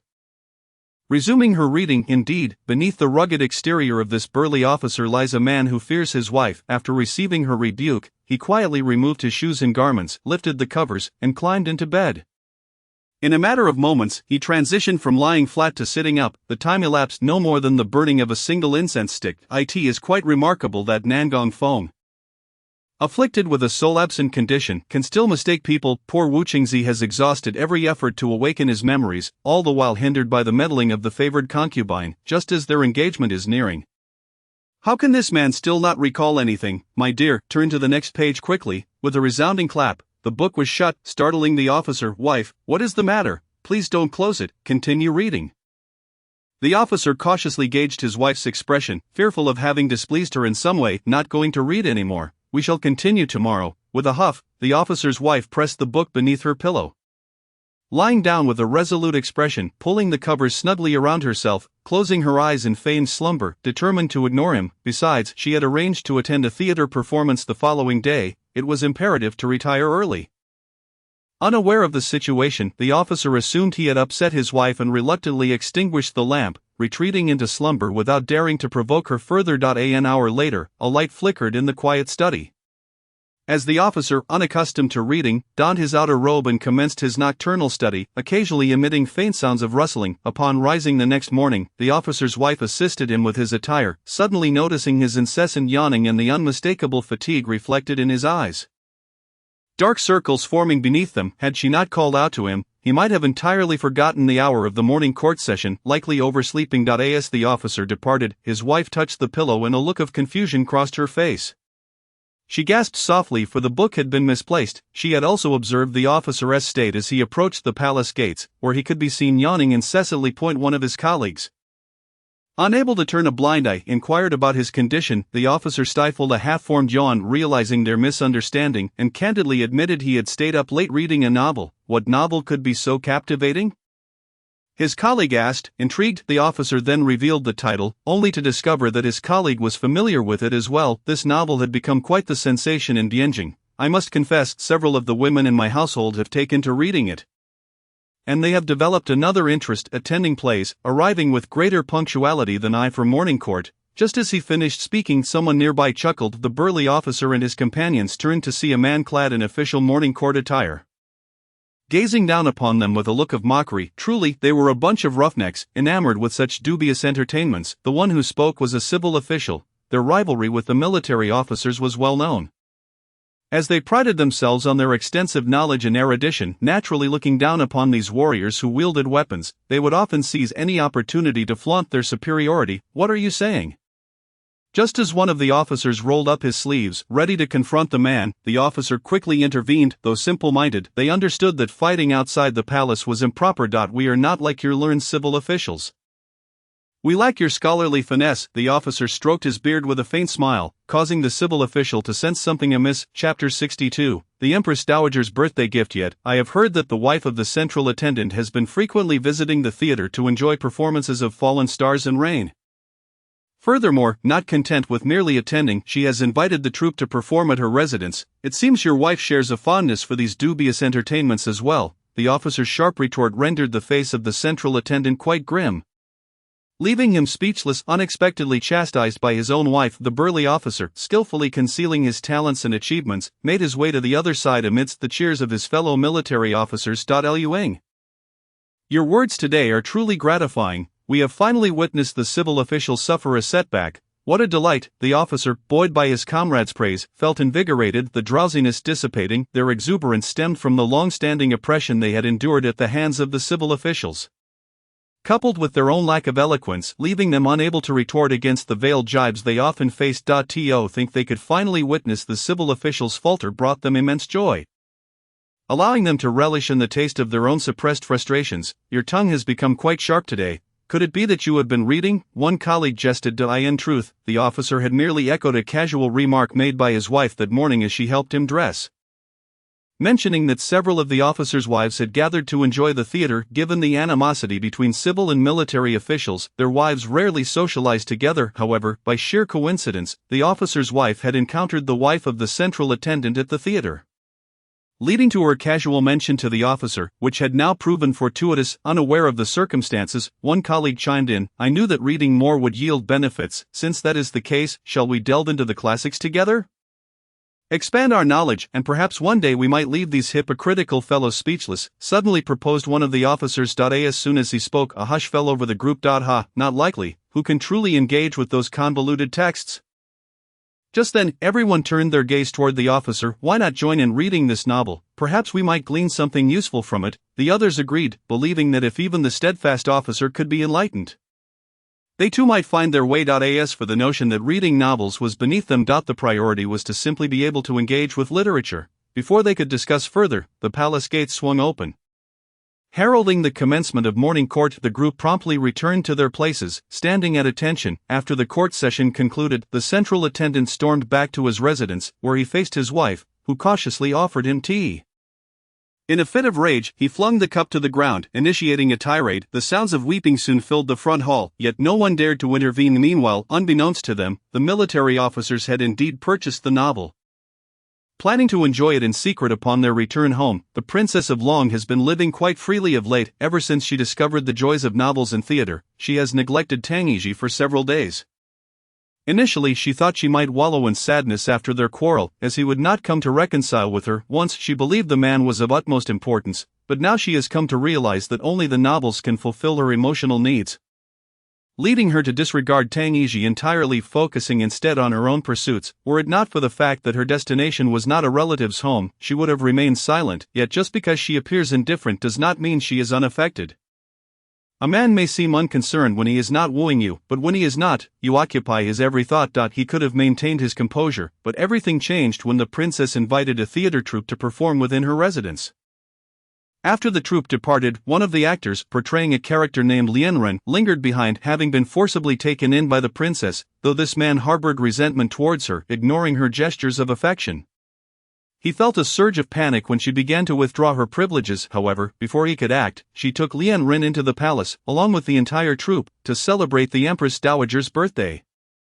The Empress Dowager, a lover of theater, had numerous performers in her service, dedicated to singing and dancing. However, the novelty had worn thin. She had grown weary of the same old performances, and the palace had become dull. As the most favored daughter of the Empress Dowager, the Princess of Long was determined to prepare a unique birthday gift. After much contemplation, she decided to invite a troupe specializing in Southern opera. As it was currently in vogue and offered a refreshing change from the usual fare, she believed it would be a splendid opportunity to enliven the palace. To her surprise, while arranging for the troupe's arrival, she stumbled upon Tang Yixi's hidden compartment in the study, where he had been keeping letters exchanged with Su Xiu. Along with her portrait, the princess felt a wave of suppressed anger and resentment wash over her. In the past, she would have wished for Su Xiu's demise, but now she found herself overwhelmed by a profound disappointment. 5 years had passed, yet he still could not let go of his grudges and love her in return. She had always loved him cautiously and humbly, aware that she had wronged him by forcibly separating him from Su Xiu and compelling him to marry her, thus shattering his ambitions to serve in the court. But had she not been making efforts to atone for her actions? She had cooked for him for the first time, comforted him in times of need, and even intervened when his father was imprisoned due to political machinations. Seeking assistance from her royal brother, their child, too, had been a sacrifice made for him, resulting in her current inability to conceive again. Yet, she had never blamed him for it. At first, she was filled with indignation upon witnessing these events. But her anger dissipated as she suddenly recalled Wu Qingzi from the storybook. Although her former lover had forsaken her, causing her pain and even having others conspire against her, she did not wallow in self-pity. Instead, she remained true to herself and ultimately became a female official, radiating a unique brilliance and reclaiming her identity. If love could not be nurtured, then she would relinquish it. Thus, when faced with Jin Suyi's deliberate advances and attempts to ingratiate himself, she did not reject him. Rather, she welcomed him into the palace. The princess sat at a lower position during the banquet, observing the performances below with an impassive expression as she sipped her drink. Especially since Tang Yixi was seated beside her. To her surprise, Tang Yixi, seemingly under some whimsical influence, actually served her food, but she dismissed his actions as mere pretense for the onlookers and chose not to eat. Tang Yixi, feeling at a loss and unsure of how to appease her, followed her lead and set down his chopsticks, feigning interest in the performances while secretly watching her, although it was the Empress Dowager's birthday celebration. The emperor occupied the seat of honor, with the dowager and the empress flanking him on either side. Due to the dowager's affection for her daughter, the princess took her place beneath the dowager's hand. After only a brief moment of watching the performances, gifts began to be presented, each more precious than the last. Everyone had offered their tributes, except for the princess, who smiled with unhurried satisfaction, seemingly pleased with her own prepared gift for the occasion. Chapter 63, The Palace's Theatrical Performance Shocks the court. The princess gestured for a palace maid to fetch a box. Upon its arrival, the exterior appeared simple and unadorned, yet inside lay a pink leaf pearl from the South Sea. Of course, there was also a ceremonial gift intended for her mother. This mention piqued the dowager's curiosity. She exclaimed, "Oh, Yenran has prepared a ceremony for me as well. I must take a good look." After this exchange, they prepared to move to Chang'an Pavilion, but the emperor, occupied with state affairs, did not accompany them, and the ministers departed after the banquet, leaving only the concubines and princes in the inner palace. Chang'an Pavilion, a magnificent four-story structure encircled by water, welcomed them. Inside, the grand hall was bright and spacious, contrasting sharply with the darkness outside, where the moon hung faintly in the starry sky, casting no light upon the ground. The interior, however, was brilliantly illuminated. Sitting in her place of honor, beside a wooden chair adorned with an amber cup and a delicate jade plate filled with exquisite pastries, the guests took their seats. Before long, the sound of pipa filled the air, accompanied by the rhythmic beat of drums, as the performers entered, donning their costumes. As the performance commenced, the audience quieted, initially finding nothing particularly remarkable, merely accompanying the dowager for a play. Yet, this performance was distinctly different from those within the palace. As the story unfolded, the audience found it rather intriguing. However, they soon sensed something amiss. This play involved royal themes, featuring not only the prime minister and a general's son but also princes and the noble consort. Had it not been a gift from the princess to the dowager, they would have never believed anyone would dare to perform such a play within the palace, especially with the dowager's tacit approval.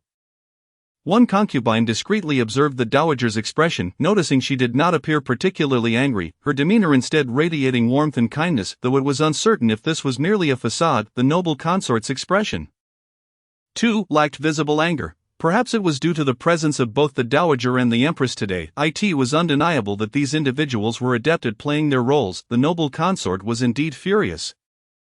Though she concealed her displeasure, unsure if the princess had orchestrated this performance to subtly mock her. On the surface, she displayed no discontent, yet her grip on the armrest of her chair tightened. At that moment, the dowager and the princess remarked, "This performance is delightful," a comment perfectly audible to the noble consort. She realized that the common folk might perceive her in a negative light because of this, jeopardizing her hard-won reputation as sister. "It's merely a theatrical performance. I trust you won't be overly concerned about it, will you?" Sensing the noble consort's disquiet, the princess kindly attempted to reassure her, though her efforts did little to improve the noble consort's mood. Nevertheless, she maintained her facade of amiability, replying, "Of course not. Today is the dowager's birthday, and everyone should celebrate joyfully." Observing this, the empress could not help but smirk inwardly at the noble consort's predicament. The princess's decision to showcase this play on the occasion of the birthday celebration was not merely a thoughtless act. It served as a warning to the noble consort, a lesson meant to instill caution. Additionally, the long-missing crown prince was also involved in orchestrating this spectacle, otherwise such a performance would not have been possible.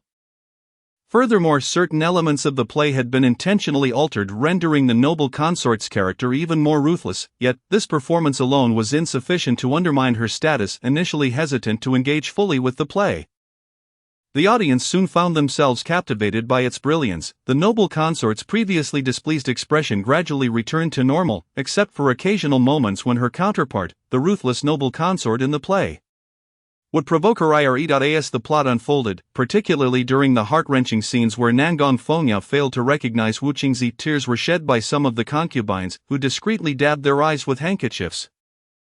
Thus, the audience watched the performance with lingering satisfaction. This play, rumored to be quite popular among the common folk, was indeed captivating, raising concerns about whether it might tarnish the noble consort's reputation. After the performance concluded, the princess assisted the dowager back to the palace, casting a glance at the noble consort's expression before departing. As expected, upon returning to her chambers, the noble consort's facade crumbled. She began to violently hurl objects from her table to the floor. "Damn it, that wretched Yanran, why won't these people just go die? Your Highness, please do not let your anger harm your health," a nearby matron hurriedly advised. The noble consort took a moment to steady her breath and gather her thoughts before inquiring, "Have we found the crown prince?" "Not yet," the matron replied, kneeling with her head bowed, too fearful to meet her gaze. "He certainly knows how to hide. Continue searching. Leave no survivors." Realizing the opportunity at hand, she resolved to make the most of it. Otherwise, how could she hope to ascend in status? Last year's performance of Southern opera during the dowager's birthday had surprisingly garnered the admiration of the palace's concubines. However, it was not possible to perform Southern opera within the palace, nor could they easily venture outside to watch plays, so they had sent someone to procure a script. Initially, no concubine in the palace was interested in this script, fearing it might displease the noble consort, yet life in the palace was rather monotonous. The emperor rarely visited their quarters, and they had grown weary of flower appreciation. The first to read the script was the empress. No one expected the usually composed and dignified empress to delve into such literature. In truth, the empress was not particularly fond of reading, but it was the Princess Yanran who had introduced the script to her.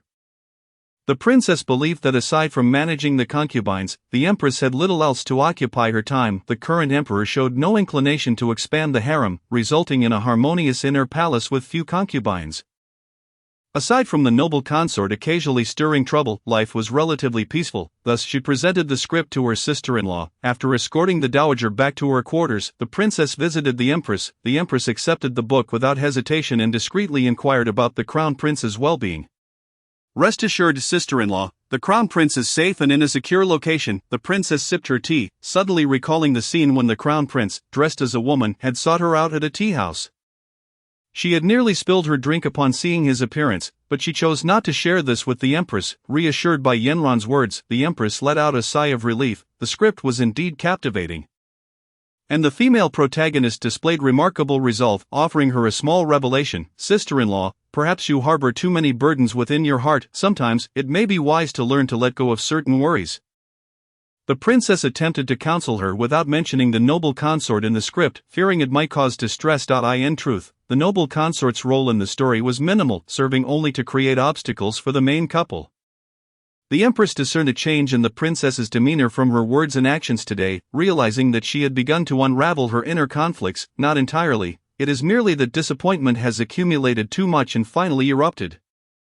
However, I will strive to gradually untangle my own knots, the princess replied, momentarily lost in thought. Chapter 64. The script's popularity in the palace before the empress, she used the term I, signifying her closeness to her. Given that the empress had watched her grow up and had witnessed the events of the past, naturally feeling a sense of sympathy for her, Yanran had matured. The empress did not reveal a look of satisfaction but instead displayed a faint hint of sorrow and concern in her eyes. Upon exiting the empress's quarters, the princess was unexpectedly met by Tang Yiji waiting outside. However, she did not spare him a glance and walked past him without acknowledgement. The empress observed this scene with a gentle sigh. After their departure, the empress did not immediately read the script. Instead, she instructed someone to put it away. Once her palace duties were completed, she found herself in the imperial garden, enjoying the flowers, but soon grew bored. It was only upon returning to her chambers that she remembered the script the princess had gifted her. Just as she began reading, Su Fei arrived to visit, upon inadvertently spotting the empress's book. She cheekily requested to borrow it. Su Fei was somewhat naive and had a friendly rapport with the empress, often visiting her quarters for casual conversations. The empress consented to her request. To her surprise, Su Fei returned the book after only 2 days. The empress initially thought nothing of it until a concubine approached her shyly, meandering through small talk before revealing her true intention. She, too, wished to borrow the book. This left the empress both amused and exasperated. The queen learned from their conversation that ever since the last time Consort Su borrowed the storybook, they had been aware of her borrowing a book from the queen. As for how they knew, it was because Consort Su, after reading the storybook, wore a frown every day and discussed its contents with them. Initially, they were reluctant to listen, as the storybook was deemed lowbrow and unworthy of their attention. They feared it might taint them, so they kept their distance from Consort Su. However, the more they avoided her, the more determined she became to engage them. If they wished to visit the imperial garden, they had no choice but to listen to her narrate the story, otherwise, they would be confined to their chambers. This tactic surprisingly piqued their interest. Consort Su would narrate just enough to leave them hanging at the most thrilling parts, deliberately withholding the conclusion, so much so that it seemed a pity she did not pursue a career as a storyteller. Hence, they found themselves seeking to borrow the storybook today. The queen shook her head with a helpless smile.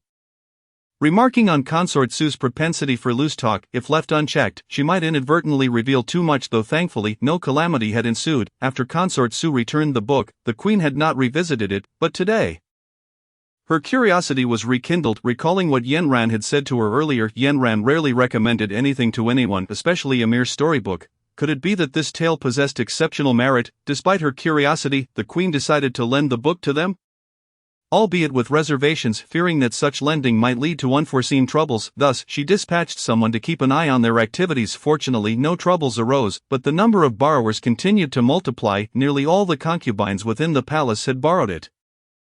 Initially, they had hesitated to read the last play, rumored to be a veiled satire of the noble consort, but the queen herself had read it. The queen: not yet, it was borrowed by you all before I had the chance.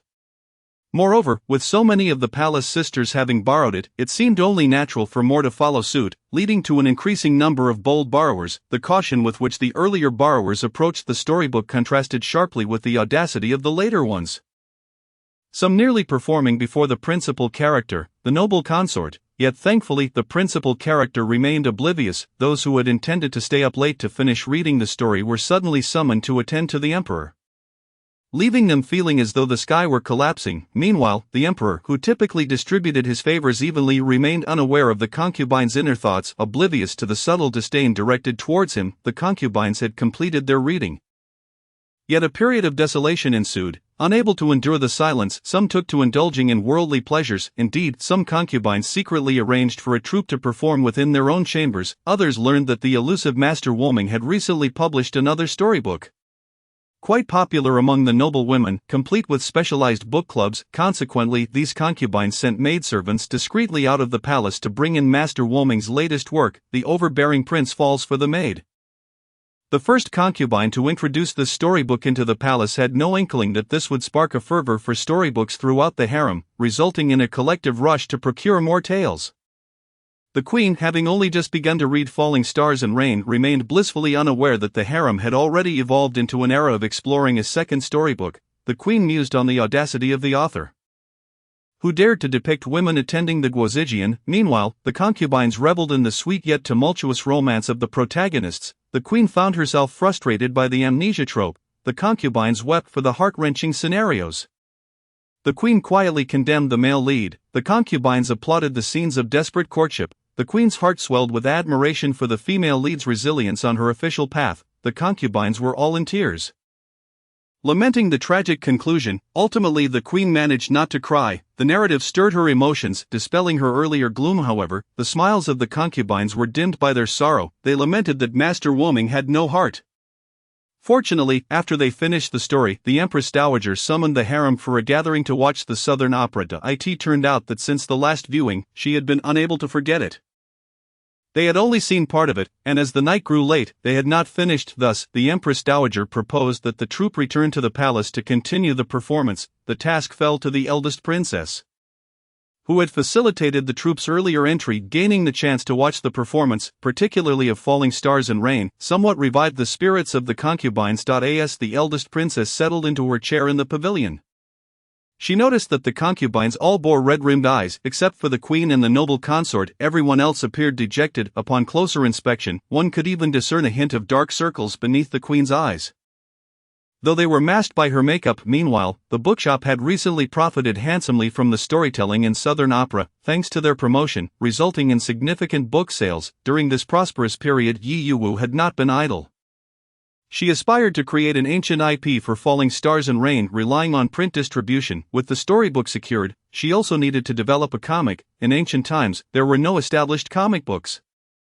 Most were silk paintings and illustrated narratives, presenting Yi Yuwu with an opportunity. However, finding skilled artists proved challenging. She desired to use inkwash painting as the foundational style, requiring finely crafted inkwash characters. Yet, it was difficult to find even one proficient artist. Alone in her quest, Yi Yuwu scoured the area for talent. Fortunately, Qi Yan knew many skilled painters and suggested she seek them out. Just as she emerged from a visit to a prospective artist, she spotted a dilapidated stall at the alley's end. The stall's rickety appearance was evident from its wobbling table legs. On this shabby wooden table lay an array of inkwash paintings. Standing before the table was a man clad in a patched blue robe, lacking even a wooden stool. He stood tall and focused, engrossed in his painting, his face obscured by his bent posture. Yi Yuwu surveyed the surroundings and noted that this individual had set up his stall in an isolated spot, with few passers-by, and he did not call out to attract attention, had she not chanced upon him. He might have been overlooked entirely. As she pondered this, she approached his stall and paused to examine his artwork closely. His inkwash paintings were remarkably expressive, with depictions of fish, birds, and flowers brimming with life. As if they were leaping off the page, unfolding a landscape painting, she marveled at his mastery of depth in the inkwash, prompting an involuntary exclamation of admiration. He seemed unaware of her presence until she stood before his stall for quite some time.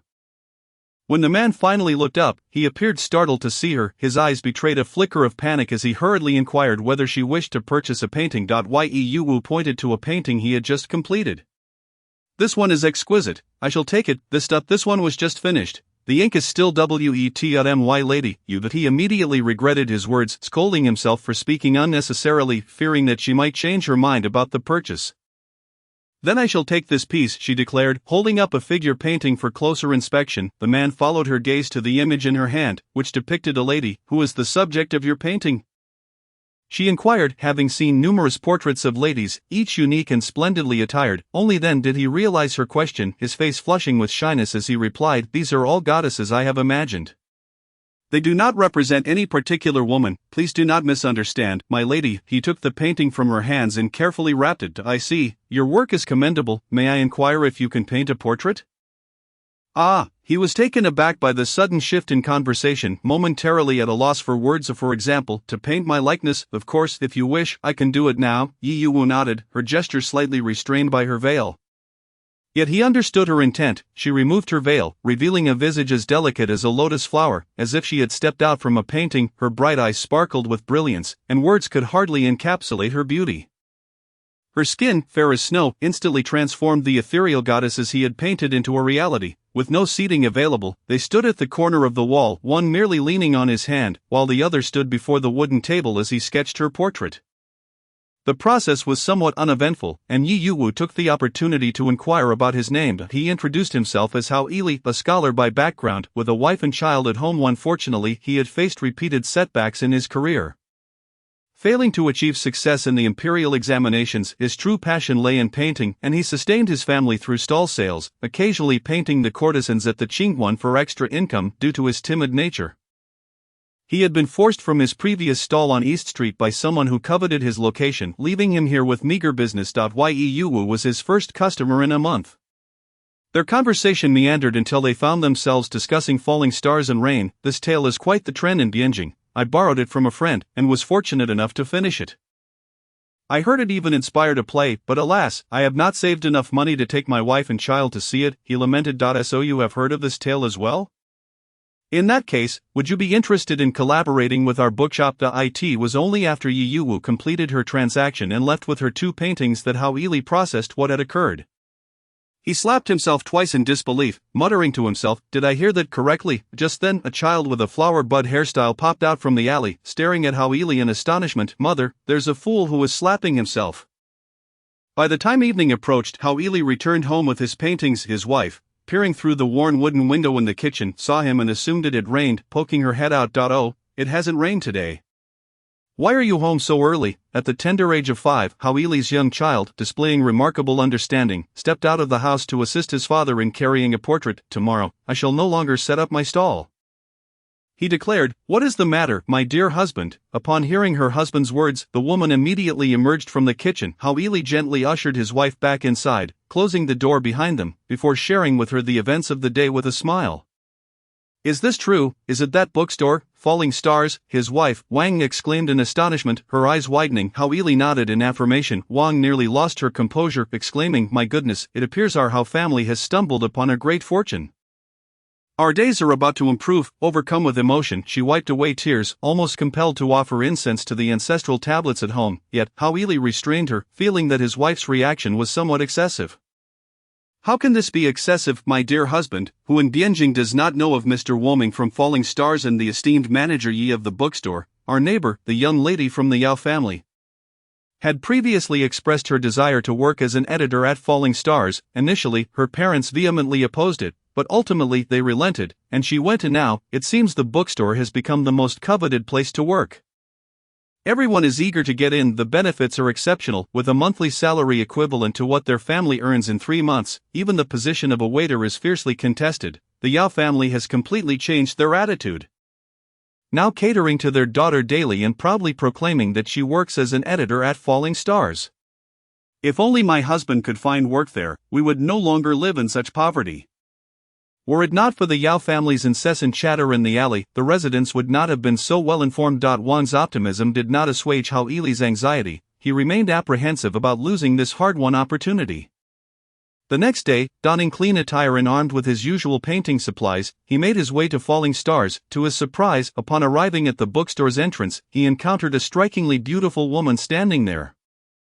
Her expression impassive, she regarded him without a flicker of emotion, merely gesturing for him to enter. As he approached, he found himself taken aback by her height. Standing next to her, he felt dwarfed. Moreover, her presence exuded an aura that left him hesitant to meet her gaze a second time before stepping into the bookstore. In his heart, he marveled at how Falling Stars concealed such extraordinary talent, even among those stationed at the entrance. This sentiment was shared by every patron who entered the store. Chapter 66, the art album is born alongside him.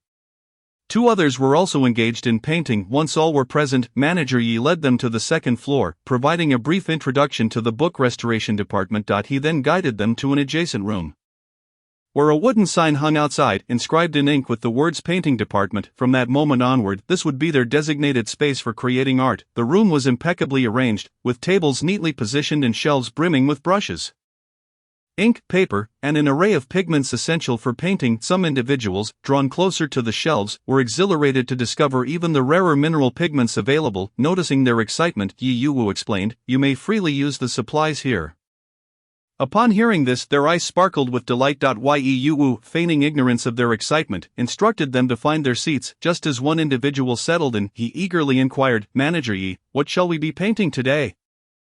Prior to their arrival, they were aware they were to create an art album, yet the specifics remained a mystery. Upon hearing that Falling Stars was seeking artists, they had rushed over without a second thought.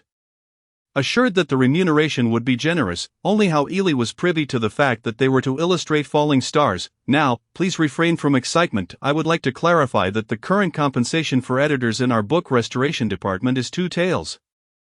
As artists, you will undoubtedly earn your keep through your craft, which can be quite demanding, so I will be providing each of you with 3 taels monthly. Do you have any questions? 3 taels. The group gasped in shock, nearly unable to remain seated. They thought to themselves, what could possibly be objectionable about this? An ordinary citizen earns merely 500 a month. This payment equates to what an average family would earn in 6 months. No wonder everyone was clamoring to work at Falling Stars, with no objections raised. Yi Yuwu sighed in relief. On the first day, rather than having them paint, she handed them a storybook and instructed them to focus on reading. Subsequently leaving them to their own devices, this led to an awkward silence as the 3 exchanged glances, uncertain of what to do, and they could only bury themselves in the storybook once more. One individual briefly stepped out only to return looking dispirited. What do you think Manager Yi intends by this? I just passed by the book restoration department, and they were bustling about, not even taking a moment to drink water. I heard they have begun restoring some old books, and soon the bookstore will have many new titles. I saw that too. Observing their fervent activity while we are here receiving higher wages is making me feel uneasy. It is quite unsettling, the group sighed collectively, yet this discomfort was insufficient to instill genuine guilt, especially as snacks and sweet beverages were periodically brought up from upstairs, leaving them well-fed despite their lack of contribution. Thus, they anxiously awaited the end of their workday. Returning home, Wang inquired about How Ely's activities at the bookstore, to which he replied that he had accomplished nothing. The following day, filled with trepidation, he took his place once more. And as the morning wore on, they remained in a state of neglect. A few members of the painting department could no longer contain their impatience and sent the shyest among them, How Ely, to inquire with Manager Yi. Barely having descended the stairs, he returned with Yi Yuwu in tow. The others were both anxious and excited. Finally, was work about to come their way? Yi Yuwu had merely intended for them to spend a day acclimating and adjusting. Unaware that they had grown increasingly anxious, did you diligently read the storybook I provided yesterday? She asked. The group nodded vigorously, eager to express that they had perused the book multiple times in their own homes. Very well, Yi Yuwu continued, your next task is to use your imagination to bring the main character of this story to life. Manager Yi, do you wish for us to illustrate falling stars? One man suddenly exclaimed. His excitement palpable, his enthusiasm stemmed from his deep affection for the story. If he could indeed illustrate it, he would die without regret. I shall leave the remaining time to you. Yi Yuwu had not intended to interfere heavily. As her knowledge of comics was limited, these ancient artists had primarily created art albums, and she envisioned a fusion of ink and color, as long as they could narrate the story effectively.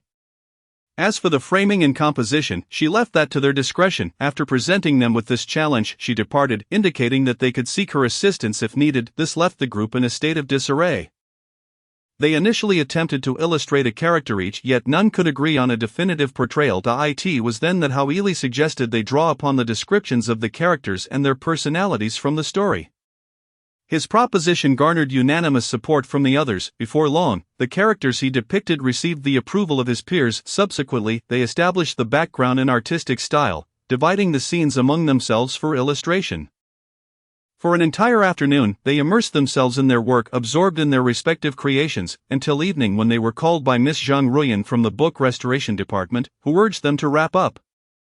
Otherwise, they would have continued painting. The artists toiled day and night for several days, managing to illustrate only 1/5 of the story, as the narrative was lengthy, requiring multiple pages to convey a single scene. The album, once completed, was already quite substantial. Yi Yuwu resolved to publish it as a serialized art album. Although the artwork was finished, the challenge lay in replicating it for mass production. Would they truly need to paint each volume individually? The workload would be immense, and how long would it take? Utilizing the search system, Yi Yuwu discovered a method. The woodblock printing technique, the simplest and most efficient means of reproduction, though it required skilled engravers. Finding engravers was not difficult. She recruited 5 artisans to replicate the original album, stacking and printing hundreds of engraved blocks onto Xian paper, thereby reproducing each illustration. Yi Yuwu also implemented anti-counterfeiting measures. Embedding the bookstore seal within the artwork. As for the price of the album, she intended to sell each volume for 8 won, given that a single storybook of Falling Stars sold for 3,500 won. Equivalent to 3.5 yuan, the album required significant time investment. She meticulously studied the pricing of other art albums, which were generally in this range. Only those with a bit of disposable income would consider purchasing. However, her goal was to position the album in the high-end market, as the affluent would not balk at the price. To ensure widespread awareness, the most effective and rapid approach would be to include an announcement regarding the release of the Falling Stars art album in the latest issue of Between the Inches. After all, those who could afford Between the Inches were likely to be the same individuals capable of purchasing the album. As anticipated, upon the release of the latest issue of Between the Inches, news of the art album's publication spread rapidly, drawing a throng of women to Falling Stars. Yi Yuwu could hardly believe the abundance of wealthy patrons. Chapter 67, Divorce. Initially she had expected that with the storytelling and theatrical performances of Falling Stars now available, many would have already experienced it and would not be interested in the art album. Her intention in releasing the album was merely to capture the interest of those who had not yet seen it.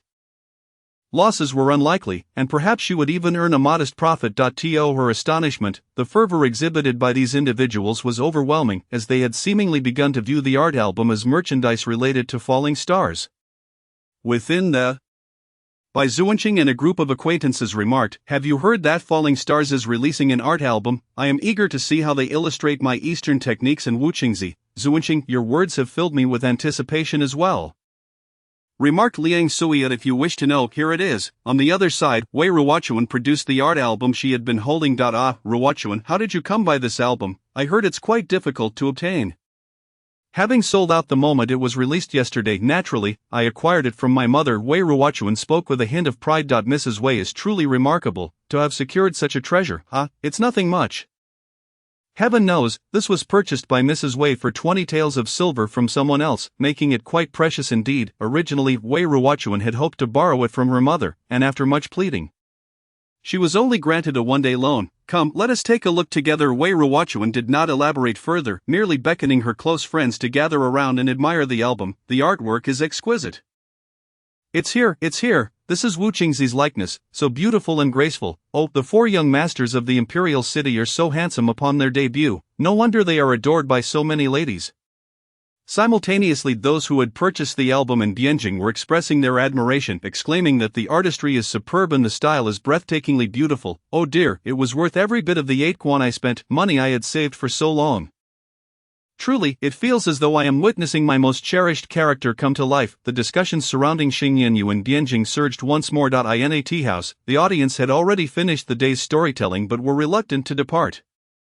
The conclusion was utterly unexpected. One could only say that Mr. Wu Ming is exceptionally skilled, crafting endings that continually catch one off guard. Indeed, I initially thought Wuqingzi would continue to endure heartache alongside Nangong Fengmiao only to end up together.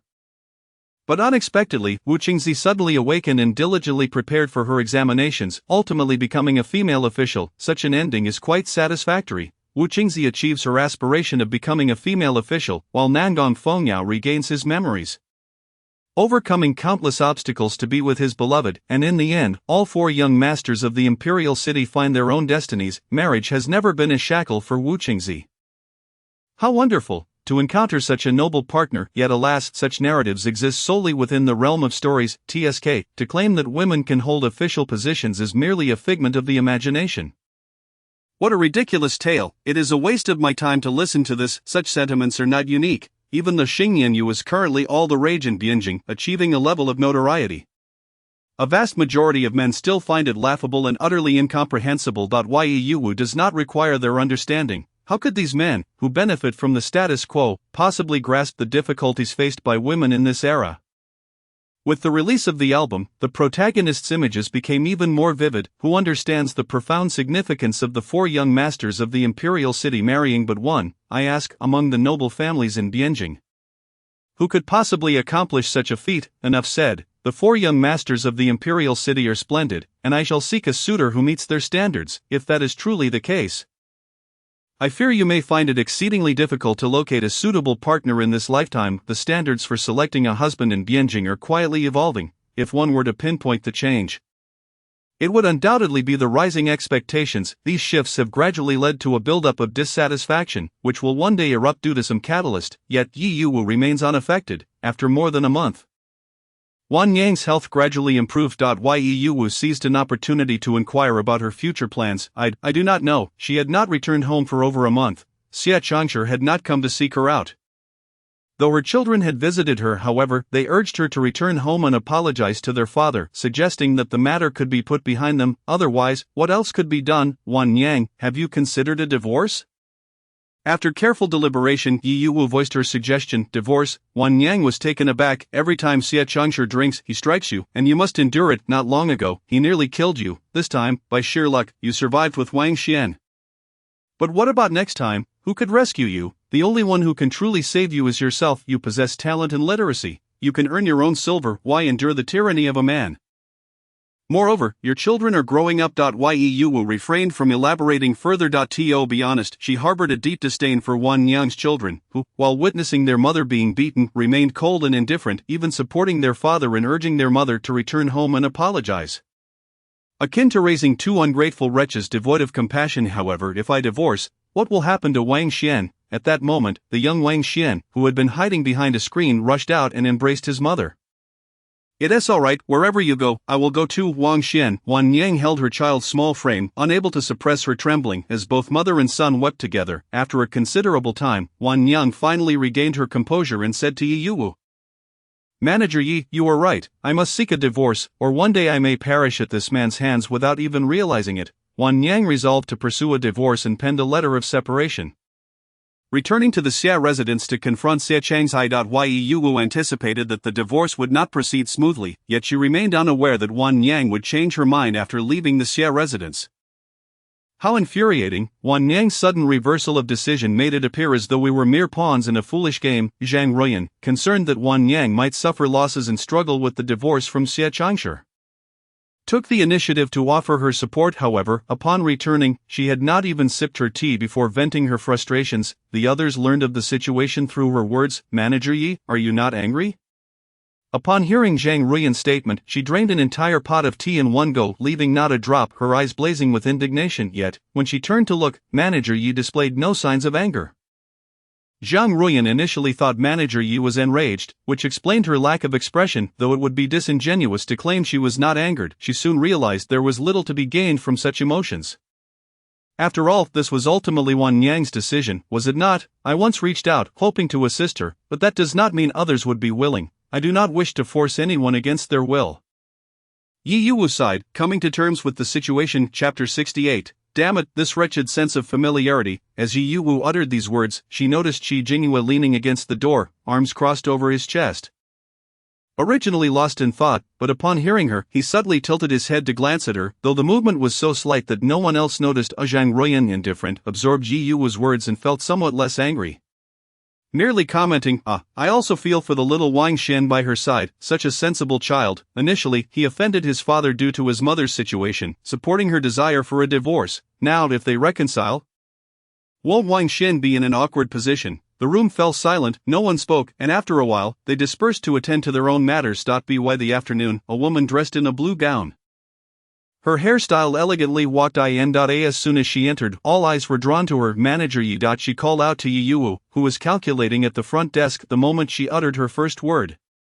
Tears streamed down her cheeks. Wan Yang took a seat, and Ye Wu said nothing, quietly pouring her a cup of tea. By this time, the bookstore had emptied out, the others occupying the second floor, while Xing was in the storage room. In the hall, apart from Ye Wu and Wan Yang, only Li Bo and Qi Jingyue remained at the entrance, yet, Wan Yang continued to weep. I apologize. Manager Yi, why do you need to apologize to me? Wan Yang took a moment to compose herself before finally speaking to Ye Wu without the tremor of tears in her voice. It is my fault for being unworthy. Manager Yi, I have taken your previous words to heart. Before I went to the Xia residence, I was resolute about seeking a divorce, but before she could finish, tears flowed again. But Wang Xian is still so young that if he stays with me, he will only suffer. Although Xia Changshi is merely a minor official, he provides a comfortable life, and Wang Xian can receive a good education. I cannot be selfish. Why can't you be selfish, just once, for yourself? Ye Wu opened her mouth but ultimately refrained from saying these words. She said nothing, simply replying, You do not need to apologize to me. This is your choice, and I respect it. I have no right to interfere. Observing Ye Wu's calm demeanor, Wan Yang felt an overwhelming sense of panic, as if something was slipping away. To mask this feeling, She continued, I know I am wrong, but I truly feel there is no other way. Manager Yi, I genuinely consider you a friend, and I do not wish for you to be upset with me. It is all my fault for being incapable. She spoke softly. I am not angry, Wan Yang, this is your decision. Having made it, I sincerely hope you do not regret it in the future. Adults must bear the consequences of their choices.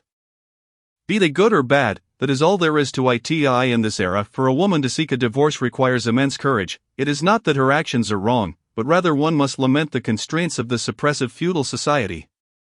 Wan Yang ultimately left in tears, and Yi Yuwu did not see her off, merely watching her figure slowly fade away. You seem troubled. A clear, deep voice resonated from above her. She looked up to find Li Bo had mysteriously vanished, leaving only herself and Qi Jingyue in the hall. Qi Jingyue was unceremonious, sitting directly across from her and pouring himself a cup of water. The tea was of poor quality. He took a sip and couldn't help but grimace. I thought you would persuade her again. He toyed with the empty porcelain cup in his hands, his expression inscrutable, yet his exquisite features remained captivating enough to distract anyone who glanced his way. Why should I persuade her? If she regrets it later and blames me, I would become an eternal villain. Moreover, I have already analyzed the pros and cons for her, and she made her own choice. Even if I say more, it will only add to others' troubles. Ultimately, her decision will remain unchanged. After uttering this, Qi Jingyue cast a deep glance at her. You are unlike many women I have encountered, he remarked. Yi Yuwu nodded in agreement. Indeed, perhaps it's because I am rather impoverished. Qi Jingyue was momentarily at a loss for words. No, it is because you possess a rather thick-skinned. He had initially intended to comfort her, but it seemed she did not require it. Perhaps she was unaware of the regret she would feel for missing out on the prince's consolation. Qi Jingyue scoffed internally. Yi Yuwu, however, had no inkling of Qi Jingyue's thoughts.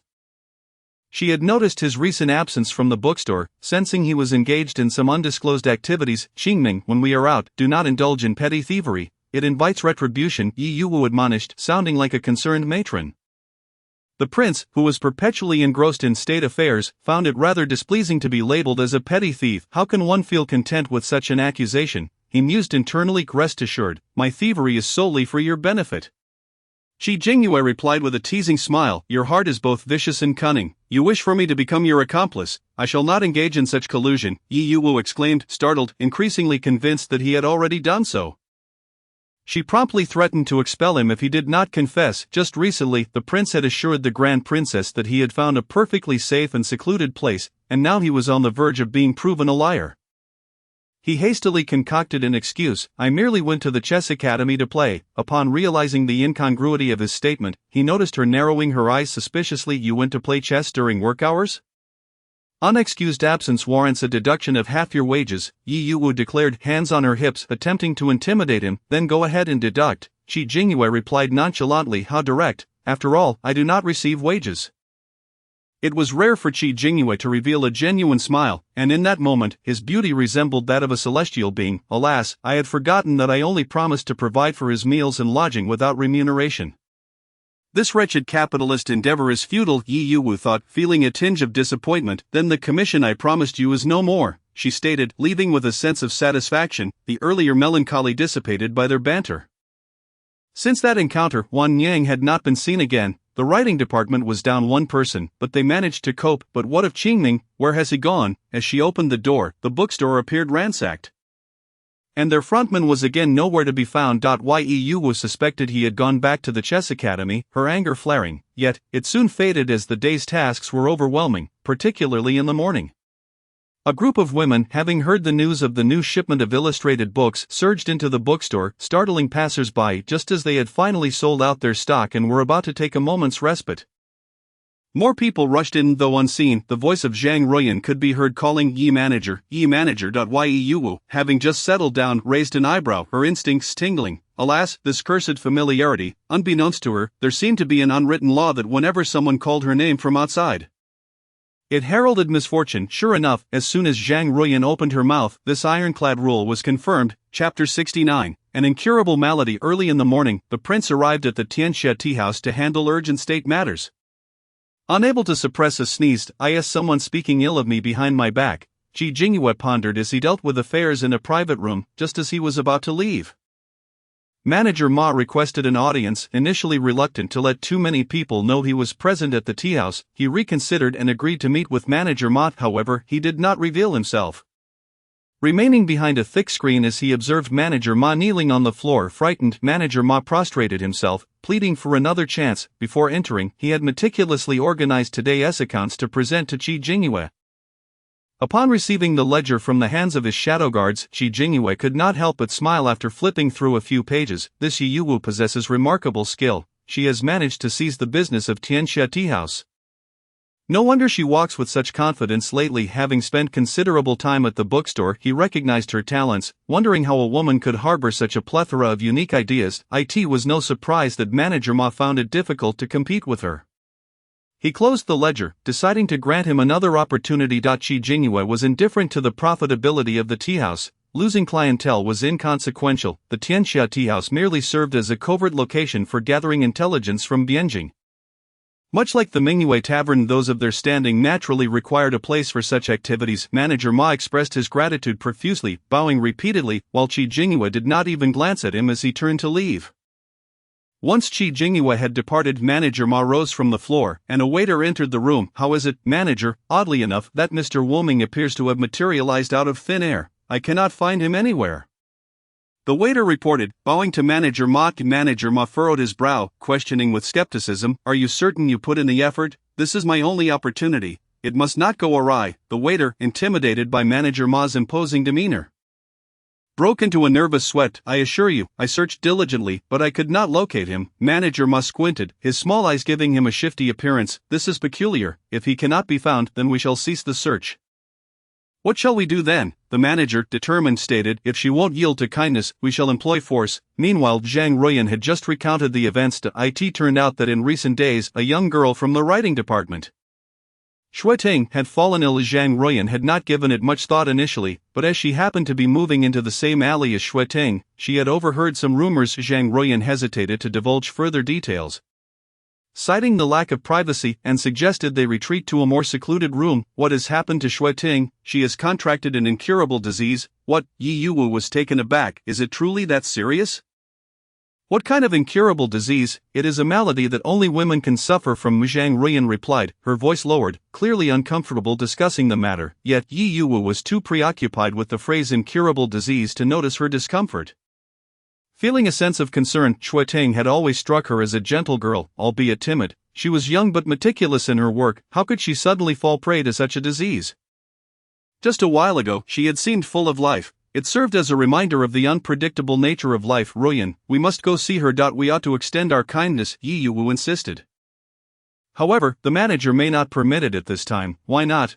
"It seems the news of her illness has leaked. Now the neighbors are claiming that Shui Ting has been involved with men, which led to her illness. Due to this rumor, her family has shut their doors tight, allowing not even a whisper to escape." Unbelievable how swiftly rumors could spread. Within mere days, everyone seemed to be aware. Yi Yuwu felt a pang of unease upon hearing Zhang Ruyan's words. A thought flickered through her mind. She suspected this might not be an incurable disease at all, but she needed to see Shui Ting in person to ascertain the truth. "Shui Ting is not that kind of girl," Yi Yuwu asserted. "I believe so too, but those people do not. They trust only the whispers they hear." Zhang Ruyan replied with a cold smile. "Let us go see her and see if we can offer any assistance." After all, Shui Ting has worked at the bookstore for quite some time. Zhang Ruyan nodded, and together they set out, purchasing a basket full of fruits to bring along as they headed towards Shui Ting's home. The alley where Shui Ting lived appeared quite new, with wide streets paved in green bricks. Her home was situated beside a willow tree, and as they approached, they noticed a crowd gathered at the entrance. Their voices loud enough to be impossible to ignore. Exchanging glances, Zhang Ruyan and Yi Yuwu maneuvered through the throng. "Excuse us, what business do you have loitering at someone else's doorstep?" They used their petite frames and fierce demeanor to push their way to the front. Though the basket of fruits was now slightly crushed, once they reached the forefront, they understood the situation. Shui Ting, veiled and with disheveled hair, was being pulled by a group of elderly women toward the door. While her parents grasped her other hand, seemingly in tears, Shui Ting cried out, "I did not. I have never done such a thing. I have not consorted with any men, yet you deny it? What explanation do you have for your affliction?" A woman so lacking in propriety deserves to be punished. Shui Ting could only shed tears, unable to articulate her plight. The onlookers, largely a crowd of spectators, included some who joined the elderly women in their indignation. It was evident what was transpiring. Yi Yuwu stepped forward and struck the old woman's hand that was gripping Shuedeng. The elder yelped in pain and immediately released her grasp, allowing Shuedeng to be pulled back into her mother's embrace. Where they both wept inconsolably. Who are you to meddle in our affairs? The old woman glared at the two women before her. Yi Yuwu had no desire to engage in pointless banter.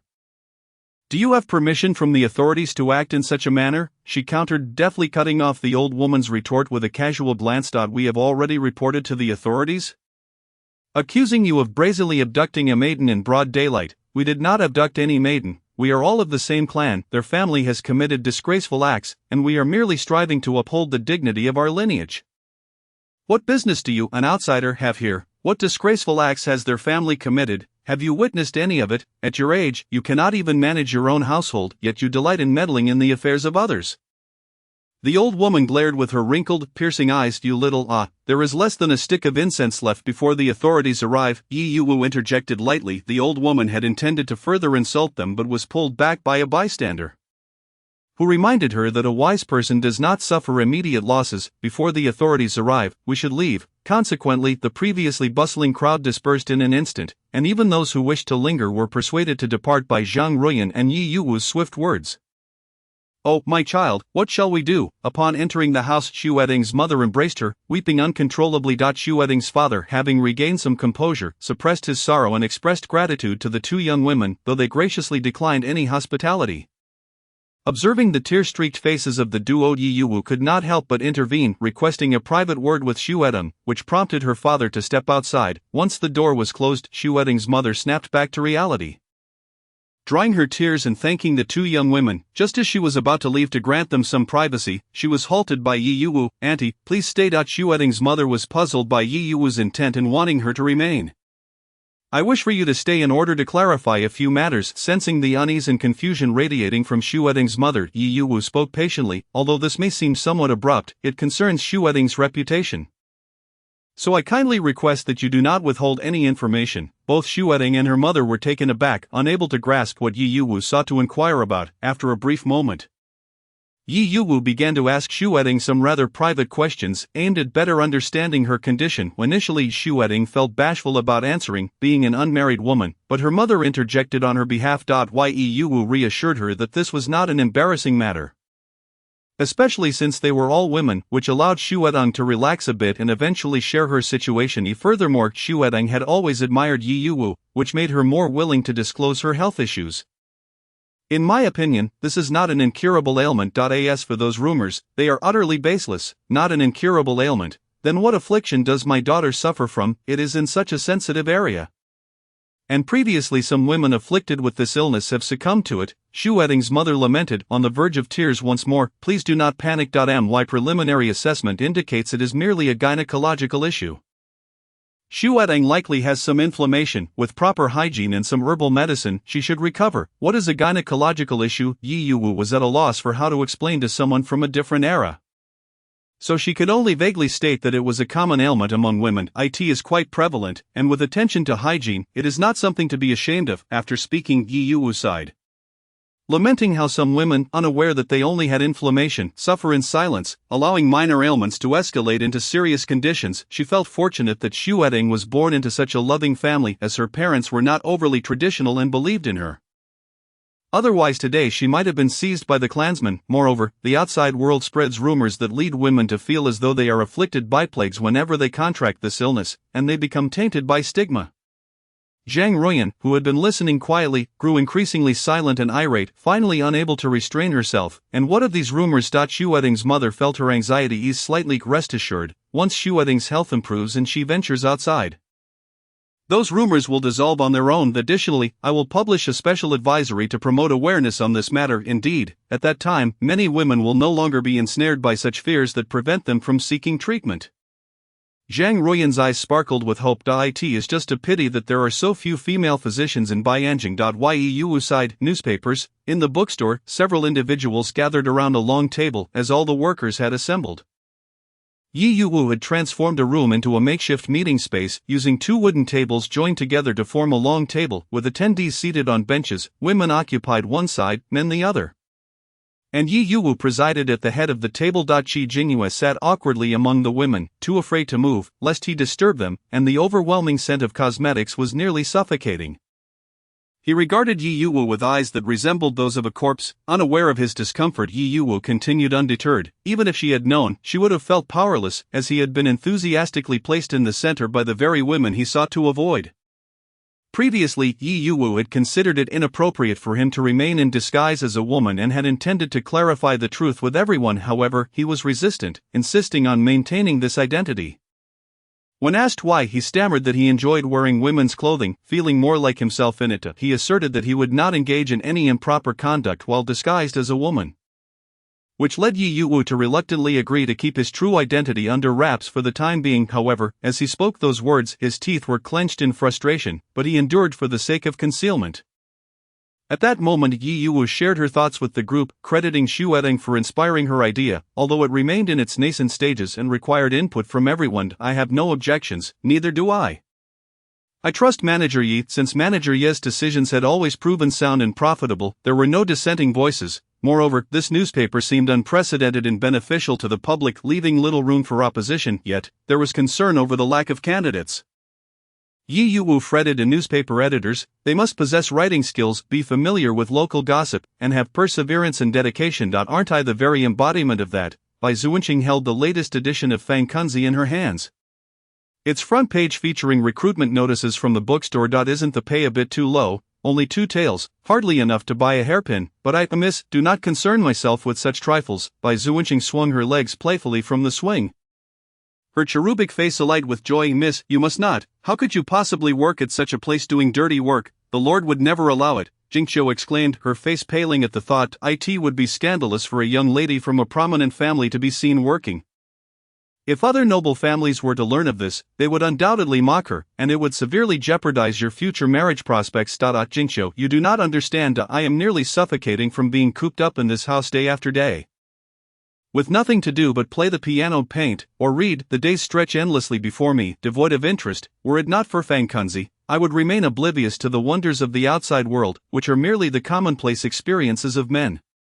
She yearned to break free from the confines of a monotonous existence. Bai Zuanqing gazed longingly at the cloudless horizon, feeling for the first time since her parents' passing a glimmer of hope for the future. She had been trapped here for far too long, not far from the bamboo grove. Bai Zuanyu merely flicked his fingers, refraining from disturbing her tranquility, silently observing her. After a while, he stepped away towards the study. Before long, Bai Zuanqing returned, carrying a bowl. Brother, I heard you have taken a particular liking to the sweet soup from GU bookstore lately, so I had the kitchen replicated. Bai Zuanqing paused in her reading. Feeling a headache coming on, she would have preferred to get straight to the point, but she had no intention of consuming that sweet soup. She felt nauseated just thinking about it. Thankfully, she knew her brother well. Before the bowl reached him, he could not help but voice his intentions. I heard that last time you stood up for Yi Yuwu, even sent guards across the city to search for someone. You were never fond of her before. How did your attitude change so swiftly? This little girl was either seeking a favor or testing him. Bai Zuanyu rubbed his forehead, feeling exasperated. Speak plainly, what do you want? Bai Zuanqing pouted in dissatisfaction. I want to go out and work, she declared loudly, though as soon as she said it, she felt apprehensive facing Bai Zuanyu. Fearing he would object, she quickly added, GU bookstore is hiring editors. And I love reading. Besides, I do not lack for money. I just want to give it a try. Brother, I have never had anything particularly desired throughout my life, but this time, I agree. What? Bai Zuanqing could scarcely believe her brother's sudden compliance. Did you not hear? Well, never mind, thank you, brother. Bai Zuanqing, filled with trepidation at the prospect of his sudden change of heart, hurriedly dashed out of the study. Bai Zuanyu helplessly gazed at her retreating figure, pondering how the proprietor of the bookstore had yet to agree to her becoming an editor, yet she appeared so elated, bounding joyfully along the way. Her happiness was palpable. Halfway through, a smile lingered on her face. Though her mind remained somewhat clear, why had her elder brother so easily acquiesced today, without even inquiring about her reasons? It was indeed peculiar. Suddenly, she smacked her forehead, realizing she might have stumbled upon a significant secret. One could not help but admire her brother's cunning. He must have wished for her to work at the bookstore to gather intelligence on Yi Yuwu, embodying the adage of knowing oneself and one's enemy. After all, proximity breeds advantage. Otherwise, how could he have been so agreeable today? Bai Zuanyu thought to herself. Actually, I did not contemplate such things. Do you believe me? the news of Bai Zuanqing's intention to work as an editor at the bookstore soon reached a few acquaintances. Liang Suxin, arriving at the Ho residence early, stormed in with a fierce demeanor. After a servant announced her presence, she entered the estate and made her way toward Bai Zuanqing's courtyard. Sister Liang, Bai Zuanqing greeted cheerfully from her seat, only to be met with Liang Suxin's grave expression, leaving her momentarily bewildered, unsure of the reason behind such seriousness, causing her voice to dwindle. As Liang Suxin approached, she slammed her hands down on the stone table with a force that made it tremble thrice, causing Bai Zuanqing and her attentive maid to flinch. Sister Zuanqing, I have heard you wish to work as an editor at the bookstore. Yes, indeed. What of it? Bai Zuanqing, with eyes as delicate as a fawn's, cautiously regarded her. I wish to join as well, she declared suddenly, her tone dropping an octave, shedding the earlier ferocity, and plopping down onto a nearby bench. Bai Zuanqing, relieved that no calamity had occurred, quietly patted her racing heart. But does your family approve? Sister Liang, she inquired. Liang Suxin broke into a radiant smile, her already striking features glowing even more. My mother wholeheartedly endorses my aspirations, while my father dares not interfere. Leaning in closer, she whispered conspiratorially, my mother expects me to bring her a few books from my time as an editor, or at the very least, to share the storylines upon my return. Truly, your mother is quite the visionary. I commend her ingenuity. This is precisely the sort of endeavor she would undertake. Time was of the essence. Shall we not venture to the bookstore today to test the waters? Liang Suxin eagerly suggested, disregarding the fact that she had only just arrived, having yet to sip a cup of tea, and promptly pulled Bai Zuanqing toward the estate's exit. This is my first visit. Liang Suxin, raised in the confines of nobility, refrained from gawking around, instead discreetly surveying the bookstore with her peripheral vision. The establishment appeared spacious and well lit, with rows of neatly arranged bookshelves, as well as a designated area furnished with low tables and stools. Truly, it was a bookstore imbued with the delightful aroma of ink and parchment, quite pleasing to the senses. Before long, Yi Yuwu arrived to attend to them. Upon seeing the two elegantly dressed ladies, she hesitated, unsure whether to approach, fearing a misinterpretation. Yet, as soon as the two young women approached her and articulated their intentions, she realized they had come to apply for the editorial position. Yi Yuwu led them upstairs.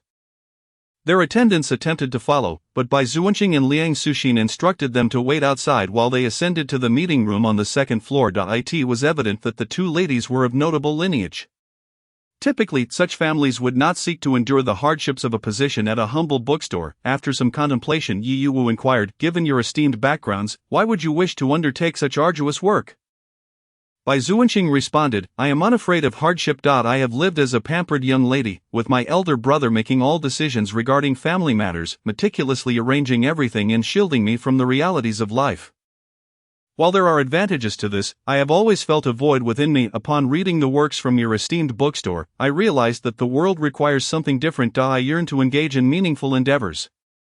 Upon seeing the call for editors in the publications yesterday, I resolved to pursue something significant. Bai Zuanqing clenched her fists, passionately delivering her thoughts, and the newspaper you wish to work for can only be managed by individuals like us. Liang Suxin astutely interjected, recognizing the implications at play. Indeed, Yi Yuwu's vision for the newspaper extended beyond mere dissemination of common knowledge on health issues. She aspired to address pressing social concerns through the medium. The bookstore, operating in the shadows, risked offending certain parties, prompting her to deliberate whether to proceed, which led her to seek the opinions of her colleagues, who ultimately supported her initiative. Zhang Ruyan had candidly advised her, you need not worry excessively. This bookstore is yours. If you wish to pursue an endeavor, do so without concern for others' opinions. Her words had illuminated Yi Yuwu's path. She desired to lend her voice to the marginalized and was unconcerned with the naysayers who accused her of meddling in others' affairs. She had longed to retort, am I meddling, am I consuming your family's rice? Without those willing to forge ahead, how could this dynasty ever improve? Coughing lightly, Yi Yuwu realized she had digressed. She had indeed contemplated the type of individual suitable for the editorial role. Observing the two young women before her, she felt they possessed merit. As Yi Yuwu pondered, the two women introduced themselves, and she was taken aback to discover their true identities. One was the daughter of a general, and the other, the sister of the Marquis of Wuhan. No wonder Bai Zuanqing appeared familiar. She had seen her previously while selling sweet water, and the way she had scrutinized her suggested recognition. Logically, she should have found her as intolerable as her brother did, yet here she was, resolute in her decision to come here. Are you aware of the responsibilities of an editor at the newspaper? Yi Yuwu interrupted, not allowing them a chance to respond. You will need to gather information from various households, articulate significant points, possess a keen sense for gossip and rumors, and at times, infiltrate dangerous locations under disguise. Yi manager.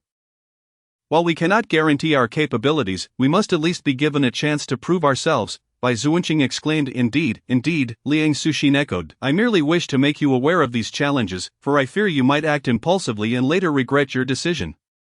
Regret is not an option, Yi manager. Bai Zuanqing nearly thumped her chest in assurance. Yi Yuwu proceeded to pose numerous inquiries, to which they responded earnestly, demonstrating their genuine commitment to the role rather than a whimsical impulse. After a moment of contemplation, Yi Yuwu ultimately agreed to allow them to join the bookstore as editors. She thought, as Liang Suxin had suggested, it was worth a try. After all, no one becomes proficient without experience. Upon seeing Yi Yuwu nod in agreement, Bai Zuanqing was overjoyed. Really, that is splendid, Sister Liang. Do not celebrate too soon. This will be arduous for young ladies of your stature. Furthermore, you must arrive punctually tomorrow. Yi Yuwu cautioned, dousing their enthusiasm. Rest assured, Yi manager, we shall not falter midway. Yi Yuwu found herself bemused, pondering what sort of family could nurture such innocently naive individuals. They appeared utterly unguarded, seemingly oblivious to the dangers of exploitation. After they departed, Yi Yuwu busied herself tidying the storage room when suddenly, a voice startled her from behind, causing her to jump and spin around, clutching her heart in shock. Qi Jinghua leaned casually against the doorway, arms crossed, gazing at her languidly. You truly consented to let two seemingly pampered young ladies undertake this role? Are they reliable? They look as if they require assistance merely to alight from a carriage. He scoffed at the thought. Yi Yuwu, baffled by his incessant criticisms, retorted internally, considering him merely a destitute scholar who had borrowed money from her for his visit to the chess academy. Why did he always carry himself with such an air of superiority? Today, he even dared to startle her from behind. She rolled her eyes at him and shot back. And who do you propose should fill this editorial position? The notice has been posted for several days without a single response. And it is not as if they are incapable. Intrigued by her perspective, Qi Jinghua, who had been contemplating sending a few individuals to infiltrate the newspaper, felt a twinge of annoyance that she had beaten into it. Nevertheless, upon hearing her words, he suddenly felt somewhat bashful and cleared his throat. There will soon be many candidates. Taking your suggestion to heart, I plan to recruit one more person. Yi Yuwu continued rummaging through the storage room. Responding dismissively upon hearing her response, Qi Jinghua's expression turned flat, and he simply uttered an "oh" before departing. Outside the bookstore, several rough-dressed men jostled one another, and before long, a masked figure appeared on the eaves. The plan had shifted. The prince requested the recruitment of female guards disguised as commoners. The men, having received the order, hurried to the Qilin Pavilion in the Eastern Palace, seeking out several female assassins, dressing them in coarse plain garments, and proceeding to the bookstore. Yi Yuwu had not anticipated that Qi Jinghua's predictions would come true. Within a single afternoon, several waves of people arrived, overwhelming her with the influx. Ah, dear brother, did you not just visit moments ago? I mentioned that your imposing stature might be intimidating to others, making it difficult for you to discreetly gather intelligence. I require someone with a more amiable appearance. Since the new recruit has yet to arrive, I thought I might take advantage of the situation, just in case another opportunity presents itself. This brother, harboring such thoughts, felt the piercing gaze of his own lord upon him, causing him to shudder and awkwardly exclaim, my apologies, I must have taken a wrong turn. He hastily departed, fearful of receiving another judgmental glance from his lord. After a short while, a young woman arrived.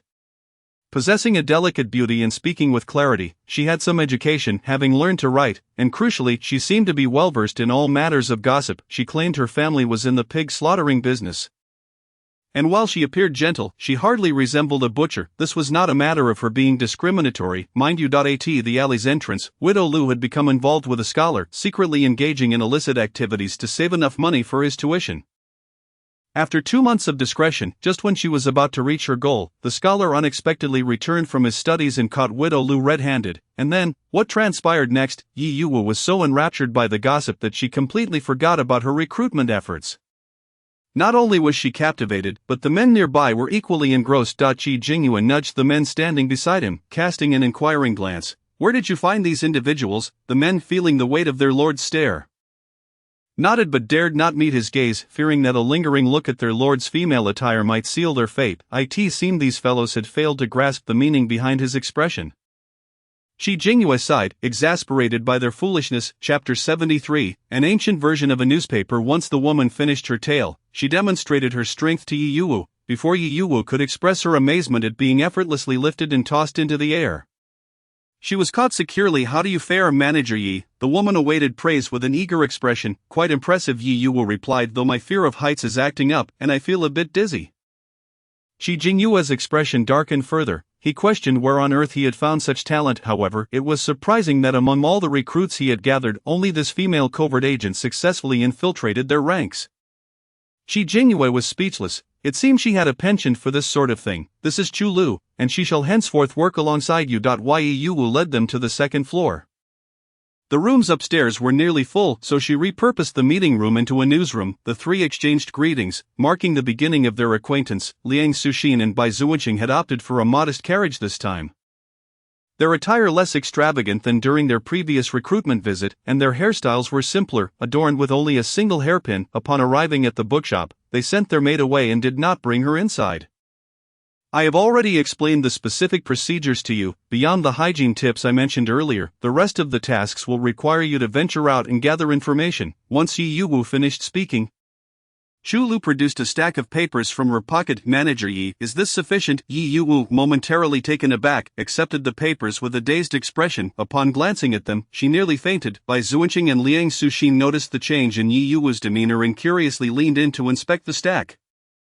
On the day of the Ehai month in the year of Swaiming, a flower thief attempted to infiltrate a household but was thwarted due to the extreme unattractiveness of the woman inside, causing him to flee in fright. Feeling embarrassed about his failure, he returned to steal a pig from the same household but was caught, leading to the gossip that the notorious thief had shifted his focus from women to piglets, prompting households to secure their pigs in fear of theft. Bai Zuanqing couldn't help but chuckle, while Liang Suxin's eyes glistened with tears of amusement. There were countless similar bizarre cases, and it was unclear how Chu Lu had acquired such extensive knowledge.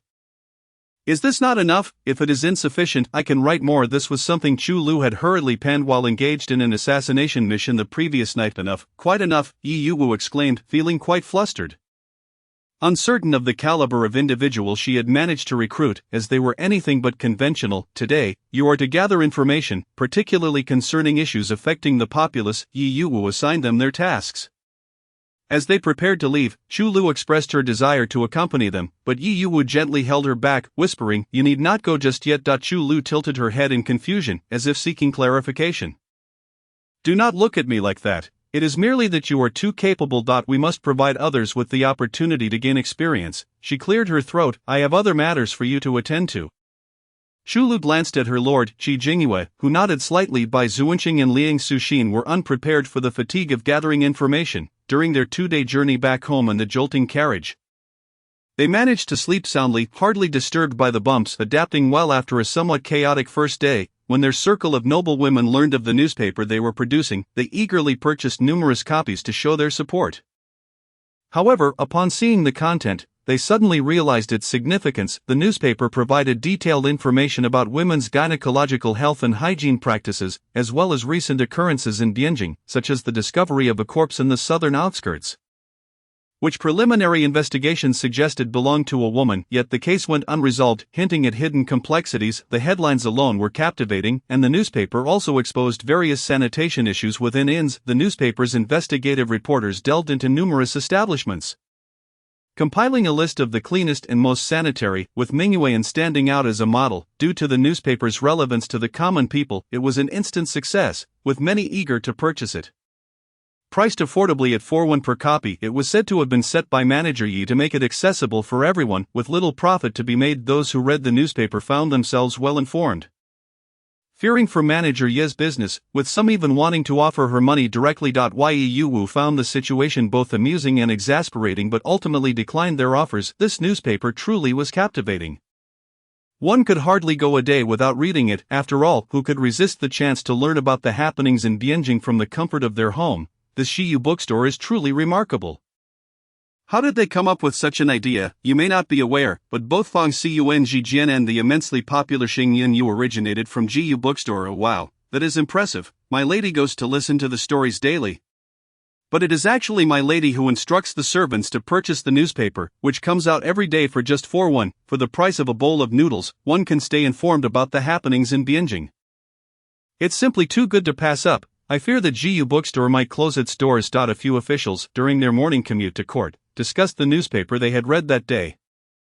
Reading the newspaper had become an essential morning ritual for them, and they found it difficult to go a day without it. Meanwhile, Xiao Songqing, with a sly grin, leaned closer to Bai Zuinyu, both clad in the solemn attire of court officials. Wearing white jade coronets, even the usually carefree Xiao Songqing appeared more serious than usual. This newspaper was compiled by Zuinqing, correct? Bai Zuinyu did not look at him, maintaining her impassive demeanor, and slightly pushed Xiao Songqing away with a hint of disdain. Hey, Xiao Songqing, feeling a bit disgruntled by the push, quickly dismissed it and continued to tease her. You used to protect your sister like she was your most precious treasure. How could you possibly let her go? A young lady of such high status, can she endure such hardships? In my opinion, she should return home to learn how to manage a household. Bai Zuinyu turned her head, letting out a cold laugh. Xiao Songqing felt a sharp pain in his stomach, still recovering when the palace gates opened. Without looking back, Bai Zuinyu strode forward. If she doesn't learn, why be so harsh? I just remembered. Isn't that bookstore owned by Yi Yuwu? You're really comfortable letting Zuinqing go there. How clever of you. I knew you had ulterior motives and were dragging your sister into this. Xiao Songqing hurried after her, whispering his accusations in her ear, but she seemed wholly indifferent to his words. Chapter 74. The newspaper enables one to know Beijing affairs without stepping outside Ruan-Xan. A woman hurriedly ascended the stairs to the attic. The attic was dim and damp, with no light penetrating its depths, containing only a small wooden bed and a table. Upon closer inspection, one could see a figure lying on the bed, but when this person sat up, one would be astounded to realize just how emaciated she was. To describe her as skeletal would not be an exaggeration. Seeing her daughter's slow reaction and lifeless gaze, the woman felt her heart breaking. Mother, what is the matter? Why are you in such a panic? The girl said weakly. Look quickly. The woman, who had called her mother, had no time to explain and thrust the newspaper into her hands. It was only then that she realized how dark it was in the attic and hurried to find a match and a candle, perhaps due to the girl's prolonged stay in the dimness. She had grown accustomed to it and could read the words on the page without needing light. Before long, the girl's hands began to tremble, the thin paper quaking with her. She covered her mouth to stifle her sobs. The woman, growing anxious, lit the candle and saw her daughter silently crying. On the bed. Child, you are merely afflicted with a common gynecological inflammation, not an incurable ailment. The paper clearly states that this condition arises from hygiene issues, emphasizing the importance of maintaining cleanliness. Below, it also mentions that herbs such as Baiju and Fu Ling can be brewed. Before she could finish, the woman embraced the frail figure, stating that this is not an unspeakable secret.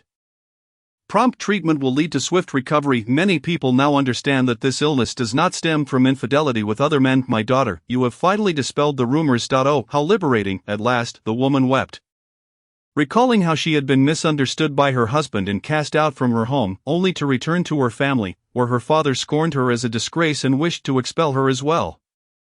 Thankfully, her mother was there, albeit under the constraints of her father's mood, relegating her to the attic. Initially, she had resigned herself to a life of despair, yet now she glimpsed a ray of hope.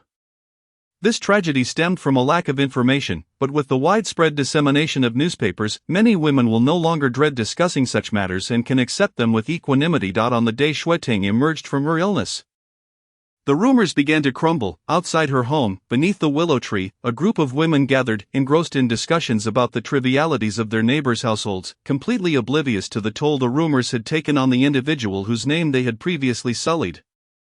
Meanwhile, these gossips continued to chatter about others' affairs as if they were first-hand witnesses. The proliferation of newspapers had given rise to a cadre of female doctors, many recognizing the needs of women, embarked on studying the pathology of such ailments.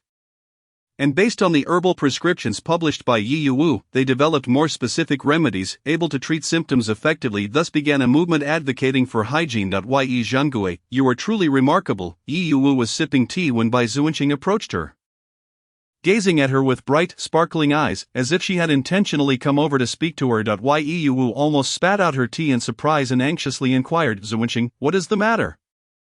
Are you unwell? Bai Zuinqing had somehow seated herself opposite Yi Yuwu, cradling her head with both hands, smiling at her as if she were a treasured delicacy, resembling an infatuated admirer. No, I'm not ill.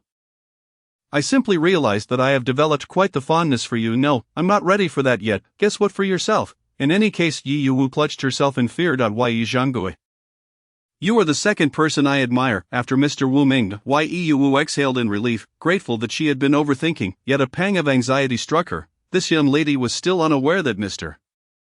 Wu Ming was indeed her. If Bai Zuanqing were to discover this, her heart would surely shatter, considering the girl incessantly praised Mr. Wu Ming, expressing her unwavering admiration. It was best to keep that a secret for now. After all, Mr. Wu Ming's disguise was rather effective. Aside from a few individuals like Li Bo and those in the Shou Bureau, no one could ever guess. How did you discern the illness of that woman? And how did you come to know about those prescriptions? And what about the hygiene issues? Bai Zuanqing rapidly voiced her queries. Yi Yu could hardly admit that it was through her own mental database. I read it in a book. She knew that without this explanation, the young girl would not let her off the hook. But Yi Yu felt like crying. Have you completed your errands for the day? The implication was clear. Why were you still here? Bai Zuanqing pouted. Don't mention it. Today, Sister Liang conducted a covert investigation in the southern part of the city, but before she could glean any information, she was discovered. What happened then? Fortunately, she was rescued by young Master Guan. However, the covert investigation is now in shambles. We must wait a few days to reassess. They had been investigating the female corpse case in the southern district recently, and it seemed the higher-ups were keen on suppressing the news. The moment Liang Suxin made her appearance, she was instantly targeted. They had split up to escape, but everyone pursued Liang Suxin instead. Bai Zuanqing was contemplating returning with reinforcements when she discovered that Liang Suxin had returned ahead of her. It was said that Guan Yan had saved her and led her through a shortcut, allowing her to return to the bookshop before Bai Zuanqing. However, Guan Yan had sustained an injury, and Liang was currently tending to his wounds. Feeling bored and reluctant to be a hindrance, she had stepped out and fortuitously encountered Yi Yu alone, sipping tea. A solitary man and woman. They are in the hall on the first floor, where everyone is gathered. In broad daylight. He merely injured his wrist. In this clear and open world, you should go attend to your own matters. Yi Yu interrupted her. But I don't know what to do. Should I check on how they are treating the injury? Wait a moment. This girl lacked discernment. They were drinking tea. Yi Yu poured a cup of tea and handed it to her. Huh? Bai Zuanqing scratched her head and took the cup. Wasn't I told to busy myself? This is utterly absurd. This narrative truly is a malignant tumor, poisoning the women of Bianjing. Within the Confucian Academy, a bearded man clad in a blue and white robe sat cross-legged on a round mat. This man was the Academy's head. Such lowbrow literature has recently infiltrated even the Academy, with several copies surfacing. A lean middle-aged man, the Academy's supervisor, produced a few books from his robe, scrutinizing them closely. These volumes all detailed meteor showers, not only within the Academy, but throughout all of Bianjing. This tale is pervasive. Our Academy is fortunate. Being male-dominated, the readership is limited, but outside, the women seem bewitched. Upon hearing this, the head of the Academy felt like weeping, for his wife and daughter adored listening to stories, and almost all his money had gone to tea-houses and theaters. He had even run out of funds for his own drinking. His daughter had reached the age for matchmaking, but none of the suitors met her approval, as she brazenly declared that they all looked like unsightly fruits. Why must men be judged solely on their appearance? One must also consider their character and talent. This predicament left him quite distressed. Chapter 75, The Critique of the Storytelling. What rubbish is this tale? It is pure fabrication. If our students indulge in such material, how can we expect to cultivate talent in the future? Not only the students. It is said that women engrossed in this tale spend their days fantasizing about finding a partner akin to those in the story. Nowadays, they are exceedingly selective in their choice of husbands, particularly among the noble women. These tales have muddled the minds of these women, leading them to obsess over love and romance. The discussion grew increasingly animated, threatening to erupt into chaos, prompting the head to intervene. Given that the festival leader is absent, should we first consult him? We must not allow this book to enter the Academy. Stopping it now may be a temporary fix, but it won't last forever. There will always be oversights. In my humble opinion, it is best to eradicate this book from circulation entirely. What do you think, sir? The assembly turned their attention to the head. He relished the attention, enjoying the feeling of being sought for his counsel, especially since he had often been overshadowed by the festival leader. We must cut it off at the source. The head's gaze sharpened. Sometimes, a book's popularity brings both benefits and drawbacks. Recently, many have begun to critique meteor showers on the streets, deeming it subpar. How can it continue to circulate in Bianjing? Currently, it is only being distributed in Bianjing. But if it reaches other towns, what then? Not only meteor showers but also the previously written The Overbearing Prince Falls for the Maid by Mr. Wu Ming has come under scrutiny. The criticisms from the noble families are largely similar. They believe the story incites improper thoughts among the maidens, leading them to fantasize about illicit relationships. Furthermore, Meteor Showers is overflowing with flaws, presenting the protagonists as overly perfect, causing everyone to desire a partner like Nangong Fengyao or Dongfang Shu. They expect their husbands to be utterly devoted, marrying only one for life, fantasizing about a love as enduring as that of common folk. How can this be feasible? If such ideals prevail, how will families continue to thrive and flourish? Yet, the number of noble women harboring such thoughts seems to be on the rise. If those noble women were to hear this, they would likely scoff. So many tales have been penned about eternal love. Why can't we entertain such notions? As these debates intensified, they soon erupted into a full-blown conflict. Mr. Alu, I told you so. How could such a book be taken seriously? The repercussions are now manifesting. Since the last literary gathering, the two had not convened again, and this time, it was not just the two of them. Several cultured gentlemen, all of notable repute in the Jin dynasty, were present. Mr. Lu is the foremost scholar of the age, his works revered by literati, and the man conversing with him is also a great scholar. A close friend of Lu Rujing. This reads like utter nonsense. How could anyone compare such an insignificant figure to Mr. Lu? It is sheer arrogance. This assertion is misguided. The styles of the narratives differ. In my view, these tales are not as unworthy as you claim. Lu Rujing, seated at the head, disregarded the clamor beneath him and seamlessly interjected. Are you Jing? Your temperament is simply too accommodating. Recently, the share of our writings has been overshadowed by Mr. Wu Ming. I had painstakingly compiled a travelogue only to see it eclipsed by these tales, and to this day, it has barely sold. Indeed, aside from the Academy, other bookstores are struggling. Only the texts of sages continue to sell. Is the largest bookstore in Bianjing faring poorly as well? The onlookers shook their heads in exasperation. Although they boast great renown and scholarship, with students under their tutelage, they primarily rely on their written works to amass prestige, which also serves to supplement their household income. They have always looked down upon writing such trifling works of the lower echelons. Naturally, they harbor a strong aversion to the sudden emergence of wretchedness. What do you propose we do? Lu Rujing, seated at the head, need only utter a few words to effortlessly incite their wrath. Thus, they resort to writing letters of denunciation. Consequently, Yi Yuwu received an avalanche of correspondence. Today's rumors and slanders were rampant, and Xing Yunyu faced harsh rebuke. The volume of letters she received had more than doubled compared to before. Furthermore, the letters were particularly substantial, and without even glancing at them, she could surmise they were filled with invectives directed at her. Huaping and Zhang Ruyan occasionally assisted her in collecting the letters and were equally distressed by the cacophony of insults from outside. Huaping could not help but remark on how swiftly people changed their attitudes. When they were reading the tales, they had not deemed them nonsensical, yet now everyone had turned to condemnation. This is slander. Slander. Suddenly, a commotion erupted from upstairs, the once tranquil wooden staircase now echoing with hurried footsteps. In the blink of an eye, a girl clad in crimson garments rushed down the stairs, her cherubic oval face still bearing the softness of youth. Yet fury glimmered in her eyes. What do these people understand? How dare they speak ill of Mr. Woming? I must unearth the mastermind behind this. No, I shall have my brother imprison them all. Upon hearing this, Yi Yuwu hastily covered her mouth, alarmed. My goodness, such words cannot be uttered in public. The gravity rivals that of my father is so and so. But the young girl, oblivious to the implications, felt as though she could hardly breathe. Struggling against the hand over her mouth, just as she managed to pry it away, a clear female voice rang out behind her. There is no mastermind behind this, even if you were to pursue them.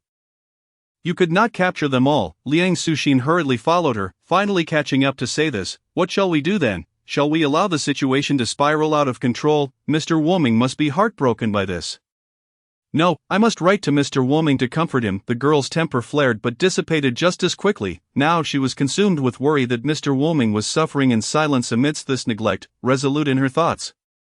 She lifted her skirt and prepared to ascend the stairs once more. Suddenly, as she took a step, a thought struck her, and she turned to Yi Yuwu with a radiant smile, laced with flattery.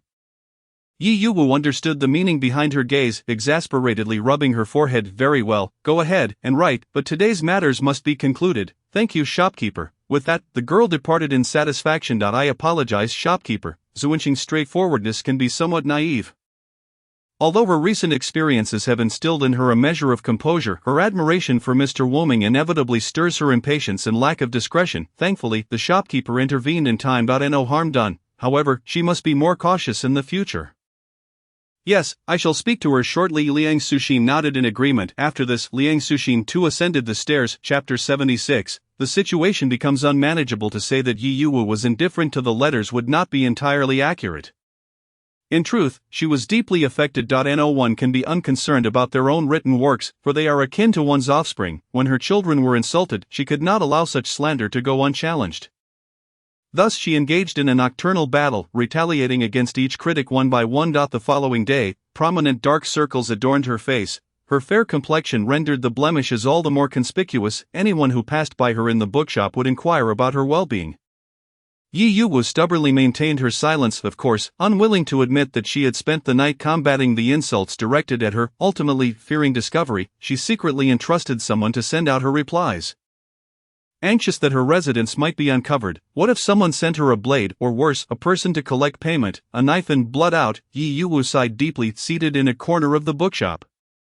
Contemplating the intricacies of life, before she could arrive at any conclusions, a shadow fell upon her, and her long lashes fluttered incessantly. What is it? Are you already disheartened? A familiar, teasing voice called from above.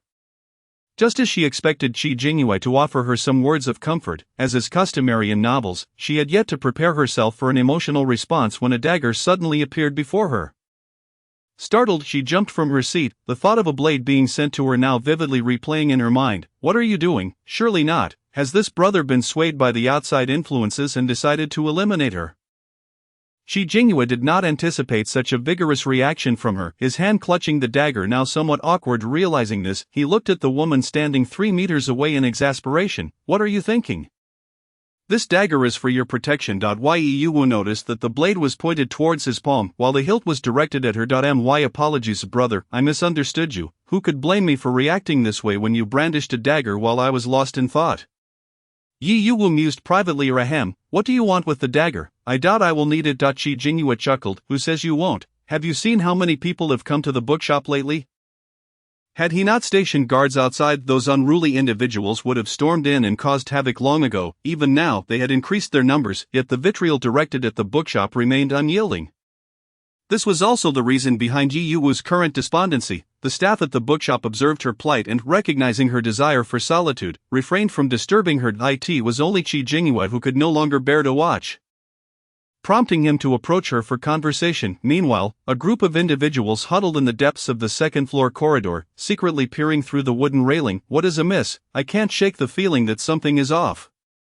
This was voiced by Zhang Ruyan, who occupied the lowest position by the railing. What is off? Is this not a normal conversation between sisters? Queried Xue Ting. Normal? It seems tinged with a hint of affection. Typically, Qingming has been quite aloof towards them, hardly acknowledging them, while Anqing has been fervently courting Qingming without receiving so much as a glance in return. Could it be as I suspect? Zhang Ruyan's mind raced, nearly smoking from the strain. No wonder, she recalled how Yi Xiaogue had suddenly gone missing, prompting Qingming to dash out in search of her. As far as she knew, they had not known each other for long. Could it be love at first sight, deepening into affection? She had an epiphany. So Qingming harbors an unspoken love for Yi Xiaogue, but, constrained by their shared gender, dares not voice her feelings, opting instead to protect her from the shadows, resulting in her apparent aloofness to avoid jealousy. Given her affection for Yi Xiaogue, she would never permit other men to approach. Poor Anqing remained blissfully unaware, convinced that he would eventually win Qingming's heart. This love triangle, Zhang Ruyan suddenly stood, embodying the essence of a profound realization, prompting her companions to gaze at her quizzically. What happened? What has caused Ruyan's sudden enlightenment? Quickly, we must leave. We cannot disturb them. Zhang Ruyan urged her companions back to the scribal department. The two girls exchanged glances, perplexed. How could we possibly disturb them from this distance? Don't ask. To do so would be a mental disturbance at a distance. Yi Yuwu reluctantly accepted the dagger, acknowledging that Qingming's concerns were indeed valid. She could not fathom why the hostility of these people had escalated to the point of hurling insults at the bookshop.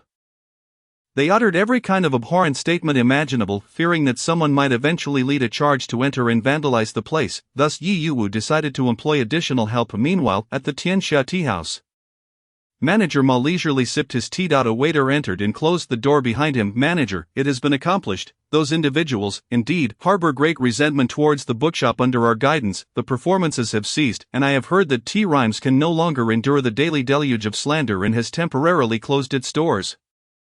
So have more patrons come to our tea house today. As expected, the influx of visitors exceeded previous numbers. The waiter squinted with delight. Excellent, send more people to disrupt the bookshop. As long as chaos ensues, I refuse to believe this establishment one tea shut down.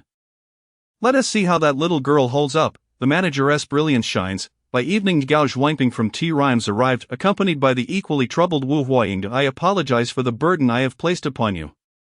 Yi Yuwu spoke with an air of remorse. Please, Manager Yi, do not speak in such a manner. Had it not been for your collaboration with T. Rhymes, we would have long since closed our doors.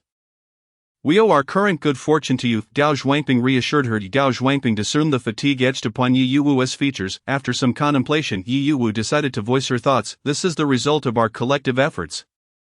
Not solely my accomplishment. Given that Xingyunyu is facing public censure, you may wish to seek collaboration with other bookshops, perhaps discuss different titles to weather this storm. Beyond that, I cannot guarantee anything. Manager Yi, you are not abandoning our tea house, are you? Gao Zhuangping inquired, surprised. Yi Yuwu sighed. You must understand that it is not my desire to withdraw. If we were to continue our partnership, your tea house would inevitably falter. Manager Yi, I am not heartless. Previously, the storytelling business brought in considerable revenue, sufficient to sustain us for a time. Now that your bookshop is under attack, I cannot remain idle. Gao Zhuangping, you mean to? Yi Yuwu had not anticipated such words from Gao Zhuangping. Nature is indeed in support of you. I have pondered over this, and in the coming days, I shall continue to narrate tales, specifically the one titled Falling Stars. I also intend to host a dedicated gathering for book appreciation. Those who can compose a reflective piece after reading and earn the admiration of the crowd shall be rewarded with 20 taels of silver. I am perplexed as to how the conversation has shifted so abruptly. Upon noticing her furrowed brow, the shopkeeper Gao assumed that Yi Yuwu was apprehensive. Was Yi worried that the selections at the book appreciation banquet would be rife with slander? Gao chuckled. How little confidence you have in your own work.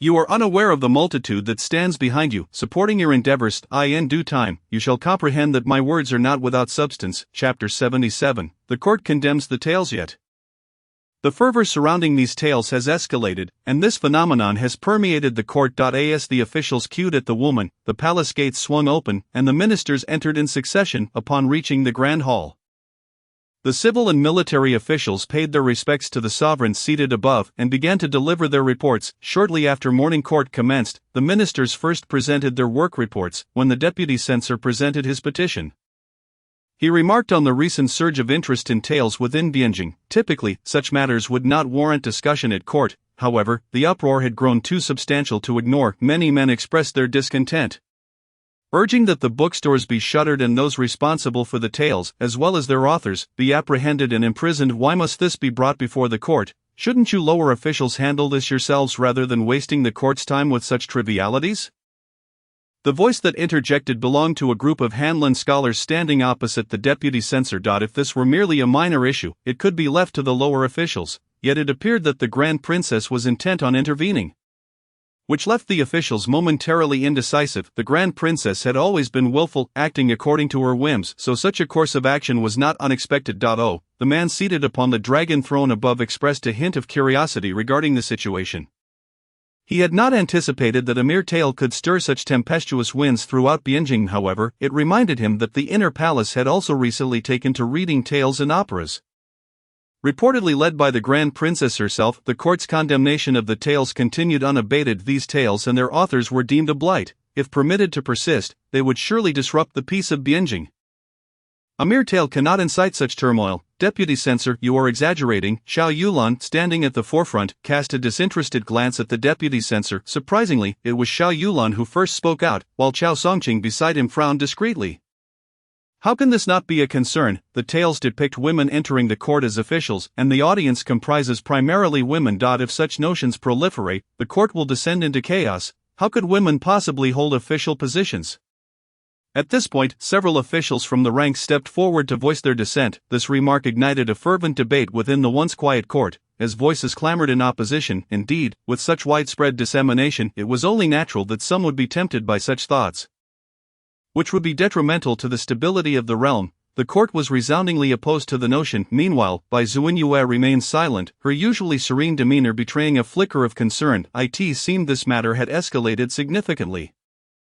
Glancing at Bai Xuanyue's expression, Xiao Songqing sighed inwardly, fearing that Miss Ye's situation was dire. Outside the bookstore, Qi Jingyue proceeded into a secluded alley, where a figure clad in black and masked like a fierce beast whispered, "Your Highness." The man knelt, reporting that changes were afoot in the court. While Qi Jingyue listened to his subordinate's report, a troop of officials approached the bookstore with quiet urgency. These guards bore an imposing presence.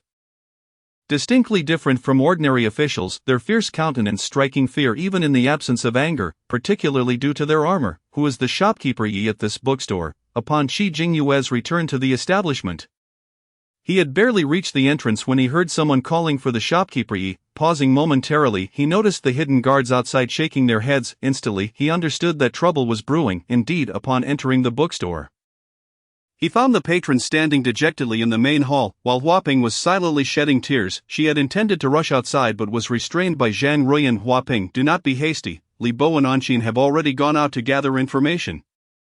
We shall know what transpired when they return, and then we can devise a plan." It was rumored that they were also seeking to apprehend Mr. Woming. Was this due to the recent uproar caused by the tales? Liang Suxin furrowed her brow, increasingly convinced that this was indeed the case. "No, I must consult my brother for a solution." With that, Bai Xuanqing lifted her skirts and headed outside, while Liang Suxin called after her but to no avail. Once Bai Xuanqing departed, Qi Jingyue left the bookstore without a second thought. "What a surprise! It seems to be true," Zhang Ruiyan remarked in astonishment. Huaping, cradled in comfort, was momentarily taken aback by the incongruous statement. "What do you mean, true or false?" Having been forcibly taken to the prison, Yi Yuwu felt a pang of fear. However, oddly enough, upon entering her cell, an inexplicable surge of excitement welled within her. She felt an odd sense of thrill, despite knowing it was inappropriate, for this marked her first time in a prison across 2 lifetimes. She pondered whether the ancient prison was akin to those depicted in television dramas. Before long, she discovered the answer. Indeed, whether in film or in reality, the first impression of a prison is one of gloom. The air was heavy with a fetid odor that defied description. As she passed by various cells, she noticed hands reaching out, the inmates clad in prison garb, their unkempt hair crying out in protest of their innocuousness, attempting to attract the attention of the guards. Yi Yuwu, still clad in her azure attire, was shackled and escorted into a cell. Once the door clanged shut, she finally had the opportunity to scrutinize her surroundings. The cell was small yet lofty, featuring a high window that was far too elevated for her to reach. But it allowed a faint beam of light to penetrate the darkness, providing a modicum of illumination. Inside lay a heap of straw, disorderly and reeking of various odors. She even spotted a streak of blood, likely left by previous occupants. The thought of rodents lurking amongst the straw sent shivers down her spine. Fortunately, there was a rickety little table, albeit unstable. She dared not sit upon the straw, opting instead for a patch of floor against the wall. Brushing off the dirt and dust before sitting down in a most unceremonious manner, settling into her awkward position, she began to organize her thoughts on her current predicament. They say they intend to capture Mr. Woming, which is her alter ego. Until now, no one had discovered her secret. Should she reveal it now? Would that not be akin to inviting multiple charges against herself? Although she remained uncertain of her transgressions, she was merely a humble bookstore owner, and it was her fault for being preoccupied with writing tales, and now here she was imprisoned. It was said that the literati were vocally condemning her alter ego, which incensed her. She wondered if the guards would ever uncover that Mr. Woming was her guise. Chapter 78. I do not understand, yet I am profoundly shocked the correspondence she had previously sent out had all been dispatched under her current identity. Apart from a few individuals at the bookstore who were privy to Mr. Woming's true identity, her alter ego was well concealed, nearly impossible to trace. Well then, let us take it one step at a time, she resolved, contemplating how to endure the night ahead. Alas, what a wretched fate, she murmured to herself. Is that you, miss? Suddenly, a voice emerged from the adjacent cell. Yi Yuwu lifted her head in surprise, recognizing that familiar tone from somewhere. Just then, a large head protruded from the wooden bars at the cell door. Oh dear, Yi Yuwu was taken aback by this sudden appearance, particularly as the head turned to grin at her in the dim light. Creating an atmosphere akin to a horror film, she instinctively patted her chest to calm her racing heart. Why do you frighten one with your sudden appearance, miss? This is a joyous occasion. To encounter an acquaintance in prison is quite the surprise. Joyous, is this truly a cause for celebration? Yu Wu approached the bars, scrutinizing the figure, and realized it was none other than the ruffian she had previously outwitted. It seemed they had all ended up in the same cell. A twist of fate that felt almost poetic. Miss, you seem to have recognized me. Yu Wu, unfazed by his exuberance, countered. How did you identify me? I was wearing a disguise at the time. Naturally, I recognized your voice. Initially, I was uncertain, but upon seeing your expression when you approached, I was assured. Goodness, it appears I have unwittingly revealed myself. Noticing Yu Wu's silence, the man grew anxious. I did not intend to frighten you. I merely saw you looking rather cheerful and forgot for a moment that you are with child. I shall be more cautious in the future. Wait, with child? When did that happen? She slapped her forehead. Recalling that she had previously deceived them into thinking she was pregnant, did they still believe her? Had Bai Zuanqing not clarified the situation for them? Bai Zunyu, as a marquis, is burdened with immense responsibilities and lacks the leisure to explain matters to these ruffians. It is understandable that he would not engage with them, did his subordinates not provide any clarification. After all, this concerns the reputation of the Marquis of Wuhan. Never mind, she shall take it upon herself to elucidate. Yu Wu has traversed a tumultuous path of introspection, only to find her intended words snatched away. Sister, how did you end up in a prison cell? Did that ungrateful scoundrel confine you here? I see, it must be that little vixen's scheming that led that ungrateful wretch to imprison you, those two treacherous lovers. Alas, I cannot escape, the man exclaimed vehemently. Yes, that's so. What can you do if you were to escape? Actually, don't say another word to sister, I already know. Please do not interrupt me, Yu Wu retorted angrily, frustrated by his continual interruptions. Sister, do take care of your health, especially for the sake of your unborn child. Yu Wu inhaled deeply. I am not pregnant, I was merely deceiving you. Sister, have you lost your wits from shock, or have you forgotten everything again? Look at my belly. If I were truly with child, wouldn't it show by now? It's been over 2 months. No way, sister. Observing the man's astonishment and disbelief, Yu Wu nodded in affirmation. Indeed, it is true. How utterly despicable. They even made you lose your child, they both exclaimed in unison. It is hopeless. This man cannot be saved, Yu Wu lamented in despair. I sincerely apologize for the lies I told you previously, but the circumstances compelled me. Why else would you and your brother have conspired against me? Yu Wu hesitated to voice the remainder of her thoughts. So sister, you truly are not with child? No, Yu Wu replied tersely. Was the story you told before fabricated as well? You do not have feelings for that top scholar?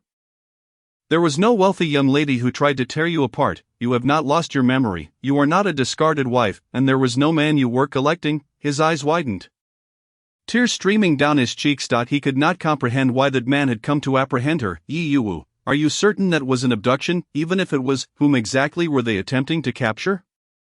They had believed that their union was destined, and after enduring heartache and suffering, they would eventually be together. At that point, a few soft words from her would suffice to secure their release, but ultimately he had misjudged the situation. No, it should be noted that the collecting of women was indeed real. Only it had unexpectedly turned into a matter involving men, hence, this teaches us that regardless of gender, one should not engage in such collecting. Alas, when shall I ever escape this prison? As soon as the words left his mouth, a wailing sound emerged from the adjacent cell. Yu Wu remained oblivious to the depth of his sorrow. Thankfully, a wall separated them. Otherwise, upon witnessing a burly man weeping pitifully like a woman, she would likely feel a chill. Yet she recognized that although this man had initially sought to harm her, he had ultimately been outwitted by her, leaving her with a twinge of guilt. Thus, she contemplated offering him some comfort.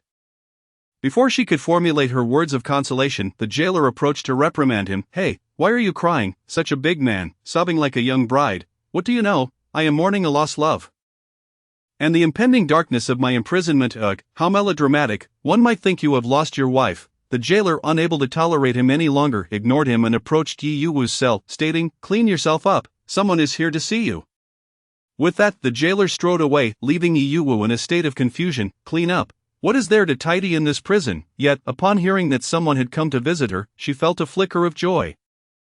Who could it be? Li Bo, Huaping, or Royan? Suddenly footsteps echoed nearby. A figure clad in a flowing white gown stood out starkly against the dim, dark prison. A stunning face gradually came into Yu Wu's view.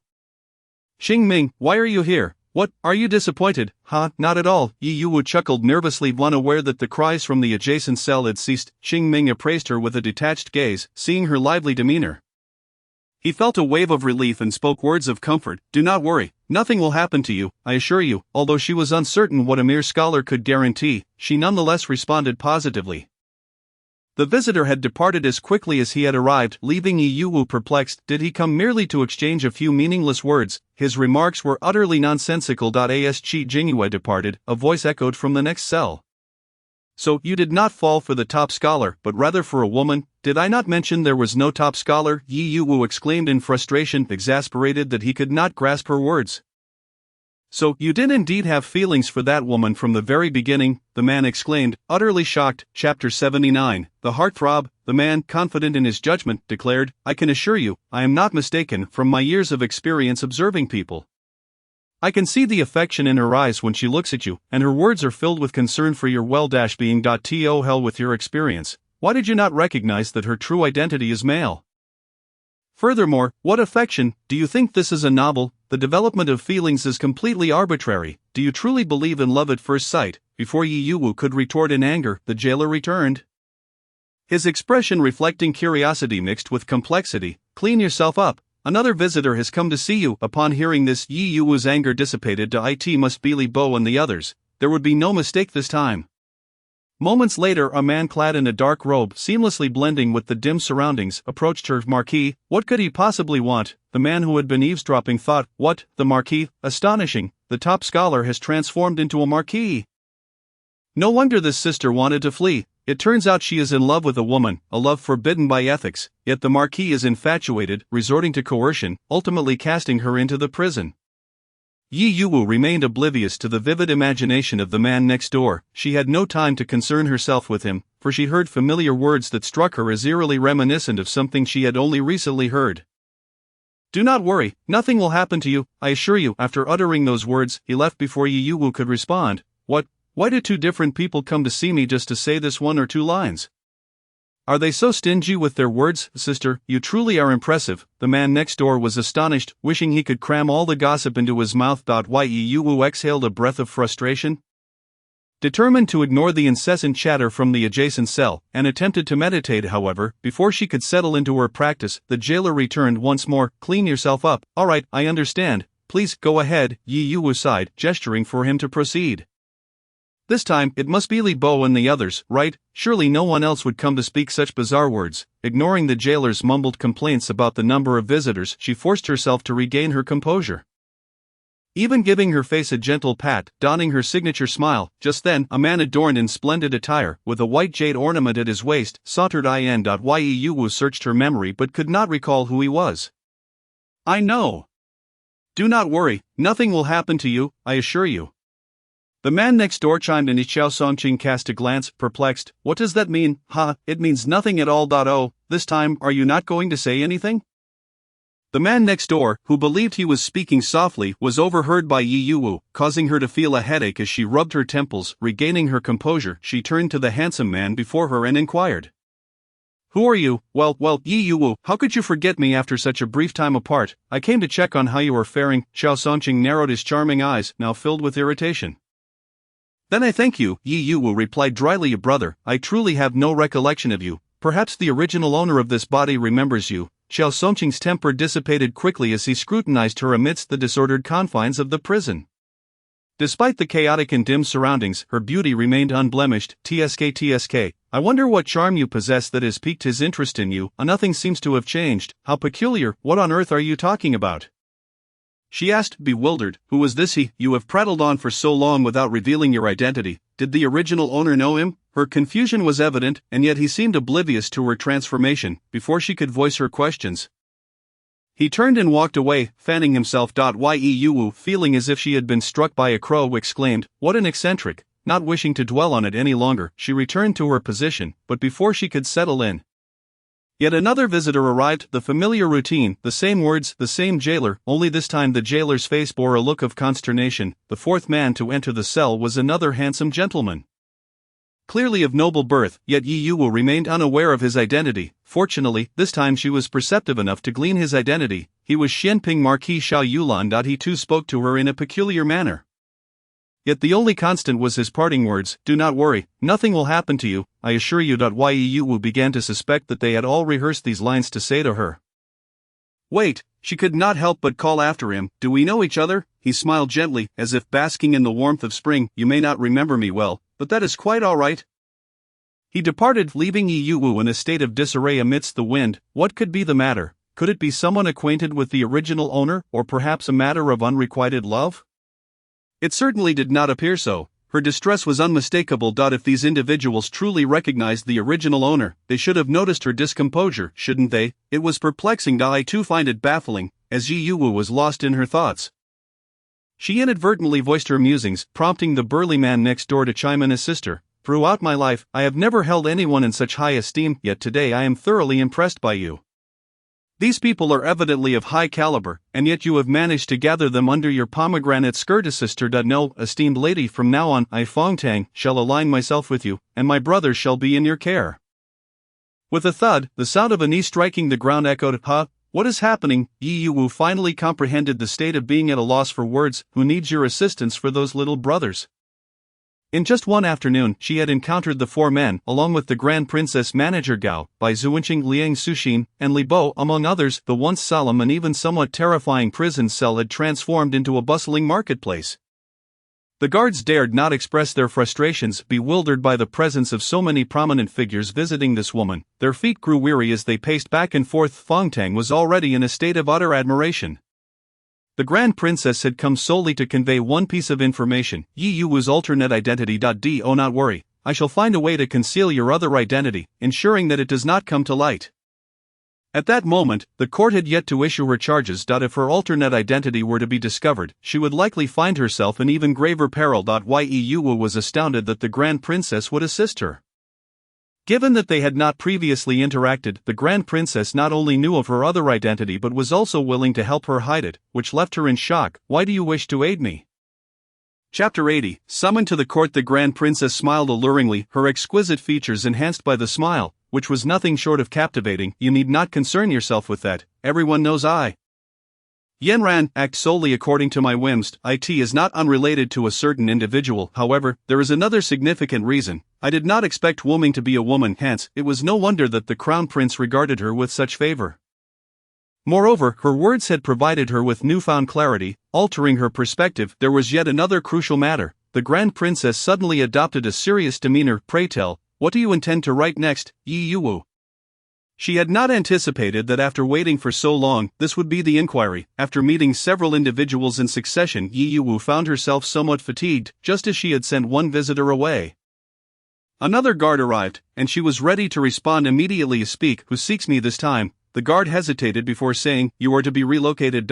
What does that mean?" she inquired, puzzled. Soon, she discovered the meaning of his words.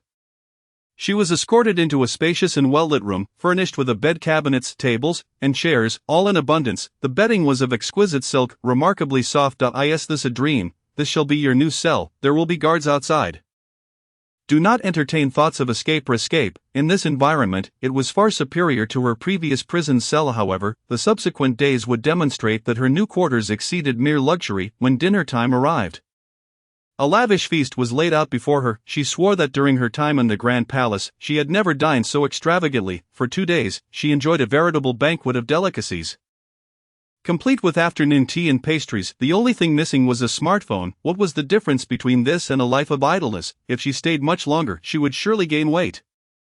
Yet, confined to her room with nothing to do, she asked the guard to provide her with paper, ink, and brushes, as she might as well contemplate what to write next. As she observed the guard engrossed in his writing by candlelight, they exchanged a glance. It seemed she had finally remembered her intention to compose a script. The guard, who had witnessed her leisurely indulgence over the past few days, had assumed she was indifferent to her fate. However, today she had requested writing materials, and she wrote diligently until nightfall. Meanwhile, significant events unfolded in Bianjing. The missing crown prince had returned. The court underwent a complete upheaval upon his arrival.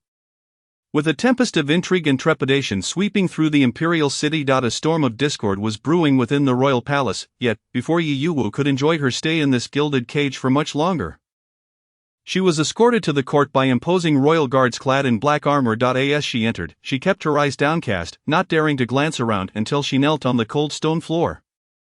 The solemnity of the court enveloped her, creating an atmosphere that was oppressive and stifling. No one dared to speak. they awaited the words of the most esteemed sovereign seated above. She had anticipated feeling anxious upon her arrival in the court. But strangely, in the face of such a scene, she felt no trepidation whatsoever. After all, what could happen? The worst outcome would simply be death. Having experienced death once, perhaps she might even return to the modern world. "Are you the one in charge of the bookstore?" a commanding voice boomed from the upper seat. Yuu, trembling, replied without raising her gaze. The emperor had not permitted her to look up, so she remained cautiously bowed before the cold stone floor. "Humph, do you not realize that your tales have stirred unrest among the populace, inciting turmoil and Bianjing? Your Majesty, I would never, even if I had 100 times the courage, I would not." At that moment, a minister suddenly stood forth. "Your Majesty, this person's tales have gained widespread popularity among the people. If this continues, it will inevitably foster dissent. This person cannot be allowed to remain. Your Majesty, the writings of this woman must be destroyed." Another voice echoed, "For everyone who falls, there will be a second, a third. The true author behind these tales remains elusive. I suspect it is the work of someone harboring ill intentions." Instantly, the court erupted into a cacophony of disputes. Some were accustomed to such chaos, while others, new arrivals, were bewildered by the discord. Those aligned with the crown prince and Bai Zuanyu began to mobilize. "She is merely a frail woman. The Jinwu guards have investigated, and there is no one backing her. She was once the daughter of a high-ranking official, yet fate has played her false. She now runs a bookstore merely to survive." Some are overthinking this matter. "Lord Lin, do you not agree?" The suddenly mentioned Lord Lin, standing at the back of the group, mumbled an uncertain "yes, indeed." He then turned his gaze forward, recognizing the figure kneeling before Jean Lud. It was a familiar silhouette, one he had not seen in ages. He never imagined their reunion would occur in such a manner on the court floor. The emperor sat unmoving, observing the commotion below. It was evident that he had no immediate intention to take Yi Yu's life. Otherwise, he would have issued an order by now. "Your Majesty, I have heard that today, women from Bianjing have risen in protest to support Miss Yi in Wuming. They have caused quite a stir before the imperial palace." Yi Yu was startled by the familiar voice, instinctively glancing to the side. However, the figure was obscured by others, and she could only catch a glimpse of a corner of a robe adorned with a qilin pattern. After one fleeting glance, she dared not look again. The women shouted for her release, labeling her a victim of injustice. On the other side, a minister suddenly stood up, adding to the fervor. Ultimately, after much debate, the civil and military officials could not reach a consensus on how to handle her case, and Yi Yu was temporarily returned to prison. Yet, little did they know, her new cell was far more luxurious than any ordinary prison. As for the women's march mentioned in the court, it had erupted the very day Yi Yu entered her cell. Her imprisonment had served as a catalyst. Initially, these women had quietly indulged in reading tales at home. But recent public sentiment had turned many men against these stories, leaving the women afraid to voice their dissent. The incident involving the female officials in the tales had sparked widespread outrage. The men, fearing for their interests, began to oppose the narratives. They accused the women of losing themselves in fantasy, becoming overly selective and seeking husbands. They believed the tales portrayed men as too perfect, thus poisoning the minds of women and making it difficult for them to find partners. Their anger was directed not only at Wuming but also at the women, suggesting they should go live with the characters in the tales. Their words served to awaken those women who had long submitted to the role of dutiful wives and mothers, realizing they had lost their own identities. Sometimes, a moment of awakening is all it takes for women to realize, perhaps they had never truly loved the men from the tales, but rather the soul behind the pen, the enigmatic Wuming, a soul truly concerned with women's freedom. This was what they yearned for, and at this moment, they felt compelled to unite, even if it was only to claim a modicum of their rights. Chapter 81, Earning a Meal. At this moment, within the Ling residence, in the study, the Minister of Justice furiously brandished a whip, pointing it at the kneeling young woman. "You ungrateful daughter," he exclaimed, ready to strike, but was interrupted by Madame Ling. "My lord, please do not." With tears brimming in her eyes, she turned to her daughter kneeling on the ground. "Lauer, why do you not quickly apologize to your father?" "Father, mother, I do not think I have done anything wrong."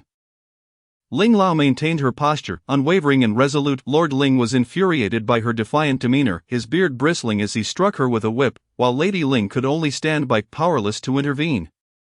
"How dare you conspire with women to besiege the imperial city? What do you intend to do to the Ling household?" "Rest assured, the court will find nothing on my daughter," came the retort. Ling Luo knelt with unwavering posture, exuding an air of confidence. Upon hearing her words and observing her resolute expression, Lord Ling, defeated, collapsed onto a chair, gazing at her stubborn face and lamenting. "Indeed, it is that novel that has led you astray. What do you truly wish to accomplish? Naturally, I aspire to gain the opportunity for women to serve in the court. In terms of knowledge and talent, we are no less than our brothers.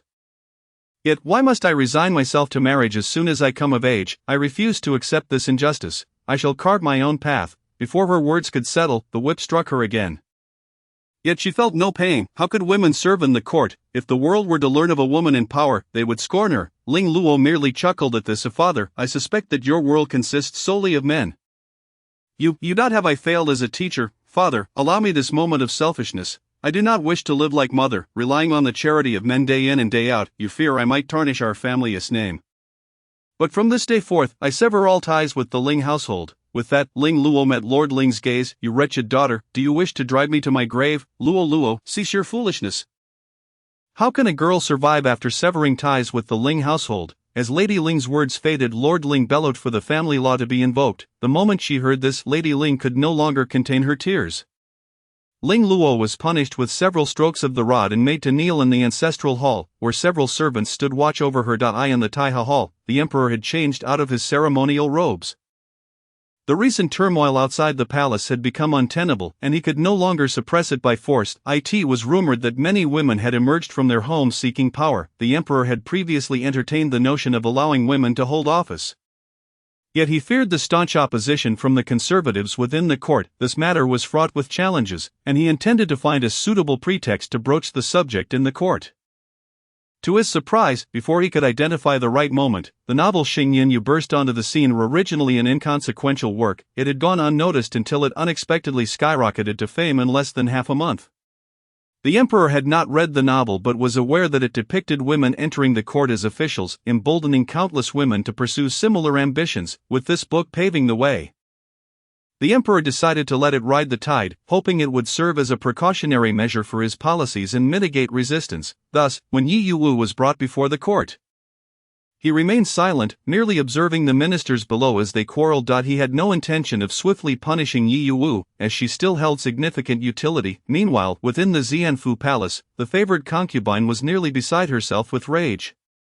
She could not fathom why the crown prince had returned in such a state, though there was a silver lining. The manager of the novel had been apprehended, while the author remained elusive. Indeed, ever since returning from the theater, the palace had witnessed a resurgence of interest in novels, and she could not tolerate being portrayed in such a light. Even more infuriatingly, the novel had gained widespread popularity among the populace. With storytellers and audiences alike, even illustrated editions emerging, the portrayal of the favored concubine had disrupted the fragile equilibrium she had maintained for so long, leading many to draw parallels with her. Especially troubling was the way the empress scrutinized her with a probing gaze, instilling fear that her past misdeeds might come to light. The favored concubine, who had never tolerated any form of insult, was compelled to take action, yet she did not anticipate that someone would shield the small bookstore behind the scenes. When her direct approach yielded no results, she sought to incite discord, hoping to stir up public sentiment. In no time, the bookstore was shut down, and its proprietor was imprisoned, yet her resentment remained unassuaged. This marked the second time Yi Yuwu was brought before the emperor, and she felt a strange sense of familiarity with the process. However, this time it was in the Taiha Hall. The ministers gathered were summoned to address state affairs, though they generally held lower ranks, lacking the formality and gravitas of the Jinlu Hall, which offered Yi Yuwu some relief. The ministers were bewildered by the emperor's sudden decision to summon this individual. They exchanged glances, their minds racing. Speak, Lady Yi, why did you write such a novel? Yi Yuwu was taken aback. Indeed, there was no escaping the emperor's scrutiny, and her other identity had been uncovered. The ministers soon realized that the author of the novel and the person being questioned were one and the same, which explained why they had been unable to apprehend the latter. Your Majesty, she began, I simply wrote the novel to earn a living. I had no ulterior motives. I never imagined it would spread so widely. I hope your Majesty can discern my intentions. The emperor, seated above, chuckled briefly. I ask you, why did you conceive the idea of women serving in office? The empress has informed me that the book concludes with the female protagonist entering the court. Your Majesty, the book is merely a woman's fantasy. There is no substance to it, and any notions of women serving in office are preposterous. Yi Yuwu glanced at the minister who had interrupted. Recognizing him as a familiar face, the deputy censor, how was it that he was always present, consistently challenging the emperor's authority? The emperor's displeasure was evident, though he concealed it swiftly. Yi Yuwu seized the moment to speak. Your Majesty, I believe women are no less capable than men. It is merely that for years they have lacked avenues for advancement. Initially, I wrote the novel for myself, but as I continued, I found that the characters seemed to gain their own souls, compelling me to alter their fates, leading to the conclusion of women achieving official status. Furthermore, who decreed that women serving in office is inauspicious? Surely the mother who bore you is not considered inauspicious? In my view, the notion of women being deemed inauspicious stems from the hypocritical attitudes of you gentlemen. Her words struck back at the deputy censor, once timidly hunched over on the stone floor. Now standing tall and unyielding, even daring to meet his gaze. Gasps filled the hall as the ministers were astonished by her audacity to speak thus before the emperor. Yu Wu felt exhilaration. With no trace of regret, she had long harbored disdain for these ministers, who spoke of women as if they were less than insects, easily trampled upon. Ever since she had found herself ensnared in this wretched feudal society, where women were bound by countless restrictions, she could no longer endure it. Even if she were to be charged with insulting the throne, she would accept it. Yet, her words carried such weight that no one dared to counter her. From behind the curtain, Qi Jingyue felt a surge of anxiety for her. All eyes were on the emperor's expression. Remarkably, he did not erupt in anger. What do you propose, then? The emperor regarded the woman before him, and the ministers rendered speechless by her words, a hint of amusement flickering within him. He had often been subjected to the ministers' council in the court, striving to maintain the image of a wise ruler, and thus could not act against them. Therefore, witnessing Yu Wu confront them brought him an unexpected sense of satisfaction. Though he maintained his composure, after all, they had already spoken their minds. Now he was unbound by conventionality, just as in the novel. The Imperial Academy would admit women, and they could partake in the imperial examinations and serve in the court. The emperor asks her, and she dares to voice it. After uttering those words, Yu Wu closed her eyes, bracing herself. Come now, issue the order to execute me. I refuse to continue. The entire city was abuzz with the voices of women clamoring for justice, demanding that the court release Yu Wu and allow women to hold office. Yu Wu returned unscathed to her familiar gilded prison. Still reeling from shock, she had expected to be dragged out and executed, but to her astonishment, just as she closed her eyes in anticipation of death, the emperor seated above declared, "Good." Not only was Yu Wu stunned, but the ministers who had awaited her execution were equally frozen in disbelief, questioning if they had misheard. It was not until the Hanlin academician knelt and cried out, "Your Majesty, do not," that they snapped back to reality. Yu Wu remained oblivious to the several gazes directed at her, including those of Qi Jingyue and Bai Zunyu. They understood that Yu Wu had been used as a scapegoat by the emperor, indicating that he had long harbored such intentions. It seemed the Jin dynasty was on the verge of transformation. Indeed, the Jin dynasty was poised for change, following the emperor's determination to implement a system for female officials. The civil and military officials had vehemently opposed the idea, with the deputy censor and the Hanlin academician being the most vocal, yet their resistance proved fruitless, as the emperor's resolve remained firm and unquestioned, leading to the issuance of an edict that allowed women of merit to participate in examinations, enroll in the Imperial Academy, and serve in the court. I have heard that there are now female officials within the palace, responsible for the daily affairs of the harem, and they may soon participate in various ceremonies and sacrificial activities. Indeed, this news has also reached my household. I and the bookshop, everyone has resumed their work schedule. I wonder when the young lady will return. The once vibrant Hua Ping appears significantly more haggard than before. Ever since Yu Wu was imprisoned, she has been consumed with worry. It should be soon. For my brother mentioned that Manager Yi has committed no heinous acts or disrupted the state, and the emperor has not punished her. She will likely be pardoned and return shortly. I hope so. Alas, I cannot fathom the hardships Manager Yi has endured in her cell. How dreadful a place it is. The cell is small and dark, infested with rats, and I have heard it houses the most vicious of criminals. Just imagine the torment one must suffer upon entering such a place. Shuiting, recalling the grim description she had heard about the prison, could not help but voice her thoughts. As soon as she spoke, the faces of several young ladies turned pale, their concern deepening. These past few days, I wonder where Cheng Ming has gone, especially with such a significant event unfolding. Suddenly Xing approached with a worried expression, a feather duster in hand. She must be devising a plan to rescue Manager Yi, Zhang Ruoyan asserted confidently. Ruoyan, how did you know? I simply do. Zhang Ruoyan smiled mysteriously. What kind of expression is that?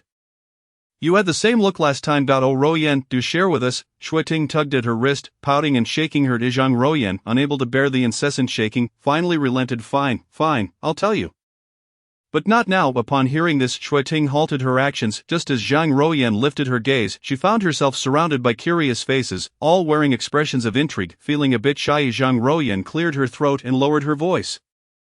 Have you not noticed how differently Qing Ming regards Manager Yi? Not really, the others responded, perplexed. TSK, it's in the gaze. Think carefully about how they differ from one another. Zhang Ruoyan gritted her teeth.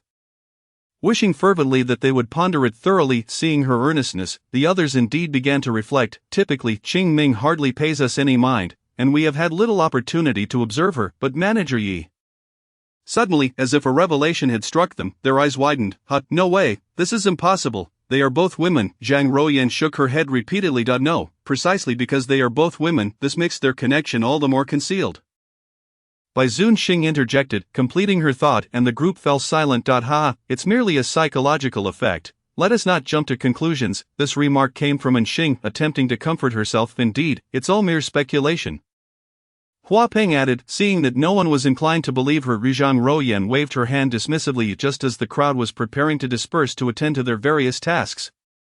With the manager absent but many books awaiting their attention, a familiar figure appeared at the entrance of the bookshop. Upon seeing Yi Yuwu, Hua Peng rushed forward and embraced her. You're back. Thank goodness you're safe. As Hua Peng threatened to weep again, Yi Yuwu felt a wave of relief wash over her. Fortunately, the others soon reacted, crowding around her. Manager, you finally returned. You must have endured great hardship in prison. Look at how thin you become. Just as Zhang Ruoyan was about to speak, her words faltered upon seeing Yi Yuwu's noticeably fuller face. The 83rd chapter, the manager must have had restless nights in prison.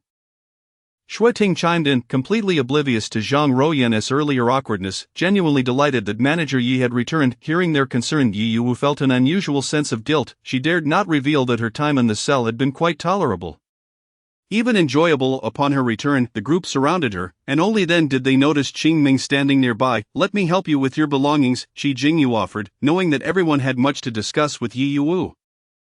In truth, Yi Yuwu's bundle contained little more than the drafts of her writings composed during her time in the cell, which she brought back with her. She accepted Shi Jingyu's offer graciously, and he carried her belongings upstairs with a light chuckle. As they watched Qing Ming depart, the others exchanged glances, their expressions shifting to I can't believe what Zhang Ruoyan suggested might actually be true.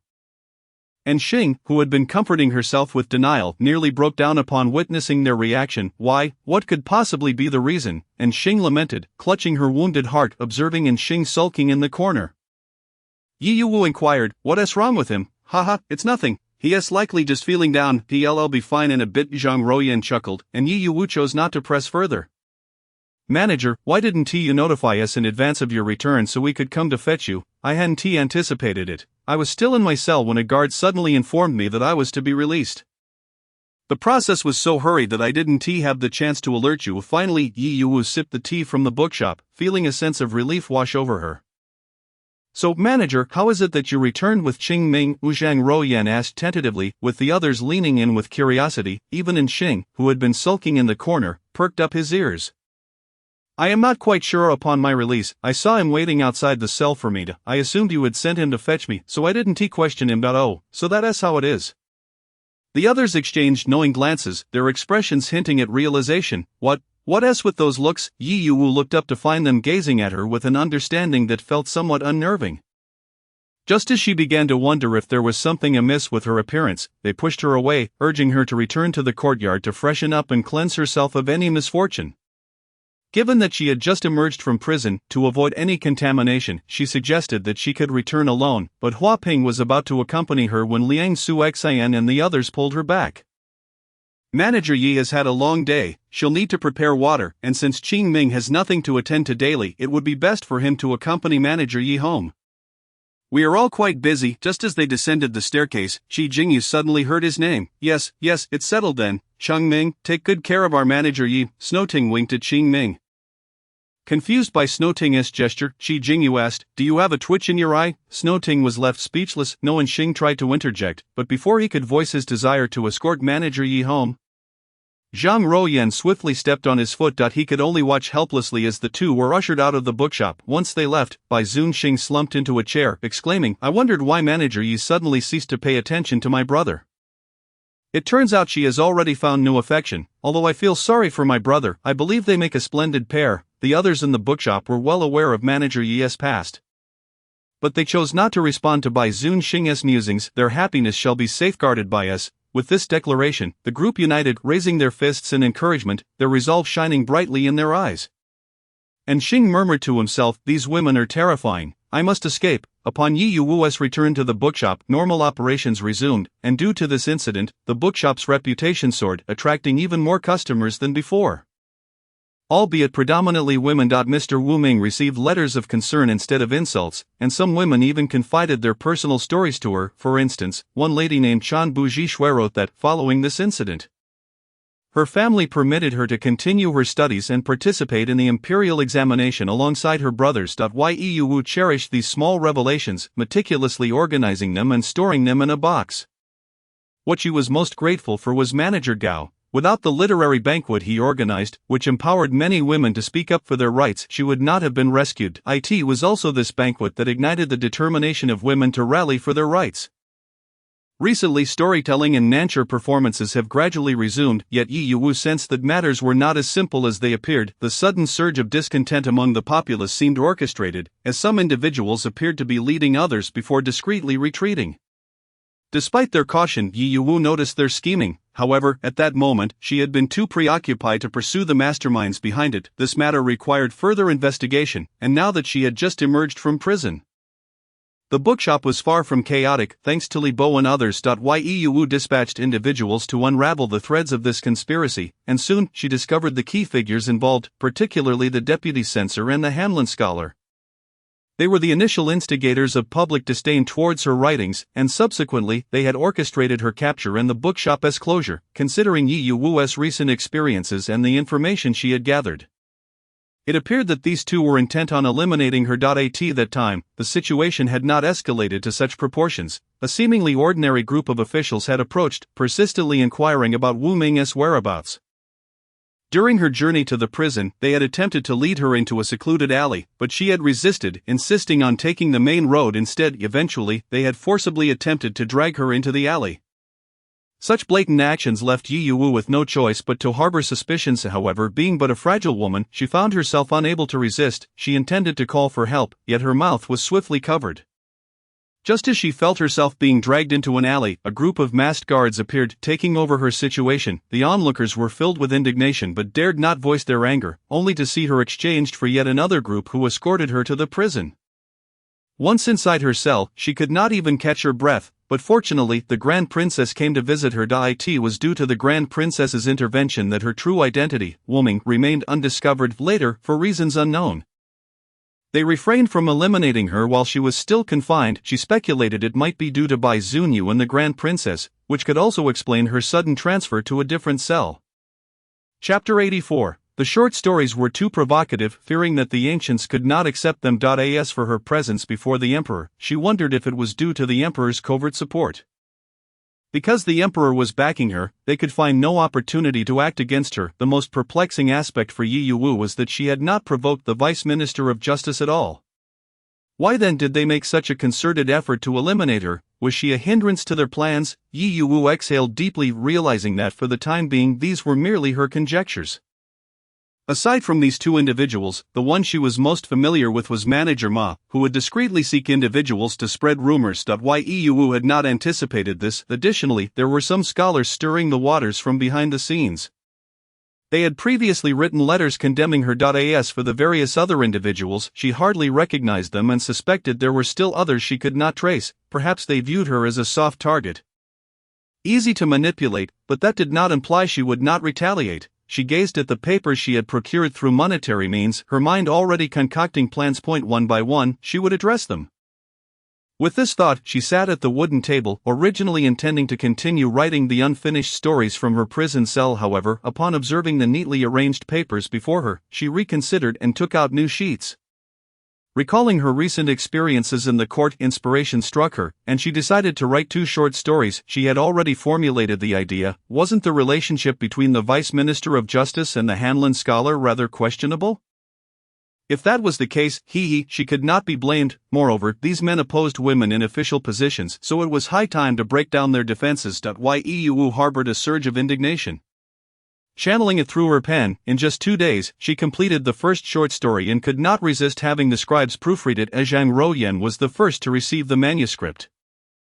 Upon glimpsing the background story, her eyes instantly sparkled. As she delved into the content, she felt a profound impact, sensing something was amiss, yet she could not help but continue reading. While reading the story, Zhang Ruoyan discreetly cast glances at the enchanting Yi Wu, realizing that a living example stood before her, making it impossible to dismiss the narrative. After all, the story proclaimed, love knows no gender. She wholeheartedly agreed with this notion. However, there were a few things she still needed to voice. Manager Yi, will this provoke backlash? Will anyone accept it? This is 2.2. Forgive her for being at a loss for words to express the shock she felt. Her heart raced at that moment. Yi Wu waved her hand dismissively, unperturbed. Have I not faced scorn before? Moreover, there are no laws in Jin Dynasty prohibiting such writings. In fact, the Jin Dynasty is quite lenient on this matter. Zhang Ruoyan blushed, asserting that the manuscript was flawless and ready for publication at any time. They should expedite the publication process. Yi Wu stretched lazily, planning to return to write another book.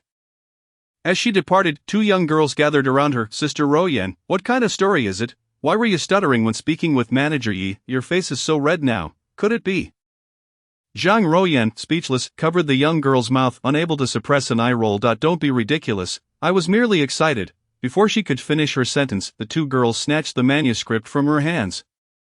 Sure enough, within moments, their mouths gaped open, even more exhilarated than she. Zhang Ruoyan shook her head helplessly. It was evident that Manager Yi had indeed struck gold. Otherwise, how could she have suddenly found the inspiration to write such a story? This must be the case, since the decree regarding female officials had been issued for half a month, the Vice Minister of Justice had been urging for half a month, yet the Emperor remained steadfast. Knowing there was no room for negotiation, he simply regretted not having eliminated her before she was imprisoned. One day after the morning court session, the Vice Minister of Justice was about to leave with his colleagues. Yet for reasons unknown, they all hurried away. Some walked ahead, while others lagged behind him. That he intended to pause and wait for his colleagues trailing behind, but to his astonishment, they swiftly passed him by as if he were a fearsome beast. At that moment, the Hanlon scholar happened to walk past him, and he prepared to greet him, inquiring about the situation. His relationship with the Hanlon scholar had always been amicable. They shared similar political views and enjoyed scholarly discussions, often gathering for drinks and heartfelt conversations. However, just as he was about to greet him, the Hanlon scholar brushed past him as if he were invisible. Not far away, other ministers, who had initially been eager to eavesdrop on their conversation, were now left disappointed. Sensing the lack of drama, the Vice Minister of Justice was taken aback by the Hanlon scholar's sudden change in demeanor, and he keenly felt the eyes of the onlookers. Even if they were well concealed, their gazes were too overt. Furious, he stormed off. Upon returning home, he sensed that same scrutiny, and inside, his wife was weeping. Upon seeing him return, she rushed forward, scratching him with her nails.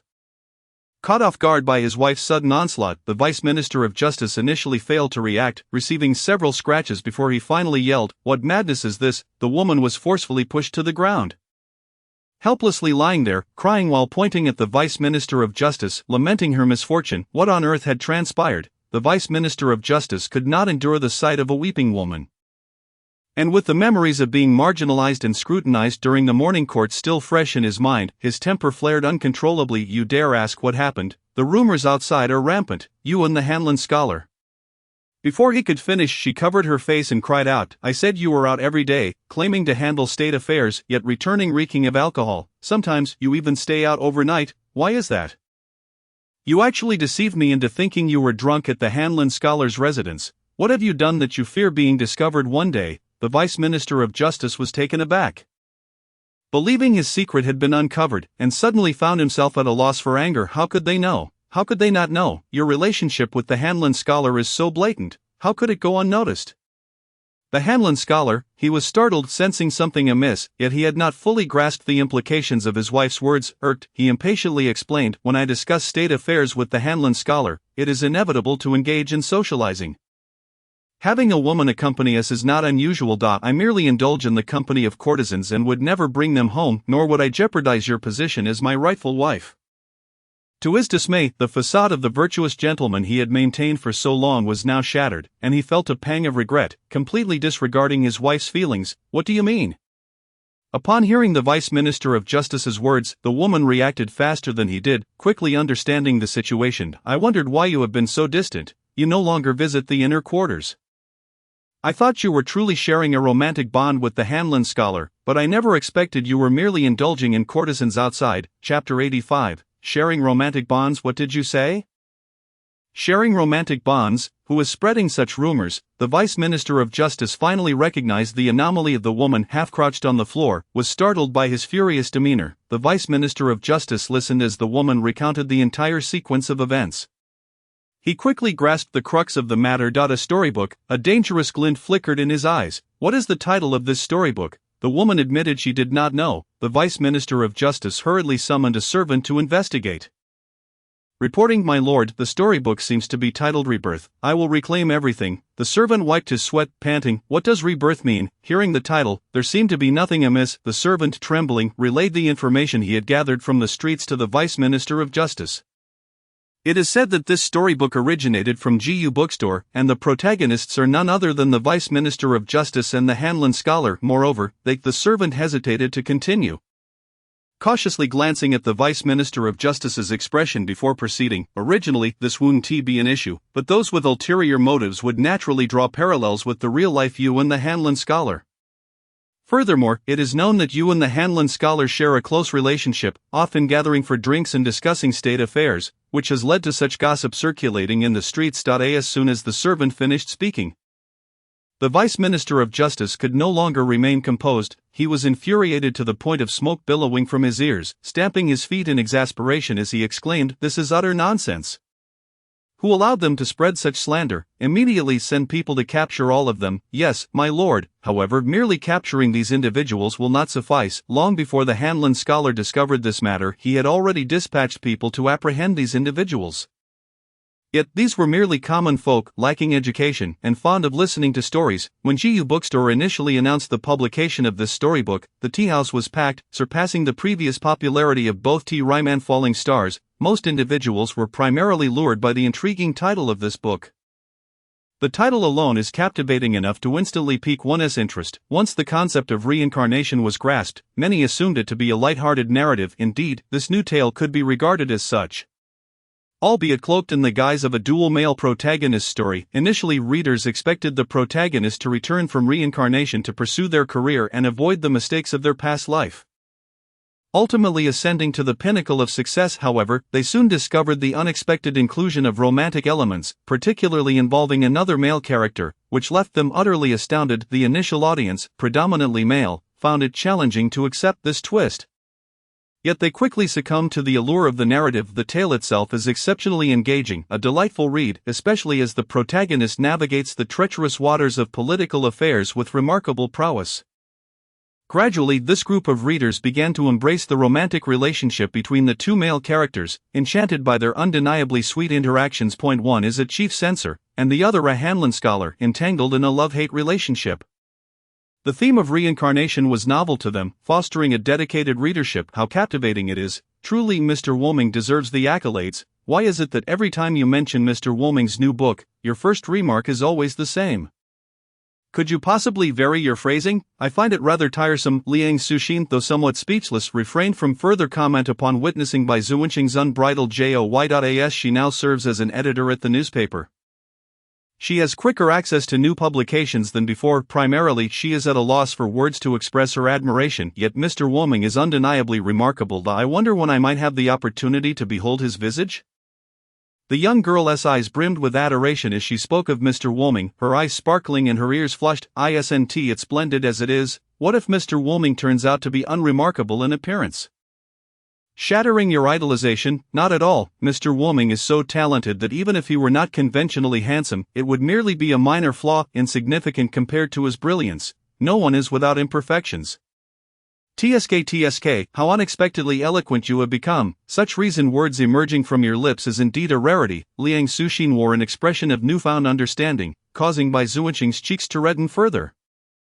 "Oh dear, Sister Liang, why do you tease me so?" She playfully stomped her foot, exclaiming, "Oh, Brother Guan is approaching." Just as she uttered these words, she leaned in closer to Liang Suxin with a mischievous grin, declaring, "He must be here to see Sister Liang." After saying this, she called out to the approaching Guan Yan, "You two continue your conversation. I shall take my leave." This left Liang Suxin flushed from the comment. And a somewhat bewildered Guan Yan, upon noticing Liang Suxin's crimson earlobes, Guan Yan inexplicably felt an unusual warmth enveloping him, causing his own face to flush. The book, having just been released, sparked considerable discussion. Rebirth, how intriguing! I shall reclaim all that is mine, one exclaims. What exactly is to be reclaimed? After reading, the audience gasped in astonishment. Wow, a tragic previous life, seeking vengeance and confronting despicable family members, ultimately rising within the political arena. The entire narrative is filled with exhilarating moments. It is truly gratifying. Furthermore, the literary feast hosted by Mr. Woming finally had the opportunity to unfold. Several young ladies, holding the book, shared the general plotline while expressing their opinions. The protagonist Ji Xian had a woeful past, having misplaced his trust and fallen victim to the schemes of his father and stepmother, with everyone favoring his half-brother, compelling Ji Xian to pave the way for him, leading to Ji Xian's untimely demise. Indeed, how despicable these individuals are, yet, to their surprise, Shen Qing, who had been Ji Xian's sworn enemy in the political sphere, would ultimately avenge him. I sense something amiss.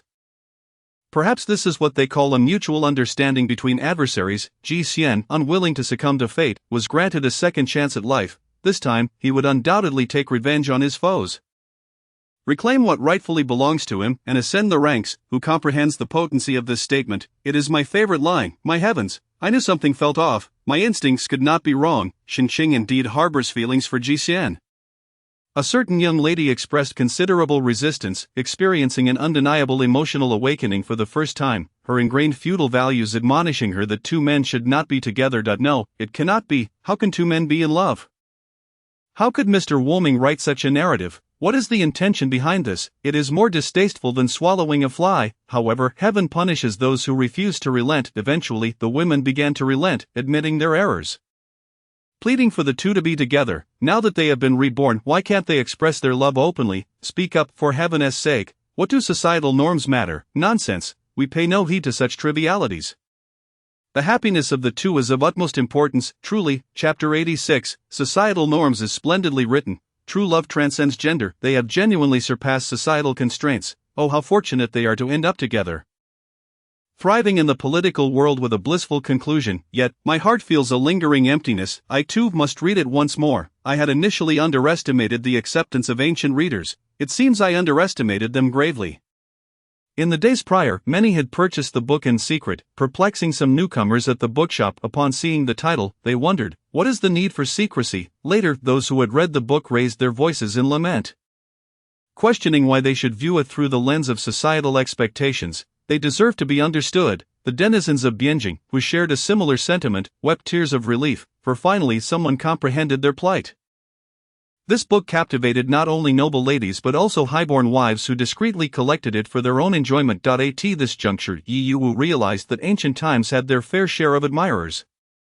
As the narrative and storytelling progressed, ancient readers, unsatisfied with mere admiration, began to scrutinize the real-life counterparts of the chief censor and Hanlon scholar. These two individuals bore a striking resemblance to their fictional portrayals, often seen together, claiming a shared passion for music theory, yet no one had ever heard them play the guzheng. Their encounters remained shrouded in secrecy, with whispers of their frequenting taverns and returning together to the Hanlon Academy, often seen lethargically attending morning court. Speculation arose regarding their activities within the study. It was suggested that the relationship between the chief censor and Hanlon scholar was one born of excessive intimacy. Absurd. Summon the two into the palace. The emperor, upon hearing this, erupted in fury. Shortly thereafter, the chief censor and Hanlon scholar entered the grand hall, tails tucked in trepidation. Speak. What transpired between you two? The emperor's authoritative tone rendered them instantly drenched in sweat, kneeling as they proclaimed their innocence. Your Majesty, we are wronged, we are innocent, manipulated by those with ulterior motives. Indeed, Your Majesty, rumors abound in the streets, yet our relationship is not as they claim. I merely shared drinks with the chief censor, nothing more. Perhaps the Hanlon scholar's eagerness to disassociate only aroused further suspicion. Hanlon scholar, if you assert there is no relationship, then how do you explain the reports that you two frequently share a bed in the study? Once or twice may be excusable, but often, do you not have something to hide? The emperor scoffed. Warning, do not think to deceive me. Best confess the truth. I possess the findings of the Golden Guard. Contemplate your situation. With that, the emperor cast the imperial edict down upon the chief censor's head. The emperor's wrath was formidable, and the two were already frightened beyond measure, far from their usual self-assured demeanor.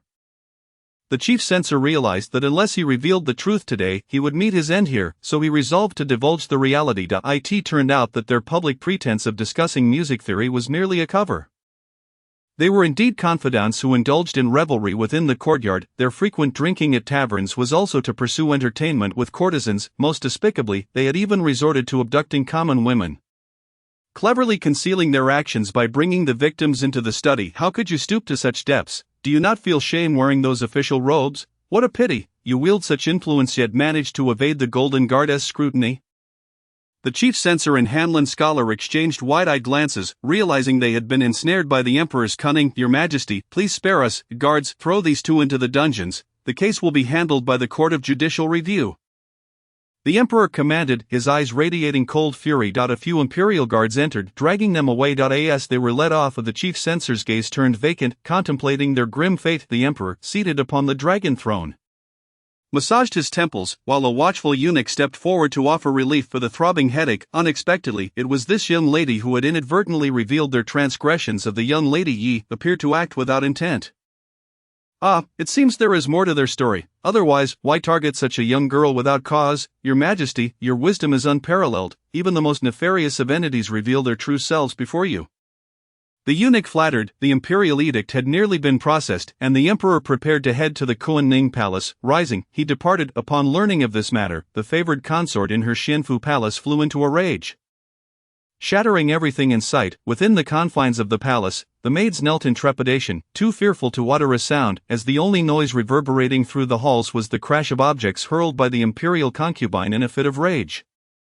Shortly thereafter, an elderly matron entered the grand hall, dismissing the maids. Upon confirming that the doors and windows were securely fastened, she approached the concubine and spoke. Your Highness, the deputy censor has been apprehended by the emperor and taken to the celestial prison. What? He did not expose those behind him. Indeed, he did not. It seems we must sacrifice this piece in our game. The concubine regained her composure, her eyes devoid of the previous fury, as she settled back into her chair, her brow marked only by an icy demeanor. On the streets of Bianjing, a few individuals hurriedly rushed in a singular direction, soon arriving at the bookshop, where a throng had gathered, chattering excitedly. Has Mr. Woming released another story? How could it come out so swiftly? Was it not just the last tale of rebirth? Alas, at last, there is another story to indulge in. What is the theme this time? I am so eager. Let us hurry, or we shall miss out on the book. Inside the bookshop, Yi Yu stifled a yawn. She had not slept well in days, and reaching this hour was quite the feat. Miss, you should return home, Hua Ping urged, noticing Yi Yu's exhaustion. Hua Ping, please have someone pack the story and deliver it to these locations. The tales were neatly wrapped in thick envelopes, and Hua Ping understood they were to be sent as correspondence. Nodding in agreement. Yi Yu, feeling as though she had completed a task, prepared to return and catch up on her sleep. The stories she sent forth were addressed to those literati who had previously penned lengthy letters berating her. Her intent was to dismantle their pretentiousness, for she would not squander her time crafting this tale otherwise, yet she anticipated that her work would stir significant controversy or provoke a clash between the sexes. However, she could no longer tolerate the hypocritical facade of these scholars. They must be shown their place. They had been so arrogant, believing she was unaware of their instigation of slander against her. On the same day, these literati received a thick letter, and upon unsealing it, they found a book titled after entering the female supremacy narrative, I Became a General. The literati were perplexed, shaking the letter twice, inadvertently dislodging another note. Upon reading it, they found it rife with veiled mockery, the last line stating, You are a celestial prodigy, why not ascend to the heavens? This deftly fanned the flames of their indignation. How audacious to deride their inability to produce quality literature while simultaneously belittling others, sullying the name of scholars, and accusing them of narrow-mindedness and defaming women, all under the assumption that no one would be the wiser. The words within the letter nearly caused their heads to explode with rage as they slammed their fists upon the table, cursing Woming, you ignorant child, so arrogant and conceited, rather than extinguishing their competitive spirit. These insults ignited it, compelling them to see what merit her story held. After perusing it, they resolved to pen a lengthy retort to denounce her narrative. Thus, they picked up the book that had been sent to them.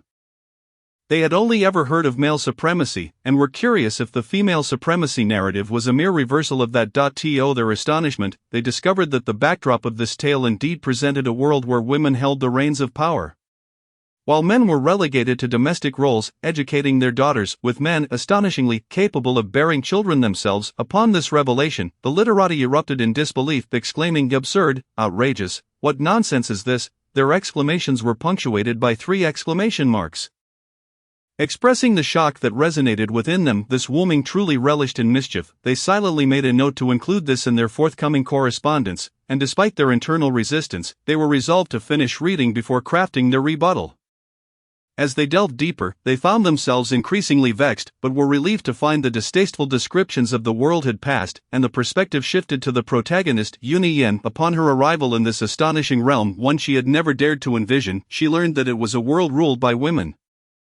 Before her crossing, Yuni Yen was the daughter of a minor official in Bianjing, but her mother had died shortly after her birth due to complications, and her father had remarried. The stepmother was a formidable adversary, persistently seeking to marry Yuni Yen off to an elderly man who had already outlived 3 wives, all younger than him and known for his infidelities. Despite Yuni Yen's resistance, the power of several matrons overwhelmed her, binding her in the bridal chamber. In desperation to escape her impending fate, she took her own life, only to awaken in this world of female supremacy. The premise was refreshingly original. Mr. Woolming possessed an extraordinary imagination.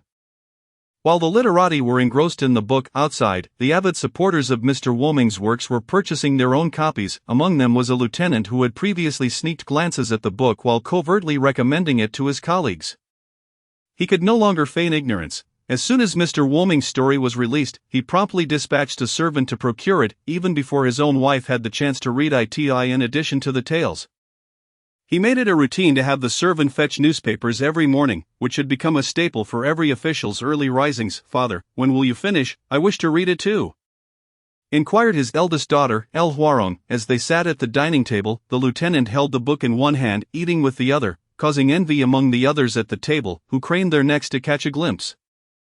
El Huaron felt disgruntled. Her father had once vehemently declared that no reading was permitted at the table, yet here he was, the first to break that rule. She harbored these thoughts but dared not voice them.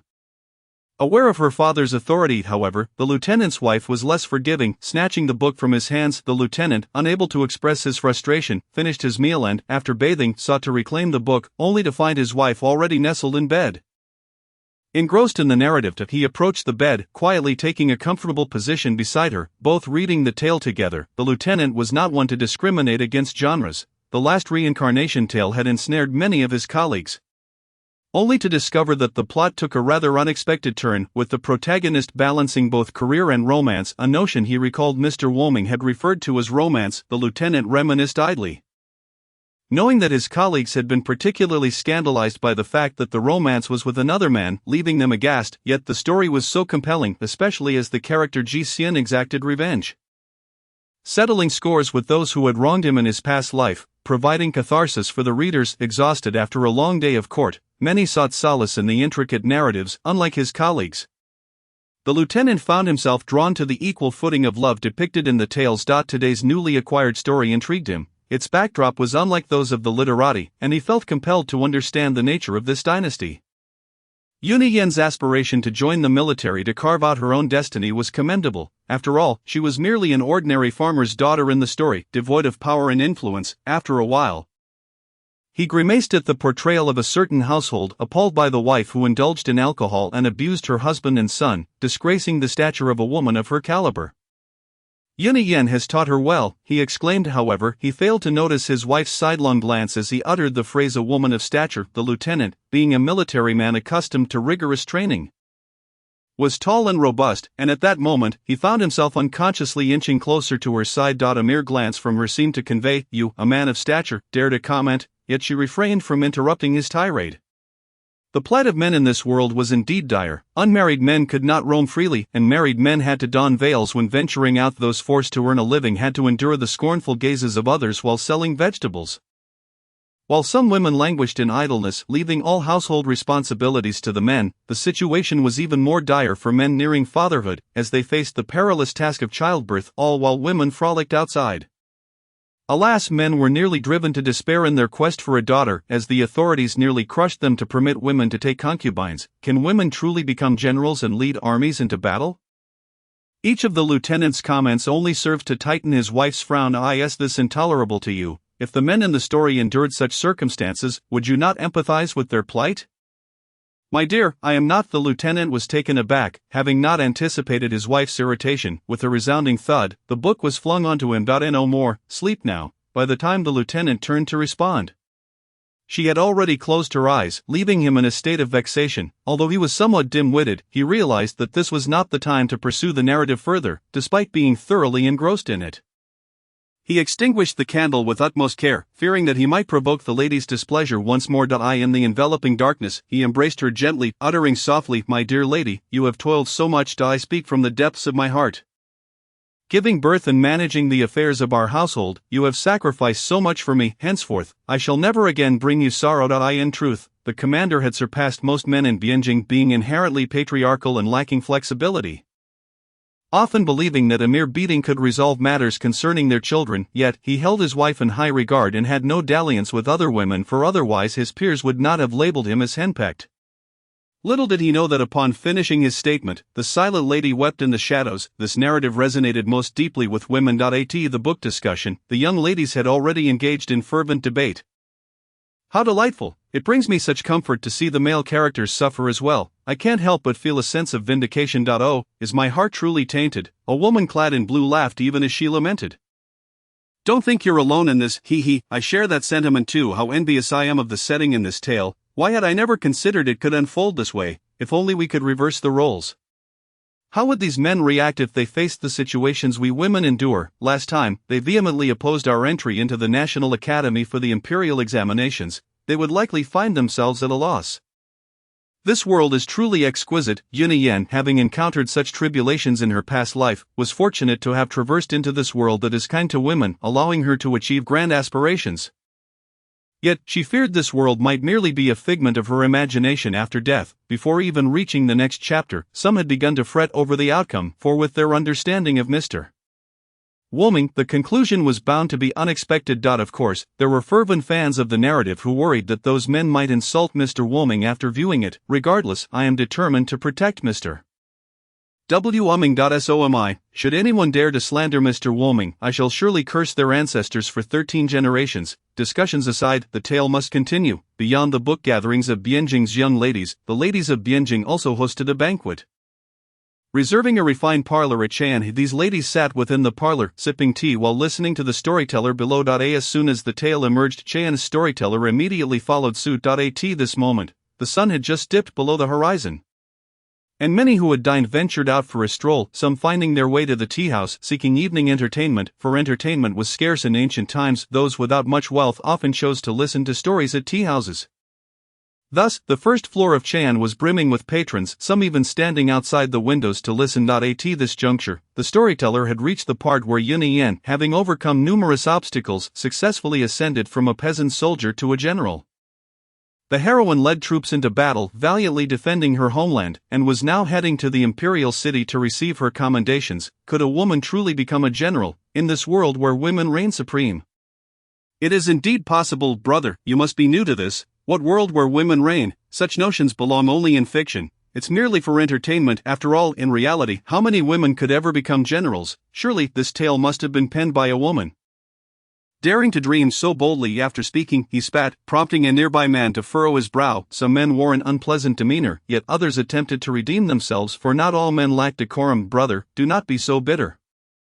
While it is indeed a fictional tale, the storyteller has been narrating the heroine's military exploits, her strategies, her courage, and her wisdom. She was fortunate to be born into a world that reveres women, granting her such opportunities. We men, too, must possess exceptional merit to attain our chances. The man's words did not garner much attention from the other, perhaps because it did not resonate with him. Meanwhile, in one of the elegant rooms on the second floor, El Huaron listened with eager hands rubbing together. She had stealthily escaped from the commander to listen to the tale. The commander was quite domineering, insisting that she only read the tales herself, claiming it was for her own good in her studies. El Huaron, uninterested in books due to her family's influence, found herself captivated by martial arts. The room was filled more with weapons than with books. Learning that the protagonist of this tale was a female general thrilled her immensely, and despite her fear of the commander, she ventured to Cheyenne with her maid to hear the story. Indeed, the new narrative was utterly enthralling. as she listened to Yun traverse to another world, rising from a commoner to the position of general. A fierce fire ignited within her. As Yun fought in battles, growing stronger, she could not help but applaud. This was the tale a grand heroine deserved to hear. The male lead, though delicate, complimented the heroine perfectly, always by her side whenever she was injured. The women watching could not help but exclaim their desire for a gentle husband. The expressions of the men below were of no concern to the women, for their own enjoyment was paramount. The ladies in the second-floor parlor wiped away tears. This was a true reflection of the current plight of women. How splendid it would be if these men could experience the pain of childbirth. Perhaps then they would refrain from uttering such phrases as "leave it to the women." The speaker was the wife of a duke, who during her own childbirth had nearly faced a crisis, only to have her husband glance at the child before hastily rushing off to his new favored concubine. Meanwhile, the storyteller below received generous rewards, his hands aching from the bounty he had received, all thanks to the ladies in the second-floor parlor. Thus, he narrated with even greater enthusiasm. The tale continued. After returning to court, Yun was honored as the Grand General of the state, receiving the adoration of the populace. The male lead, a once wealthy young master fallen on hard times, was fortunate to be saved by the heroine on the battlefield, and upon her rescue, he found himself enamored with her. Perhaps in another world Yun too had been a marginalized figure, having weathered the storms of life, wishing to shield her beloved with an umbrella. Thus she cared for him deeply, understanding the struggles of men in this world. Together, they supported each other through the trials of war, weathering life's storms side by side. Chapter 89, Silence. Indeed, it was not long before the tale faced vehement opposition from some men, and Yi Yuwu received a deluge of letters. She had long grown accustomed to this. Were there ever a day when no one wrote to berate her, she would likely find it unsettling. Yi Yuwu sent letters to those literati. These literati initially intended to read the tale before writing letters of condemnation. Yet they found themselves engrossed in in truth. Many of the literati struggled to accept the premise of a world where women were esteemed and men were subservient. However, as they delved deeper, they uncovered perspectives they had never considered before. Thus, they began to reflect on themselves, contemplating how the male characters in the tale mirrored the experiences of women in reality. It could only be said that they, as men, were indeed fortunate, and their previous biases had led them to believe that women should not pursue education or hold official positions, as it defied the traditions passed down by their ancestors.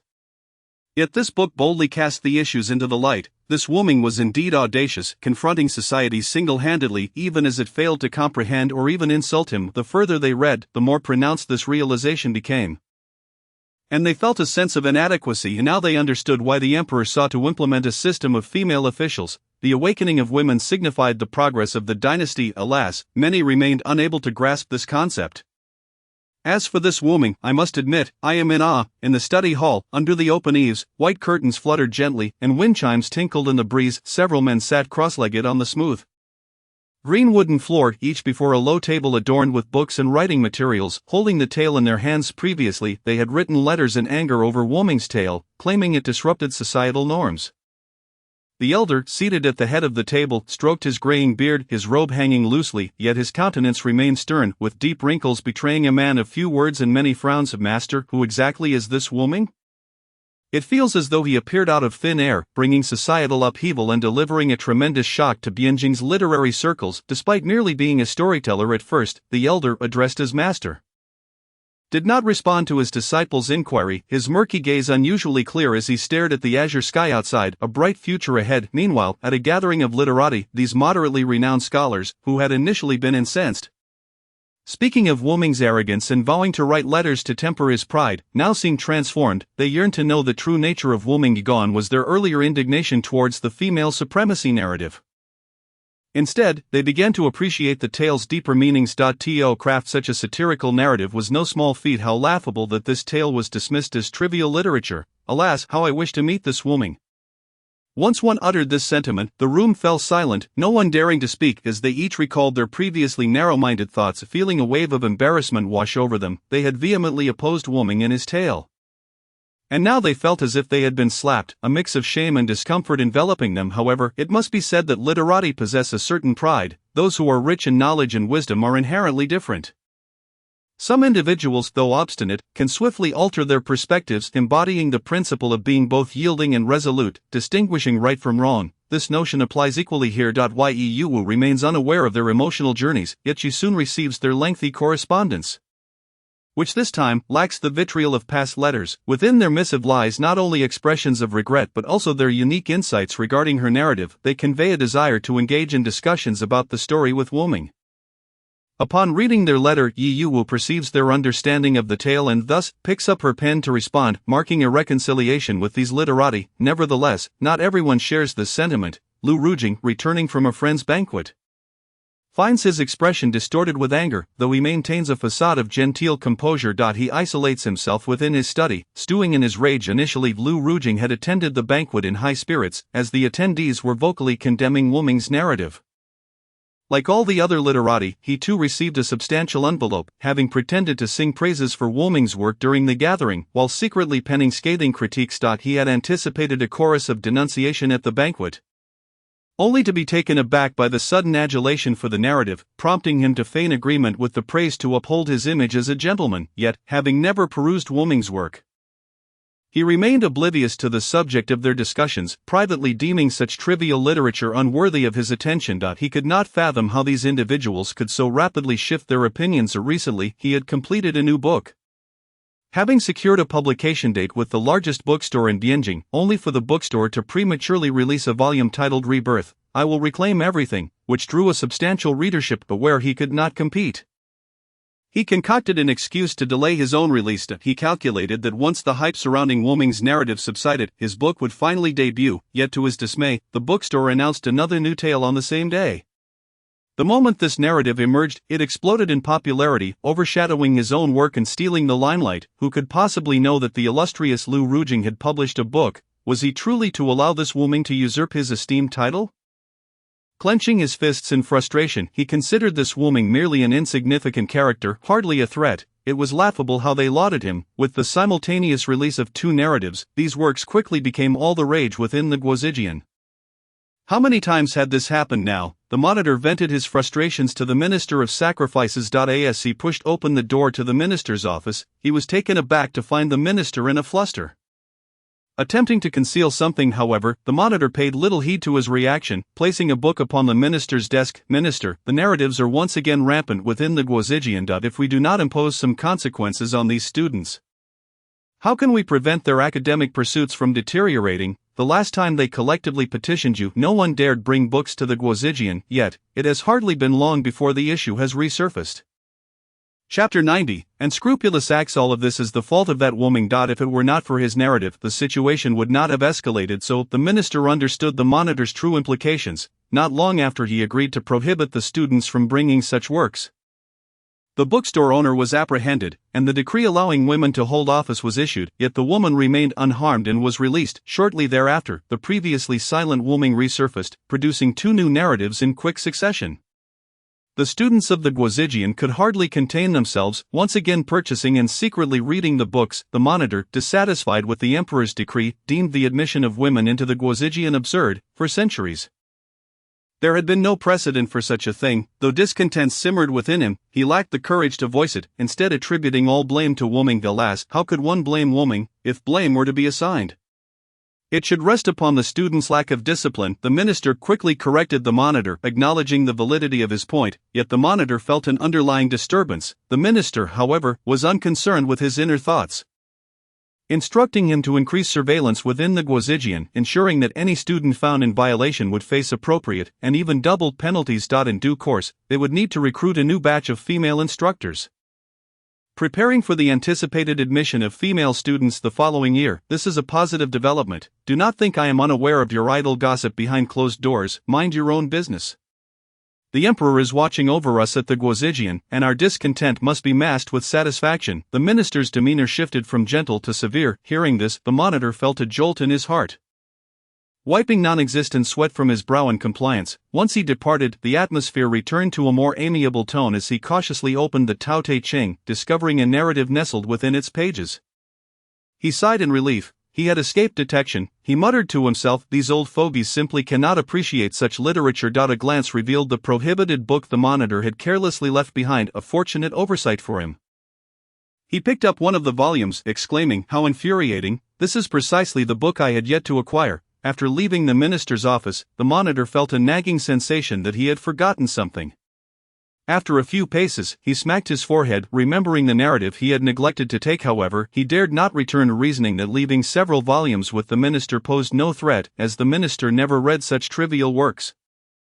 He could always retrieve them at a later date. After Yi Yuwu emerged from prison, the good fortune of Master Ma was short-lived. Who would have thought that after being incarcerated in the celestial prison, this young girl could return unscathed and, in just a few days, release a new narrative? Ti-Yun and others had new stories to share, and patrons were incessantly entertained, restoring the once thriving atmosphere of tea houses. Master Gao seethed with frustration, his mind racing with nefarious thoughts. He had dispatched people to investigate, discovering that Yi Yuwu closed her shop promptly each evening and the alley she traversed was sparsely populated. Since neither soft nor hard tactics had succeeded, he resolved to resort to unscrupulous measures. After all, a woman's reputation was paramount. Once her virtue was compromised and everyone became aware, how could she continue her business?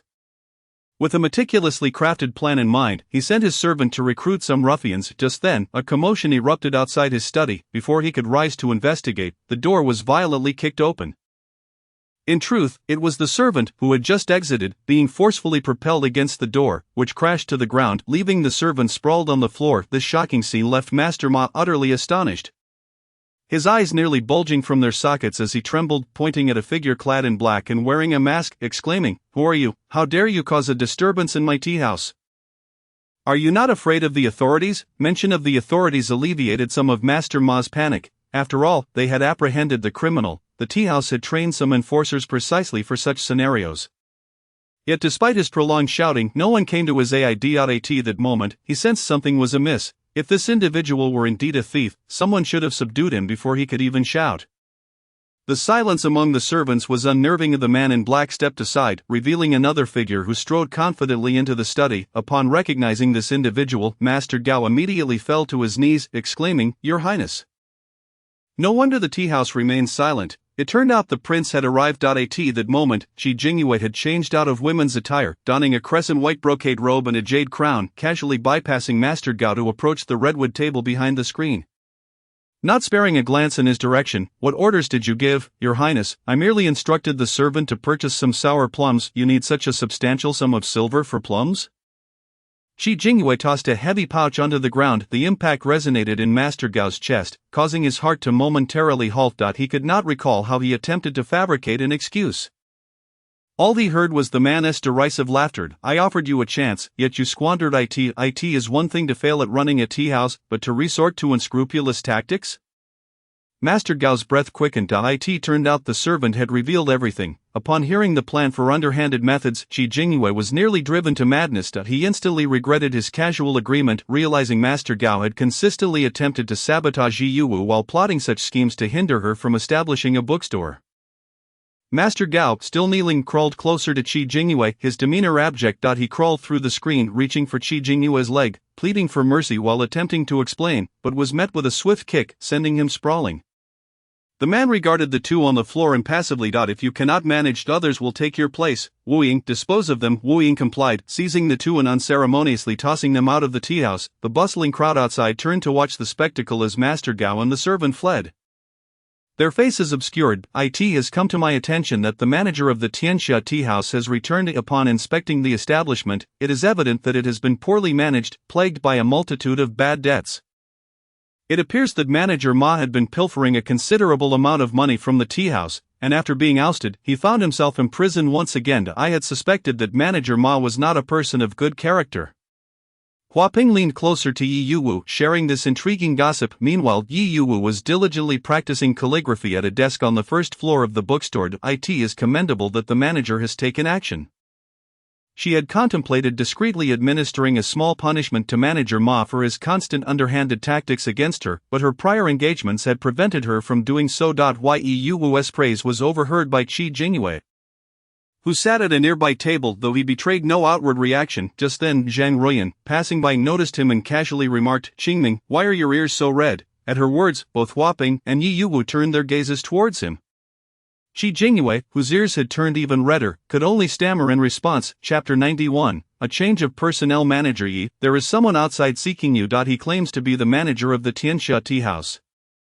And his surname is Sure. Just as Yi Yuwu ascended to the second floor to check on the progress upstairs, and Xing called out to her, the manager of the Tianxia tea house. And he is surnamed Sure. Yi Yuwu, lifting her skirt, descended the staircase. It seems they have appointed a new manager at the Tianxia tea house. From what I can see, manager Sure appears far superior to the previous manager Ma. And Xing remarked earnestly, prompting Yi Yuwu to stifle a laugh. And Xing, since when did you become so adept at reading faces? I was unaware. Manager, you may jest, but I truly believe manager Sure has a calm demeanor. Their conversation ceased as they reached the ground floor, where a strange man stood at the front desk, presumably the manager Sure and Xing had mentioned. Upon hearing footsteps on the stairs, manager Sure turned to see a woman approaching. Clad in a light blue gown, her figure slender and graceful, with delicate features and a gentle smile. He felt the weight of the gaze upon him from behind, and he dared not look too long.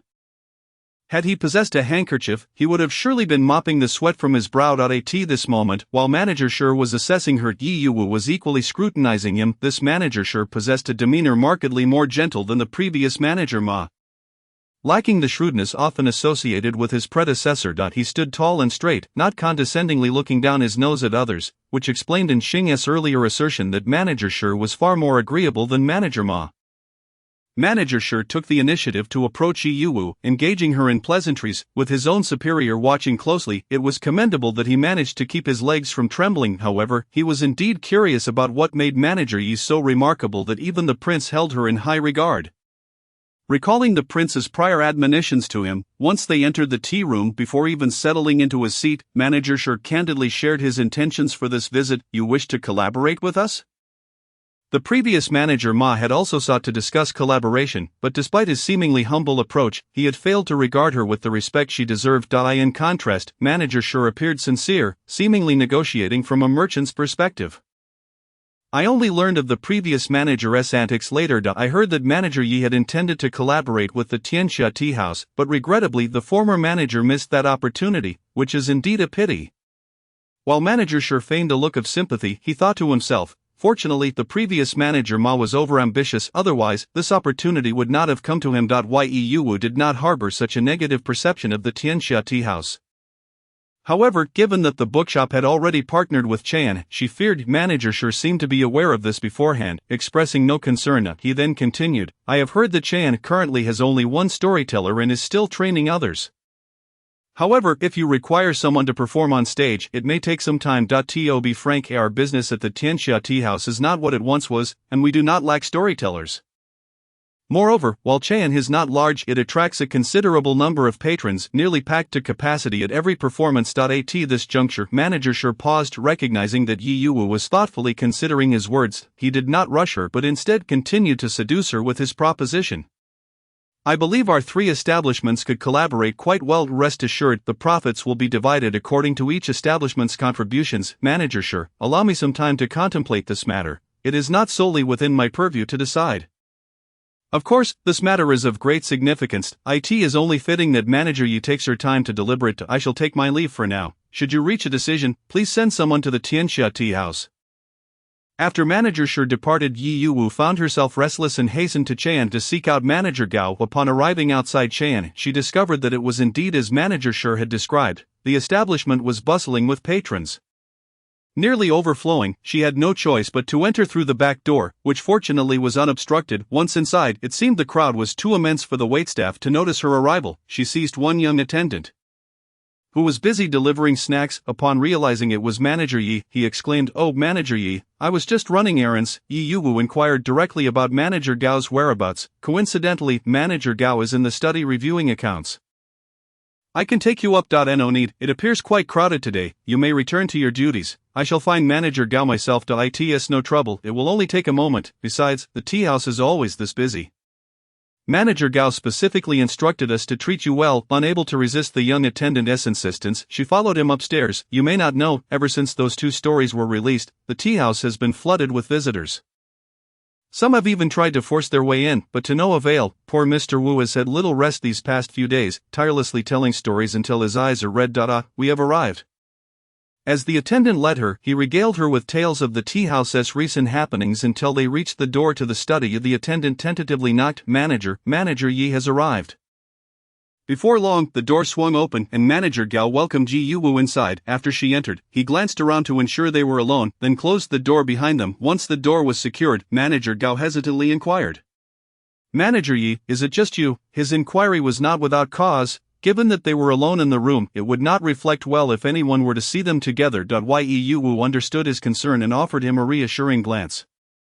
"Rest assured, Manager Gao, I entered through the back unseen. Had it not been for an urgent matter to discuss with you, I would not have come unannounced." Noticing the seriousness etched on Yi Yuwu's face, Manager Gao's demeanor shifted to one of gravity. She proceeded to relay the details of Manager Shi's visit, including his proposal for collaboration among the three establishments. "I felt it necessary to inform you of this, which is why I sought you out. I have no objections. This could be a fortuitous opportunity." "Really?" Yi Yuwu looked at him, astonished, for Chan was quite profitable at present, and any collaboration with the Tianxia tea house would likely siphon off a significant portion of their earnings, which would not be advantageous for a merchant. "In truth, I am immensely grateful to you, Manager Yi. I had initially thought that Chan would not recover, and I was even considering selling it. Thankfully, I encountered you."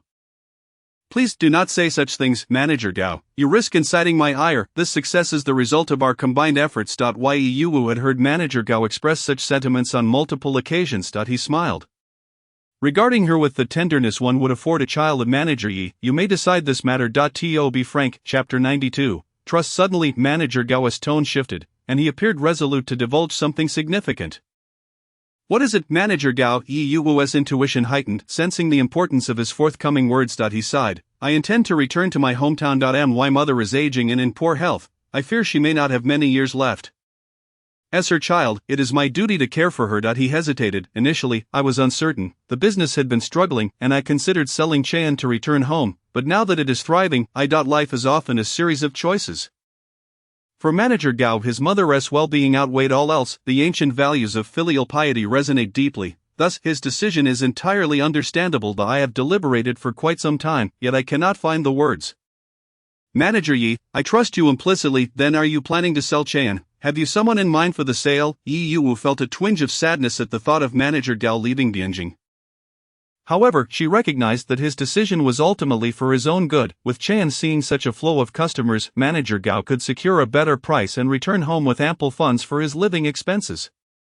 "Manager Yi," Manager Gao steeled himself, "I wish to entrust Chan to you." Yi Yuwu was taken aback but quickly regained her composure. "Of course, having worked alongside you in the tea house for some time, I have gained some understanding of its operations. Whenever you have settled your affairs at home, you may return at your leisure." "No, Manager Yi, you misunderstand my intentions." Manager Gao sighed deeply. "Upon returning to my hometown, I do not plan to return to Bianjing. It is uncertain when my mother will recover, likely not for 4 or 5 years. I cannot impose upon you indefinitely to manage in my absence. Moreover, I intend to stay there with my wife to engage in some modest business endeavors." However, Yi Yuwu is not quite aligned with Master Gao's thoughts. "I plan to hand over the tea establishment to you." Upon hearing this, Yi Yuwu was taken aback. "Master Gao, what do you mean by this?" I cannot do it." "Yi Zhanggui, do not hastily dismiss yourself. I have witnessed your capabilities firsthand. To be frank, this tea house has flourished under your stewardship. It is a hard-won progress, and even if they toil, at least Wu Hualing and the others have found motivation and hope. I am genuinely reluctant to entrust the operation of the tea house to anyone else. I can forego monetary compensation. I only hope you can continue managing it. This tea house is the fruit of my labor, and it is you who have instilled hope in us. Consider it a personal favor I owe you." "Master Gao, what are you saying? You have already declared it is your labor of love. Besides, you still need funds to return home and sustain your life. Money is indispensable everywhere. How can you simply give the tea house to me?" "By saying this, you are in agreement." Yi Zhanggui, with a sigh, Yi Yuwu replied, "Since you have requested so earnestly, how could I refuse? I will pay whatever price Ti Yun is worth, but at present, I do not possess sufficient silver. I must return and settle accounts. If the funds fall short, I can send you silver notes monthly as interest or consider sharing the profits as a form of compensation when the tea house earns. I will remit the profits to you through the money house so you can have some funds to engage in business there. That is all acceptable, Yi Zhanggui. You may decide as you see fit." "I am amenable to anything." Master Gao, moved to tears, wiped his eyes with his sleeve. Yi Yuwu too felt a surge of emotion. Who would have thought that their meeting, initially intended for negotiation, would turn to this matter? She felt a pang of reluctance towards Master Gao, who had helped her during her most challenging times. Life is often like this, some depart while others remain. Master Gao, when do you plan to leave? I shall see you off. In half a month. Such haste. If she had not sought him today, she might not have learned of this so soon. It is not unusually swift. I was to depart 7 days hence. But I could not find the right opportunity to discuss this with you. Master Gao looked somewhat stunned. Yu Wu said nothing further and, after bidding farewell to Master Gao, walked back to the bookstore. Lost in thought, what troubles you so absent-minded? Yu Wu was deep in contemplation when a gentle yet deep voice startled her from above. Looking up, she noticed a luxurious carriage had come to a stop beside her.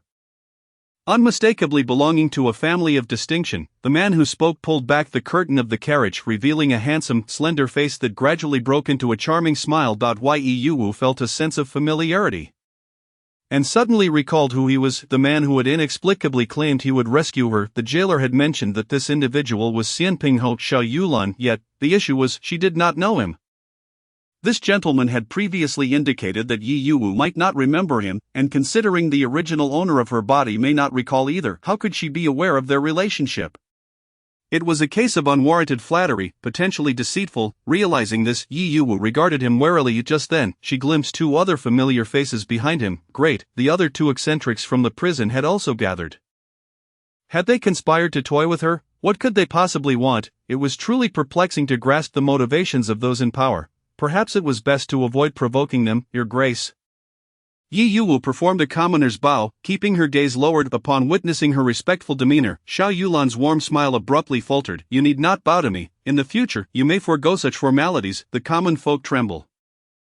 How could I not pay my respects to the Duke? Panic surged within her. How could she concoct an excuse to escape? Yu Wu's mind raced with thoughts of finding a reason to leave or hoping these individuals would depart. They did not notice her expression as her head was bowed, revealing only her dark hair. Xiao Yulan, eager to disembark the carriage, was halted by Qiao Songqing, who had been rendered speechless by the sudden turn of events. Bai Zuinyu reached out to grasp Xiao Yulan's wrist, preventing him from alighting. Meanwhile, Yu Wu noticed Xiao Yulan's intention to exit and, feeling anxious, observed as the curtain fell, plunging the carriage into silence. She remained unaware of the developments inside until the curtain was drawn aside once more, this time revealing another striking face, Bai Zuinyu, exuding an air of cool detachment. Chapter 93, The Situation. Bai Zuinyu cast a glance at her, his eyes devoid of emotion, merely instructing her to leave. Yu Wu, uncertain of their intentions, complied and walked away. Once her figure vanished, Bai Zuinyu lowered the curtain inside the carriage. Xiao Yulan's expression turned icy, his gaze sharp as he fixed it on Bai Zuinyu. Qiao Songqing glanced between them, seemingly perplexed by the tension, unsure of the nature of their conflict. What on earth is going on between you two? Qiao Songqing questioned, feeling somewhat out of place, yet unaware of the underlying issues. Neither spoke first, instead opting for silence, each seated opposite the other with their gazes directed forward. I did not realize that you are now concerned about Yu Wu. Xiao Yulan suddenly turned to scrutinize Bai Zuinyu, his eyes cold and penetrating as if attempting to see through him, though a smile lingered on his lips, tinged with a hint of disdain. I know not whether my concern for Yu Wu is evident, but your interest in Yu Wu is unmistakable. Were you not previously dismissive of her? Xiao Yulan continued. What prompted you to stop the carriage beside her today and greet her amiably? Have you been possessed by some spirit? Xiao Songqing could no longer contain himself, interrupting Xiao Yulan and voicing his confusion. He had observed that Bai Zuinyu stubbornly refused to admit any interest in Yu Wu, while Xiao Yulan seemed inexplicably affected as well. However, contrary to his expectations of a confrontation, the two maintained an eerily calm demeanor, as if nothing had transpired. Sensing Bai Zuinyu's disinclination to engage, Xiao Yulan spoke once more. In the past, Yu Wu was naive and youthful. It is natural for her to admire Ziyu's looks upon their first encounter, but that is no longer the case. Xiao Yulan said little else, yet he was aware that Bai Zuinyu understood his implication.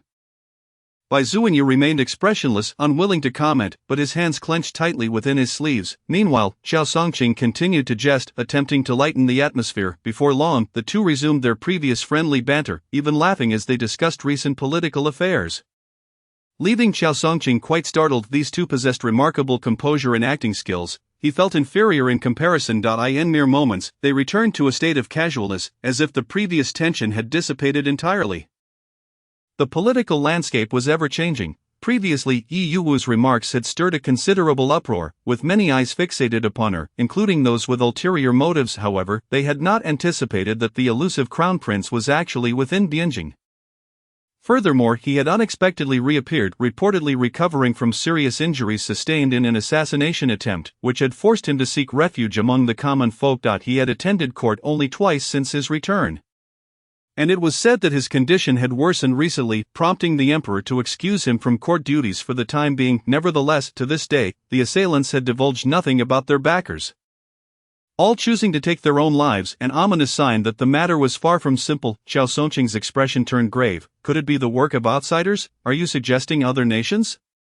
Did we not hear that envoys from Linyue Kingdom are to arrive soon? Bai Zuinyu, who had been meditating quietly, suddenly interjected, his eyelids remaining steadfastly closed. Indeed, Xiao Songqing responded, there are rumors they are accompanied by a princess seeking a marriage alliance. However, it remains unclear whether their intentions align with those above. Regardless of their motives for this visit, the Linyue Kingdom is currently embroiled in internal strife, with ongoing civil conflicts. It is said that there are two factions within, one led by the Empress Dowager and conservative relatives, the other by royalists. Yet, this young emperor seeks to break free from the Dowager's control and has sent his sister to form an alliance. How transparently ambitious! The question remains whether His Majesty is willing to wade into such murky waters. Xiao Songqing analyzed the current situation. The Linyue Kingdom, struggling with its own issues, would lack the courage to send assassins, while the Fulian Kingdom's power has been steadily rising, seemingly on the verge of surpassing our Jin Kingdom. Conflicts have erupted frequently along their shared border, and their ruler harbors considerable ambitions, making it plausible that he might extend his reach to Bianjing. Xiao Songqing pondered these matters seriously. However, after much deliberation, they had failed to extract any useful information. Once the envoy arrives in the capital, the truth will inevitably be revealed. The carriage had exited the bustling streets, and the lively discussions within it fell into a sudden silence, the only sound being the rhythmic clatter of the wheels. All three were lost in thought, each immersed in their own reflections. On the other side, Yi Yuwu had already hastily returned to the bookstore. Standing at the entrance, Qi Jingyue, diligently enticing patrons, teased her, questioning whether she was being pursued by a ghost, given her frantic pace. Surprisingly, Yi Yuwu refrained from rolling her eyes at him this time and, with a hint of trepidation, retorted, "Isn't it more fearsome than a ghost?" Without waiting for Qi Jingyue's reaction, she stepped inside the shop.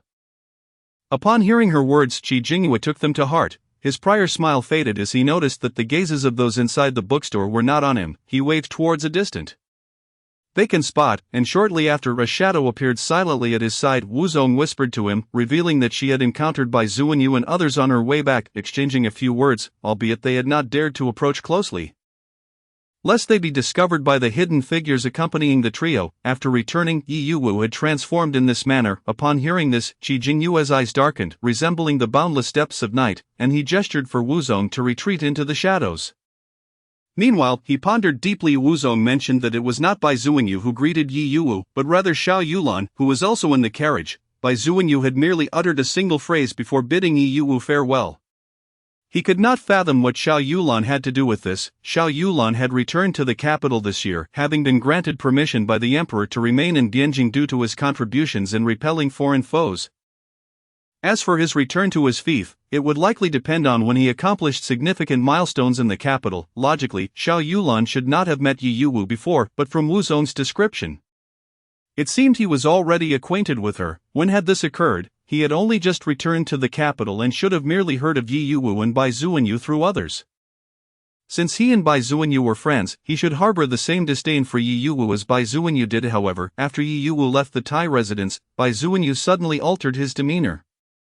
Was it possible that the person who had always revolved around him had suddenly ceased to do so, leaving him with a sense of imbalance? Was he attempting to attract her attention by any means? TSK, such a person truly exemplifies the notion of being lowly yet invincible. It is lamentable that the crown prince, after years of instruction in etiquette, struggles even to insult others, having to ponder for a long time to muster such a retort.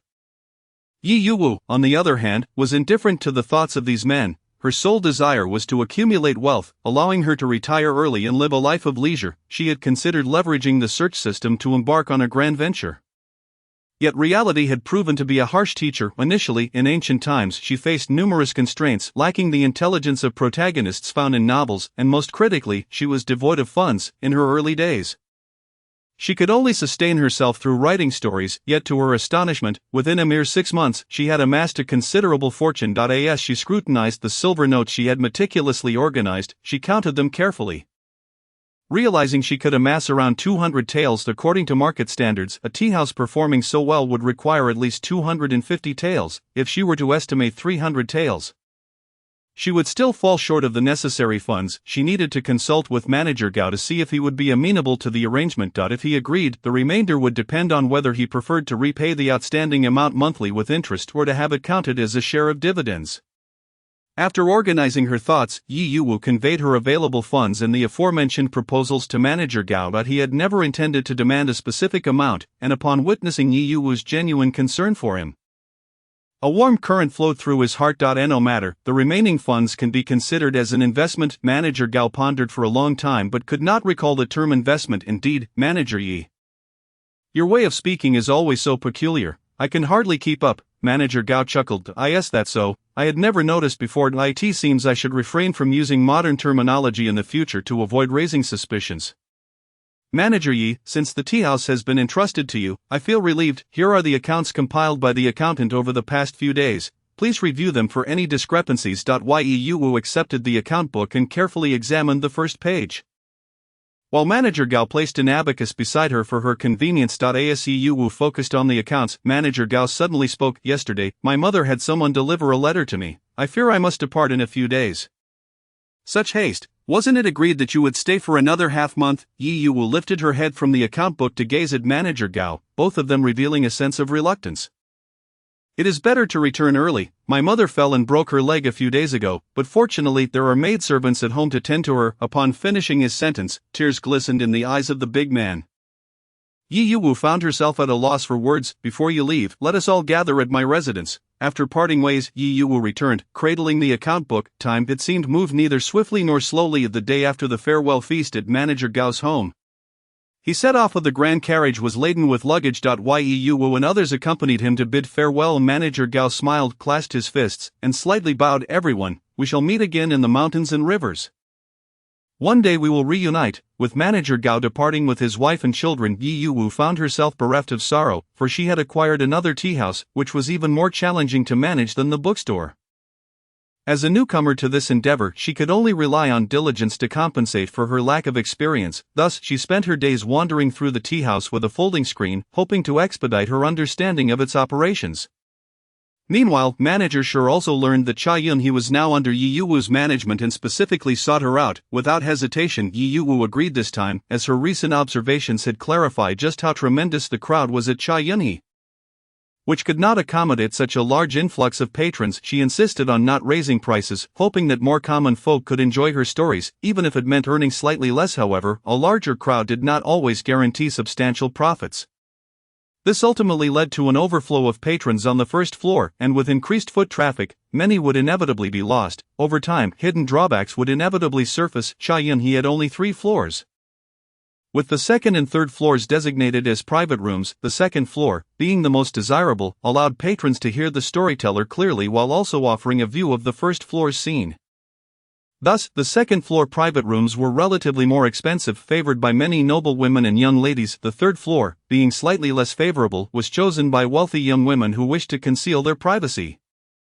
Yi Yuwu had considered this point before agreeing to collaborate with Manager Shi, for the people of Bianjing were numerous, and she could not rely solely on one tea house to capture the entire market. It would be splendid if you could agree. As for profit sharing, we can split it 50-50. In truth, a manager who was not short on funds had originally intended to propose a 70-30 split. Fearing that it might attract Yi Yuwu's attention, hence he suggested a 50-50 arrangement instead. This was nearly impossible among many merchants. Although tea houses nowadays relied on bookstores, the primary operations still took place within the tea houses, akin to merely borrowing a venue, with profit shares typically at most 40-60. Yi Yuwu did not anticipate Manager Shi's generosity and sincerity. However, she had no intention of taking advantage of him, as there were several matters of greater importance. Thus she directly declined and stated, 70-30. I will take 30, you take 70 at what? Why is it decreasing further? This won't do. Manager Shi grew anxious. If the prince discovers this, he would surely flay me alive. I have only just secured my position. Noticing Manager Shi's distress, Yi Yuwu quickly halted him. Please hear me out. My 30% comes with conditions. Upon hearing the mention of conditions, Manager Shi calmed down. Conditions? Excellent, Manager Yi, please continue. She was puzzled by Manager Shi's sudden cheerfulness. Suspecting it stemmed from the prospect of securing 70%. Firstly, I wish for Tianxia Tea House and Cha Yun He to adhere to the same standards, such as consistency in the tea and pastries sold from the kitchen. Of course, I can even send you our head chef. I haven't finished my first point yet, Yi Yuwu sighed, realizing she had to persist. Additionally, the pricing for patrons at both tea houses must be uniform.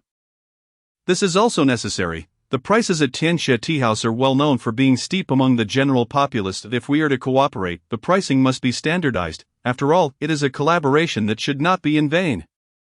Manager Shi, having learned from previous encounters, refrained from interrupting, simply nodding in agreement. Secondly, I have heard that nearly half of the storytellers are at your tea house. I hope you can allocate some storytellers to our establishment and provide them with some teaching for our storytellers.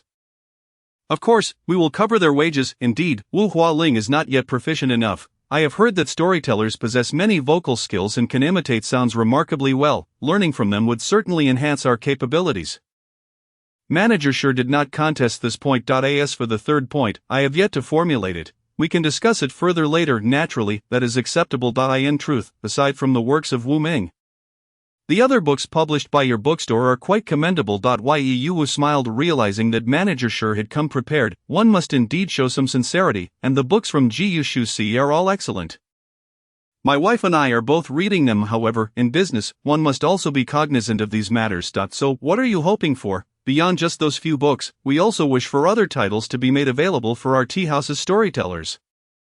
Manager Yi, you are aware that our bookstore is quite expansive. Merely a few books would not suffice. Yi Yuwu understood Manager Shi's intention. He sought a deeper collaboration with Jiyushu. This was certainly agreeable to her, and thus she acquiesced. From the requirements proposed by Manager Yi, I dare to conjecture that you already have a plan in mind, otherwise she would not have brought up those points without reason. Recently, I have been preparing a narrative on the subject of gastronomy, and I believe I can take this opportunity to promote it. However, whether the delicacies I write about can be realized depends on the skill of these chefs. Yi Yuwu has not kept her intentions concealed, rather, she has openly shared her thoughts. As for the narrative on gastronomy, this is indeed a novel concept to me. I have only heard of travelogues and cookbooks that gather culinary delights from various regions. I wonder if Manager Yi might divulge a little more. Unlike the usual travelogues that compile local delicacies, these culinary creations have yet to make their debut in the Jin dynasty. Yi Yuwu was at a loss for words. Realizing she may have spoken too soon, she cannot simply assert that these dishes are figments of her imagination. For what grounds do they have to believe in the deliciousness of concocted recipes? Thus, she can only amend her statement, saying she is still uncertain, as Mr. Woming has yet to share with her the full details, only hinting at them. Upon hearing the name of Mr. Woming, Manager Shi's eyes instantly sparkled. So it is written by Mr. Woming. My apologies for my ignorance. Does this mean I have gained prior knowledge of what Mr. Woming has penned? His works are indeed captivating, particularly for my wife, who holds Mr. Woming in high esteem. How wonderful it would be to have the fortune of meeting him. As he spoke, a hint of regret tinged his voice, leaving Yi Yuwu a bit flustered. Who would have thought that ancient admirers of talent could be so fervent? Previously, there was a baseless rumor that Mr. Woming had appeared at the bookstore, prompting a throng of people to swarm the place, leading to a chaotic scene that necessitated the intervention of officials to restore order. Even now, Yi Yuwu feels a lingering trepidation. Mr. Woming is quite the enigma. We have never encountered him ourselves. Is that so? Manager Shi remarked, somewhat astonished, indicating that the notion of Mr. Woming being a recluse of extraordinary talent may indeed hold some truth. Yi Yuwu, Mr. Woming, this supposed recluse, could only manage a forced laugh. Haha, the reason Yi Yuwu decided to write a narrative on gastronomy is not merely because the culinary offerings in Dianjing lack flavor. In an era where seasoning is not yet widespread and even chili peppers are absent, indulging in such fare occasionally remains a novelty. However, overindulgence renders it tasteless, unlike the affluent families who can enjoy exotic delicacies. She has spent over half a year in Dianjing, yearning for modern delights such as fried chicken, French fries, hamburgers, and cola, with hot pot topping her list of cravings. This dynasty does have hot pot, but it remains largely the privilege of nobles, inaccessible to the common folk. They refer to it as wending, with another term being antique soup, said to be due to the bubbling sound it makes when boiled. However, few have tasted this so-called antique soup recently. Yu seized the opportunity to have a pot crafted suitable for hot pot. Once it is completed, she will be able to give it a try. Yet without the essential base ingredients, it seems she may have to settle for boiling water with dipping sauce for now. Currently, even acquiring a packet of instant noodles proves challenging, despite having dined luxuriously in a Grand Cell not long ago. Her cravings for these simple comforts persist. Fortunately, she has access to a search system that allows her to find recipes with a mere query. As she salivates, she copies down the recipes, hoping to fill her emptiness with this mental sustenance. It appears she is writing a narrative, but in truth, she is compiling a cookbook. Once she manages to smuggle these transcribed recipes out of confinement, her longing for these dishes will only intensify. Even daydreaming about them during her free time will suffice. Having endured this longing for too long, she has resolved to pen a gastronomic narrative. Not only does she wish to write this culinary tale, but she also aims to find ways to bring these dishes to life. If she is unable to create them herself, she will share these recipes publicly. Who knows, if someone sees them, perhaps they might actually make them. Then she would finally have the chance to savor them. Moreover, it would allow these ancient people to experience modern cuisine, but for now, it remains a mere thought. Forgive her, for she simply yearns for contemporary food. This culinary narrative is still only halfway completed, as she has unexpectedly taken charge of the tea house, initially dealing with invoices, and subsequently various minor tasks that demand her attention. Furthermore, the bookstore is not entirely devoid of activity.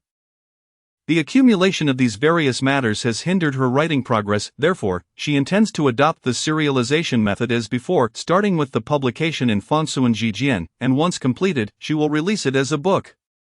Just as Fangsuan Jijian was preparing to publish a new issue, those commitments made by manager Shi began to materialize. The tea house has welcomed several storytellers, and to Yi Yuwu's surprise, manager Shi has thoughtfully brought her the renowned storyteller Zhou Shang. Reputed to be the best, Zhou Shang's return to the tea house is somewhat awkward, as he had previously left for Tianxia Tea House. Now, having come full circle back to his old employer, he cannot help but feel a bit uncomfortable. However, he has no choice. The recent performance of Tianxia Tea House has been dismal. Although he still tells stories on stage, the audience is sparse, and his wages have been halved. Presently, there are only 2 tea houses in Bianjing, and returning to tea house is not an option for him, leaving him stranded at Tianxia Tea House. Meanwhile, many storytellers at Tianxia Tea House, aware of its poor performance, have been secretly attempting to find a way into tea house. However, for reasons unknown, tea house has been very selective and has not recruited any storytellers, leaving many to speculate about the cause. Now, with Tianxia Tea House announcing a collaboration with tea house, the 2 establishments must coordinate their efforts. With plans to send a group of individuals to tea house, Chapter 96, finding a way to enjoy hot pot. Initially, he had no intention of going, but manager Shi insisted on assigning him there. Privately, manager Shi spoke with him, urging him to teach the storytellers at tea house well, to not be dismissive, and certainly not to provoke manager Ye's displeasure. Yet Zhou Shang paid little heed to this advice. Upon learning that Wu Hualing was a novice, his disdain and discontent reached a peak that he could not fathom why someone of such caliber would expect him to teach, and he felt that tea house was inferior to Tianxia Tea House. Thus he regarded his presence there as a step down. As a result, he treated both Wu Hualing and Yi Yuwu with indifference. However, he was adept at putting on a faade, and Yi Yuwu remained unaware of his lackadaisical attitude. Before long, the pot he commissioned from the blacksmith was completed. Although referred to as a pot, it more closely resembles a cauldron in shape, albeit circular. She used her mental search system as a reference, combined with her own ingenuity, to draft a blueprint for the blacksmith, even providing a thorough explanation to ensure their understanding. This cauldron is divided into 2 layers. The upper layer is intended for cooking, while the lower layer is meant for holding charcoal. To prevent damage to the table, a protective base was added, and the lower layer features a fire door with small circular rings for easy opening and closing, also designed to minimize heat dissipation, thus facilitating the replacement of the charcoal. Naturally, several small holes were drilled in the bottom layer for ventilation. Furthermore, she specifically designed the upper layer with inspiration from modern dual-flavor pots, dividing it into 2 halves. Unfortunately, she could not procure chili peppers or tomatoes, so she may have to settle for a single broth base for now. It is said that there are also 9 grid pots. She has yet to try one in modern times. However, should this ancient pot prove successful, she would request the blacksmith to create a 9 grid pot for her, with the new pot in hand. She eagerly decided to test it out in her small courtyard, hoping that it would perform well enough to warrant making more for everyone at the bookstore to enjoy. As autumn arrives, The weather turns cooler, and the leaves on the trees slowly turn yellow. Once the temperatures drop further, gathering around to enjoy hot pot will be both warm and comforting, with the acquisition of her new pot. She was impatient to try it out in her little courtyard. The courtyard was home to only her and Hua Ping, who, upon hearing Yi Yuwu's description, expressed great interest in this method of dining. Initially she intended to test it solo in the courtyard, but then she recalled the solitary figure of Qingming, who spends his evenings alone in the attic after closing the shop. Thus, she casually extended an invitation for him to join them for winding in their courtyard. Qingming, aware of what winding was, having only experienced it a few times among the nobility, was not particularly enthusiastic, primarily enjoying it during the winter months. However, given Yi Yuwu's rare invitation, he naturally accepted. This was not King Jinjiyu's first visit to the courtyard. The tree in the yard had already shed its yellow leaves, and the flower buds had long since fallen. The ground was strewn with leaves and petals, exuding a lovely fragrance that wafted through the air even before entering the courtyard. Yi Yuwu and Hua Ping swept the leaves aside, while King Jinjiyu took it upon himself to arrange the stone table in the center of the courtyard. The location was perfect, allowing them to see the entrance and the small path of blue bricks. While the fallen leaves from the tree in the corner would not drift into their space. Yi Yuwu boiled the pot with hot water for sanitation, then dried it before placing it on the stone table. King Jinjiyu had eaten wending a few times but had never seen a pot quite like this one. Curious, he stood nearby, inspecting it closely just as Yi Yuwu returned from the kitchen with the prepared ingredients. She placed the ingredients on the table, playfully swatting at his fidgeting hands. "Have you washed your hands?" At that moment, King Jinjiyu displayed a rare moment of innocence, not minding the playful smack on the back of his hand. His gaze still fixated on the pot. "Rest assured, of course, I have washed them." Upon hearing this, Yi Yuwu chose not to press further. She poured the prepared bone broth into the pot. "What is this?" King Jinjiyu, a local from ancient times, had never witnessed such a spectacle. Yi Yuwu did not respond, waiting for the broth to bubble before adding the vegetables and meat, then calling for Hua Ping. After washing her hands, Hua Ping joined them at the stone table, and the three settled down together. "So this is wending?" Hua Ping's eyes sparkled with anticipation, having heard that it was a favored dish among the nobility. Today, she felt fortunate to partake in the young lady's hospitality. Yi Yuwu had yet to utter a word when Qi Jingyue suddenly interjected, remarking that nobles are not particularly fond of this dish. Qi Jingyue's assertion held some truth. The warm pot had only recently emerged in this dynasty. Initially, it was discovered during sacrificial rites, and due to the cold weather, vegetables and other foods could be kept warm in the pot, allowing diners to take out what they wished to eat.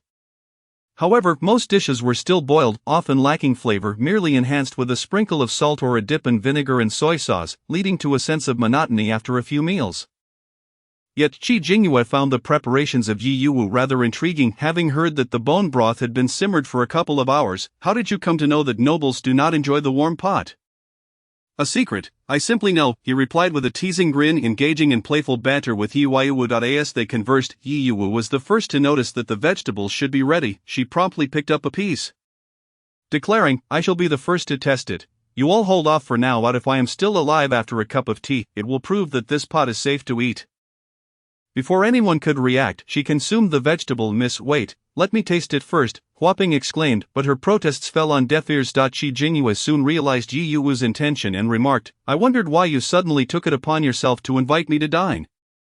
It seems you were concerned that should you perish after tasting." Hua Ping alone would be unable to handle the aftermath. He was somewhat annoyed, feeling exploited, yet more so worried for her well-being. Indeed, Yi Yuwu had entertained that notion primarily because someone needed to sample the pot first. Logically, there should be no issues, but one could never be too cautious. As Hua Ping fretted over Yi Yuwu's consumption, she was about to reach for a vegetable when Yi Yuwu playfully knocked her chopsticks away. "Don't rush, look, I'm perfectly fine." Just as she finished speaking, Yi Yuwu rolled her eyes dramatically, appearing to faint. The two others panicked, rushing to support her, only for her to regain her composure, laughing heartily. "Delicious, even the vegetables taste exquisite." The duo soon realized they had been the subjects of her jest, with Hua Ping exclaiming in frustration, "Miss, you frightened me. I thought I might perish from shock." "Apologies, Hua Ping, a cup of tea has long passed.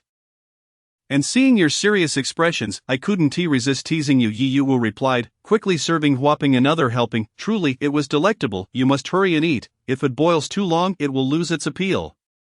As she savored the dish, her eyes gleamed with happiness, nearly moved to tears. "How long has it been? It feels as if time has dragged on forever. This is precisely the flavor and sensation I've craved. I must find a way to secure a spicy broth." Without it, the essence of the meal is lost. Despite her inability to handle spice, her fondness for it remained undeterred. The two could hardly comprehend Yi Yuwu's emotional outburst. "Miss, please refrain from scaring us like that next time," Huaping pouted, clearly displeased. "I truly apologize, Huaping, I promise it won't happen again." After sharing a light-hearted moment, she offered Huaping another helping with her serving chopsticks. When Yi Yuwu inadvertently turned her head, she caught a glimpse of Qi Jingyue's expression. Recognizing her misstep, she offered him a portion too, sweetly urging, "Hurry and eat, it will be less enjoyable once it cools." Seeing her carefree demeanor, Qi Jingyue let out a reluctant sigh. Understanding that he had no standing to reprimand her, he instead channeled his frustration towards the vegetables, biting into one with a fierce determination. To his surprise, the flavor danced upon his palate, awakening a newfound appreciation for vegetables. The broth's essence had infused the greens, rendering them deliciously tender and flavorful. Not only Qi Jingyue, but even Huaping was taken aback by the delightful taste. Initially, they had been skeptical, primarily drawn in by the novelty of the pot. Little did they anticipate that the flavors it produced would be so commendable. As Yi Yuwu gleefully devoured a generous bowl. The two, still in a state of astonishment, quickly joined the fray, realizing that the pot's contents were dwindling. It was no wonder that people often remarked that dining resembled a battle. The hidden guards, observing from the shadows, were utterly stunned. Was this truly their aloof and composed crown prince? Their curiosity piqued at the deliciousness of the dishes prepared in this peculiar pot. After all, why would the crown prince compete for food with two common women? Such behavior was contrary to his usual adherence to decorum and his typically restrained appetite. Unbeknownst to them, the crown prince, who was reputed to have little appetite, was relishing every last morsel, triumphantly snatching the final piece of vegetable. "Please do not rush, we can prepare another pot, there are plenty of vegetables and meat nearby. Choose whatever you desire," Yi Yuwu exclaimed, her eyes wide with excitement. She had never anticipated that while enjoying her meal, she would find herself in competition for food with two individuals from an ancient era. The thought was utterly humiliating, yet, witnessing their enjoyment brought her joy, as if she had forged a connection with this era. The autumn sun was particularly short-lived, and soon the sky began to darken. The three dined in the courtyard under the sparse moonlight, the fragrant steam from the warm pot wafting into the night air. The guards outside were drawn in by the alluring aroma, yet their years of training prevented them from swallowing in anticipation, lest they be discovered. Meanwhile, the trio inside the courtyard maintained a harmonious silence. The only sounds emanating from the clinking of their bowls and chopsticks. Given that it was autumn, the variety of vegetables and meats available was limited, although not as diverse as in modern times. The hot pot offered the versatility to cook anything. Most importantly, it gratified her longing for hot pot, rendering her content. After the meal, Yi Yuwu's stomach was pleasantly full, and the two beside her were similarly satisfied. Huaping and Yi Yuwu clutched their bloated bellies, while Qi Jingyue, ever the epitome of poise, showed no signs of discomfort, continuing to serve himself from the pot. "Miss, that was simply too delicious," Huaping exclaimed, unable to contain her excitement.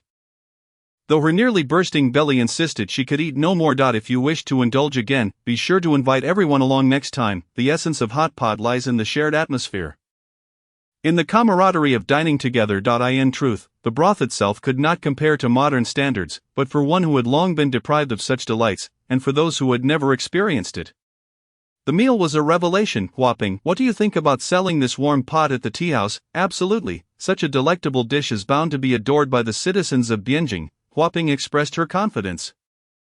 Having been reassured by the meal's success. If she had harbored doubts before tasting, they had since evaporated. "What about you, Qingming? What are your thoughts?" "We ought to conduct a public opinion survey, perhaps," Qi Jingyue replied succinctly. Yi Yuwu did not expect him to elaborate. She had grown accustomed to his reserved nature. Meanwhile, the guards pondered the prospect of tasting the warm pot if it were to be featured at the tea house, particularly since it had been personally selected by the crown prince. Yi Yuwu felt that the opinions of these two were insufficient. She intended to gather feedback from the scholars at the bookstore as well before deciding whether to introduce the warm pot.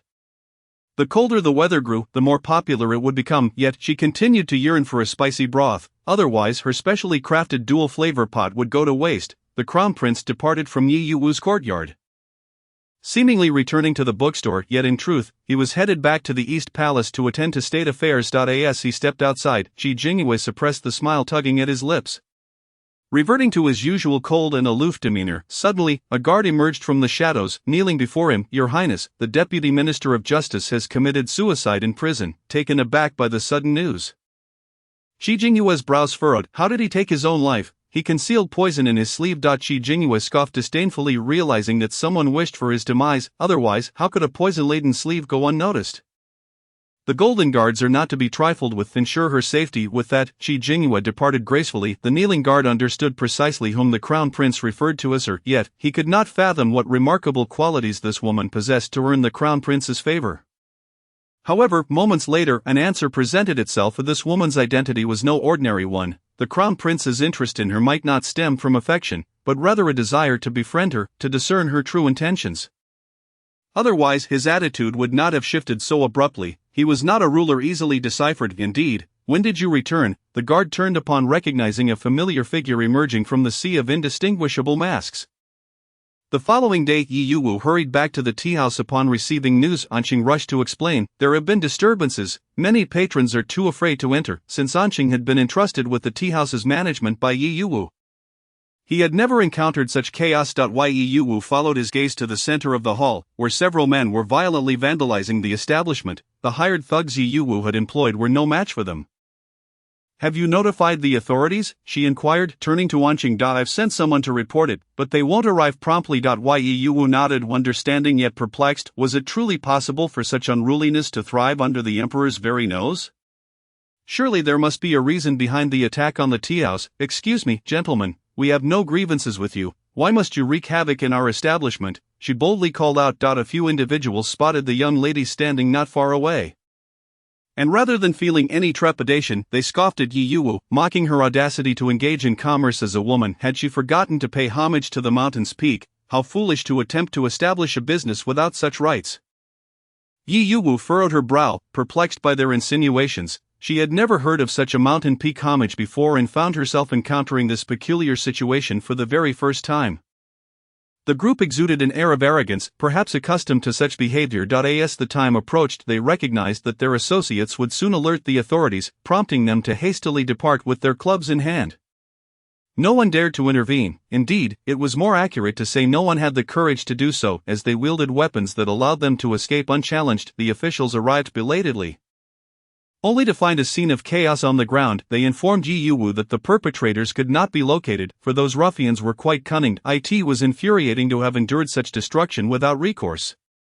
What did they mean by paying homage to the mountain peak? Yi Yuwu instructed her staff to procure new tables and chairs, determined not to let the day's business be hindered, perhaps due to the recent incident. Many patrons were deterred, likely fearing a repeat of the disturbance. Shopkeeper, I have heard that a new merchant association has seemingly been established today, with numerous taverns and businesses joining, one of her employees remarked. What merchant association could wield such influence to rally so many establishments? Yi Yuwu inquired, intrigued. It is said to be spearheaded by the fifth prince. Merchants do not dare offend him for fear of repercussions, came the reply. So those ruffians were dispatched by the fifth prince. Yi Yuwu's indignation simmered. Was this not a case of coercion? The speaker continued, I cannot confirm, but I have heard that the association is currently led by the head of Ji Baozhai. Yi Yuwu was familiar with Ji Baozhai, renowned for its exquisite treasures. Rumor had it that entry required a fee to select items, making it a favored destination for nobles. I find it hard to believe that the head of Ji Baozhai is unaware of today's events. It seems a deliberate strategy to force small merchants into joining the association through such extreme measures. Before long, shopkeeper Shi arrived at Chan, having heard of Yi Yuwu's predicament. Upon confirming her safety, he sighed in relief. Seizing the opportunity, Yi Yuwu recounted the day's events and inquired if he had encountered similar issues. To be candid, the association approached us as well. Our manager advised us to avoid conflict, so we had no choice but to join. Just a few days ago, we visited the association, only to be met with exorbitant demands, requiring us to pay 1/3 of our tea house's earnings monthly. We had no option but to grit our teeth and comply. Shopkeeper Shi lamented, shaking his head in resignation. This was orchestrated by the fifth prince, who seeks to impress the emperor through this initiative, ostensibly to better manage commerce and promote merchant development. Speaking in hushed tones, he cautioned Yi Yuwu against provoking trouble, reminding her that they were dealing with imperial power, far beyond the reach of common folk. We are merely paying for a semblance of security. Do not court misfortune, Yi shopkeeper. We are but pawns in their game. Shopkeeper Shi, fearing that Yi Yuwu might act impulsively, felt compelled to share this counsel. Yi Yuwu, feeling a mix of gratitude and indignation, understood her current inability to oppose such powerful figures and resolved not to recklessly invite further trouble. I have also heard that many establishments, not just ours, have suffered similar fates. Pondering this revelation, she contemplated visiting the association herself, recognizing that forging connections with various merchants could prove advantageous for establishing her foothold in Bianjing. However, she had another matter to address first. Shopkeeper Sure, might you be free this evening? I would like to invite you to dinner at Cheyenne. Shopkeeper Sure, of course, was more than willing to oblige, eager to assist Yi Yuwu in any way.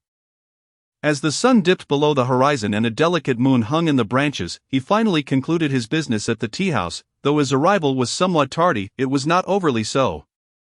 Guests had already gathered in one of the private rooms at Cheyenne, where dishes were meticulously prepared. Yi Yuwu had invited only those she had known for quite some time. The spacious room accommodated 2 tables, one for the ladies and one for the gentlemen, separated by a screen for privacy.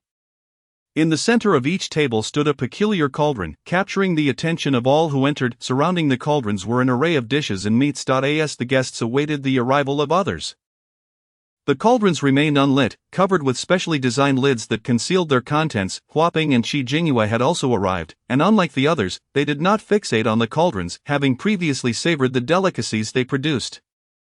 Observing the curiosity of the others, they felt an inexplicable sense of superiority. Sitting upright in their seats, Huaping boasted to the other ladies of her prior experience with the dishes, exaggerating their exquisite taste, which piqued the interest of Zhang Ruyan and her companions. Meanwhile, Yi Yuwu, overhearing Huaping's praises, remained silent with a knowing smile, her eyes glinting with a hint of mystery. Silently, she mocked Huaping's naivete, thinking to herself, "Foolish Huaping, the delights of the previous cauldron pale in comparison to what awaits. Prepare to be astonished once more." Unaware of Yi Yuwu's thoughts, Huaping continued her enthusiastic chatter, careful to maintain an air of mystery without divulging any details. Bai Zuanqing and Liang Suxin, who had come prepared for the culinary experience, had enjoyed the dishes in the palace previously and found them decent, though not as extraordinary as Huaping had claimed. They surmised that Huaping's excitement stemmed from her first experience with the cauldron and its unique qualities. As the conversation flowed, Shopkeeper Sure entered, and upon opening the door, was greeted by the sight of the prince disguised as a lady, a sight that rendered him breathless. No matter how many times he encountered the prince's female guise, he could never shake off the discomfort. The realization that they would dine in the same private room left him feeling weak in the knees. It mattered little that the others were unaware of the prince's true identity. He was acutely aware, and that knowledge alone was overwhelming. Yi Shopkeeper, I think I shall stand while I eat, he declared. Yi Yuwu responded with surprise. Chapter 99, the first time eating spicy hot pot. Shi Jingyue sat at the ladies' table, surprisingly composed this time, though his expression was not particularly pleasant. He felt uneasy about frequently donning women's attire. And Yi Yuwu seemed to have forgotten about his disguise. He often found himself among these ladies, anxious that someone might discover his secret identity and use it against him. Thus, he had been contemplating how to discreetly retire his persona of Qingning.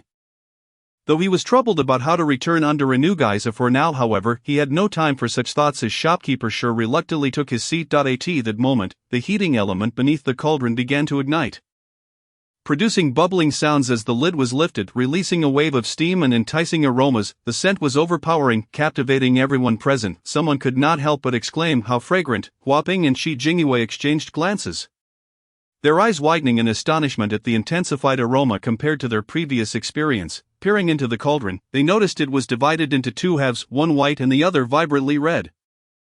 The dominant fragrance emanated from the red half of the pot. "What is this, Yi Shopkeeper?" the guests inquired eagerly, hoping she would elucidate. Yi Yuwu placed various ingredients into the dual-flavored pot before explaining. This hot pot features 2 distinct flavors, one is a bone broth, and the other is a spicy broth. Everyone is welcome to sample both. Spicy broth, Huaping exclaimed in surprise. "Is this what you've been working on these past few days?" Dear lady, being close to Yi Yuwu, Huaping, who shared her living quarters, was aware that Yi Yuwu had been preoccupied with something. However, Yi Yuwu had kept her plans under wraps, seemingly aiming to provide a delightful surprise.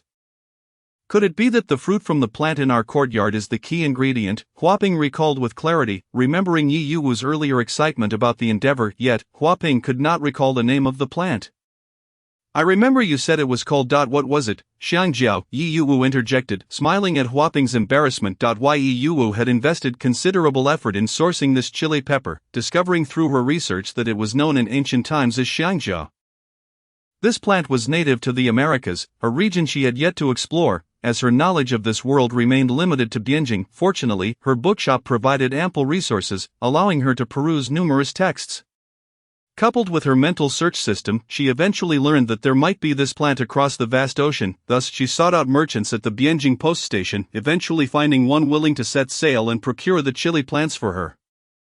After matching the images from her research with the merchant's inventory, it was a challenging endeavor, but her persistence bore fruit. She planted it in the courtyard, tending to it with great care. At long last, it bore fruit in recent days. Although the yield was modest, it was sufficient to treat everyone to a meal. However, due to the scarcity of many spices in this dynasty, she could not create an authentic hot pot base.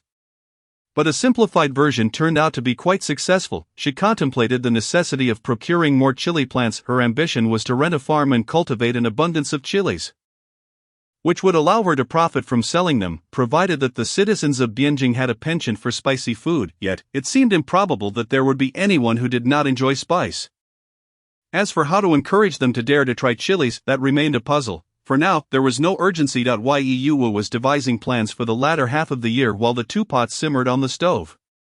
Everyone held their chopsticks, hesitant to take the first bite, until Yu bravely picked up a piece, prompting the others to orderly transfer the dishes into their bowls using communal chopsticks. The first taste they tried was from the bone broth, and despite initial hesitation, that single bite instantly captivated their palates. Qi Jingyue observed the transformation from indecision to delight on their faces, reminiscent of his own astonishment the first time he tasted the warm ding.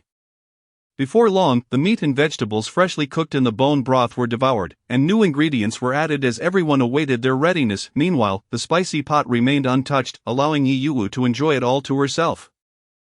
Yi Zhangguo, is the meat from this bright red pot truly delicious? The question arose from a collective curiosity. The reason for their skepticism lay in Yu's peculiar taste. She loved spicy food despite being unable to tolerate it.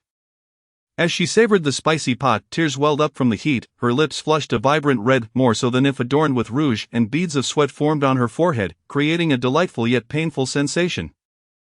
This prompted their doubts. It's delicious. You should give it a try, though some may not be accustomed to it, so there's no need to force it. Her words ignited a spark of curiosity among them. Yet their caution held them back from being the first to sample it. Eventually, it was Qi Jingyue who boldly reached for a piece, decisively placing it in his mouth. It was scorching, with a flavor that tantalized his taste buds. The taste as assertive as its aroma. What say you, Qingming? They anxiously turned their gazes toward him. Delicious, Qingming proclaimed after swallowing. The flavor is quite stimulating. His endorsement piqued their interest, and after his evaluation, he began to serve himself from the spicy pot. With that, they resolutely decided to venture into this novel culinary experience, each taking a piece from the spicy pot. Indeed, as Qingming had described, the flavor was utterly intoxicating. Some became instantly addicted after just one bite, while a small number admitted their inability to tolerate spice. In no time, the dishes from the spicy pot were entirely consumed, and as the two different flavored pots finished cooking, they vanished just as quickly, their hands moving with remarkable speed. Yu could scarcely claim any for herself, but she had no intention of fighting for the food, knowing she would have another opportunity. Amused, she watched as the group scrambled for the dishes when suddenly a long pale hand reached over her bowl, placing the meat that had just been taken from the pot into her bowl. Following the arm, she looked up to see Qingming, expressionless, adding to her bowl without meeting her gaze. Continuing his struggle with the other women, this scene was clearly observed by everyone at the table. Zhang Ruoyan could no longer contain her laughter, covering her mouth, while the others discreetly pretended not to notice. The meal continued for quite some time, with Zhang Ruoyan and the others unable to suppress their exclamations of delight, especially regarding the spicy pot. They all broke into a sweat yet remained enamored with it. How is the flavor? Yu did not forget her purpose. It is undoubtedly delicious. I had no idea the warm ding could be so delightful, remarked by Zuanqing, clutching his stomach. Manager, sure, I plan to have the blacksmith forge another batch of dings. Once the new book is released, we should arrange for storytelling as well, allowing patrons to enjoy the warm ding while listening to tales. Manager sure naturally approved of this plan, having enjoyed the warm ding today, finding the flavor quite commendable, which would undoubtedly stir a sensation in Bianjing. Thus, in the days leading up to the publication of the new book, Yu had the blacksmith prepare the warm dings. Currently, there was only one flavor available, as she had not yet cultivated enough of the fruit from her pepper plants to create a spicy pot. The peppers were still scarce, and their price remained high since they were imported from overseas. with most nobles purchasing them merely as ornamental plants, having yet to discover their culinary uses. Before the new issue of the publication was released, one matter required resolution: visiting the Merchant Association. Upon inquiry, the association was found to be situated in a prime location. Adopting a strategy of appeasement, Yi Yu prepared gifts and silver. The Merchant Association was nestled along the most bustling street, with residences said to be occupied by royal merchants, where wealth alone could not secure a house. The cobblestone path was smoother than elsewhere, leading deeper into the area where green tiles and brick houses adorned the sides. Shrouded by willows, the Merchant Association was located here, a property allocated by the fifth prince. Inside the estate, a group of men sat conversing. Suddenly the servant entered and announced, "Master, Manager Yi of Chan seeks an audience."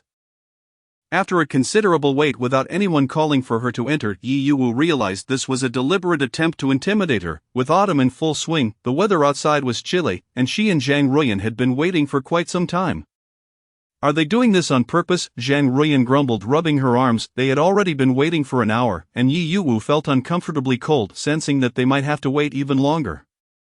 "We shall not wait any longer." Zhang Ruyan was taken aback by Yi Yu's sudden declaration. Initially she thought Yi Yu meant they would leave and return another day, but to her surprise, Yi Yu boldly strode inside.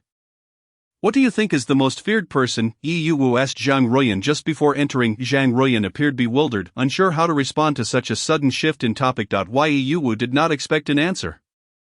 Instead, using her own experiences to illustrate the point, what people fear most are those who throw tantrums and act recklessly, like stirring a pot of filth. If you do not stir it, it will splatter all over you, whether you agree or not. Leaning into her own audacity, Yi Yu determined that these individuals would not dare to harm her, especially since these royal merchants valued their reputation above all. Thus she confidently entered the front hall. Of their discussions of the ruckus outside distracted the men seated at the main table, and Zhuang Zhongyi furrowed his brow, wanting to summon a servant, before he could call anyone. Yi Yu and Zhang Ruyan entered, gifts in hand, striding confidently, while the guards did not dare to impede them. Zhuang Zhongyi found it perplexing that two women would enter without fear, considering them mad. His demeanor darkened. Every visitor he entertained was typically subjected to his reprimands, ensuring they returned with more deference each time, thus feeding his vanity. Yet these two women disregarded the norm and entered, which left him feeling somewhat embarrassed, especially since it had only been an hour since he had expected them to wait. Yi Yu's tolerance for waiting had already been remarkable. "Everyone is here. I assumed you were all away, which is why we waited outside." Yi Yu spoke first, oblivious to the tense atmosphere. A few merchants, seeing only two women, did not regard them seriously. "This is not a place for you two to wander into freely." Zhuang Zhongyi glared at them angrily. "My apologies for intruding upon your discussions. However, I am in urgent need of assistance, hence this approach." She and Zhang Ruyan placed their gifts on a nearby table. "Surely Master Zhuang possesses a magnanimous spirit and will not begrudge a mere girl. The saying goes, one does not strike a smiling face," and even if he was annoyed, Zhuang Zhongyi found it difficult to respond with hostility after her words. "What are you all discussing? May I join the conversation?" Yi Yu inquired, her tone casual as she quickly found a seat. Urging Zhang Ruyan to do the same, she displayed no hint of embarrassment, exhibiting remarkable audacity as she effortlessly joined their gathering. "I hear that Manager Yi Chan has been bustling lately. My wife is quite fond of attending to listen to stories there. Surely Manager Yi must be earning a great deal." A middle-aged man sitting beside her initiated conversation. Fortunately she had prepared beforehand, recognizing this man as Tian Boya, the proprietor of a silk shop. "You flatter me, Master Tian. It is but a small business, hardly comparable to the profits of your esteemed silk establishment." Tian Boya had not anticipated that a mere girl could respond so candidly, and seeing him rebuffed, the others ceased their probing into her motives, returning to their previous discourse. In truth, their conversation centered on the fifth prince's initiative to rally merchants for collaboration, emphasizing mutual benefit, devoid of practicality, accompanied by flattery directed at Zhuang Zhongyi. Ultimately, their goal was to solicit funds to establish a new commercial street on the outskirts of Bianjing. The merchants, akin to shrewd individuals, spoke sweetly yet had no intention of parting with their money. After all, who would have the audacity to establish a marketplace in such a remote area on the outskirts of the city?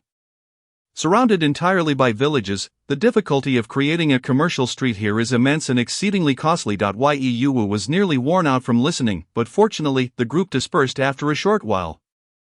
She exchanged a few pleasantries with Zhuang Zhongyi. Zhuang Zhongyi looked down upon women engaging in business, regarding Yi Yu with a dismissive attitude, yet he did not impose any difficulties upon her and accepted the payment for the tribute. On the way back, Zhang Ruoyan could not help but inquire, "Shopkeeper, are we truly obliged to pay them 1/3 of our earnings each month?" Zhang Ruoyan was infuriated, her teeth gnashing at the audacity of these individuals. She had initially expected Yi Yuwu to respond with the same firmness as before, yet Yi Yuwu remained silent. "This matter is spearheaded by the fifth prince. We cannot refuse." She merely contemplated how the majority of this payment would likely end up lining the pockets of certain individuals. Zhang Ruoyan longed to express her disdain for the fifth prince but was also aware that historically agrarian interests have been prioritized over commerce, leading the nobility to incessantly devise ways to exploit merchants.